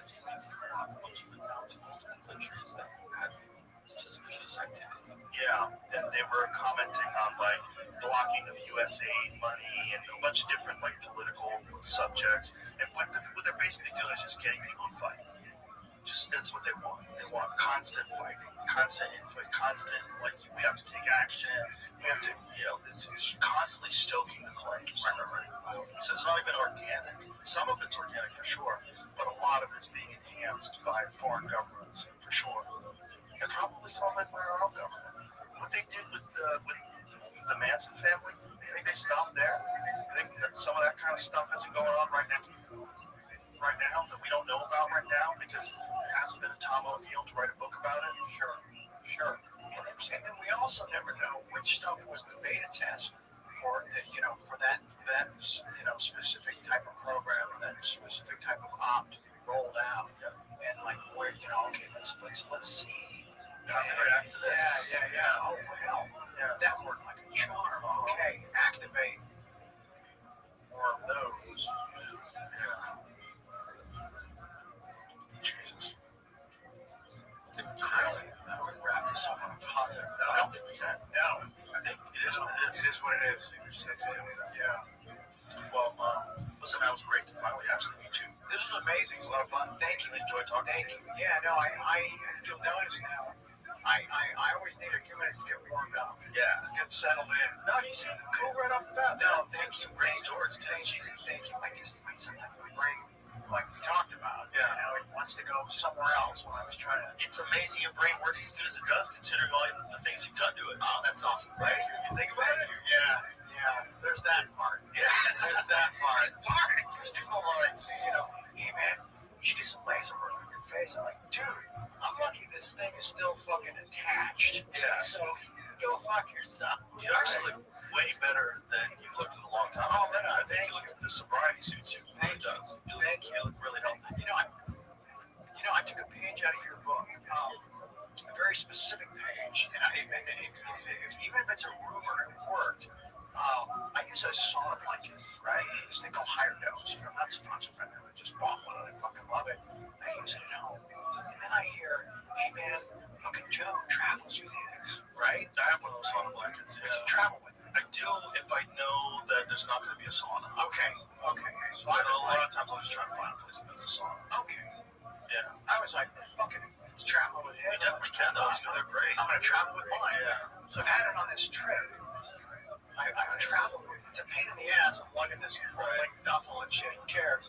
But so thank you. It's worth it, though. Thank you for the idea. Those are great because those sauna blankets are great because they're portable and you can always just get it in. Right. I really genuinely prefer a real sauna if you have one because I like to stretch out in the sauna. It's the best time ever to stretch. But as far as time with the portable blanket is like, I tell people, well, it's like a Bikram class without all the yelling and pain.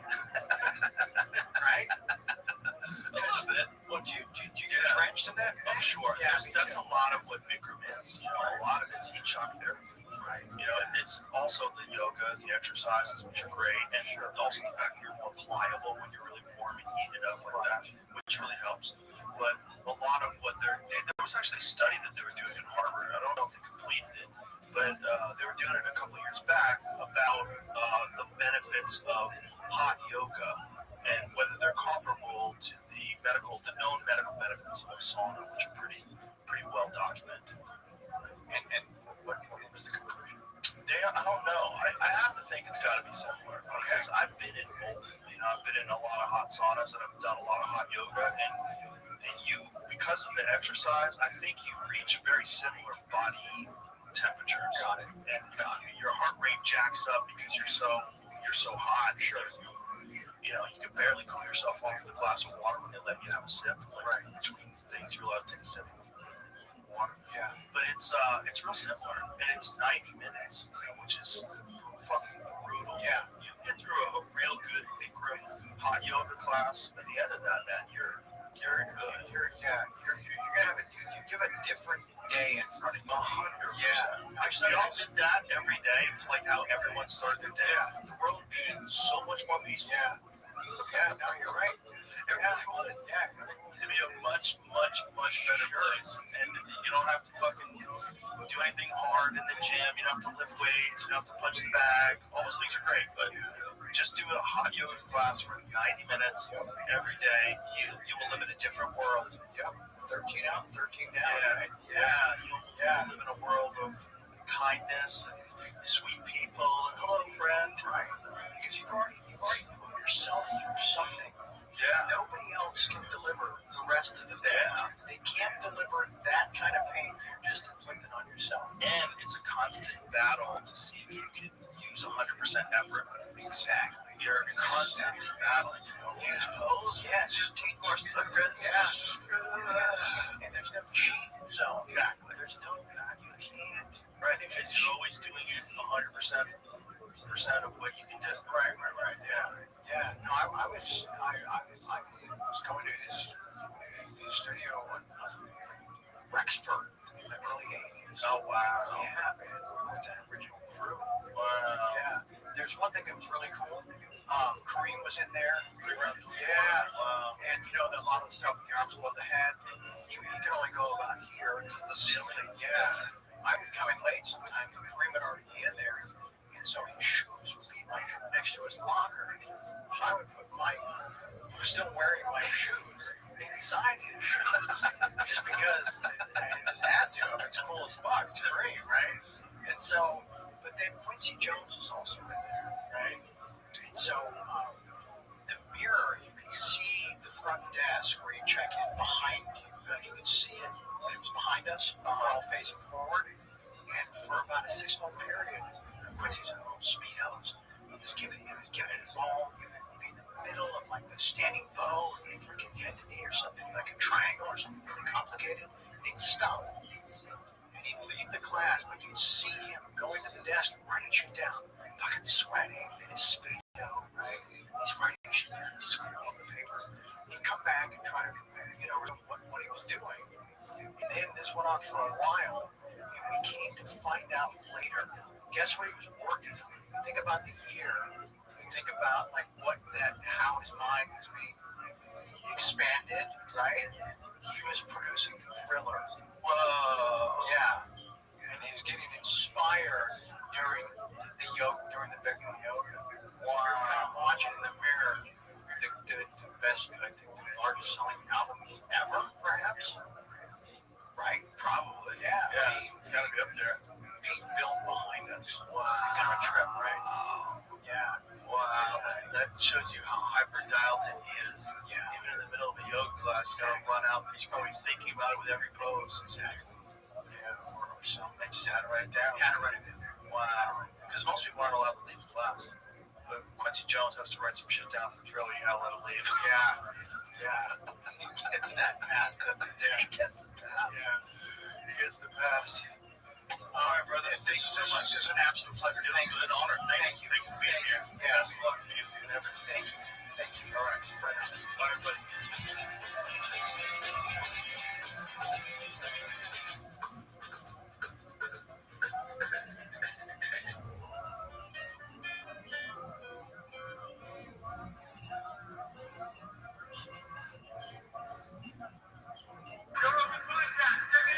The Joe Rogan Experience. Showing my name, Joe Rogan Podcast by night, all day. Great to meet you, man. Great to meet you. It's a trip, and walking in. How is it possible that our paths didn't cross all those years? I mean, it's conceivable we were in the same venue, or the same building, or in the same party, or probably something. I kind of avoid parties. I avoid basically everything. I avoided parties. I avoided premieres. Anything where there was a red carpet. Like even if I was in a movie, I wouldn't go on the red carpet. I'd go up to the back door. Seriously, yeah, I don't like I don't like all that fucking look over here. That is just too fake for me. It just whatever allergy I have to that flares. And I'm like, I'm going through the back door. Fuck this. Yeah, no, I don't blame you. I don't blame you. They stopped showing me where the back door was because I supported a similar entrance thing. It's just too weird. But it's look over here. Something happens in that moment. Yeah. And I think it's like it brings you as close to possibly sterilization as you can get without surgery. I think it's bad for you. Yeah. I think it's like radiation. Yeah. Like you can take a little bit of it, but you don't want to be working the X-ray machine your whole life. No. And then there's always that one lady who keeps calling you back to her. Right. Charlie. Right. Far left.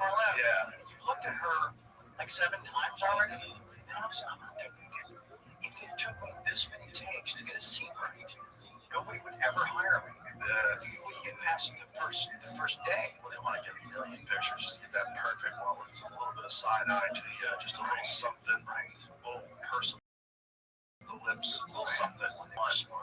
Yeah. But then they choose. Which one do they always choose? The one that's absolute dog shit. Yeah, the one with your mouth open. Exactly. Yeah. What I really don't like is the people who like it. Not that I don't like them, is that I don't want to ever see that in myself. And so when I'd be around them, I would just go, oh, I gotta get out of here. Right. And I freak out. The things. Yeah.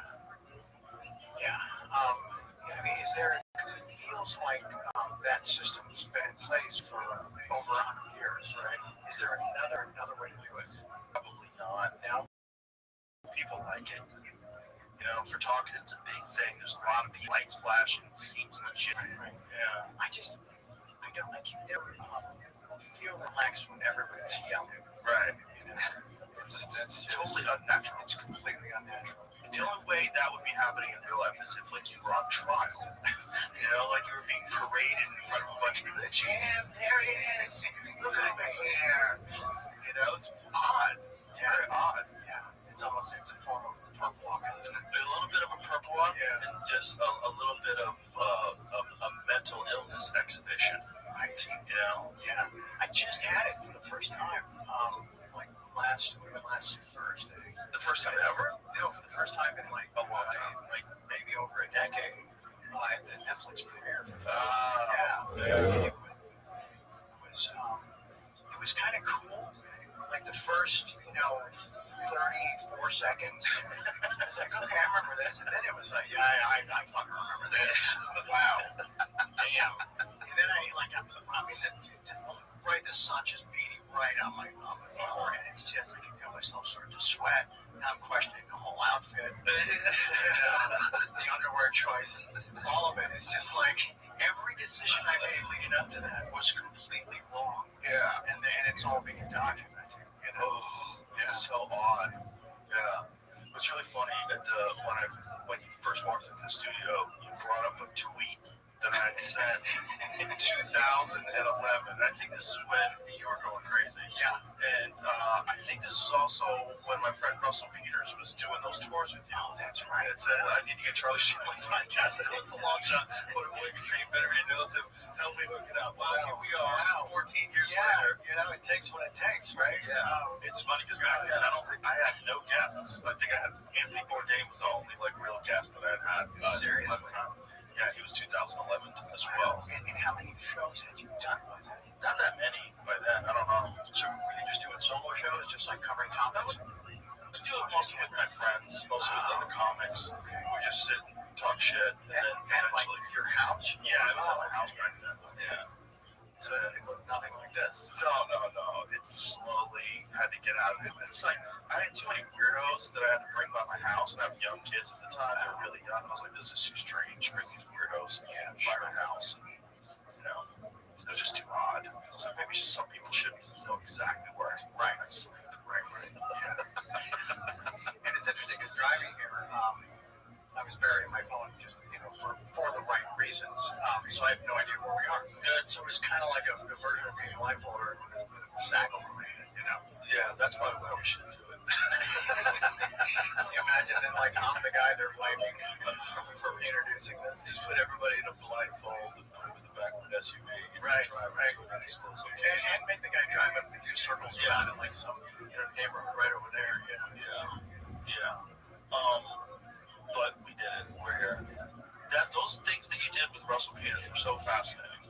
The whole thing was so fascinating. I watched the Netflix thing. I watched the first episode, and the whole experience of watching the guy from Platoon, the guy that everybody knows is like this gigantic, super cool movie star, hot chops, all these different things. To watch you just not just go off the rails with drugs, but like be super open about it. You were like the first guy super open about it, and everybody just embraced it. Instead of it being like, oh, Charlie Sheen's doing drugs, that's so sad. It was like, we love him. Keep going. It was kind of crazy. All the Tiger Blood stuff and winning, and everybody was saying winning all the time. And what was that like for you? Was it the worst kind of reinforcement? Or did it let you, were you surprised by it? That's a great way to describe it. It is, the worst kind of reinforcement. Yeah, it was like unintentionally or otherwise celebrating the guy's demise. Right. And I guess the train wreck was so spectacular, there was such a spectacle that they couldn't turn away. But they were also being invited in to follow it down the tracks. Yeah. Somebody asked me about it, and I don't know if I was the conductor, if I was riding the caboose, or both simultaneously. It was a trip because thinking back on it, it's some of it just kind of exists in just Polaroid snapshots that kind of drift past through the mist. Other moments are in high def, but kind of seen through tunnel vision. Like there was an energy. There was an energy I tapped into that felt like I was playing a role, but I couldn't figure out what the plot was. My co-stars were. Where somebody show up with like a page one rewrite. Right. That's what we fucking need. And it got away from me. And had it not been encouraged, I think it could have been curtailed. It could have been shut down. whatever, you become kind of captured to the image. Yes. Yeah. And there was something that just recently, something I stumbled onto. It's, I was, in some way, I was being bullied. It had a bullying kind of energy about it, you know, and I've never been that guy. How so? The way I was attacking people, I was challenging people. I was like a tough guy. You know, this cadre behind me that was like, you know, inviting people into the ring. I've never been in the ring. What are you doing, you know? You're on coke. That's hilarious. It's total cocaine behavior. Among other things. Yeah, and I think there was a whole testosterone component as well. That was out of hand, just out of control. Because there's, you know, what they recommend, like a quarter-size dollop like every other day. There's a line in the book where I was slathering that shit on like a fucking Tom's commercial. Oh, so you use the cream? Yeah, which is hard to measure. It's not just hard to measure, it gets on other people.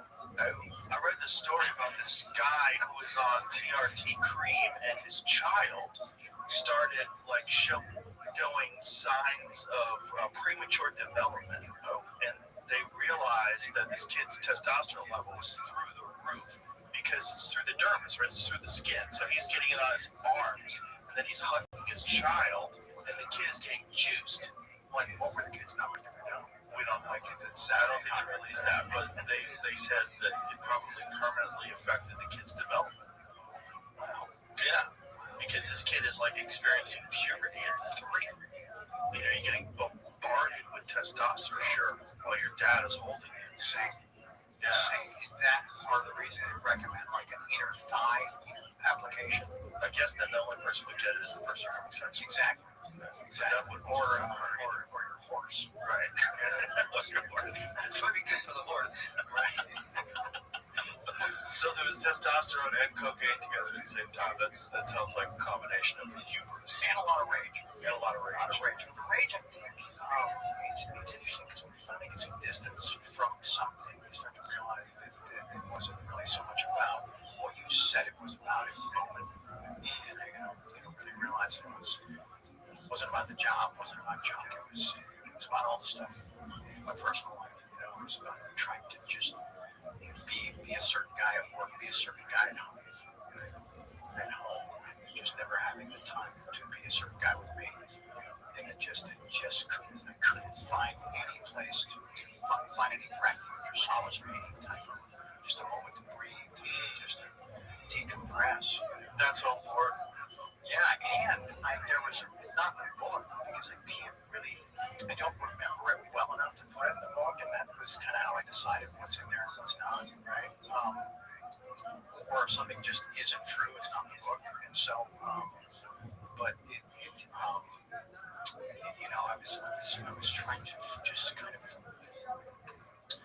you know, like, you know, I went through 2 divorces and had 4 children during that run of 8 years, you know, and so that's crazy. It's insane, yeah, and they both, you know, they fell apart for various reasons, whatever, but there wasn't time to heal the last one before the next one kicked off. But that's all on me. You know what I'm saying? That's all on me making those decisions. Yeah. That's one of the few lines of the book. Is it like really comes down to really being all about choices. You know. But then, yeah, and but it's just for it to be just talking about the bullying stuff, you know, for it to be so directed at a guy who, if you really break it down, what did he really do to me? He created this environment with the dream character in an amazing show, or at least some people tell me, right? That was, you know, the toast of the town, right? And all he asked from me was to just, like, you know, just show up, be responsible, know your lines, hit your marks, and do your fucking job, you know? Now, those were the only demands. Essentially, the stuff I told him before I took the job that I was going to do. So then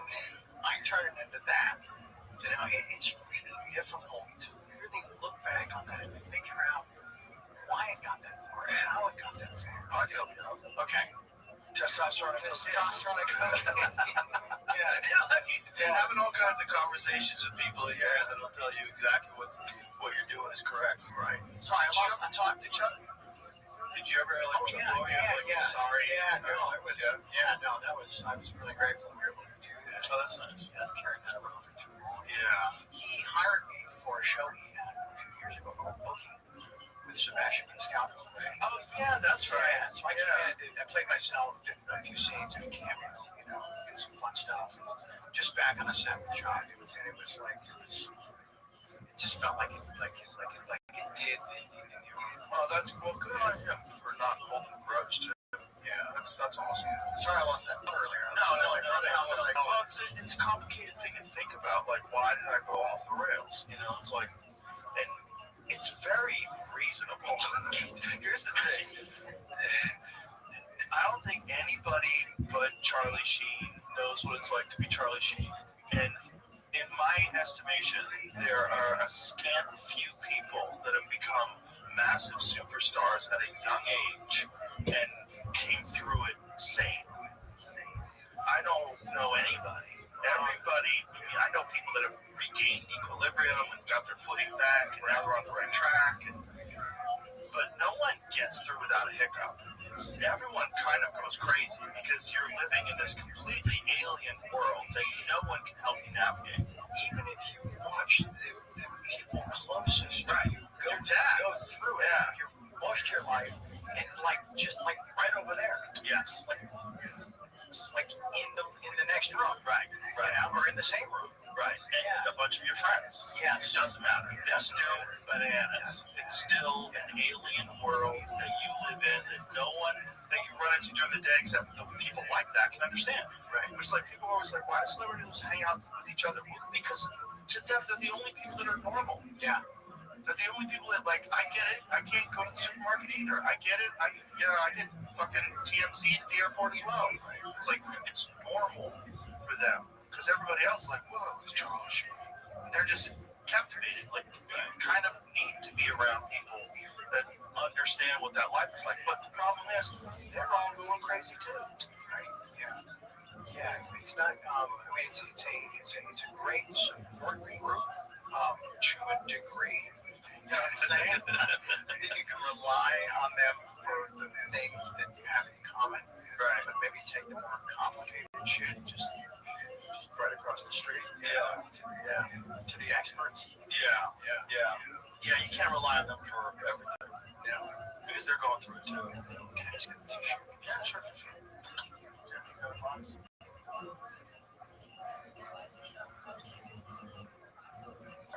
No worries. Get sweaty? Is it hot? Turn the AC on. That's exactly what happened. I lost that thought. I tried to cover it, and I realized he's not buying this, and then I started sweating. I started fucking sweating. So I'm just gonna.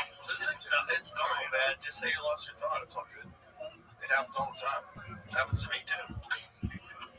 Why is that though? Is our brain already trying to figure out the next thing that's going to attach to it by doing so? It took the main thing and just dismissed it?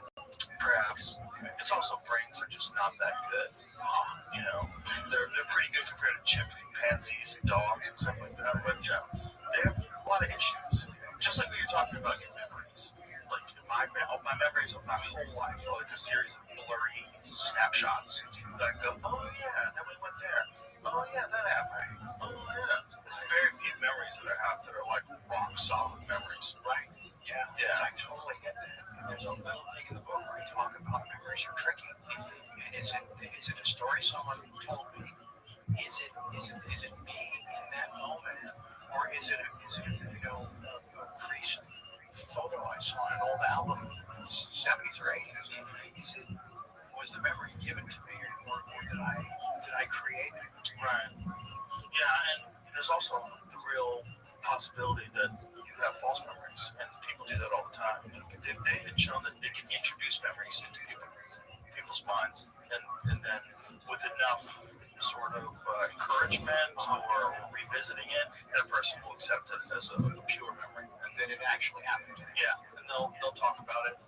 Like outside of that, they'll have no knowledge that it was a false memory. Wow. Yeah, because it's just not a good system. It's a system designed to keep you away from scary things. Like there's the wolf. Oh, get away from the wolf. You know wolves are bad. I remember. Wolves are bad. That's the spider that's poison. Get away from that spider. That spider's poison. But like day to day, everyday normal shit. It's like, how much of a memory does it really need to keep? It's just your brain's just not that good. And so certain memories then get overlaid with a newer version of that. Okay. Yeah, they get narrated. Then you start repeating the memory, and your memory becomes repeating the memory. Wow. So it's like you don't even really have a memory anymore. You know how to say it. Okay. Didn't that happen with that one Kaczynski witness? Did it? Was it Unibar? Yes. Interesting. Yeah, because that's why the first composite that was put out really ultimately wound up looking nothing like the actual guy. Oh, interesting. Yeah, there was a thing where her memory was corrupted by a different description from somebody else. This episode is brought to you by Paleo Valley. It is not easy finding a snack that's healthy and tastes good, but that's where Paleo Valley's 100% grass-fed beef sticks come in. You might be shocked to find out that most of the other leading brands you might grab at Costco use things like citric acid, lactic acid, and even black mold as preservatives, but not Paleo Valley. They use old world methods of fermenting their sticks so that they're shelf stable without using chemicals or questionable ingredients. Fermentation is also good for your gut. Did I mention these guys have over 55 million beef sticks sold? So yeah, a lot of people are into them, and if you're not, no worries, because they offer a 60-day money-back guarantee. Go to paleovalley.com and use the code Rogan to get 20% off, or find them on Amazon. Give them a shot, and you'll see why everybody's hooked. Well, there's also the factor that the Unabomber was such a traumatic event that this person was probably super freaked out, which is when your memory's the worst. Yeah, that's why eyewitness accounts of like murders and chaos, they're really bad. They're really bad. Very unreliable. There's some really awful percentage about even when they wind up in a courtroom. Yeah, like the determining, like the final nail from the person, that guy. That it's like sometimes it's as high as like 60% that they're just wrong. Yeah, and then they'll convince themselves that they're right because they've already said it, so that the ego gets involved. And then, it's just traumatic events leave you, you're in a high state of anxiety. You're not thinking clearly. You're freaked out. Like when they have events like say 9/11, if you were anywhere near that and you saw like people jump off buildings and fall to their deaths, or like your memories of that are probably clear because it was fucking crazy. But your memories of people that you might have saw that were running away, or maybe you saw a guy in a van and you looked fishy, or maybe this or maybe that. It's like, and then a few days go by and you probably haven't slept well, you're all freaked out. Your memory's probably a mess. It's probably filled with news now, and then there's other eyewitness accounts. You don't know what the fuck happened. You see someone die, you see someone jump off a building, you don't remember that. But there's some stuff that is just, this is one of the scariest things about transhumanism, is that it's really appealing in the idea that they give you a little hard drive in your brain. And now from now on, every time you want a memory, you can go just like, you look on your phone, like your iPhone, on this day, 2017, you're like, oh, look at this, that's cool. You're going to be able to do that in your brain. And the way that we're going to buy into it is because our memory sucks. Because that's how they're going to sell it to you. Yeah. Yeah. Do you remember your phone number when you were a kid? I remember my address because it rhymed. That's nice. Yeah, it's 7212 Birdview Avenue, Malibu. You used to remember your phone number. What happened? It goes away because your memory sucks. Right. I know my parents' number because they still have that landline. Oh, they're still rocking the landline. Yeah. Wow. They have an answering machine. Whoa. Yeah. And during dinner, they haven't really turned it. Oh, now people start talking in the background. Yeah. This is part of it. That's part of the experience. They're rocking a landline with an answer machine in 2025. That is, it's probably the way to do it. I used to love the answer machine. When you come home, the light would be flashing. Like someone likes me. So you call. Yeah. It was cool. It was like you had a dog coming home to wait, like to visit you when you came home. Like, oh look, it's like it's big on him. It's like he's at his lowest point. And the light is never blinking. I forgot about that. You have no messages. Yeah, that was a wild time where you could get phone calls. This other thing is like you got famous before the internet too, which is a different world.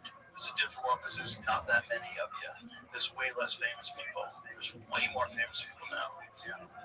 You got famous, like super duper famous at 21 years old with no internet. Trip out. Yeah, I know. How does anybody expect you to come out normal? Jesus Christ. And you can't really even explain to somebody that wasn't around during all that. You can't really explain what it felt like. Because they look at it as the things that were missing.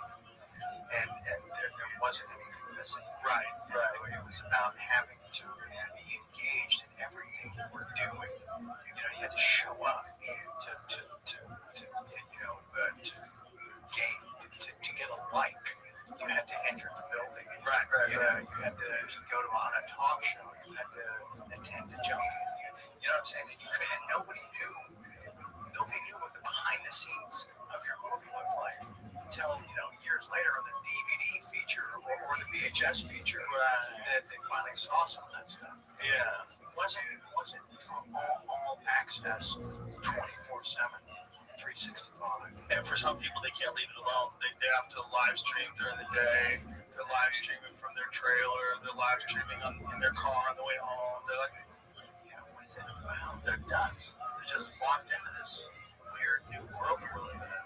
But is it because they're genuinely people that are tuning in with enthusiasm, that are looking forward to that live stream car ride home?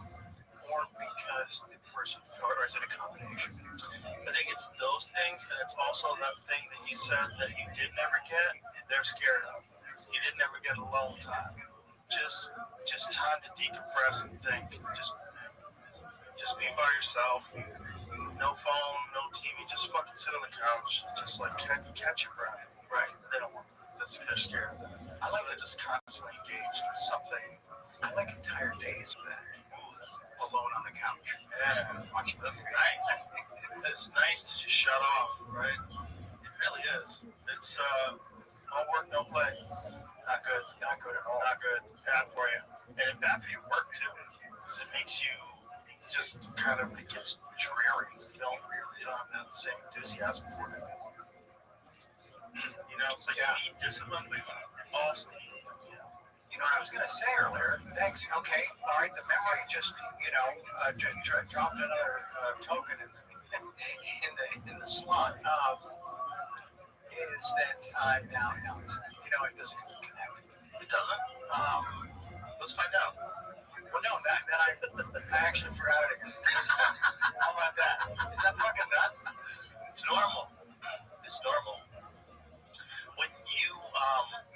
When you first got Platoon, did you have any idea what the fuck was going to happen? I didn't. Was that for people today to understand how big that movie was? Because it was one of the very first realistic war movies, and I think very importantly, it was done by Oliver Stone, who was actually a veteran of the Vietnam War.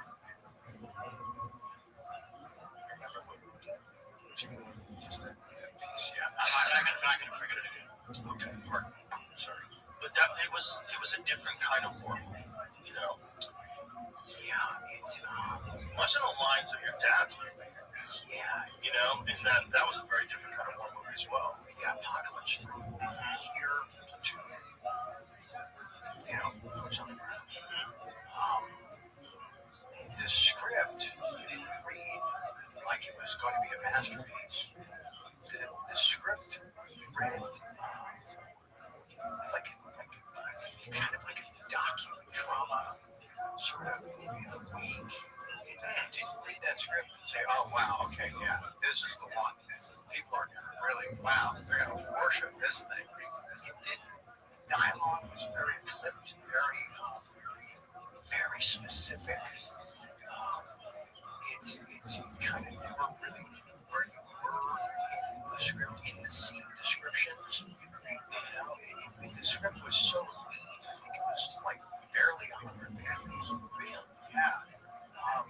So, but I didn't realize sort of what we were doing until we were actually doing it. Usually I can read a scene and get a sense of, what my responsibilities are going to be, or how we're going to break it down, or at least, how I'm going to see it on the screen. And I couldn't do that with Platoon because all the terrain, all the scenes, everything kind of felt very civil. Real. Yeah, the original title was The Platoon. You think it's as big a head as it keeps the dog? Yeah, I don't think it does. It's a great movie. Thank you. Great movie. It doesn't matter. But we started to feel it as we got deeper into it. And Oliver's brilliant where he decided to film it in continuity. Like from page one, day one, all the way to the final day was the final page. And that gave us a chance to think if something was finished, you were done with it. And you didn't have to know how you were going to react or how you already reacted to something that hadn't happened yet. Right. And when people died in the movie, they got sent home because they were the next day they were just gone. Because he wanted us to feel that sense of just someone gone, loss, and sadness. Yeah. I'm not saying that I would know how they felt in the real thing, but we bonded really, pretty good. We bonded in a way that we were the only people that we had in the middle of that country, in the middle of that jungle, in the middle of that movie. So you really missed somebody or something. I would love to ask them. I mean, I've had all around times, but I would love to ask what it's like to make a movie about a war star. Like, what kind of bizarre mental conflicts? Yeah, they didn't get into any of that stuff. Not really. I mean, he talked a little bit about his experience in Vietnam, but I don't think we really talked about. Did we ever talk about the making of Platoon? We got so heavy into the JFK assassination, we hardly covered anything else. Especially the last time he was on. The last time he was on was when they were doing that Showtime JFK documentary. It was a Showtime thing, right? Was it? I think it was, yeah. It was a multi-part piece that he put together and saw it. Yeah. His recall is insane. It's insane. You have a conversation with him, he's pulling up dates. He's got no. I mean, how old is Oliver at this point in time? Upper 70s. I just turned 60. So if he was 78 years old, rock solid memory. I mean, rock solid. Wow. The dude was just pulling up dates and names, and Alan Dulles did this. Harry Atwood. It was just like the entire Warren Commission report. It's like citing different passages in it. It's bananas. Yeah. Wow. Has he landed on like what can he point to? What anybody can point to, but there's a lot of people that wanted him dead, and for sure there was a lot of fuckery going on with the Warren Commission. For sure, there's a lot of nonsense with the autopsies. There's a lot of nonsense with the single bullet going through both him and Connolly, and leaving more bullet fragments in Connolly's wrist than that magic bullet was missing, the one they found. It's like bullshit. The story's filled with bullshit.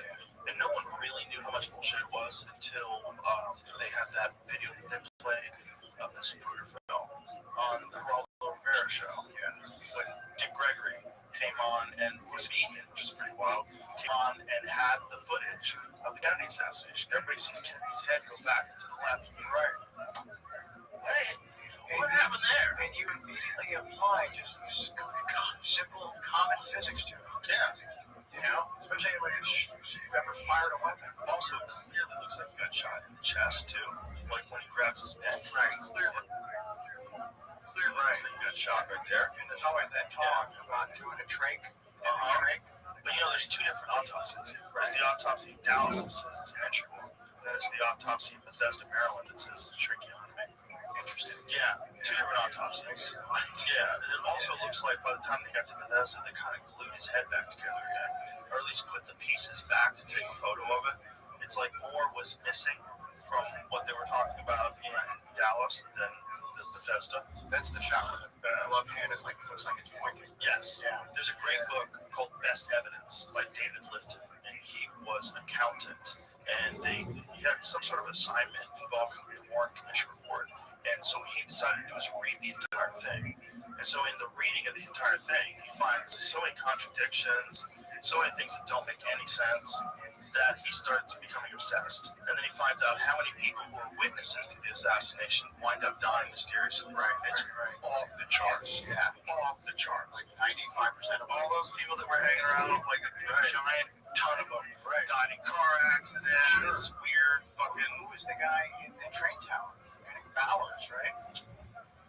Who was Bowers? He was the guy that saw Badge Man. He saw people behind the door. He saw the exchange of the rifle. He saw all the weird shit. He died. I think he had a heart attack on a train track. Of course, also got hit by the train. I could be wrong. It's one of those types of things. But of course, yeah. And then, what's the guy standing on the curb explodes like they're the underpass? Oh yeah, that's the guy. That's the reason why they had to come up with the magic bullet theory. Is that T? No, what's his name? I don't remember. Did he die weird? Probably. I don't know if he died weird, but he was hit with a ricochet. Right, because they knew that the overpass. That's why they had that adds a moment. Yes, they had that. And they go, okay, how do we fix this? Right. I mean, we said only one guy did it. It's only 3 shots, so how do we come up with a reasonable excuse? They came up with a magic bullet. Yeah. I added the architect of that was Spectre. I think it was Arlen Spectre. Yeah, I think it was his idea. The wait is over. 2 pound-for-pound kings. One epic showdown. Canelo versus Crawford going toe-to-toe at last. And DraftKings Sportsbook is in your corner from the opening bell to the final blow. From the opening bell to the judge's final call, DraftKings has you covered with odds on knockouts, total rounds, method of victory, and more. Never bet on a fight before? Easy. Open the app, look for something simple like who will win, and make your pick. And it's not just fight night. Football is on tap this Sunday, too. One app, all the action. New customers, this one's for you. Bet $5 to get $200 in bonus bets instantly when you sign up today. DraftKings Sportsbook is the home for fight fans and football Sundays. Download the DraftKings Sportsbook app and use the code ROGAN. That's code ROGAN to get $200 in bonus bets when you bet just $5. In partnership with DraftKings, the crown is yours. Gambling problem? Call 1-800-GAMBLER. In New York, call 877-8-OPEN-Y or text OPEN-Y 467-369. In Connecticut, help is available for problem gambling. Call 888-789-7777 or visit ccpg.org. Please play responsibly. On behalf of Boot Hill Casino and Resort in Kansas, 21 and over age. Eligibility varies by jurisdiction. Fees may apply in Illinois, Boyd, and Ontario. Bonus bets expire 7 days. 7 days after issuance. For additional terms or responsible gaming resources, see dkng.com/audio. They just bullshitted people. But back then, you can get away with that. Right. You know, it's pretty easy to just bullshit people. You see all the additional cameras, like the Bush Delayed, for instance, right? And all that stuff just confiscated. Yep. Well, they had the Zapruder film for a long time. I think Time Life had it. And then somehow or another, Dick Gregory got it. Was it ever released missing frames? Wasn't there the jump cut where it goes behind the sign and then it jumps because they take out the fatal head hit and some baby tried to sell that? Perhaps. They probably did at one point in time. But now, obviously, you can see the whole thing. And then there's also been AI enhanced. I don't know if you've seen the AI enhanced one. I haven't, no. It's gruesome. It's even more gruesome. It's gruesome. Yeah. I think he was shot from multiple angles simultaneously. That's what I think. I think he was shot both from the back and from the front. And I think Lee Harvey Oswald, if he wasn't involved, he certainly wasn't innocent. He was probably the guy that they were going to frame it on, but I think he was in on the whole thing. I mean, I think he killed a cop afterwards as well. And Tippett. Yeah, Tippett. Yeah. Have you ever read that thing about because Tippett's was JFK.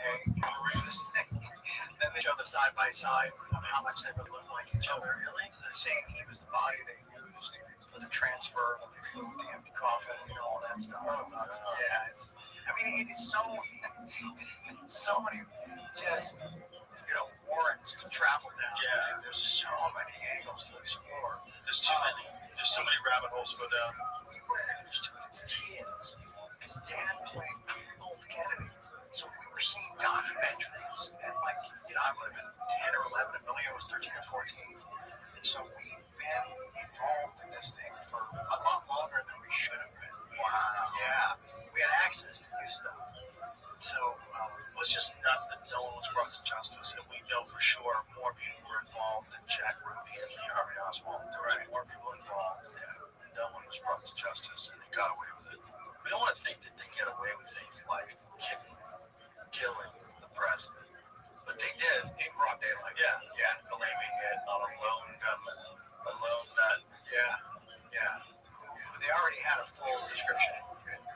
Rap sheet rundown and everything about it. They printed articles about it before it was even over. Yeah. And then the Jack Ruby thing, where Jack Ruby goes completely insane in jail after he's visited by Jolly West, who's the head of MK Ultra, who is routinely dosing people with acid. Yeah. Jolly West cooked Jack Ruby's brain in jail and just left him insane. He's the guy from what's the book? Chaos. Chaos. Yeah.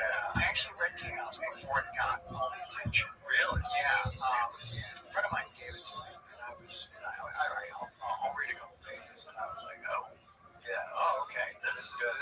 This one is the best book. Different take. Yeah. But I'm curious how you felt about the documentary they did about it. I did watch it. Okay. I thought it was going to be too quick. 90 minutes. I didn't think it was enough time. It's only 90 minutes, right? I thought it was the first episode. Oh, so I watched it sort of like a data gathering. Yeah. Maybe you usually do with the first episode. You kind of just see what the director's doing and what kind of stuff they're laying out early. Yeah. So, and then when it ended and I didn't see that second episode with the timer, right? And I thought it was complete. I thought it radically underserved the book. Yeah, maybe they could try again. That needs to be like an 8-part, 2-hour a piece series. Thank you. Thank you. Yeah, because it's so nuts. The story is so nuts. Just the provable actual facts are so nuts. You had very likely Charles Manson was a CIA asset. Very likely they had groomed him when he was in prison and taught him mind control techniques when people were high on acid, taught him how to be sober but pretend he's on acid, and how to interact with these people that are on acid and shape their mind and even get them to commit murder. All of which is fact. Yeah, no, it's I would say it's insane, but so much of it is, I don't want to say provable, but has enough supporting evidence to make a compelling case. And I love that the guy starts out just like just a kind of a normal celebrity assignment for Premier Magazine, right? Yeah, I've been on that magazine. I had that cover twice. My story didn't wind up like that. I think that it was a story for a magazine, and it was just about the anniversary of the murders. Exactly. That's it. That's what it was. Yeah. Just give us a piece. So people go, wow, crazy, 25 years later. Right. Yeah. And he gets obsessed. And he starts realizing, well, this guy was full of shit. That guy was corrupt. And, oh my God, look at this. And hold on. Who's Jolly West? What's MK Ultra? This is real. Freedom of Information Act. Get the documents. Oh my God. Operation Midnight Climax. The government was running whorehouses. They were running whorehouses and using two-way mirrors and dosing Johns and filming them. And this has to do with Manson? What the fuck was going on? And then you realize that it was all a psyop to try to demonize the peace, love, and stop war movement. And that what they really wanted to do was stop the anti-war movement and do something to curb the cultural change that was happening. And so their strategy was to turn hippies into murderers. It kind of worked. It kind of worked. Yeah. It kind of worked. Yeah. It's a long way to go, but I think it had the effect they were looking for. Imagine if they didn't do that. Like, what kind of cultural change would have taken place? Because if you think about what happened between 1950 and 1960, it's like the world becomes a different place in 10 years. Between 1960 and 1970, it's like, what? This world's crazy. The music is crazy. The culture is crazy. The movies are nuts. Everything is wild. It's very psychedelic. Then Nixon comes along in 1970, passes this sweeping Schedule 1 act, makes all mushrooms and LSD, makes everything illegal, all to stop the civil rights movement and the anti-war movement. At the same time, they're doing this fancy stuff. So it was a concerted effort across the board to stop the anti-war movement and to stop the civil rights movement. They were like, we're losing control and power. And so, I mean, it was an evil thing to do, but you kind of got to give them credit because it's pretty brilliant. Like, they actually pulled it off. You think of serial killer, you think of Manson. You think of the family. Oh my God, these hippies are murderers. A bunch of murderous freaks on drugs, cutting women's babies out of their stomachs and writing pig on the wall. And this is nuts. Yeah, and they brought the Beatles into it. And our own goddamn government engineered it. They stopped what was probably one of the most beautiful cultural shifts in this country's history. It would have organically still kept evolving into other things that would have blossomed out of it. Yes. Yeah, we probably would have rethought government. We probably would have rethought the type of people that we want as leaders. We would have rethought our involvement in foreign wars. There would have been no support for it. We would have rethought what psychedelic drugs can do for you versus the bad aspects of them. We would have rethought everything. The music would have been a lot better. Music took a big dip. Yeah, it did. Music took a big dip after they got rid of the drugs that were good and brought in the coke. But people do point to the death of the 60s occurred of Cielo drug. Yeah, it was effective. I mean, that completely demonized any peace, love, and that kind of movement. Those people became a real problem now because you're now connected to Manson. There's instant zero tolerance. It's kind of nuts. Yeah, kind of nuts that it was really all engineered by the government. It's really that in and of itself, is a terrible crime. That they sort of engineered society to their benefit so they can maintain control. And the way they did it is by getting a horrible con who'd been in and out of jail his whole life and teaching him how to run a cult. Right. A murderous cult. And setting up at a free clinic in the Hague where my wife's mom went. Oh, yes. Well, my wife's mom was a hippie. You have a connection to this. Yes. My wife's mom she was a hippie in Haight-Ashbury, and she went to the Haight-Ashbury Free Clinic. Treated at that clinic. Yes. Wow. That clinic didn't shut down until after Tom O'Neill's book came out. That clinic would have been running for over 50 years. So it ran until like 2022. Yeah. When did it close? It closed shortly after that book came out. They're like, hey, we're good. I'm out of here. I could have gone there while I was reading the book. Yes. The CIA just allowed a drug clinic. That is so nuts. And that clinic also connected to Charlie West. That clinic also connected to all sorts of other marijuana experiences. San Francisco is where they were doing Operation Midnight Climax. That's where they had a brothel. These are the people that are supposed to be like, protect and serve, look out for your best interests. Right. Yeah. These motherfuckers are creating Manson and completely shifting society and turning people into whatever the fuck we became in the 70s and the 80s.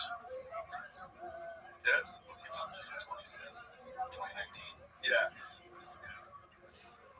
When it closed, July 2019. Yeah.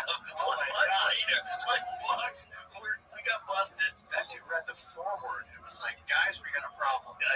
That's probably how long it took them just to clear the building out. Yeah, exactly. And try to figure out whether they're going to kill Tom O'Neill. Right. Has he been on the show? Yes. Oh, wow. Okay. Yeah. What's he like? He's great. He's great. He's actually my good friend Greg Fitzsimmons. He was his neighbor in New York when he first started working on this. And then he became his neighbor also also in Venice. Like, he's been his neighbor for like 20 years. So Greg's followed him from this entire journey. And Greg had been telling me about it for years. I'm like, when's your friend gonna get that fucking book done? And then finally, he tells me the whole story, how it took so long, but he's like, you gotta have him on. The book is insane. Wow, let's go. So we have him on. It was incredible. First of all, I listened to the book first before I had him on. I listened to the audio version. I was like, this is nuts. This is nuts. If this is all true, this is fucking insane. And it's all true. So they really did engineer a murderous cult of hippies. And almost used the clinic as a casting couch, as an audition process for which girls they thought were most vulnerable. Yep, vulnerable. Yeah. Crazy. Yeah. Crazy. The CIA. It's just, I thought they were supposed to just operate on foreign soil. I know they were, but sometimes things get messy. But it's like you talk to like your average boomer who just watches cable news and reads the newspaper. They've never believed this in a million years. And they'll hear us talking about it. They go, "Come on, guys." No, you're out of your mind. But they also will never read the book. No, never read the book. And then when things get proven, they never apologize. Imagine that. Never apologize for your baseless conspiracy theories that all turned out to be true. Yeah. Because, conspiracies are fucking real, okay? This conspiracy theory pejorative that they really started foisting on the American public during the Kennedy assassination was for that very reason. They wanted to make it ridiculous. That's what the term was coined. That's when the term became popularized. Apparently the term existed before that. We researched this, right? Didn't we Google the original term of conspiracy theorists? It's quite a bit earlier, but it was never like a thing in the public zeitgeist. It became a thing during the Kennedy assassination because a lot of people were questioning it. Because it looked weird. Everything they did, even the people that hadn't seen the Zapruder film, everything just seemed off. It seemed off. And there was rumblings amongst people that were there. The big one was the shots from the grassy knoll. Many people talked about gunshots. And that one photo where there's like 15 people pointing to the same spot. You see smoke where the bushes are. And it's not a good photo, but it's good enough. Right? It's just it was too uniform. They all were pointing. We heard shots from back there. There is a thing that does happen, especially if you looked at Dealey Plaza. Have you ever driven through? I have. Yeah, I've walked the whole crime scene. It's weird to be there. First of all, it's so little. You can't believe how close everything is. Yeah, it's real little. But they sent him into that tight turn, put him into that convertible pickle jar. I mean, completely planned. And you watch the emotion. Which is there's something I've read. Did you ever read The Men Who Killed Kennedy? I think it's Jim Walker. Yes. Yeah. Did you ever have him on? No, I didn't. Okay. Did he pass? I think so. Yeah. He wrote Spies, which was all about remote viewing. Oh. Yeah. He's a trip. He was deep into everything. I go back and forth on that remote viewing. I do too. But there's something in one of his books, and I've never been able to find it anywhere else. It's almost like this little detail was scrubbed from the internet that the Morse code signal for victory right after the failed headshot went out over every Dallas police radio. Have you ever heard that? No. I read that. This is disclaimer. I'm not coming up with this. This is not my original data. But yeah, that was creepy. That's crazy. I don't know that he would have just added that for color. That's not something you just throw out there. Yeah, that's a weird thing to add. Victory. Well, a lot of people hated Kennedy back then. It's hard for us to reconcile now, today, because we think of him as like one of our greatest presidents. Of course, we think of murder. We always love him after they get shot, sure. But when he was alive, this was like half the country fucking hated him. And then there was the Bay of Pigs disaster where we lost a lot of people because Kennedy didn't give him air support. He wasn't told about the invasion until like last classic moment. Air support was crucial to its success. He denied air support. A bunch of people died that weren't going to die. Right. And so those guys on the ground. My friend Evan has a theory. My friend Evan owns Black Rifle Coffee, who was a ranger himself. I met him. He's the best. I love him. I love him to death. But he said, like, those guys, those are hard-nosed killers. And if they think that they lost their brothers because this fucking piece of shit didn't give them the air support that they deserve, it was Kennedy's idea, and you tell them that you want to get that guy killed, like, oh, fucking sign me up. Those guys would do it. He's like, those would be the type of guys you would have do something like that, and they would probably tell you this would be a perfect place to do it. Right. A tight little turn. Anybody who says, by the way, because conspiracies everybody gets binary on this one way or another. I believe this or that. Anybody says that Lee Harvey Oswald couldn't make that shot has never shot a rifle. You're full of shit. If the rifle's on, it was not that far. I'm not saying he can do it 100 times out of 100, right? But the possibility of him having that rifle ready, he's got a scope, he's got a rest. The car comes into view. You roll the sight onto his back. You squeeze off around, and you get a headshot. Headshot there. That's 100% possible. Sure. I just don't buy it. Right. I don't think he acted alone. If he did do it, he might have done it. He might have shot at him. He might have even hit him once. There was other people. He was the patsy. And I think when he said, I'm just a patsy, right. The way he said it was not like a guy who murdered somebody. The way he said it was like, I can't believe they set me up. Exactly. So I think he was in on a bunch of it. Sure. I just don't think he pulled the trigger. Right. Or if he did pull the trigger, he was one of many people that pulled the trigger. That's what I think. Yeah.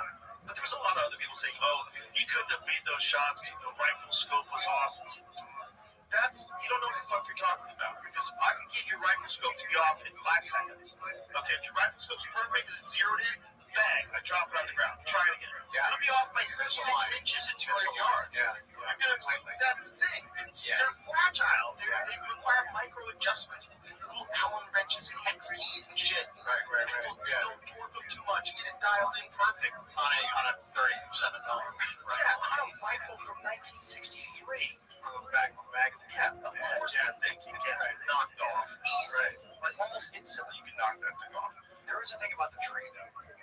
What about the tree? That he had to shoot through a tree. Because what they've done in a lot of the reenactments, supporting that he was the lone gunman, they did cut out part of the tree that Kennedy's behind. They cut it out for the reenactment? Yeah. So he would have a clear field of view. But he had a clear field of view for at least a brief amount of time. Sure. That's all you need. That's all you need if you were good and if you practice. And I'm assuming that if you're going to go shoot the president, you probably get used to firing off a few rounds. You probably set up a target. You're not going to just hope that your accuracy is still there on the years ago. Yeah. You're going to practice. Yeah. So if you're going to practice, you're going to eat quicker at the round. Sure. He could have done it. I just don't buy it. It's just none of the evidence seems to point in that direction, including all the evidence that they try to fabricate, like the magic bullet ones. Nuts. Anybody who's ever shot anything with a bullet who looks at that and believes that went through 2 people and broke bones. Yeah, that looks like it's shot outside into a swimming. Yeah. It doesn't look like it ever hit anything. No, and I've had people debate taking the side of the magic bullet. They're looking me right in the eyes and believe it. And I'm just like, okay, well, cool. This is where we have to just. They're out of their mind. Yeah, they're walk away. They're out of their mind. They don't know. I could show them, like, let's go take a bone from a cow. Let's set up a bone from a cow, and I'll shoot it at 100 yards. One bone. Yeah, just one bone. Yeah. And let's take a look at that bullet. Right. Yeah. It's not going to look anything like that. It's going to be all fucked up. And there's the fragments. There's missing fragments from the bullet that are in Connolly's wrist that are more fragments that are missing from the actual bullet. They're attributing to the wound.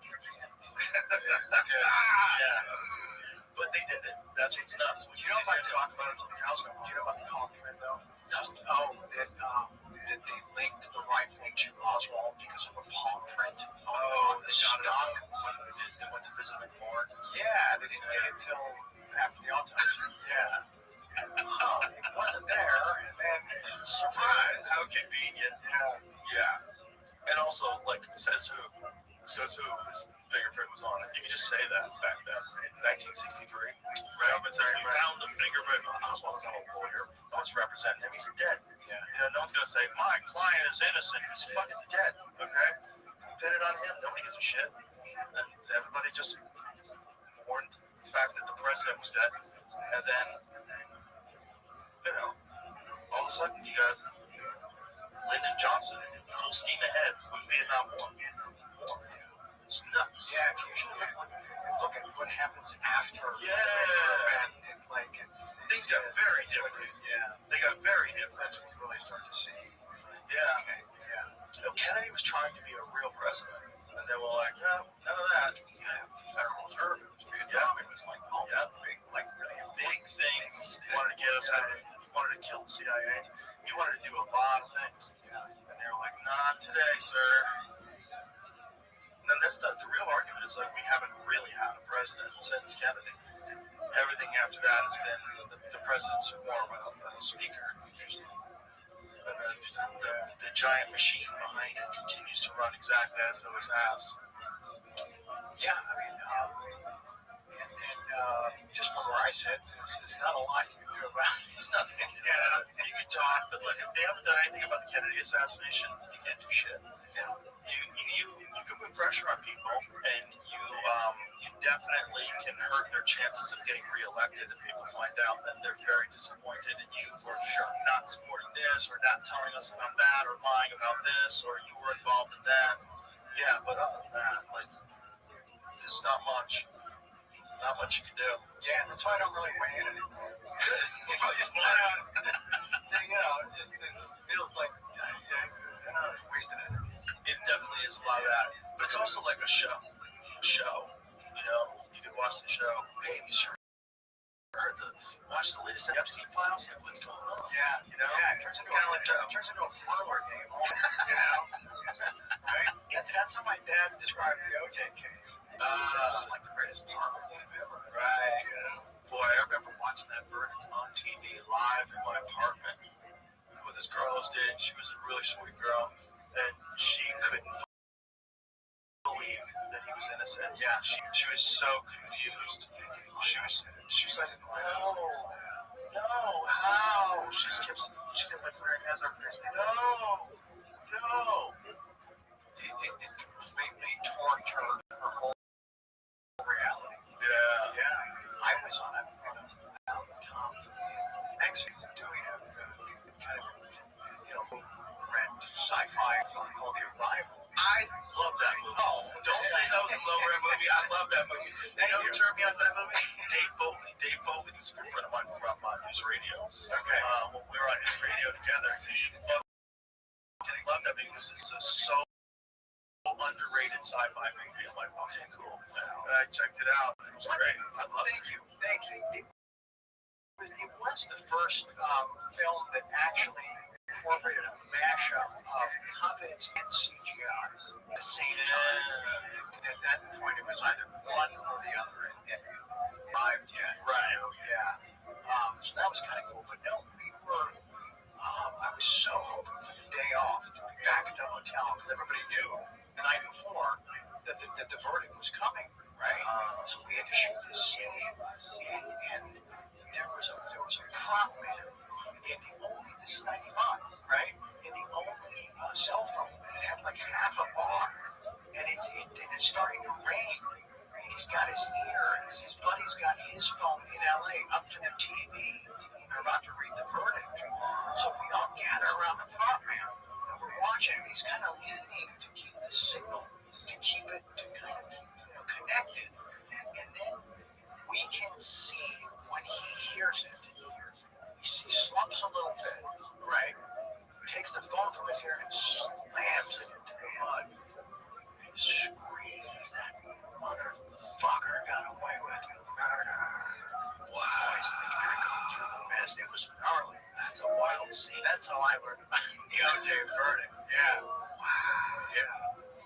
Wow. Dave Anderson was there with his buddy I grew up with. He's in the book. He's a two-time Oscar winning FX makeup artist, And so if you ever run across Dave Anderson, ask him about the OJ. That's a crazy scene. Imagine the guy reacting like that.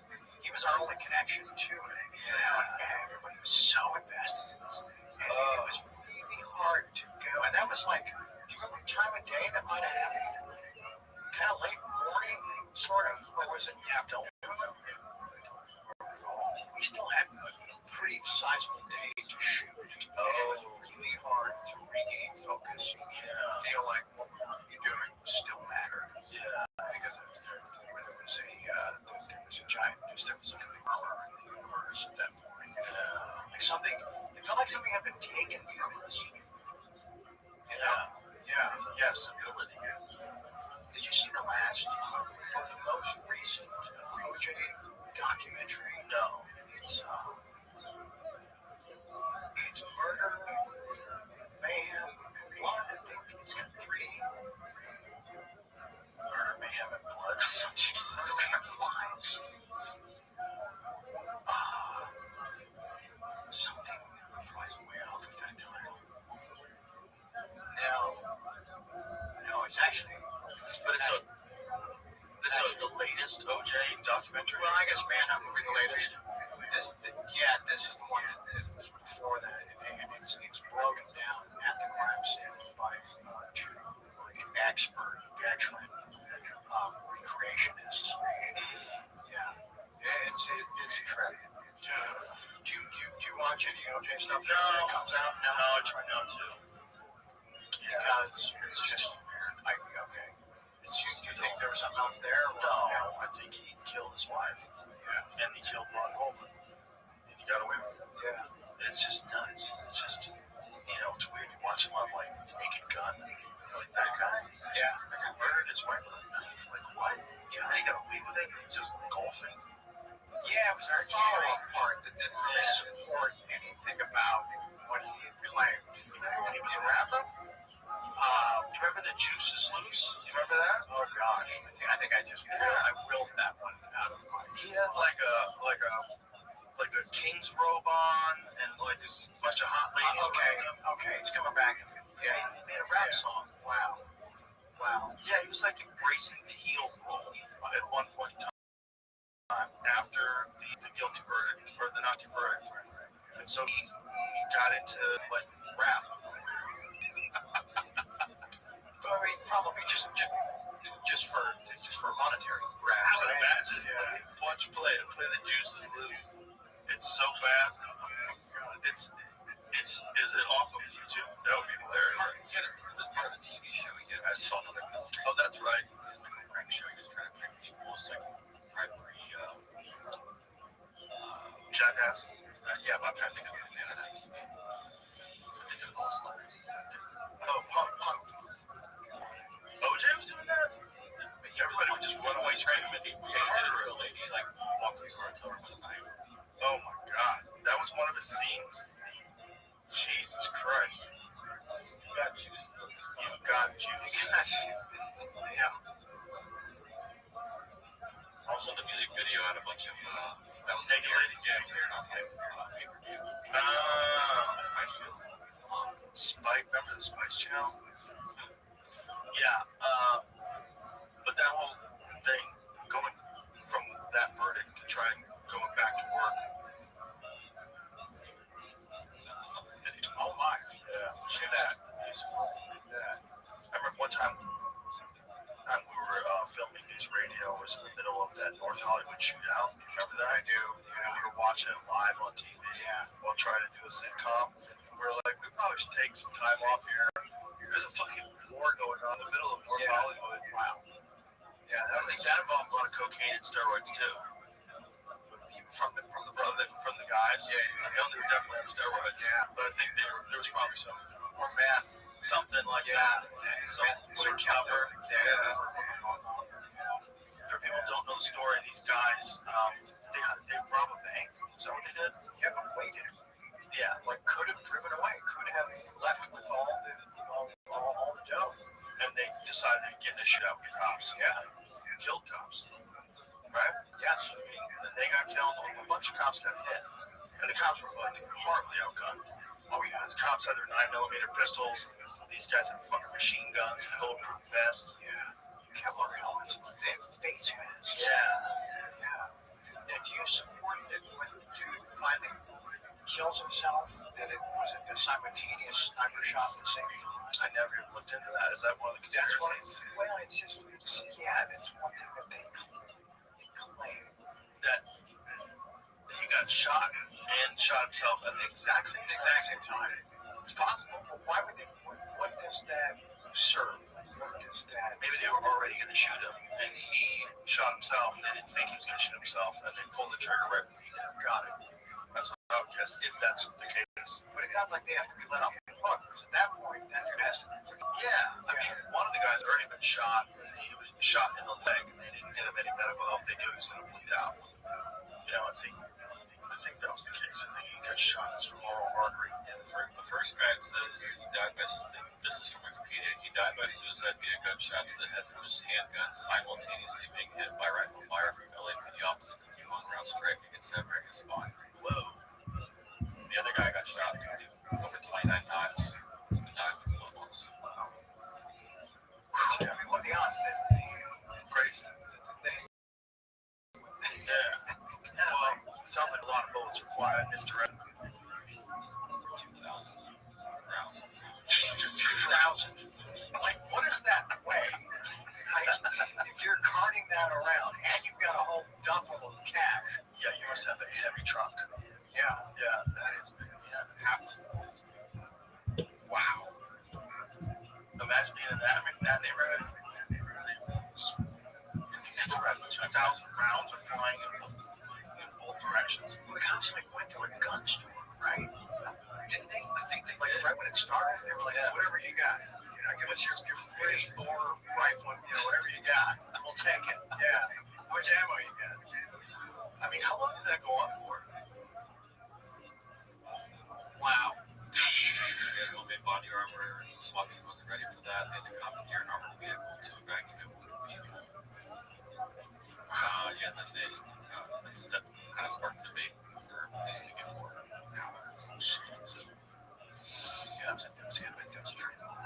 Yeah, if you're a real conspiracy theorist, then you say, MK Ultra tricked those guys into doing that so that the cops can get better guns. That's right.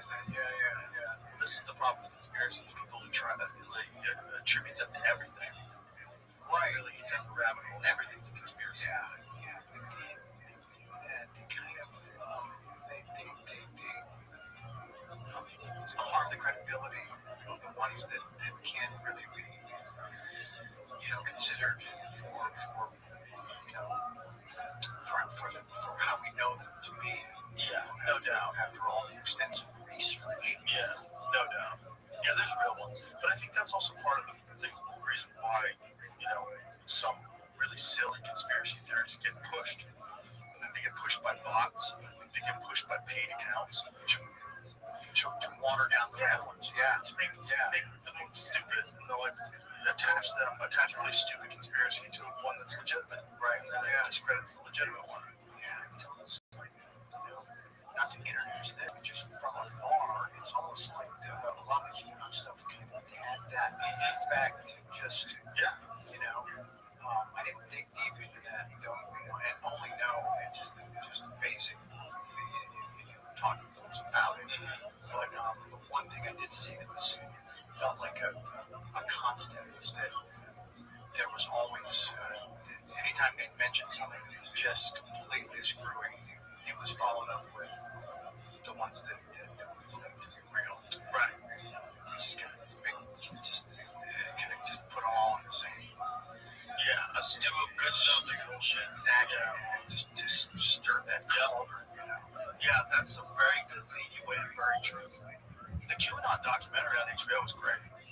Into the Fire, what's it called? I didn't see it. Exist One Talk. It's really good. It's a multi-part thing on all the people that were involved in 4chan and the creation of QAnon. Who they think the original guy was, and they think another guy took it over after a while and took over the account. Got it. And it seems like they were just kind of fucking around at first. good evidence that points in that direction, but it's just hard to know. And, you know, everyone always thought that it was someone inside the White House, there was some like secret person inside the White House. It doesn't seem like this documentary believes that. The guy who made this documentary, he pins it on one guy in particular, and it's a tech nerd that seems to have all of the attributes of someone who could pull off a QAnon type deal. Checks everything off. Yeah, checks everything. Super smart, you know, internet shit poster, you know, running 4chan, you know, and like, that's the whole thing over there. It's like get people to do stuff that's stupid, right? Like they got women to free bleed. They start pushing this idea that you know it's the patriarchy's making you wear a tampon, and you should just your menstrual cycle should just flow in your pants. Who cares? And this is like a sign of your strong femininity. It was just them being crazy, and then a bunch of women just adopted it. Not for long. Right. It's gross. They're like, this is stupid. Yeah. Probably last a couple weeks, but a bunch of women. That's people are really susceptible. You can get people to do that. Not everybody, but it's just like the Haight Ashbury free clinic thing. Not everybody's right. But if you open up a free clinic and then get enough, you know, lost children that come in through your doors, so they're going to need legit services to start with. Yeah. Exactly. Yeah. You gotta sort it out. Right. You know? It's just nuts that's our daddies, our government daddies, the people that we're supposed to be looking to help us lead a prosperous life and secure our standing in the world or make sure we grow financially, and these motherfuckers did all that. Yeah. Well, you know, ultimate power, right? Yeah. In any form. Well, they bring it back to stardom. Like, that's a weird power to get. It's especially when you're 21 years old. Stardom. Yeah, it's a weird power. Weird amount of freedom. Weird amount of like people expecting you to be kind of wild. Sure. Yeah, and again, that thing you talked about when you watch it happen to others, and then suddenly it's you. It's a lot more. It's a lot more intoxicating. And then I would always think, okay, so how were they able to control it? Why didn't I see them enjoying it at this level? And it wasn't about, I'm going to show them the way they should have been doing it. It was just about, hey guys, okay, cool. No, it finally made its way over here.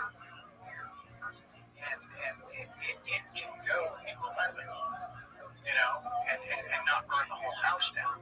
You know, when it was still fun, when it was still creative and productive on some level, you know, because it wasn't about, it was still having to show up. And it was still, you know, carving out enough time for the party, but also serving enough,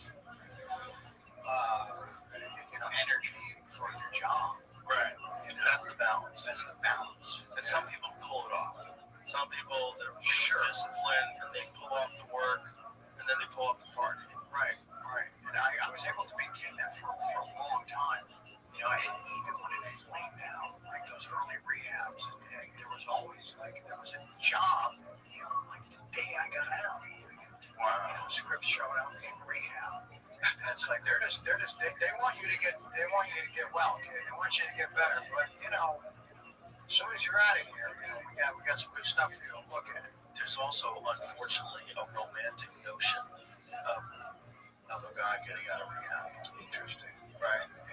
How many cop shows start with a guy who's down in the dumps, putting a pizza in a blender for breakfast, and you know what I mean? Like, really, like, at his lowest of low points, right? Drinking, and then maybe his daughter cries, throws the bottles into the trash can, and it's like, I'm done. Now he's back. And there's a romantic thing of getting your shit together. Sure. Yeah. Charlie's back, better than ever. Yeah. You know? Yeah. It's everybody's rooting for you. Yeah. And they're expecting the guy to deliver. Yeah, with passion now. Real life experience. Yeah. Drug addict. Exactly. Yeah. Look at Robert Downey Jr. now. Right. Yeah. Right. People love that. They love that. But the same thing was happening to Downey when he was in rehab, and when he was in bed. When people were bringing him. I think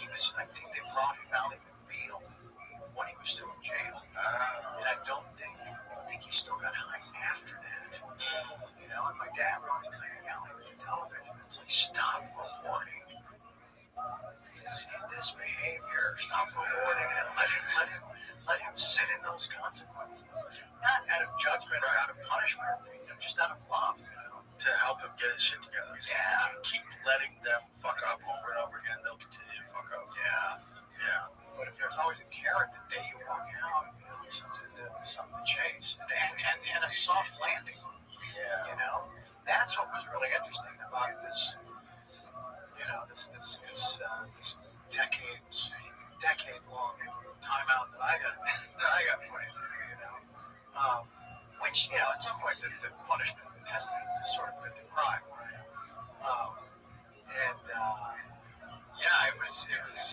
felt like it was a little bit longer than it should have been. Yeah. I don't remember any murder charges,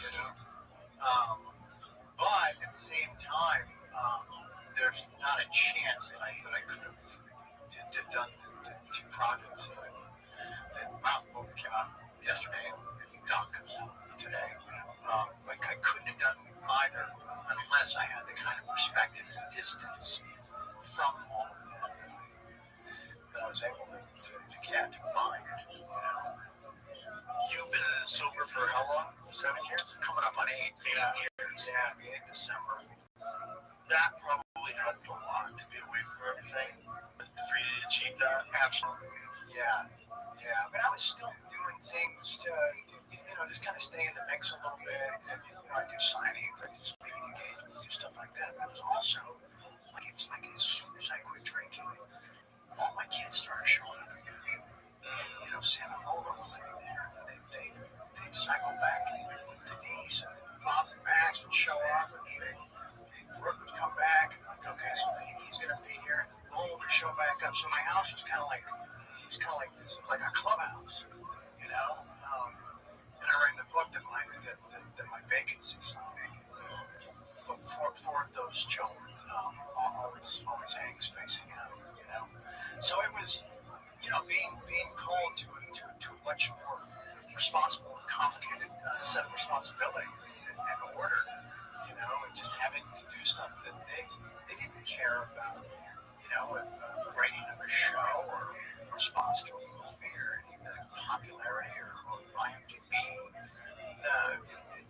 stuff. They were just like, with the basic needs, getting to school and help with this. So it was really cool to suddenly just be.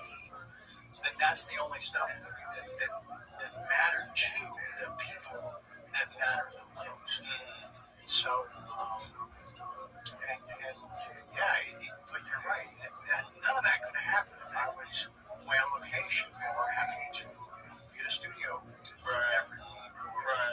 But I think it was about the time that it created. So and it's interesting. I'm not looking at this as a comeback. I think it's a reset. And I didn't rely on anything that I'd done before.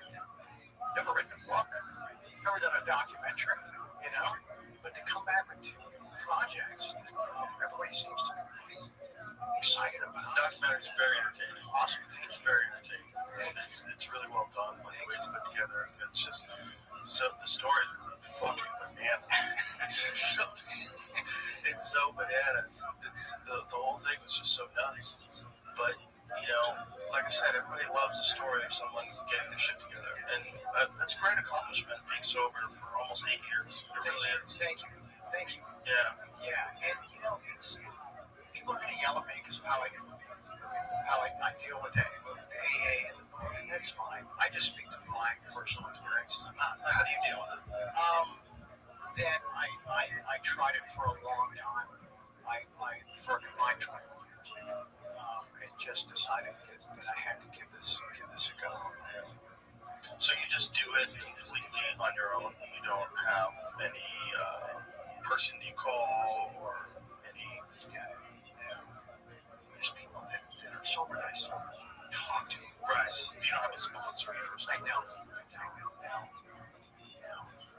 I know it does help some people. Of course, and that's why I don't want to say that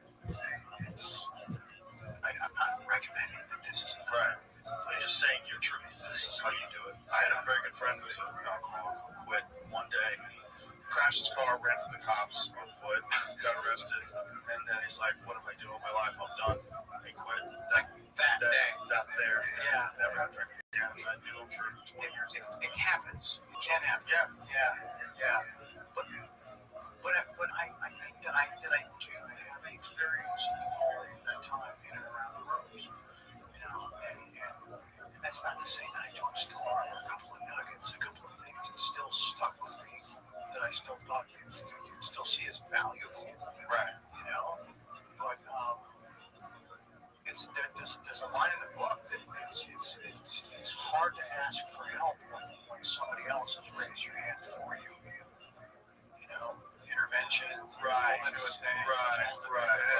All you're doing is just counting the days. Yeah, that's the part of the documentary too. When the first intervention, when you got brought into a room and everybody's sitting there waiting for you, you thought it was a party. Well, yeah, I mean, that's a little suspicious because it's 9 a.m.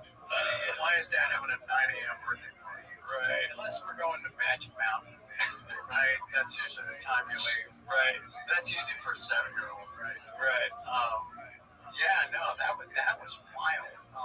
That is something that I can still see as it happened on the day. Really? Turning that corner in the hallway into my parents' living room, like, it's my brain is still trying to turn it into a birthday party. My brain never insisted that that's what we're there for.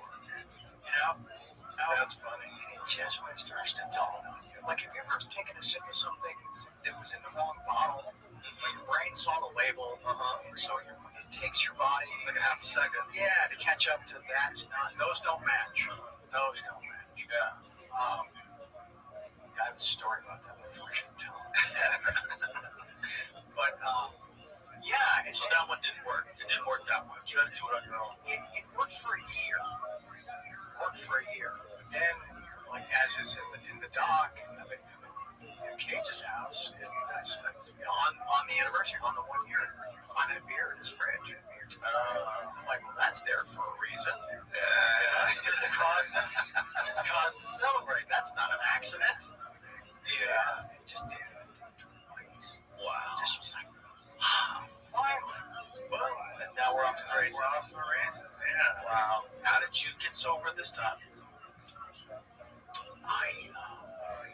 I'd gotten off the drugs, gotten off the dope. When I say dope, that's always cover for heroin. Never heroin. I've been off that, way over 10 years. And so, more than 10 years, like sitting here today. So I had a fucking running in that shit for a few years. I just committed to drinking, and then found that to be like the most unmanageable drug that I've ever tried to navigate. Drinking. Yeah, drinking more than cocaine. Yeah, because there's never a time when you can't get it, And when I had made the decision, okay, I'm just going to drink, and I treated it like I did drugs. Yeah. But it's really kind of it's very accepted. It's very socially great. It's normal. Yeah, it's normal. Yeah, you want to smoke a joint in front of someone that might be like, yeah, what's going on? Yeah. You want to have a drink in front of someone that's completely normal. Everyone does it. Sure. Yeah. But so, I knew the way my body was starting to react and the way I was starting to feel, and I couldn't feel it how I used to, even at like really powerful doses. I just couldn't. That got depressing.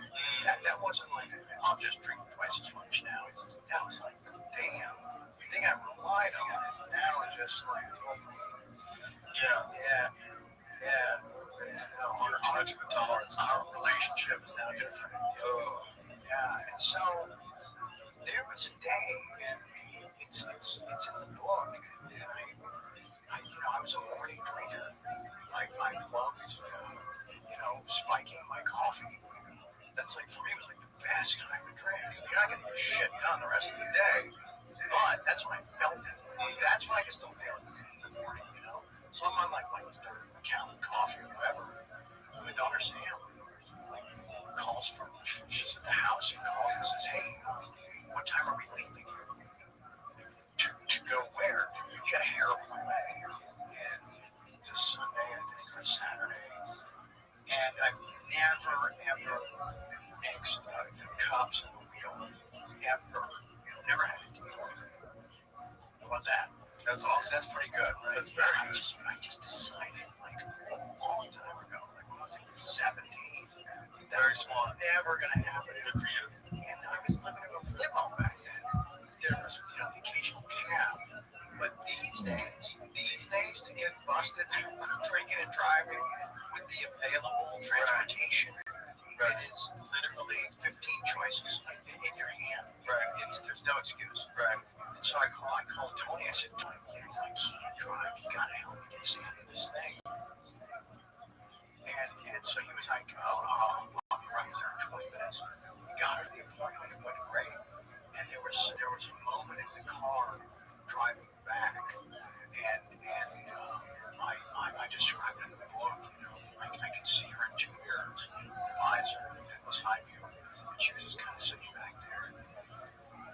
I'm not saying that I know exactly what she was thinking, but I can feel what I'm pretty sure she was. It was just this thing about, why it's cool that Dad did this, but why isn't Dad driving again?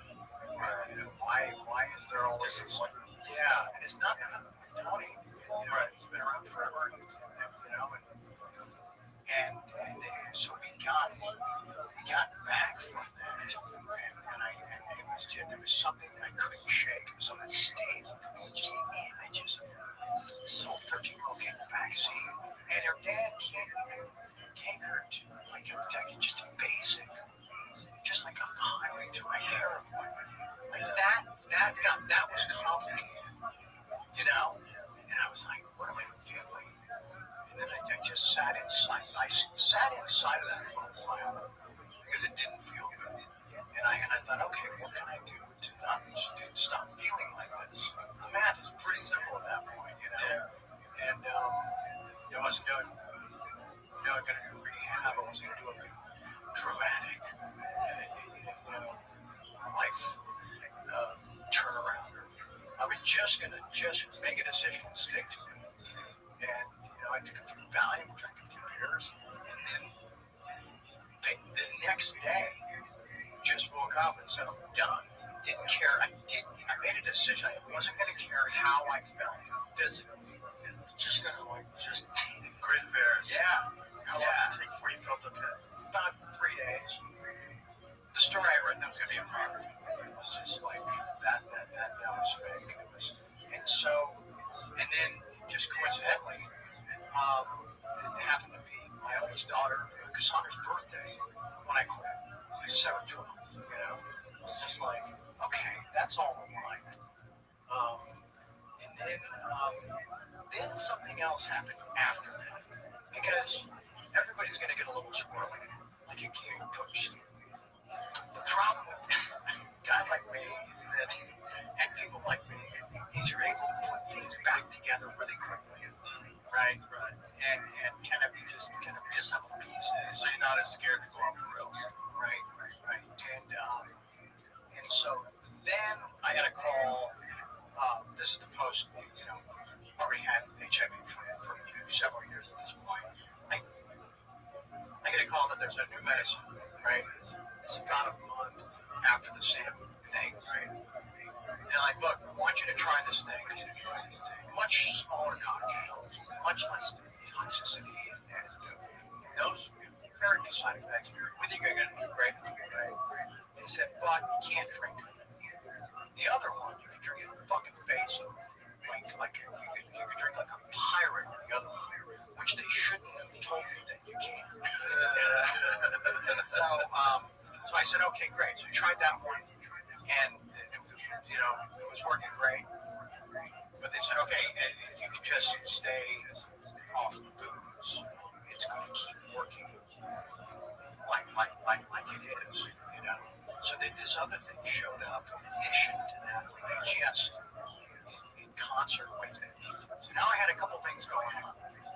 let's keep this thing, this evil stowaway is what I like to call it. Let's keep that thing, at bay, and let's rebuild every relationship that matters in your life, while you're still here. Did you have a revelation after a while, after you were sober for a while, where you stop and think, like, why was I getting so fucked up? Like, what was I trying to avoid? Or what was I trying to enhance? Or what was the purpose? Like, what bothered me so much that I couldn't be sober? Interesting. Yeah. I think it was more earlier, like earlier in life, like pressures of family, fears of relationship, being exposed to fraud at some point, I think things are earlier, and I think enhance later that trying to just make situations just feel more exciting or cooler or sexier. You know what I'm saying? Yeah. But it's interesting that you presented both sides of that. Avoid, enhance. Yeah. I relate to both. I think that's a good thing to tell people too, because everybody wants to hear the drugs. Like Bill Hicks had a great joke about nobody ever hears great drug stories, or you only hear the bad ones. And it is true, but the reason why people do it is because it's fun. Like, it can ruin your life, but it's also really fun. That's why people do it. Sure, it's important for people to know, because you don't want them to think you're lying, and for them to hear you sober and happy and go, okay, that's possible, you can get there, because this guy's admitting what getting high was. Like there's a scene in the documentary where you're talking about the first time you smoked crack. This girl's giving you a blowjob while you're smoking crack. It was like the greatest feeling of all time. Yeah. Like, I think that's important to say. That hasn't been topped. I shouldn't say that. I don't care. Yeah. That hasn't been topped. Have you ever heard Hunter Biden talk about crack? I haven't. He was on that Channel 5 show, and he gives this ode to crack that made me want to immediately go smoke crack. Seriously, yeah, because Hunter Biden's a very smart guy. I don't think people think of him that way because of the laptop thing, but he's very intelligent and very articulate. So when he's explaining like the effects of crack and how different it is and how incredible it is and the euphoria of it, it's like he's literally saying that he's like getting the itch while he's sitting there sober, working on his sobriety, trying to keep it together. After all, publicly shamed, right, and being out of control, and talking about crack like a lover that he lost in a drowning accident. Wow. It's crazy. I get that. Yeah. That makes sense. I bet you do. There's a moment in the doc. Yeah. I tell this Sandy story. Yeah. And I say, wow, that one actually got me kind of. I can feel that. Yeah. That's the problem. The problem is that's the problem. Yeah. The problem is. Did you ever try her? No, I never even had coke. I never. Oh. Nope. Okay. No, when I was in high school, I have a good buddy of mine, and his cousin was selling coke. Okay. And his cousin was super normal. I knew him forever. Great guy. Super cool guy. All of a sudden, he became weird and pale and lost all his weight. And it was like he got bit by a vampire. And him and his girlfriend were selling coke, and they would just watch TV and do coke. And they had like this attic apartment, and it was like he had gotten bit by a vampire. That's how it felt like to me. It was like he just lost his whole life to coke. And then I saw some other kids that had coke problems around me where they were just dying to get coke. And I was like, this is a bad drug. And back then, I think it was actually coke. I don't know.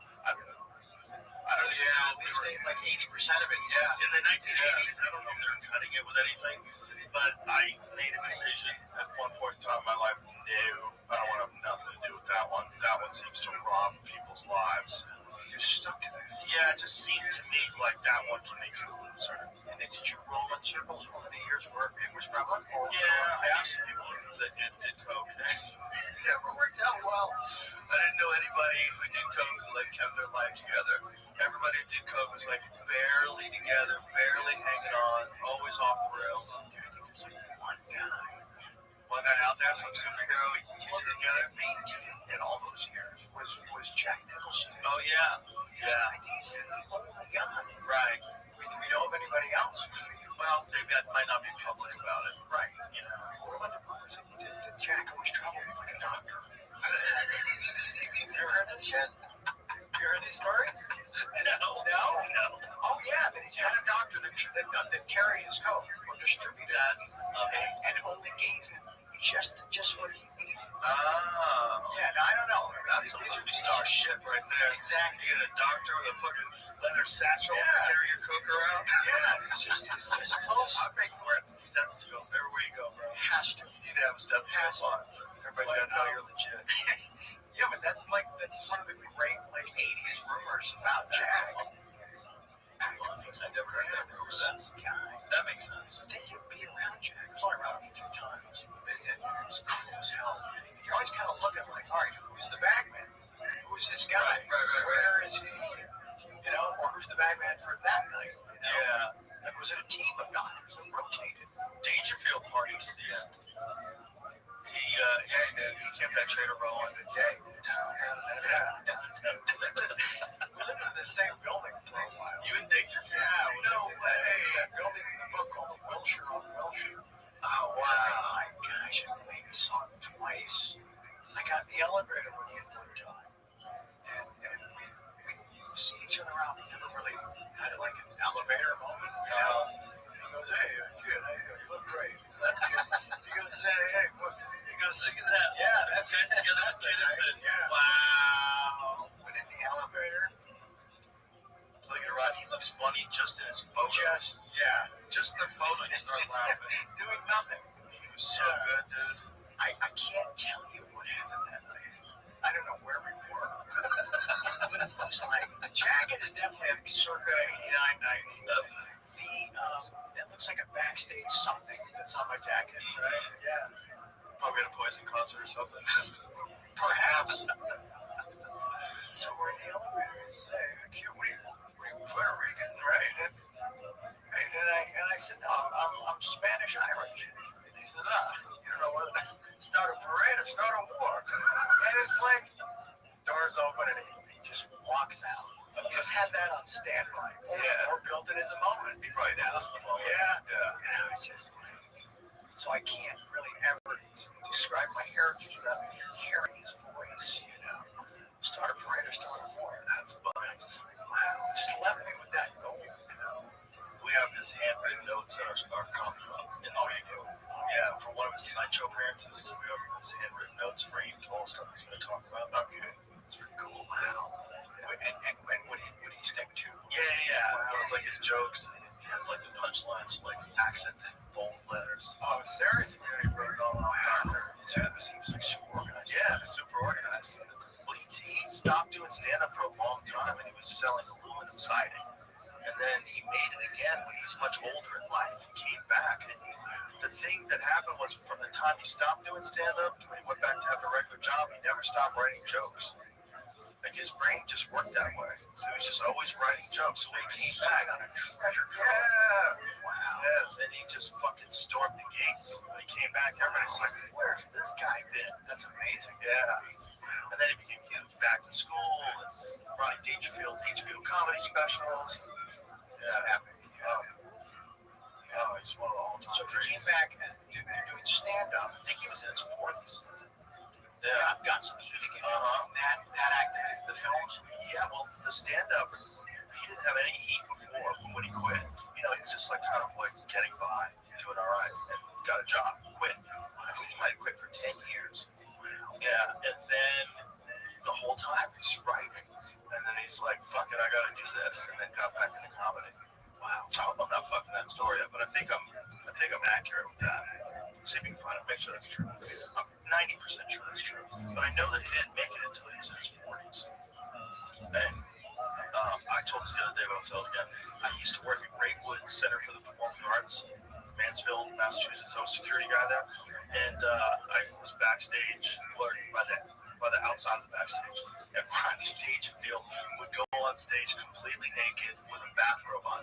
That's what he would wear, and he was wearing a bathrobe backstage with slippers and just walking around. I was like, this guy's wild. You know, like, goes on stage like that. Shut the fuck up. Was it partially closed at least? Or was it just it was closed? Oh, okay. Let everybody see his dick. God, if you went to Graham, you were seeing his dick. Because he's sitting there, just sitting there. Wow. I didn't care. He struck financially for 9 years, one performing as a seat waiter until he was fired before taking a job selling aluminum siding in the mid-50s to support his wife and family. He later quit, so in the 1960s, he started reviving his career. Yeah. So, somewhere close to 10 years. Still working as a salesman by day, he returned to the stage performing at hotels in the Catskills Mountains, but still finding minimal success. He fell into debt of $20,000 by his own estimate, couldn't get booked. Dangerfield came to realize what he lacked was an image, well-defined on-stage persona that the audience could relate to, one that would distinguish him from other comics. After being shunned by some premier comedy venues, he returned home where he began developing a character where nothing goes right. Isn't that crazy? Wow. Oh, look at this. During Roy's comeback bid, was Roy. When he was 19, he was Jack Roy. Oh,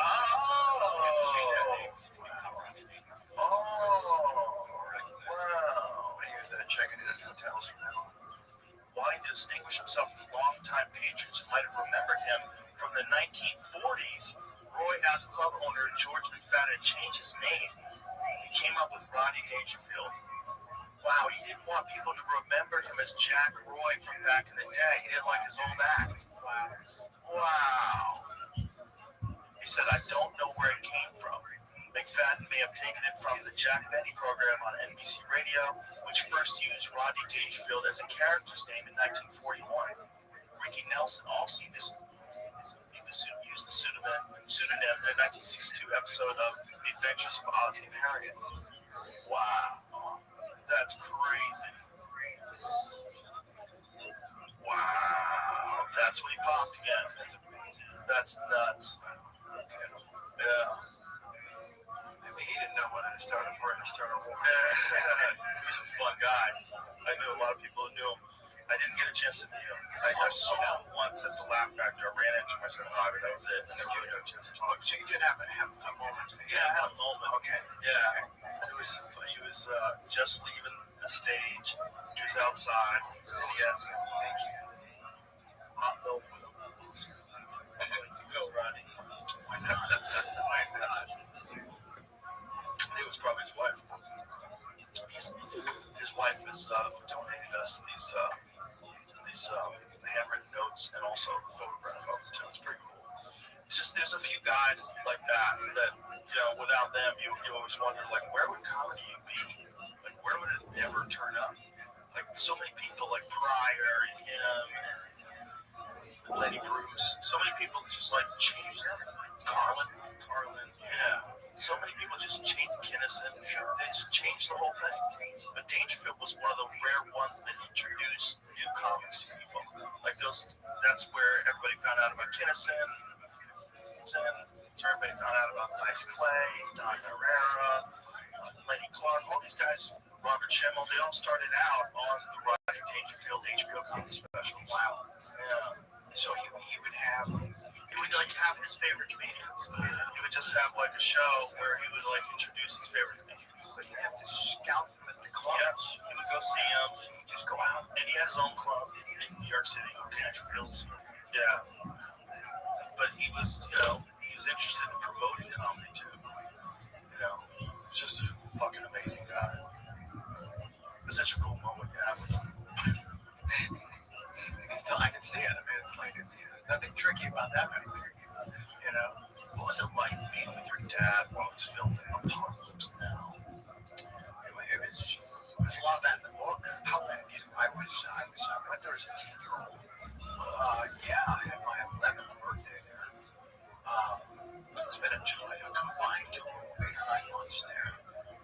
was going back and forth, you know. It wasn't just another country, it was another planet. You know, we'd seen, different parts of the world traveling with him. You know, Mexico, Italy, Switzerland, Germany, places like that. You know, it was just, you just got a sense that, wow, this is all going on at the same time. Even in Malibu, right? You know, just doing cool shit. So you visit a place like that, get in the middle of it, and engage in this entirely such a surreal reality. And then, oh, wait a minute, you're making a movie. It's about a film. It's a film about war that barely ended like a year ago, right? Yeah, 14 months ago. Saigon, 75, right? I think so. Yeah, barely. I mean, it was like right at the tail end of it. And so, yeah, it was, we were able to do enough stuff like recreationally. You know, there was a lake and you could water ski, you could fish, you could do those kind of things. You didn't want to go to the set with Dad. But once you saw the set when Dad was, you had to fuck about water sports or fish or anything because what they built and what they were trying to create was mind-blowing because Cobra built Kurtz's compound out of practical materials.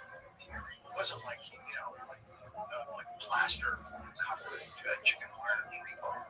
These were like 2-ton boulders. Yeah, they brought in and started stacking and then jumping with it, and then a lot of it started sinking. You couldn't build a foundation in a riverbank, right? Right.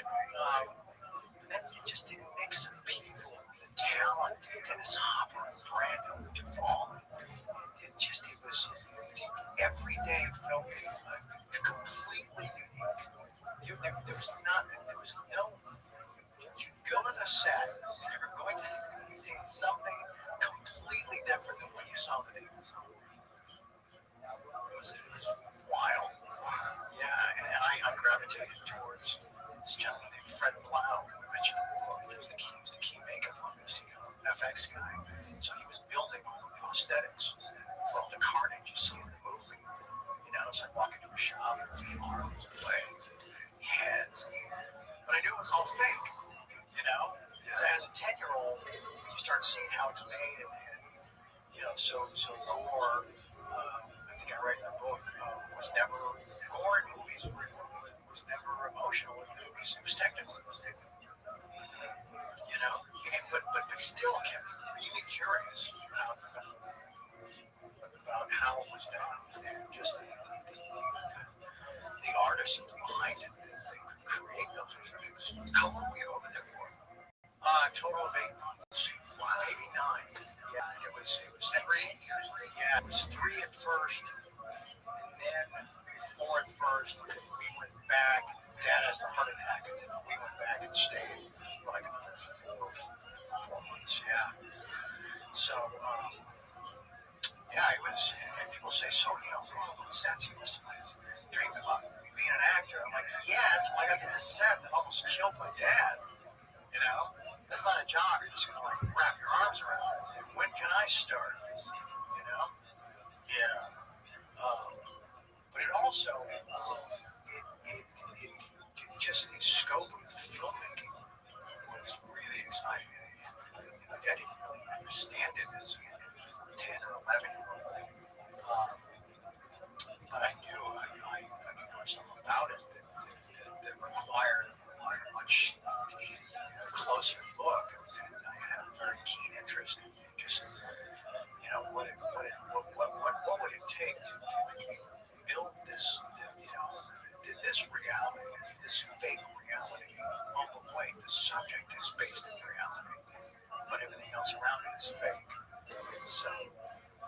That's a very strange experience. Strange experience for a 10-year-old. It is. On such a grand scale. Exactly. When it becomes what Apocalypse Now became. Right. Because it was like a culturally defining moment. Yeah. I mean, it's a movie that it kind of eclipses all other war movies. It does. It really does. I don't think there's been a film like it before or since. I think No, it's a true masterpiece. it really is. Yeah, and there's no computers. Nothing generated. It's all had to be there on the day. And when you watch that, you know, when Gilbert takes the beachhead, that chopper assault, look at the just what they committed to. Yeah. To bring that to the screen is just impossible. Then you see some documentaries, it's like like midday, they're like rebels somewhere else. Told Francis, we gotta leave now with the choppers. He's like, I have 18 cameras set up. The whole river is filled with bombs. Where are you going?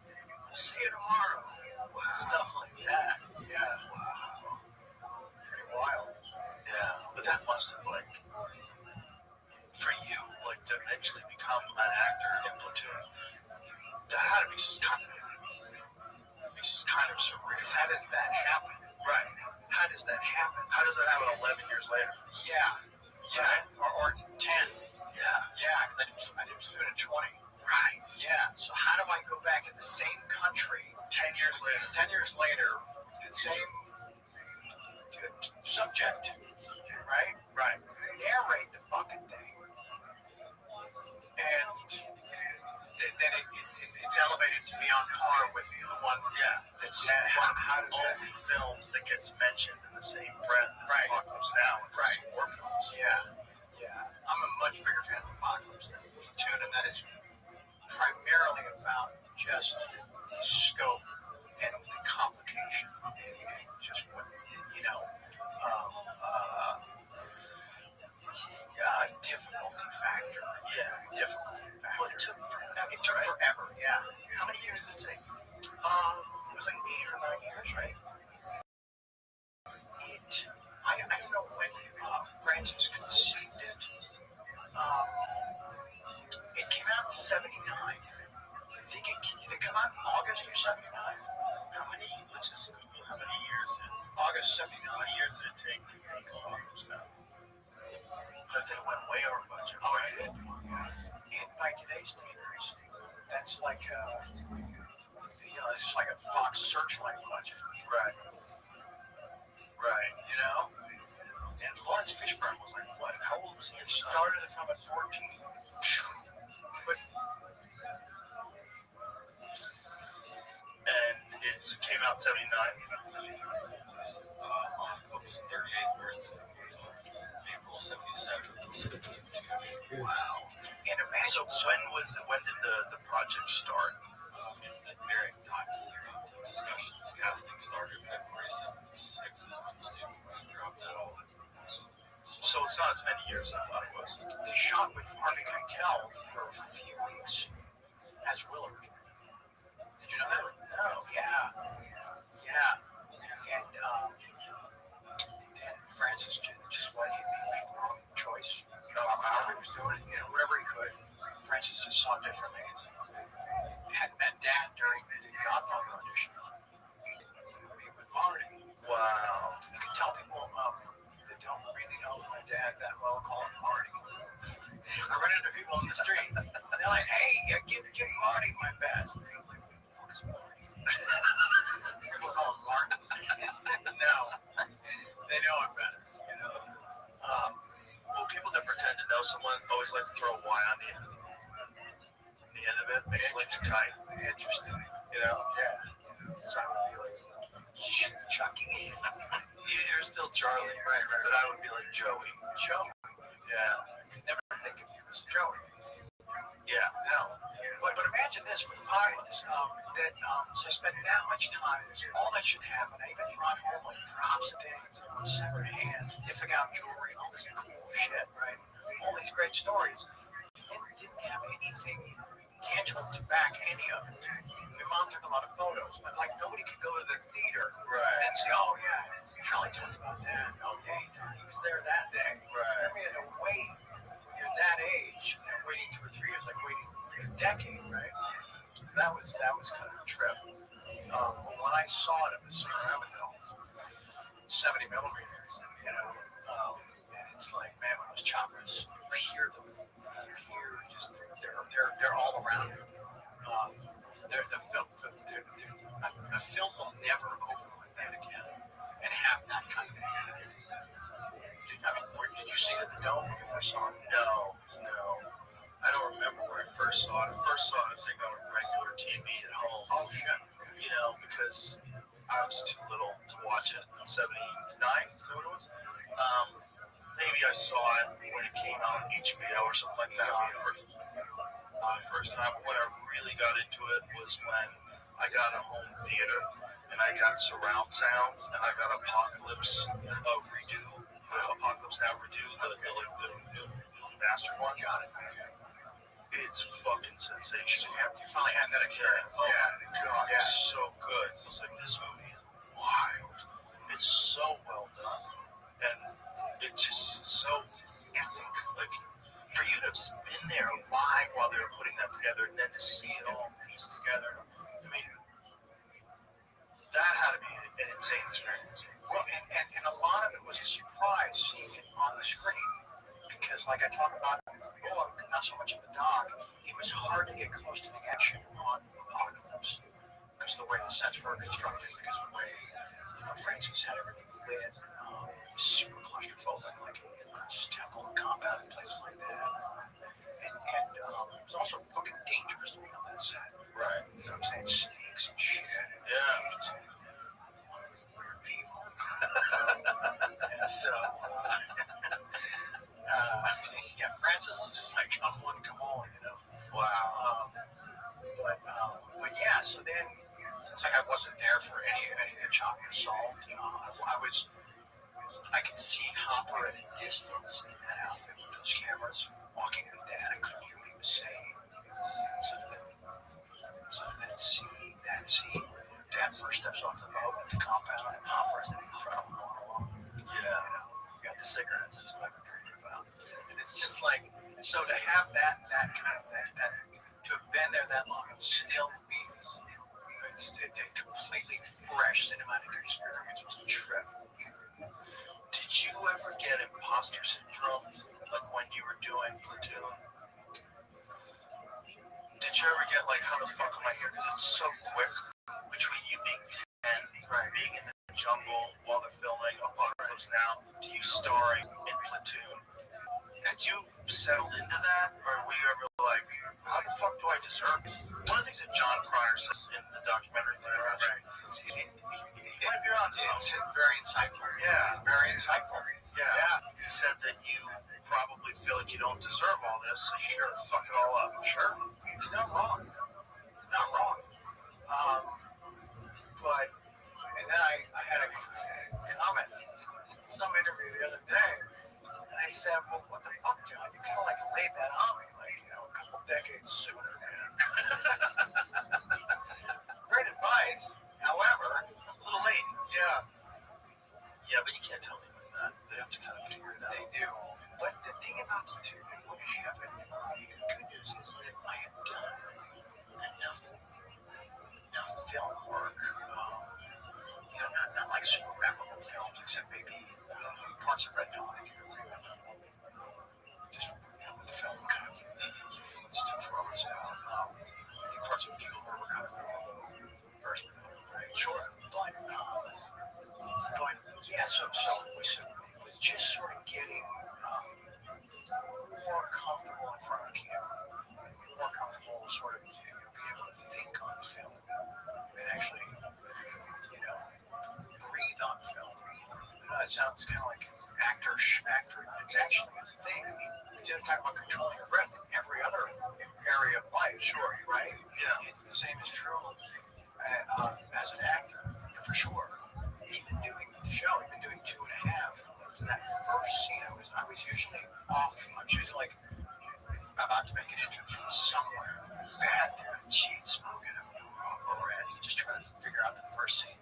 But then you hear the stage go quiet, right? Somebody else, speeding, sound, market. And then if I can get last breath to go to the bottom, like this first take was going to be awesome. When the breath stopped about like at the sternum, I was fucked. Shallow breath. Yeah. Then you can't, then you change the thing. Yeah, then that first take is just a pancake. It sucks. Because that's the first time the audience is going to see it. Right. You don't want that one to be, there's a cute girl in the crowd. That's the one you want her watching. Yeah. Not the second one where she's already heard the fucking jokes. Right. It's just whatever. Right. Now you're like, wow, this show sucks. Exactly. Yeah. The live performance thing is weird because they don't really do it anymore. I mean, I don't think there's very many shows that still do that kind of a sitcom in front of a live audience with cameras. There's very few. I think Tim Allen's show still does. What was that on?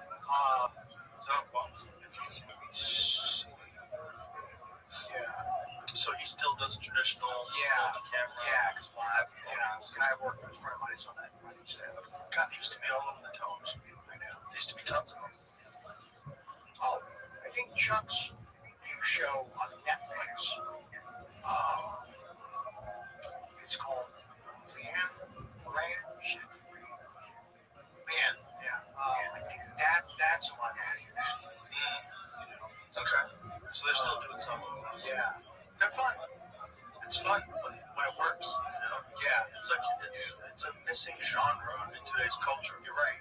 Right. Most of what was on late at night. Exactly. At nighttime, when you got done having dinner, sit down and watch Friends.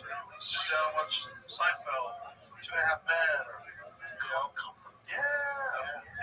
Sure. Yeah, my family binge watched Big Bang Theory. I never watched it when it was on the air. Binge watched it. Seriously, it's a good fucking show. Yeah, they were a funny show. I dismissed it. I was like, it's a corny sitcom. Bullshit. It's a good show. Right on. Solid show. Right on. Yeah. That kid, that young man, Jim, right, had some of the most complicated dialogue that anybody sat with ever. Yeah, he's the first autistic star of an action star of a sitcom. There you go.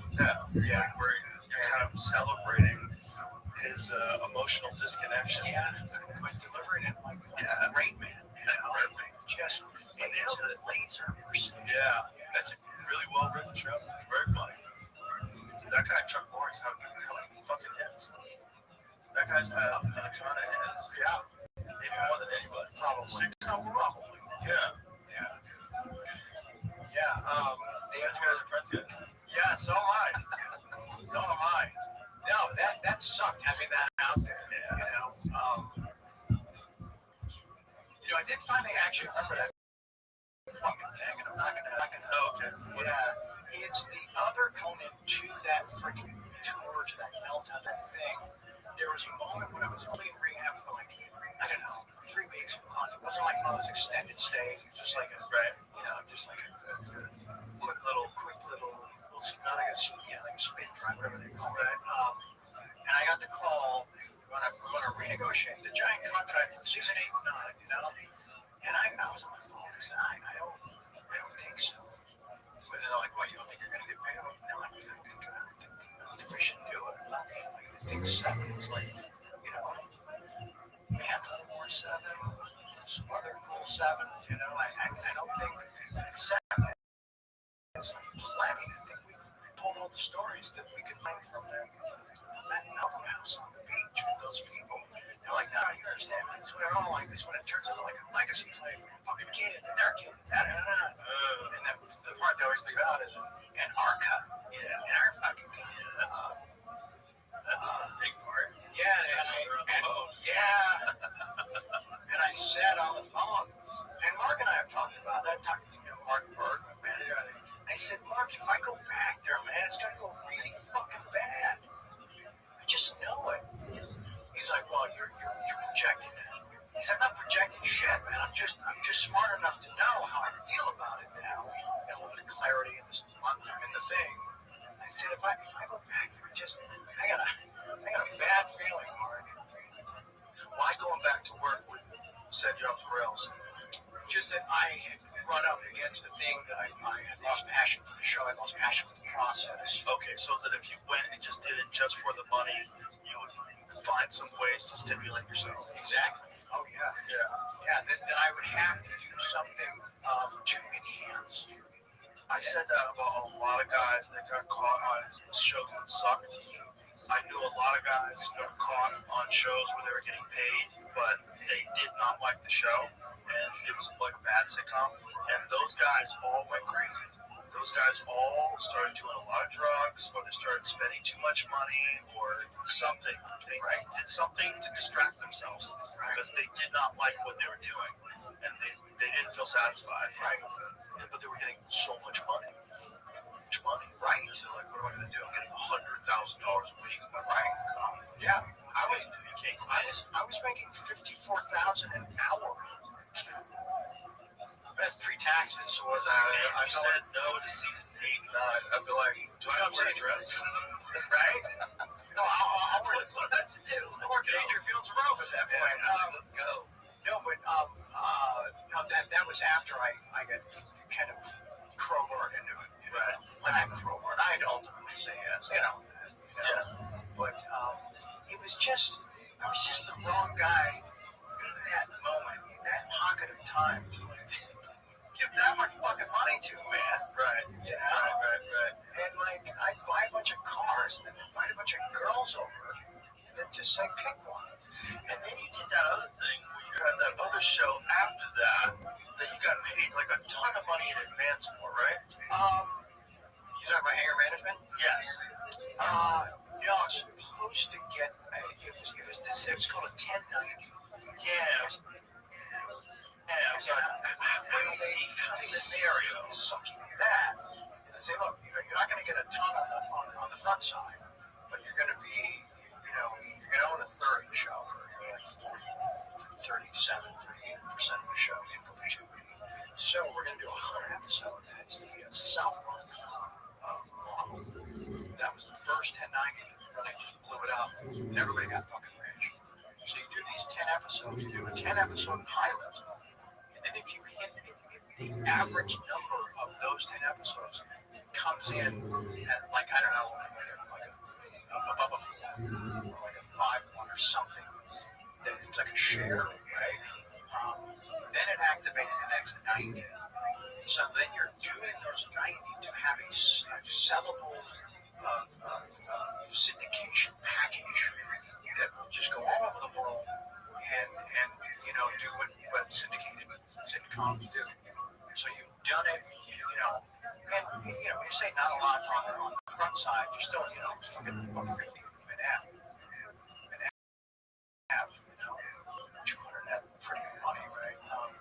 But it's not kind of eat it up by knowing that right. The other thing is pay game.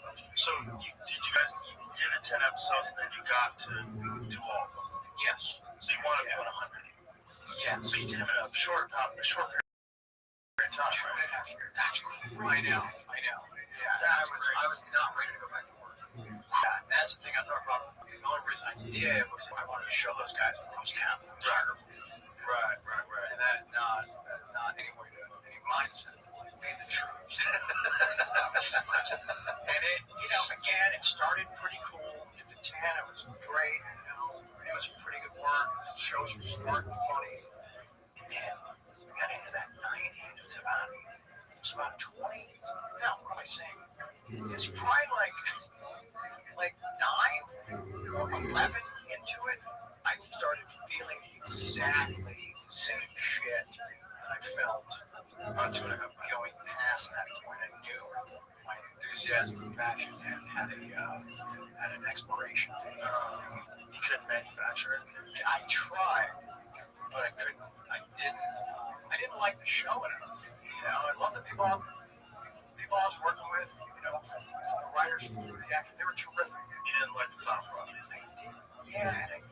I stopped caring, but I still, had enough dough to keep the lifestyle and all that other fun shit going on, and just stayed way too fucking high to really engage in this thing. I was doing this thing show where I was partying in the fucking time. I got girls pouring where, whoever showed up, yeah, hey, come on in. Hey, come on in. There's plenty to go around. And then there's this thing, I think I felt like I was time traveling from like 1 a.m. to like 7. Felt like 11, I don't know, 15 minutes. Whereas, 9 to midnight felt normal.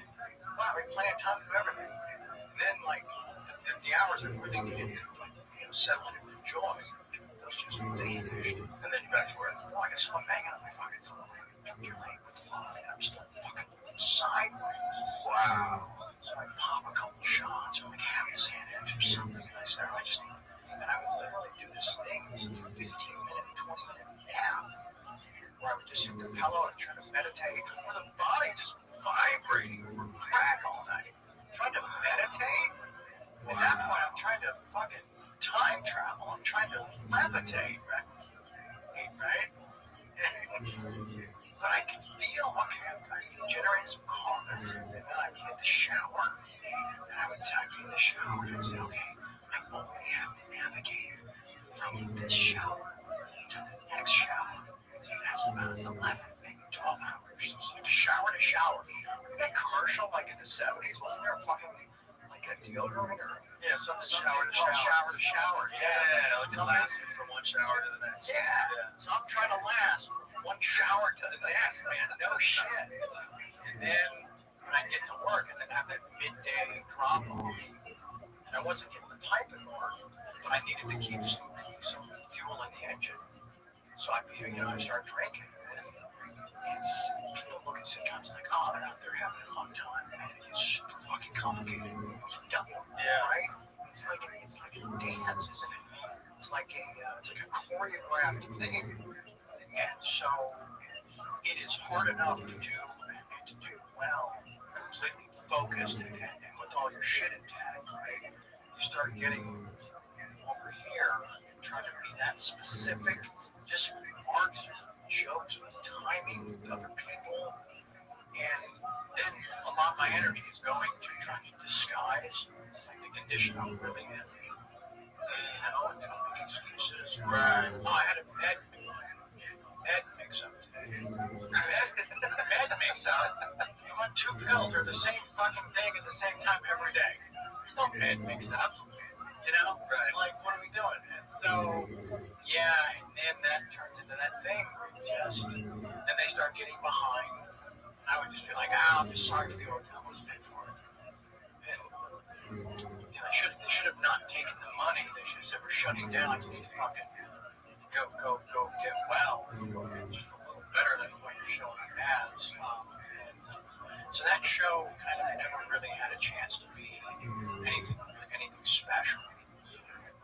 Because I didn't care about it. The thing that sucks about that, looking back, it's like think about all the energy and the hard work that all those people put into it and committed to it because I said yes.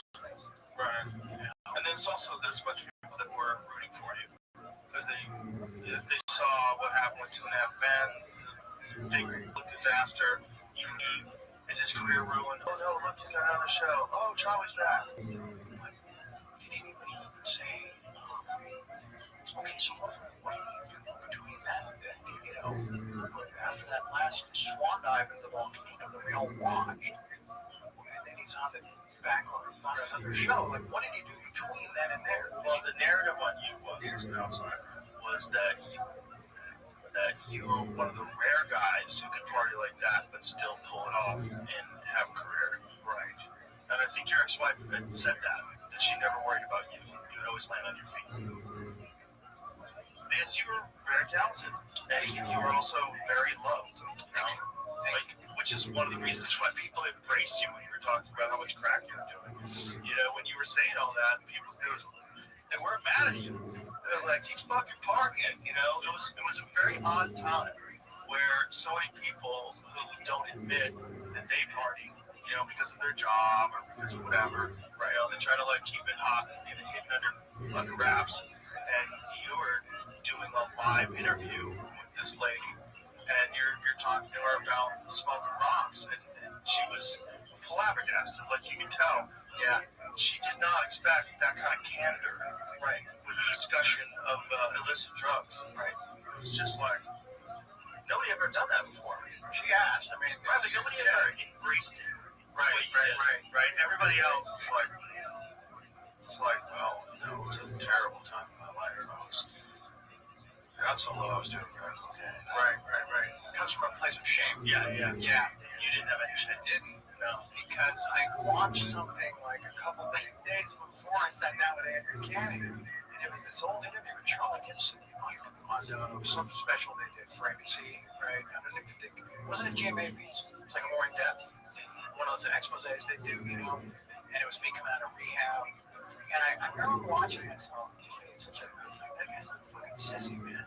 That guy's a fucking pussy. What's wrong with him? Look at all that shame, all that embarrassment. Like, no, I'm not doing that anymore. So that got locked in. Yeah, I remember how I felt watching me doing it their way. Yeah. And I had the brains full of, fucking crazy cream. Fucking, covering myself in. And that's what 2K is. That's like donuts. And yeah, man. And you know where the material came from, right? Those slogans and all that stuff. No, it was Brian Wilson from the Beach Boys. No, the Brian Wilson pitcher for the Giants. The guy they called the Beard. Oh, yeah. I was on the phone with him. A couple days before that, because Tony Todd and I were watching baseball highlights. I'm like, wow, this guy's a fucking trip. Trying to get him on the phone, right? The next day I'm on the phone with him. I think he was just trying to give me a pep talk. So I came in, I just know the guys like us, not like the videos, we're different, man. We got tired of running through our veins. We got fucking non-DNA. We got, we don't know how to lose, man, because we're always fucking winning, right? So I hear all this, and he's probably thinking, cool, man, I just kind of inspired him, maybe just to get to the next moment. Yeah, that stuff went in there, man, and it stayed on a fucking loop. And I sat down, and the interview doesn't start like that, which is a trip. I'm trying to keep it together. I'm trying to give her the stuff she needs to, like, maybe, I don't even know, what was the person that started being fired or some shit? I don't remember. So there's a moment that's not on film. And Andrea can't deny this. She makes a crack about these two girlfriends that I'm living with, right? And expects me to just like let it just brush it off and then answer her next question. And I said, hold on a second. I said, that was really rude. She's like, which part? I'm like, well, how you just address that? You owe them an apology. She was like, okay. And I'm paraphrasing some of this, right? But this is the tone of it. And so, how did she address that? I felt that they were dismissed as just like porn chicks, because one was a porn chick, the other was not. My daddy, so she kind of got rolled into that unfairly, So then they, Andrew's like, oh my God, okay, I'm sorry, I didn't mean anything by that, but I'm over here, with the thing, and I'm not letting it go. I asked her to apologize. We should have been past it. Now I'm stewing. Yeah. So you're ramped up now. Yeah. And that's what it turned into. And then I start hearing Brian's stuff. And I'm like, I don't know, man. I'm tired of it. And then it all just, it got away from me. And I couldn't pull it back. Wow. And then everybody's like, okay, well, it's different. It's kind of fucking interesting and unique. Whatever, man. Well, let's just have a quiet night and we'll see how that plays out, And I wake up into a world of not the world I said goodnight to 6 hours earlier. And my friends are banging on the door. People are, sending me, videos and stuff. It's like, dude, the world's on fire with your shit, man. Like,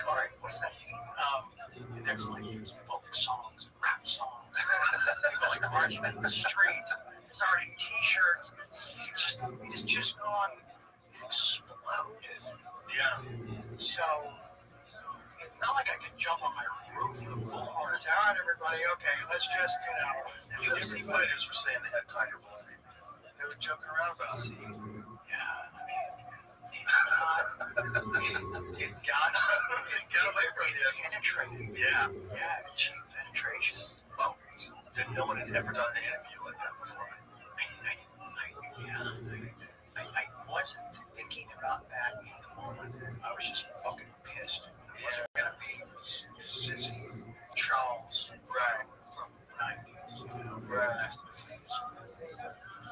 Convergence of all these elements, and all these emotions, and all these feelings, and also resentment I had in myself. It's like, all right, I'm just gonna pick some targets. And it would have been nice if it had been sort of, if I could have just sort of herded, just kind of, away from it, Have you ever thought of what your life would be like if you didn't do that interview? I've started to. No, I've started to try to walk into that village, right? But as soon as I take a look around, none of it really makes sense because I can't really imagine it. What do you think it would be? I mean, what would? It's hard to kind of even put those pieces together. I wonder if you would have gotten sober. Interesting. You mean today's sober? Yeah. Today's sober. Yeah. You might have had to have that complete chaos, tailspin, free fall crash publicly to just eventually gather your shit together. Okay. All right. Time to learn and grow. Obviously, that wasn't smart. Let's do it differently. Right. Let's get it together and step by step, day by day. And here you are, almost 9 years later. Or 8 years later. Yeah. That's, you always wonder, maybe you have to have. That was your rock bottom moment, and it was public, the whole world got to see it. Yeah. Just a purging of all of it. And, and still you have to battle with this reinforcement because now everybody is loving the fact that you're winning and that you're talking about how much crack you smoke and how crazy it is, and you got all these hot girls and everybody's like, he's winning, and so now there's no incentive at all to get healthy, right?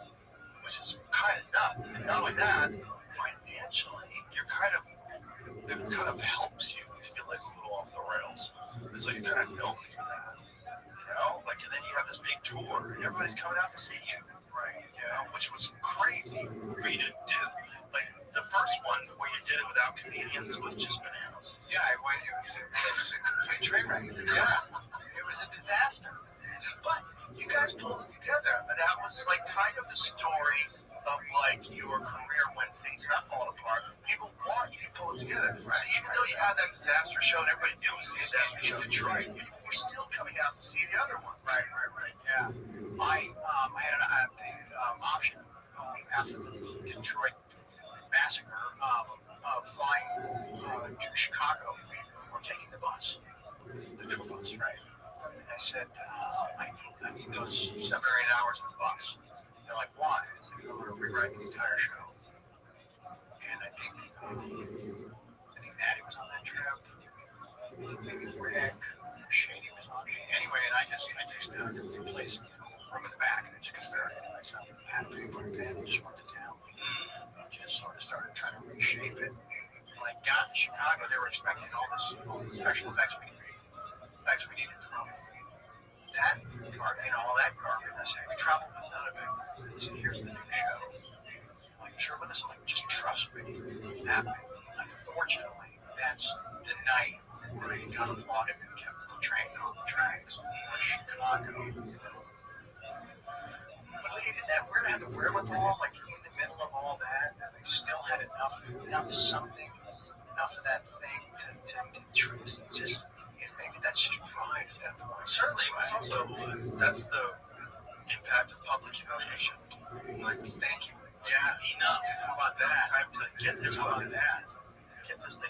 right. Yeah.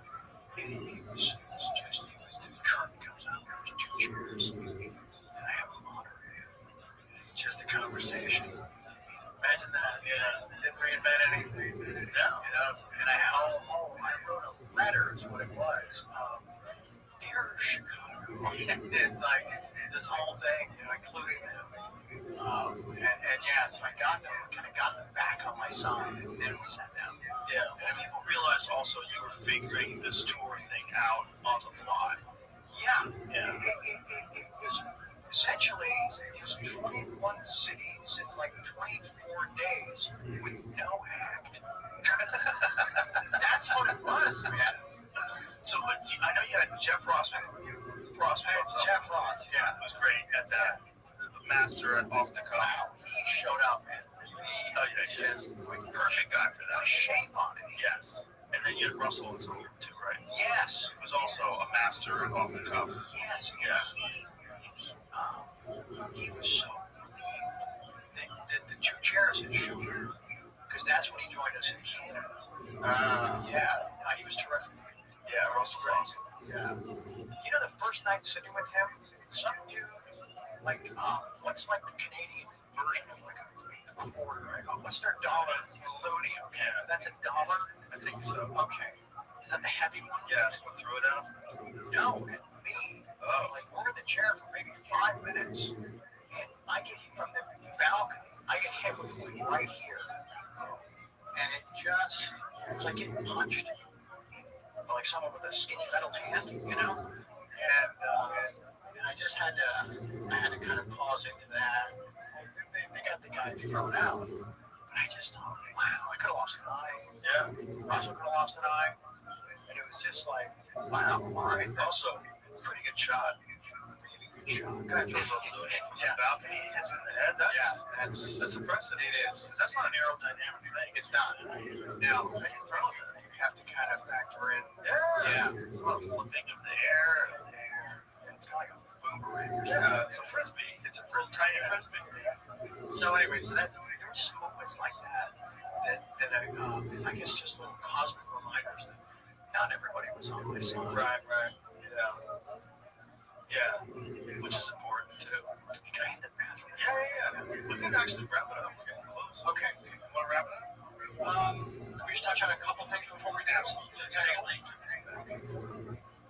Should we bring this up? I guess we have to. This just happened. We just found out that Charlie Kirk got shot. It's fucking awful. And is he dead? That's what was just... One of the guys out there just said, folks confirmed he's dead in the lobby. It's just...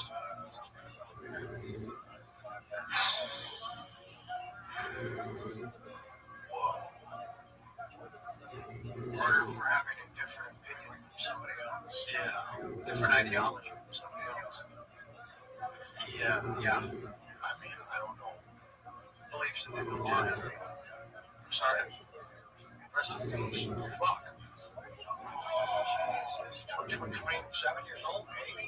30. Even have a suspect? That's why I don't literally try to track them all.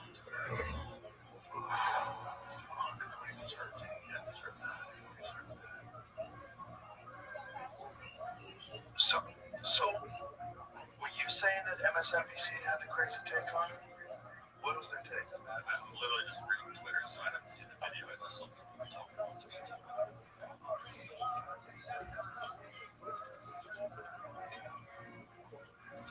Fuck.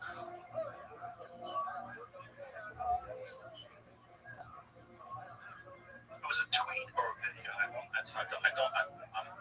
doing the show. I'm trying to. Right. No, I think they were live on the air. It's not a tweet. So it's someone's hot take. Yeah, that's a crazy take. The crazy take is that. What was the take that they deserved it? Right.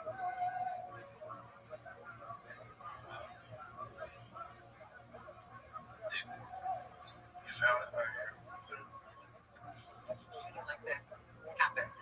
You put the headphones on. Yeah, and this, that's what you just got. This, we don't know.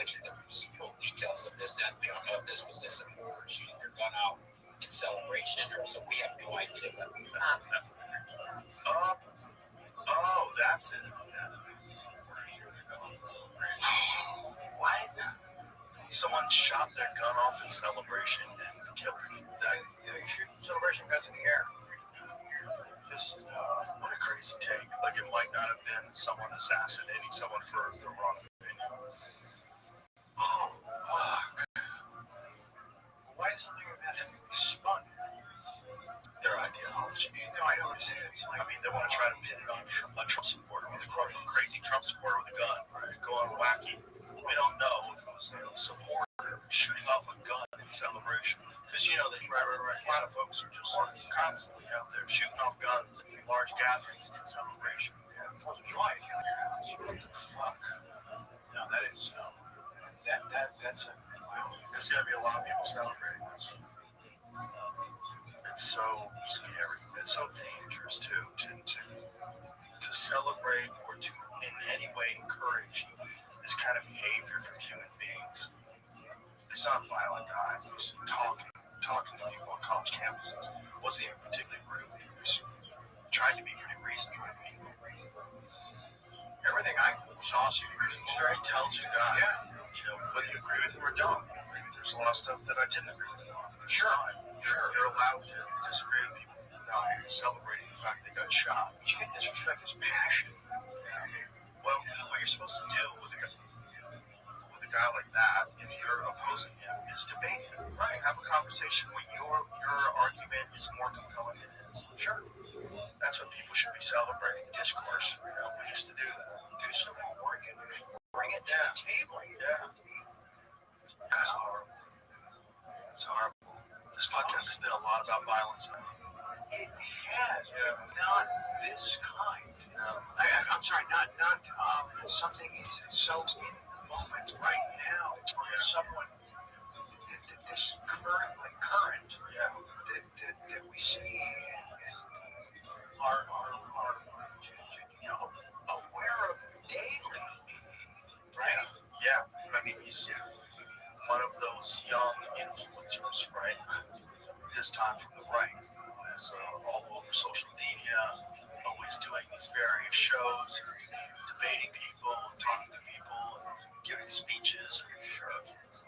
Yeah. No one deserves this, folks. No one that has different opinions. No one deserves that. No. This is horrible. No. But I know people are going to celebrate it. This is a fucked up time, and people have really fallen into this trap of us against them. But it's also going to make people not want to be as courageous and not want to be as forthright with the things they believe. They believe it's going to put people on guard. It could. It also could. You could do the opposite. Yeah. I get that, but there's also going to be this sort of ingrained thing now. You're correct. Yeah. And just go, going through the whole New York thing. I just, sometimes there's a crowd that's all punk. It's all punk, and all they want is, is your signature or a photo of this and that. But there's so much of those moments where you're spent looking down. You're looking down the entire time. And I don't think anybody wants to show me. I don't think that's kind of out in the world, right? But it's the type of shit that just lives in the back of one's mind. Because how could it not? How could it not? Yeah. A thing like today, you're like, okay, that's why it's in the back of our minds. Yeah. Well, it's, when we were talking about assassinations earlier, whether it's Kennedy or RFK or, you think of them in the past. You think of them like, you don't, when something happens in the current, like right now, this one with Charlie Kirk, it doesn't seem real. It seems very surreal. It does. It seems like it's going to take a long time before we reference this as something that happened. Like, remember he got shot and killed. Oh, yeah. Like, right now, it just doesn't seem real. It seems so crazy that it's not registered. It's not.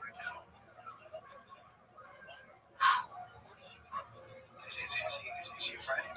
No, I met him once. I met him once at a gun range of all places. Wow. Yeah. He was a nice guy. I met him. It's a fucked up time. People are so divided in this country. They're so divided. And there's so many people that love that we're divided. They profit off that division. And they stoke the fires. And they do it for their own profit. And it's so fucking gross. It's so gross. And to encourage this kind of thing is really one of the most horrific things that you can do after someone dies horribly like this is celebrate. It should be a wake-up call for everybody. Like, this is nuts. This is nuts. It's unforgivable that spend things like that. Because the people they're never thinking about is that person's family. I think that's just like default with those. They gaslight you by default. Right. So immediately they try to find some reason why whatever the thing is in the news is someone else's fault. Right. Of course. It's just all gaslighting. And that's what they're paying propagandists masquerading as the news. So weird. Fuck. It's a dark day. Yeah. It is. Well, two things is going to happen. Either people are going to realize how fucking insane this is. We have to have a conversation about being able to have conversations, right? Or it's going to get a lot worse. That's what's scary. It's scary to spark off some kind of a real violent conflict. You know, that guy had a lot of fans. Yeah, I love that guy. Yeah, I know. If they find out that he got killed for something that they vehemently oppose in the first place, it could send people over the edge. It could. Yeah. There's always that flashpoint moment in previous times like this. There's always that tipping point moment. The Rodney King film, something just like that. Yeah. This also highlights just a little bit of perspective, like how lucky Trump was. Oh yeah. It's just like Charlie didn't get the benefit of a head turn or a couple of microns or millimeters. Yeah. It's just like, wow. Besides that, that is just, this is Trump. But he tells us he clips his ear. Yeah. Because he makes a reference. Something. And then it's just, and then he clips his ear. Where if he didn't turn his head, he'd be dead. His head would be dead. And it would have been on live on CNN. How do we know more about an assassination in 1963? Yeah. Than we do about the Trump assassination. 8 months ago. And that story's fucked. There's a lot of weird stuff in that story. There's a cell phone that was traveling because the metadata, cell phone was traveling from offices outside of the offices of the FBI in that area, all the way to this guy multiple times. He was 20 years old. His apartment was professionally scrubbed. There was no silverware in it. He had no social media presence. He was regularly training with like military guys. He was regularly training and shooting. One guy remembered him from a range. Like, what? He was in a BlackRock commercial 2 years before. Right. What? His chosen rooftop is just kind of between the two quadrants that they're assigned to cover. It's just a blind spot. The excuse for why they didn't have officers on that rooftop was it was too sloped. The slope was too steep, which made zero sense. Because he climbed up and he was fine. What the fuck are you talking about? It didn't make any sense. Not only that, the one where the snipers were perched at a steeper slope. Made no sense. It was fucking nuts. They found that guy walking around the grounds a half an hour before the event with a fucking rangefinder. Yeah.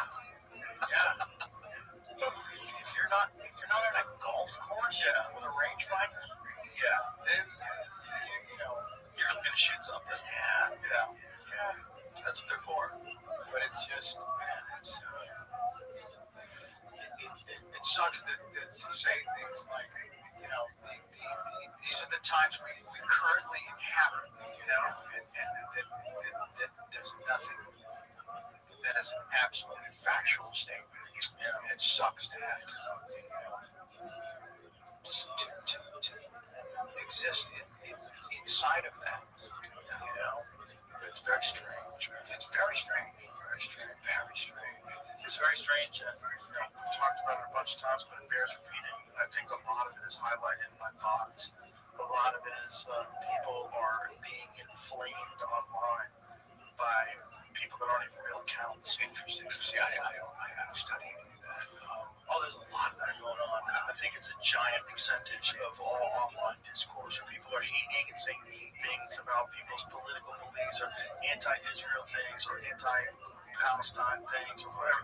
I just think a giant ton of that is foreign governments who are running these bot farms. Wow. And it's been proven. They know for a fact. China actually got caught recently. What was this? The Chat GPT thing. They were using OpenAI software.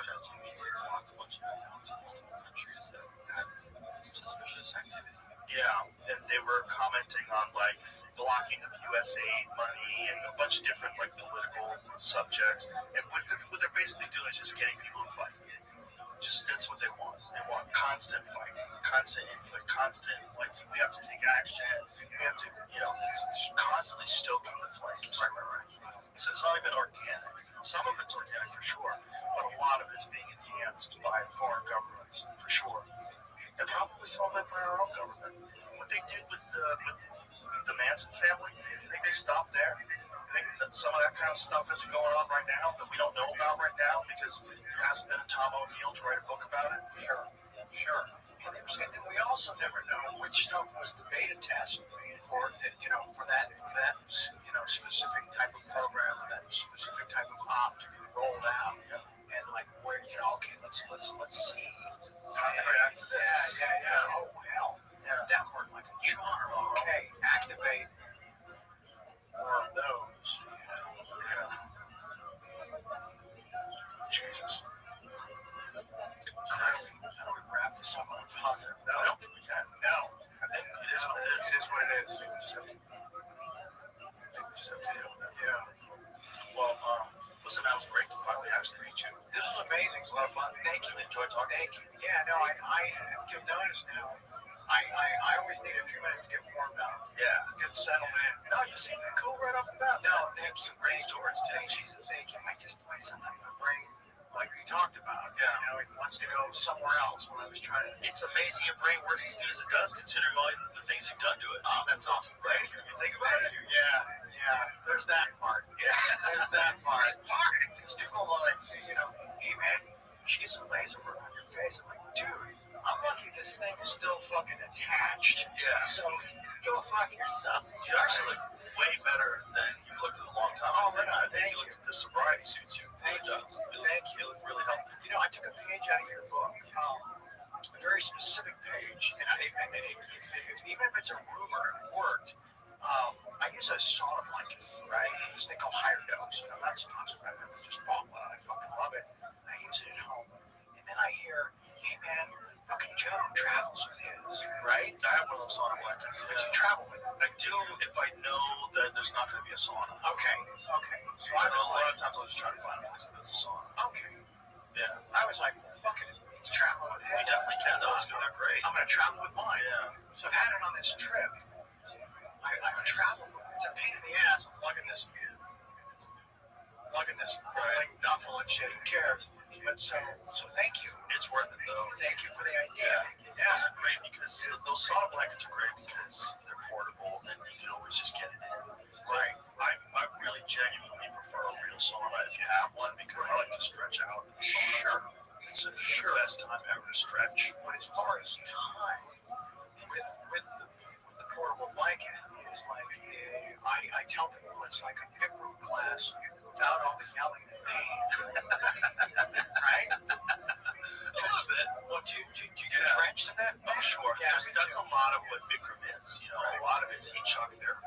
Right. You know, it's also the yoga, the exercises, which are great, and also the fact that you're more pliable when you're really warm and heated up like that, which really helps. But a lot of what there was actually a study that they were doing at Harvard. I don't know if it completed it, but they were doing it a couple of years back about the benefits of hot yoga and whether they're comparable to the known medical benefits of sauna, which are pretty well documented. And what was the conclusion? I don't know. I have to think it's got to be similar because I've been in both. You know, I've been in a lot of hot saunas and I've done a lot of hot yoga, and because of the exercise, I think you reach very similar body temperatures. Got it. And your heart rate jacks up because you're so hot. Sure. You know, you can barely cool yourself off with a glass of water when they let you have a sip. Right. Between things, you're allowed to take a sip of water. Yeah. But it's real similar, and it's 90 minutes, which is fucking brutal. Yeah. You get through a real good big group hot yoga class. At the end of that, man, you're good. You're gonna have you give a different day in front of you. 100%. Yeah. If we all did that every day, it was like how everyone started their day. Yeah. The world would be so much more peaceful. Yeah. Yeah, no, you're right. It really would. Yeah, it really would. It'd be a much, much, much better place. And you don't have to fucking do anything hard in the gym. You don't have to lift weights. You don't have to punch the bag. All are great, but just hot yoga class for 9 minutes every day. You will live in a different world. Yeah. 13 up, 13 down. Yeah. You'll live in a world of kindness and sweet people. And hello, friend. Right. Because you've already put yourself through something. Yeah. Nobody else can deliver the rest of the day. They can't deliver that kind of pain you're just inflicting on yourself. And it's a constant battle to see if you can use 100% effort. Exactly. You're constantly battling. Use pose. Yes. 15 more seconds. Yeah. And there's no cheat zone. Exactly. There's no, you can't. Right, because you're always doing 100% of what you can do. Right. Yeah. No, I was going to his studio on Rexford in the early 80s. Oh, wow. Yeah, man. We were with that original crew. Wow. Yeah. There's one thing that was really cool. Kareem was in there. Yeah. Wow. And you know, a lot of the stuff drops above the head. You can only go about here because of the ceiling. Yeah. I would come in late sometimes. Kareem would already be in there. And so his shoes would be like next to his locker. So I would put still wearing my shoes inside his shoes because I just had to. It's cool as fuck, Kareem, right? And so, but then Quincy Jones was also in there, right? And so, the mirror, you can see the front desk where you check in behind you. Like you can see it. It was behind us, all facing forward. And for about a 6-month period, Quincy's in little speedos. He's giving it all in the middle of like a standing bow and a freaking head to knee or something, like a triangle or something really complicated. And he'd stop. And he'd leave the class, but you'd see him going to the desk and writing shit down. Fucking sweating in his speedo, right? He's writing shit down, he's sweating on the paper. He'd come back and try to, resume what he was doing. And then this went on for a while, and we came to find out later. Guess what he was working on? Think about the year. Think about how his mind was being expanded, right? He was producing Thriller. Yeah. And he was getting inspired during the yoga, during the bit of yoga. Wow. You're kind of watching in the mirror the best, I think, the largest selling album ever, perhaps. Right? Probably. Yeah. It's got to be up there. Being built behind us. Wow. Kind of a trip, right? Yeah. Wow. That shows you how hyper dialed in he is. Yeah. Even in the middle of a yoga class, he's going to run out. He's probably thinking about it with every pose. Exactly. Or something. I just had to write it down. Wow. Because most people aren't allowed to leave the class. But Quincy Jones has to write some shit down for Thriller. You gotta let him leave. Yeah. He gets that pass, doesn't he? He gets the pass. Yeah. He gets the pass. All right, brother. Thank you so much. It's an absolute pleasure. It was an honor. Thank you for being here. Yeah. Best of luck for you and everything. Thank you. All right. Thanks. Bye, everybody.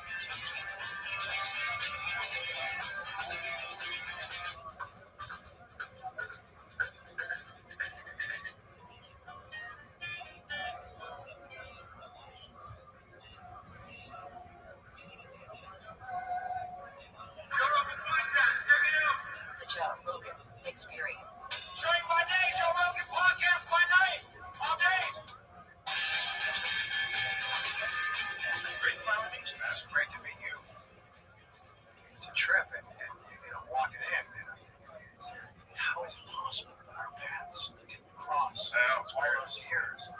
I mean, it's conceivable we were in the same venue, or in the same building, or in the same party, or probably something.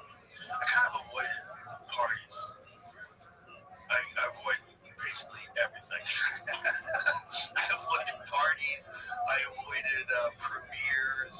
Anything where there was a red carpet. And like even if I was in a movie, I wouldn't go on the red carpet. I'd go to the back door. Seriously? Yeah, I don't like. Wow. I don't like all that fucking look over here, look over here. That is just too fake for me. It just whatever allergy I have to that flares, and I'm like, I'm going to the back door. Fuck this. Yeah. No, I don't blame you. I don't blame you. They stopped showing me where the back door was because I support a similar entrance thing. It's just too weird. But it's look over here, look over here. Something happens in that moment. Yeah. And I think it's like it brings you as close to possibly sterilization as you can get without surgery. I think it's bad for you. Yeah. I think it's legit. I think it's like radiation. Yeah. Like you can take a little bit of it, but you don't want to be working the X-ray machine your whole life. No. And then there's always that one lady who keeps calling you back to Charlie, right. Far left. Yeah. You've looked at her like 7 times already. And then I'm out there thinking, if it took me this many takes to get a scene right, nobody would ever hire me. You wouldn't get past the first million pictures just to get that perfect one where there's a little bit of side eye to you, just a little something, right? A little purse of the lips, a little something. That's the one. Yeah, that's the one. Yeah. But then they choose, which one do they always choose? The one that's an absolute dog shit. Yeah, the one with your mouth open. Exactly. What I really don't like is the people who like it. Not that I don't like them, is that I don't want to ever see that in myself. And so around them, I would just go, oh, I gotta get out of here. And I forget the trappings. Yeah. I mean, is there, because it feels like that system's been in place for over 100 years, right? Is there another way to do it? Probably not. Now people like it. Photographers like it, the press likes it. It's a big thing. There's a lot of people. There's a lot of lights flashing. It seems legit. Right. Yeah. I can never feel relaxed when everybody's yelling. Right. That's totally unnatural. It's completely unnatural. The only way that would be happening in real life is if, like, you were on trial. Like you were being paraded in front of a bunch of people. Jim, there it is. Look over here. It's odd. It's very odd. Yeah. It's a form of purple walk. A little bit of a purple walk, and just a little bit of a mental illness exhibition. Right. Yeah. I just had it for the first time. Like last Thursday. The first time ever? For the first time in like maybe over a decade. At the Netflix premiere. Yeah, it was kind of cool. Like first, 34 seconds. I was like, okay, I remember this, and then it was like, I fucking remember this. Wow. Damn. And then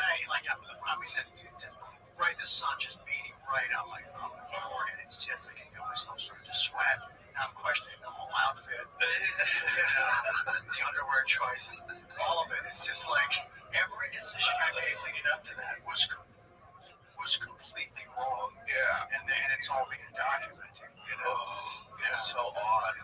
Yeah.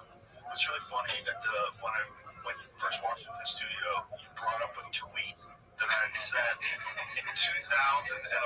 I think this is when you were going crazy. Yeah. And I think this is also when my friend Russell Peters was doing those tours with you. Oh, that's right. It said, I need to get Charlie Sheen on the podcast. I know it's a long shot, but a boy can dream better. He knows him. Help me hook it up. Well, here we are, 14 years later. It takes what it takes, right? Yeah. It's funny because back then, I don't think I had no guests. I think I had Anthony Bourdain was the only real guest that I had seriously at the time. Yeah, he was 2011 as well. And how many shows had you done by then? Not that many by then. I don't know. So were you just doing solo shows, just like covering topics? I would do it mostly with my friends, mostly with other comics. Okay. We just sit, talk shit, and eventually your house. Yeah, I was at my house back then. Yeah. So it looked nothing like this. No. It slowly had to get out of it. It's like I had too many weirdos that I had to bring by my house, and I have young kids at the time. They were really young. I was like, this is too strange, bringing these weirdos by my house. You know, it was just too odd. So maybe some people should know exactly where. Right. Yeah. And it's interesting because driving here, I was burying my phone just for the right reasons. So I have no idea where we are. Good. So it was kind of like a version of being mindful or with a sack over my head, you know? Yeah, that's probably what we should do. Can you imagine then like I'm the guy they're blaming for introducing this? Just put everybody in a blindfold and put them in the back of an SUV. Right. And make the guy drive a few circles around and like some neighborhood right over there. Yeah. But we did it. We're here. Those things that you did with Russell Peters were so fascinating. The whole thing was so fascinating. I watched the Netflix thing. I watched the first episode, and the whole experience of watching the guy from Platoon, the guy that everybody knows is like this gigantic, super cool movie star, hot chops, all these different things. To watch you just not just go off the rails with drugs, but like be super open about it. You were like the first guy super open about it, and everybody just embraced it. Instead of it being like, oh, Charlie Sheen's doing drugs, that's so sad. It was like, we love him. Keep going. It was kind of crazy. All the Tiger Blood stuff and winning. Everybody was saying winning all the time. And what was that like for you? Was it the worst kind of reinforcement? Or did it were you surprised by it? That's a great way to describe it. It is, I think the worst kind of reinforcement. Yeah, it was like unintentionally or otherwise celebrating the guy's demise. Right. And I guess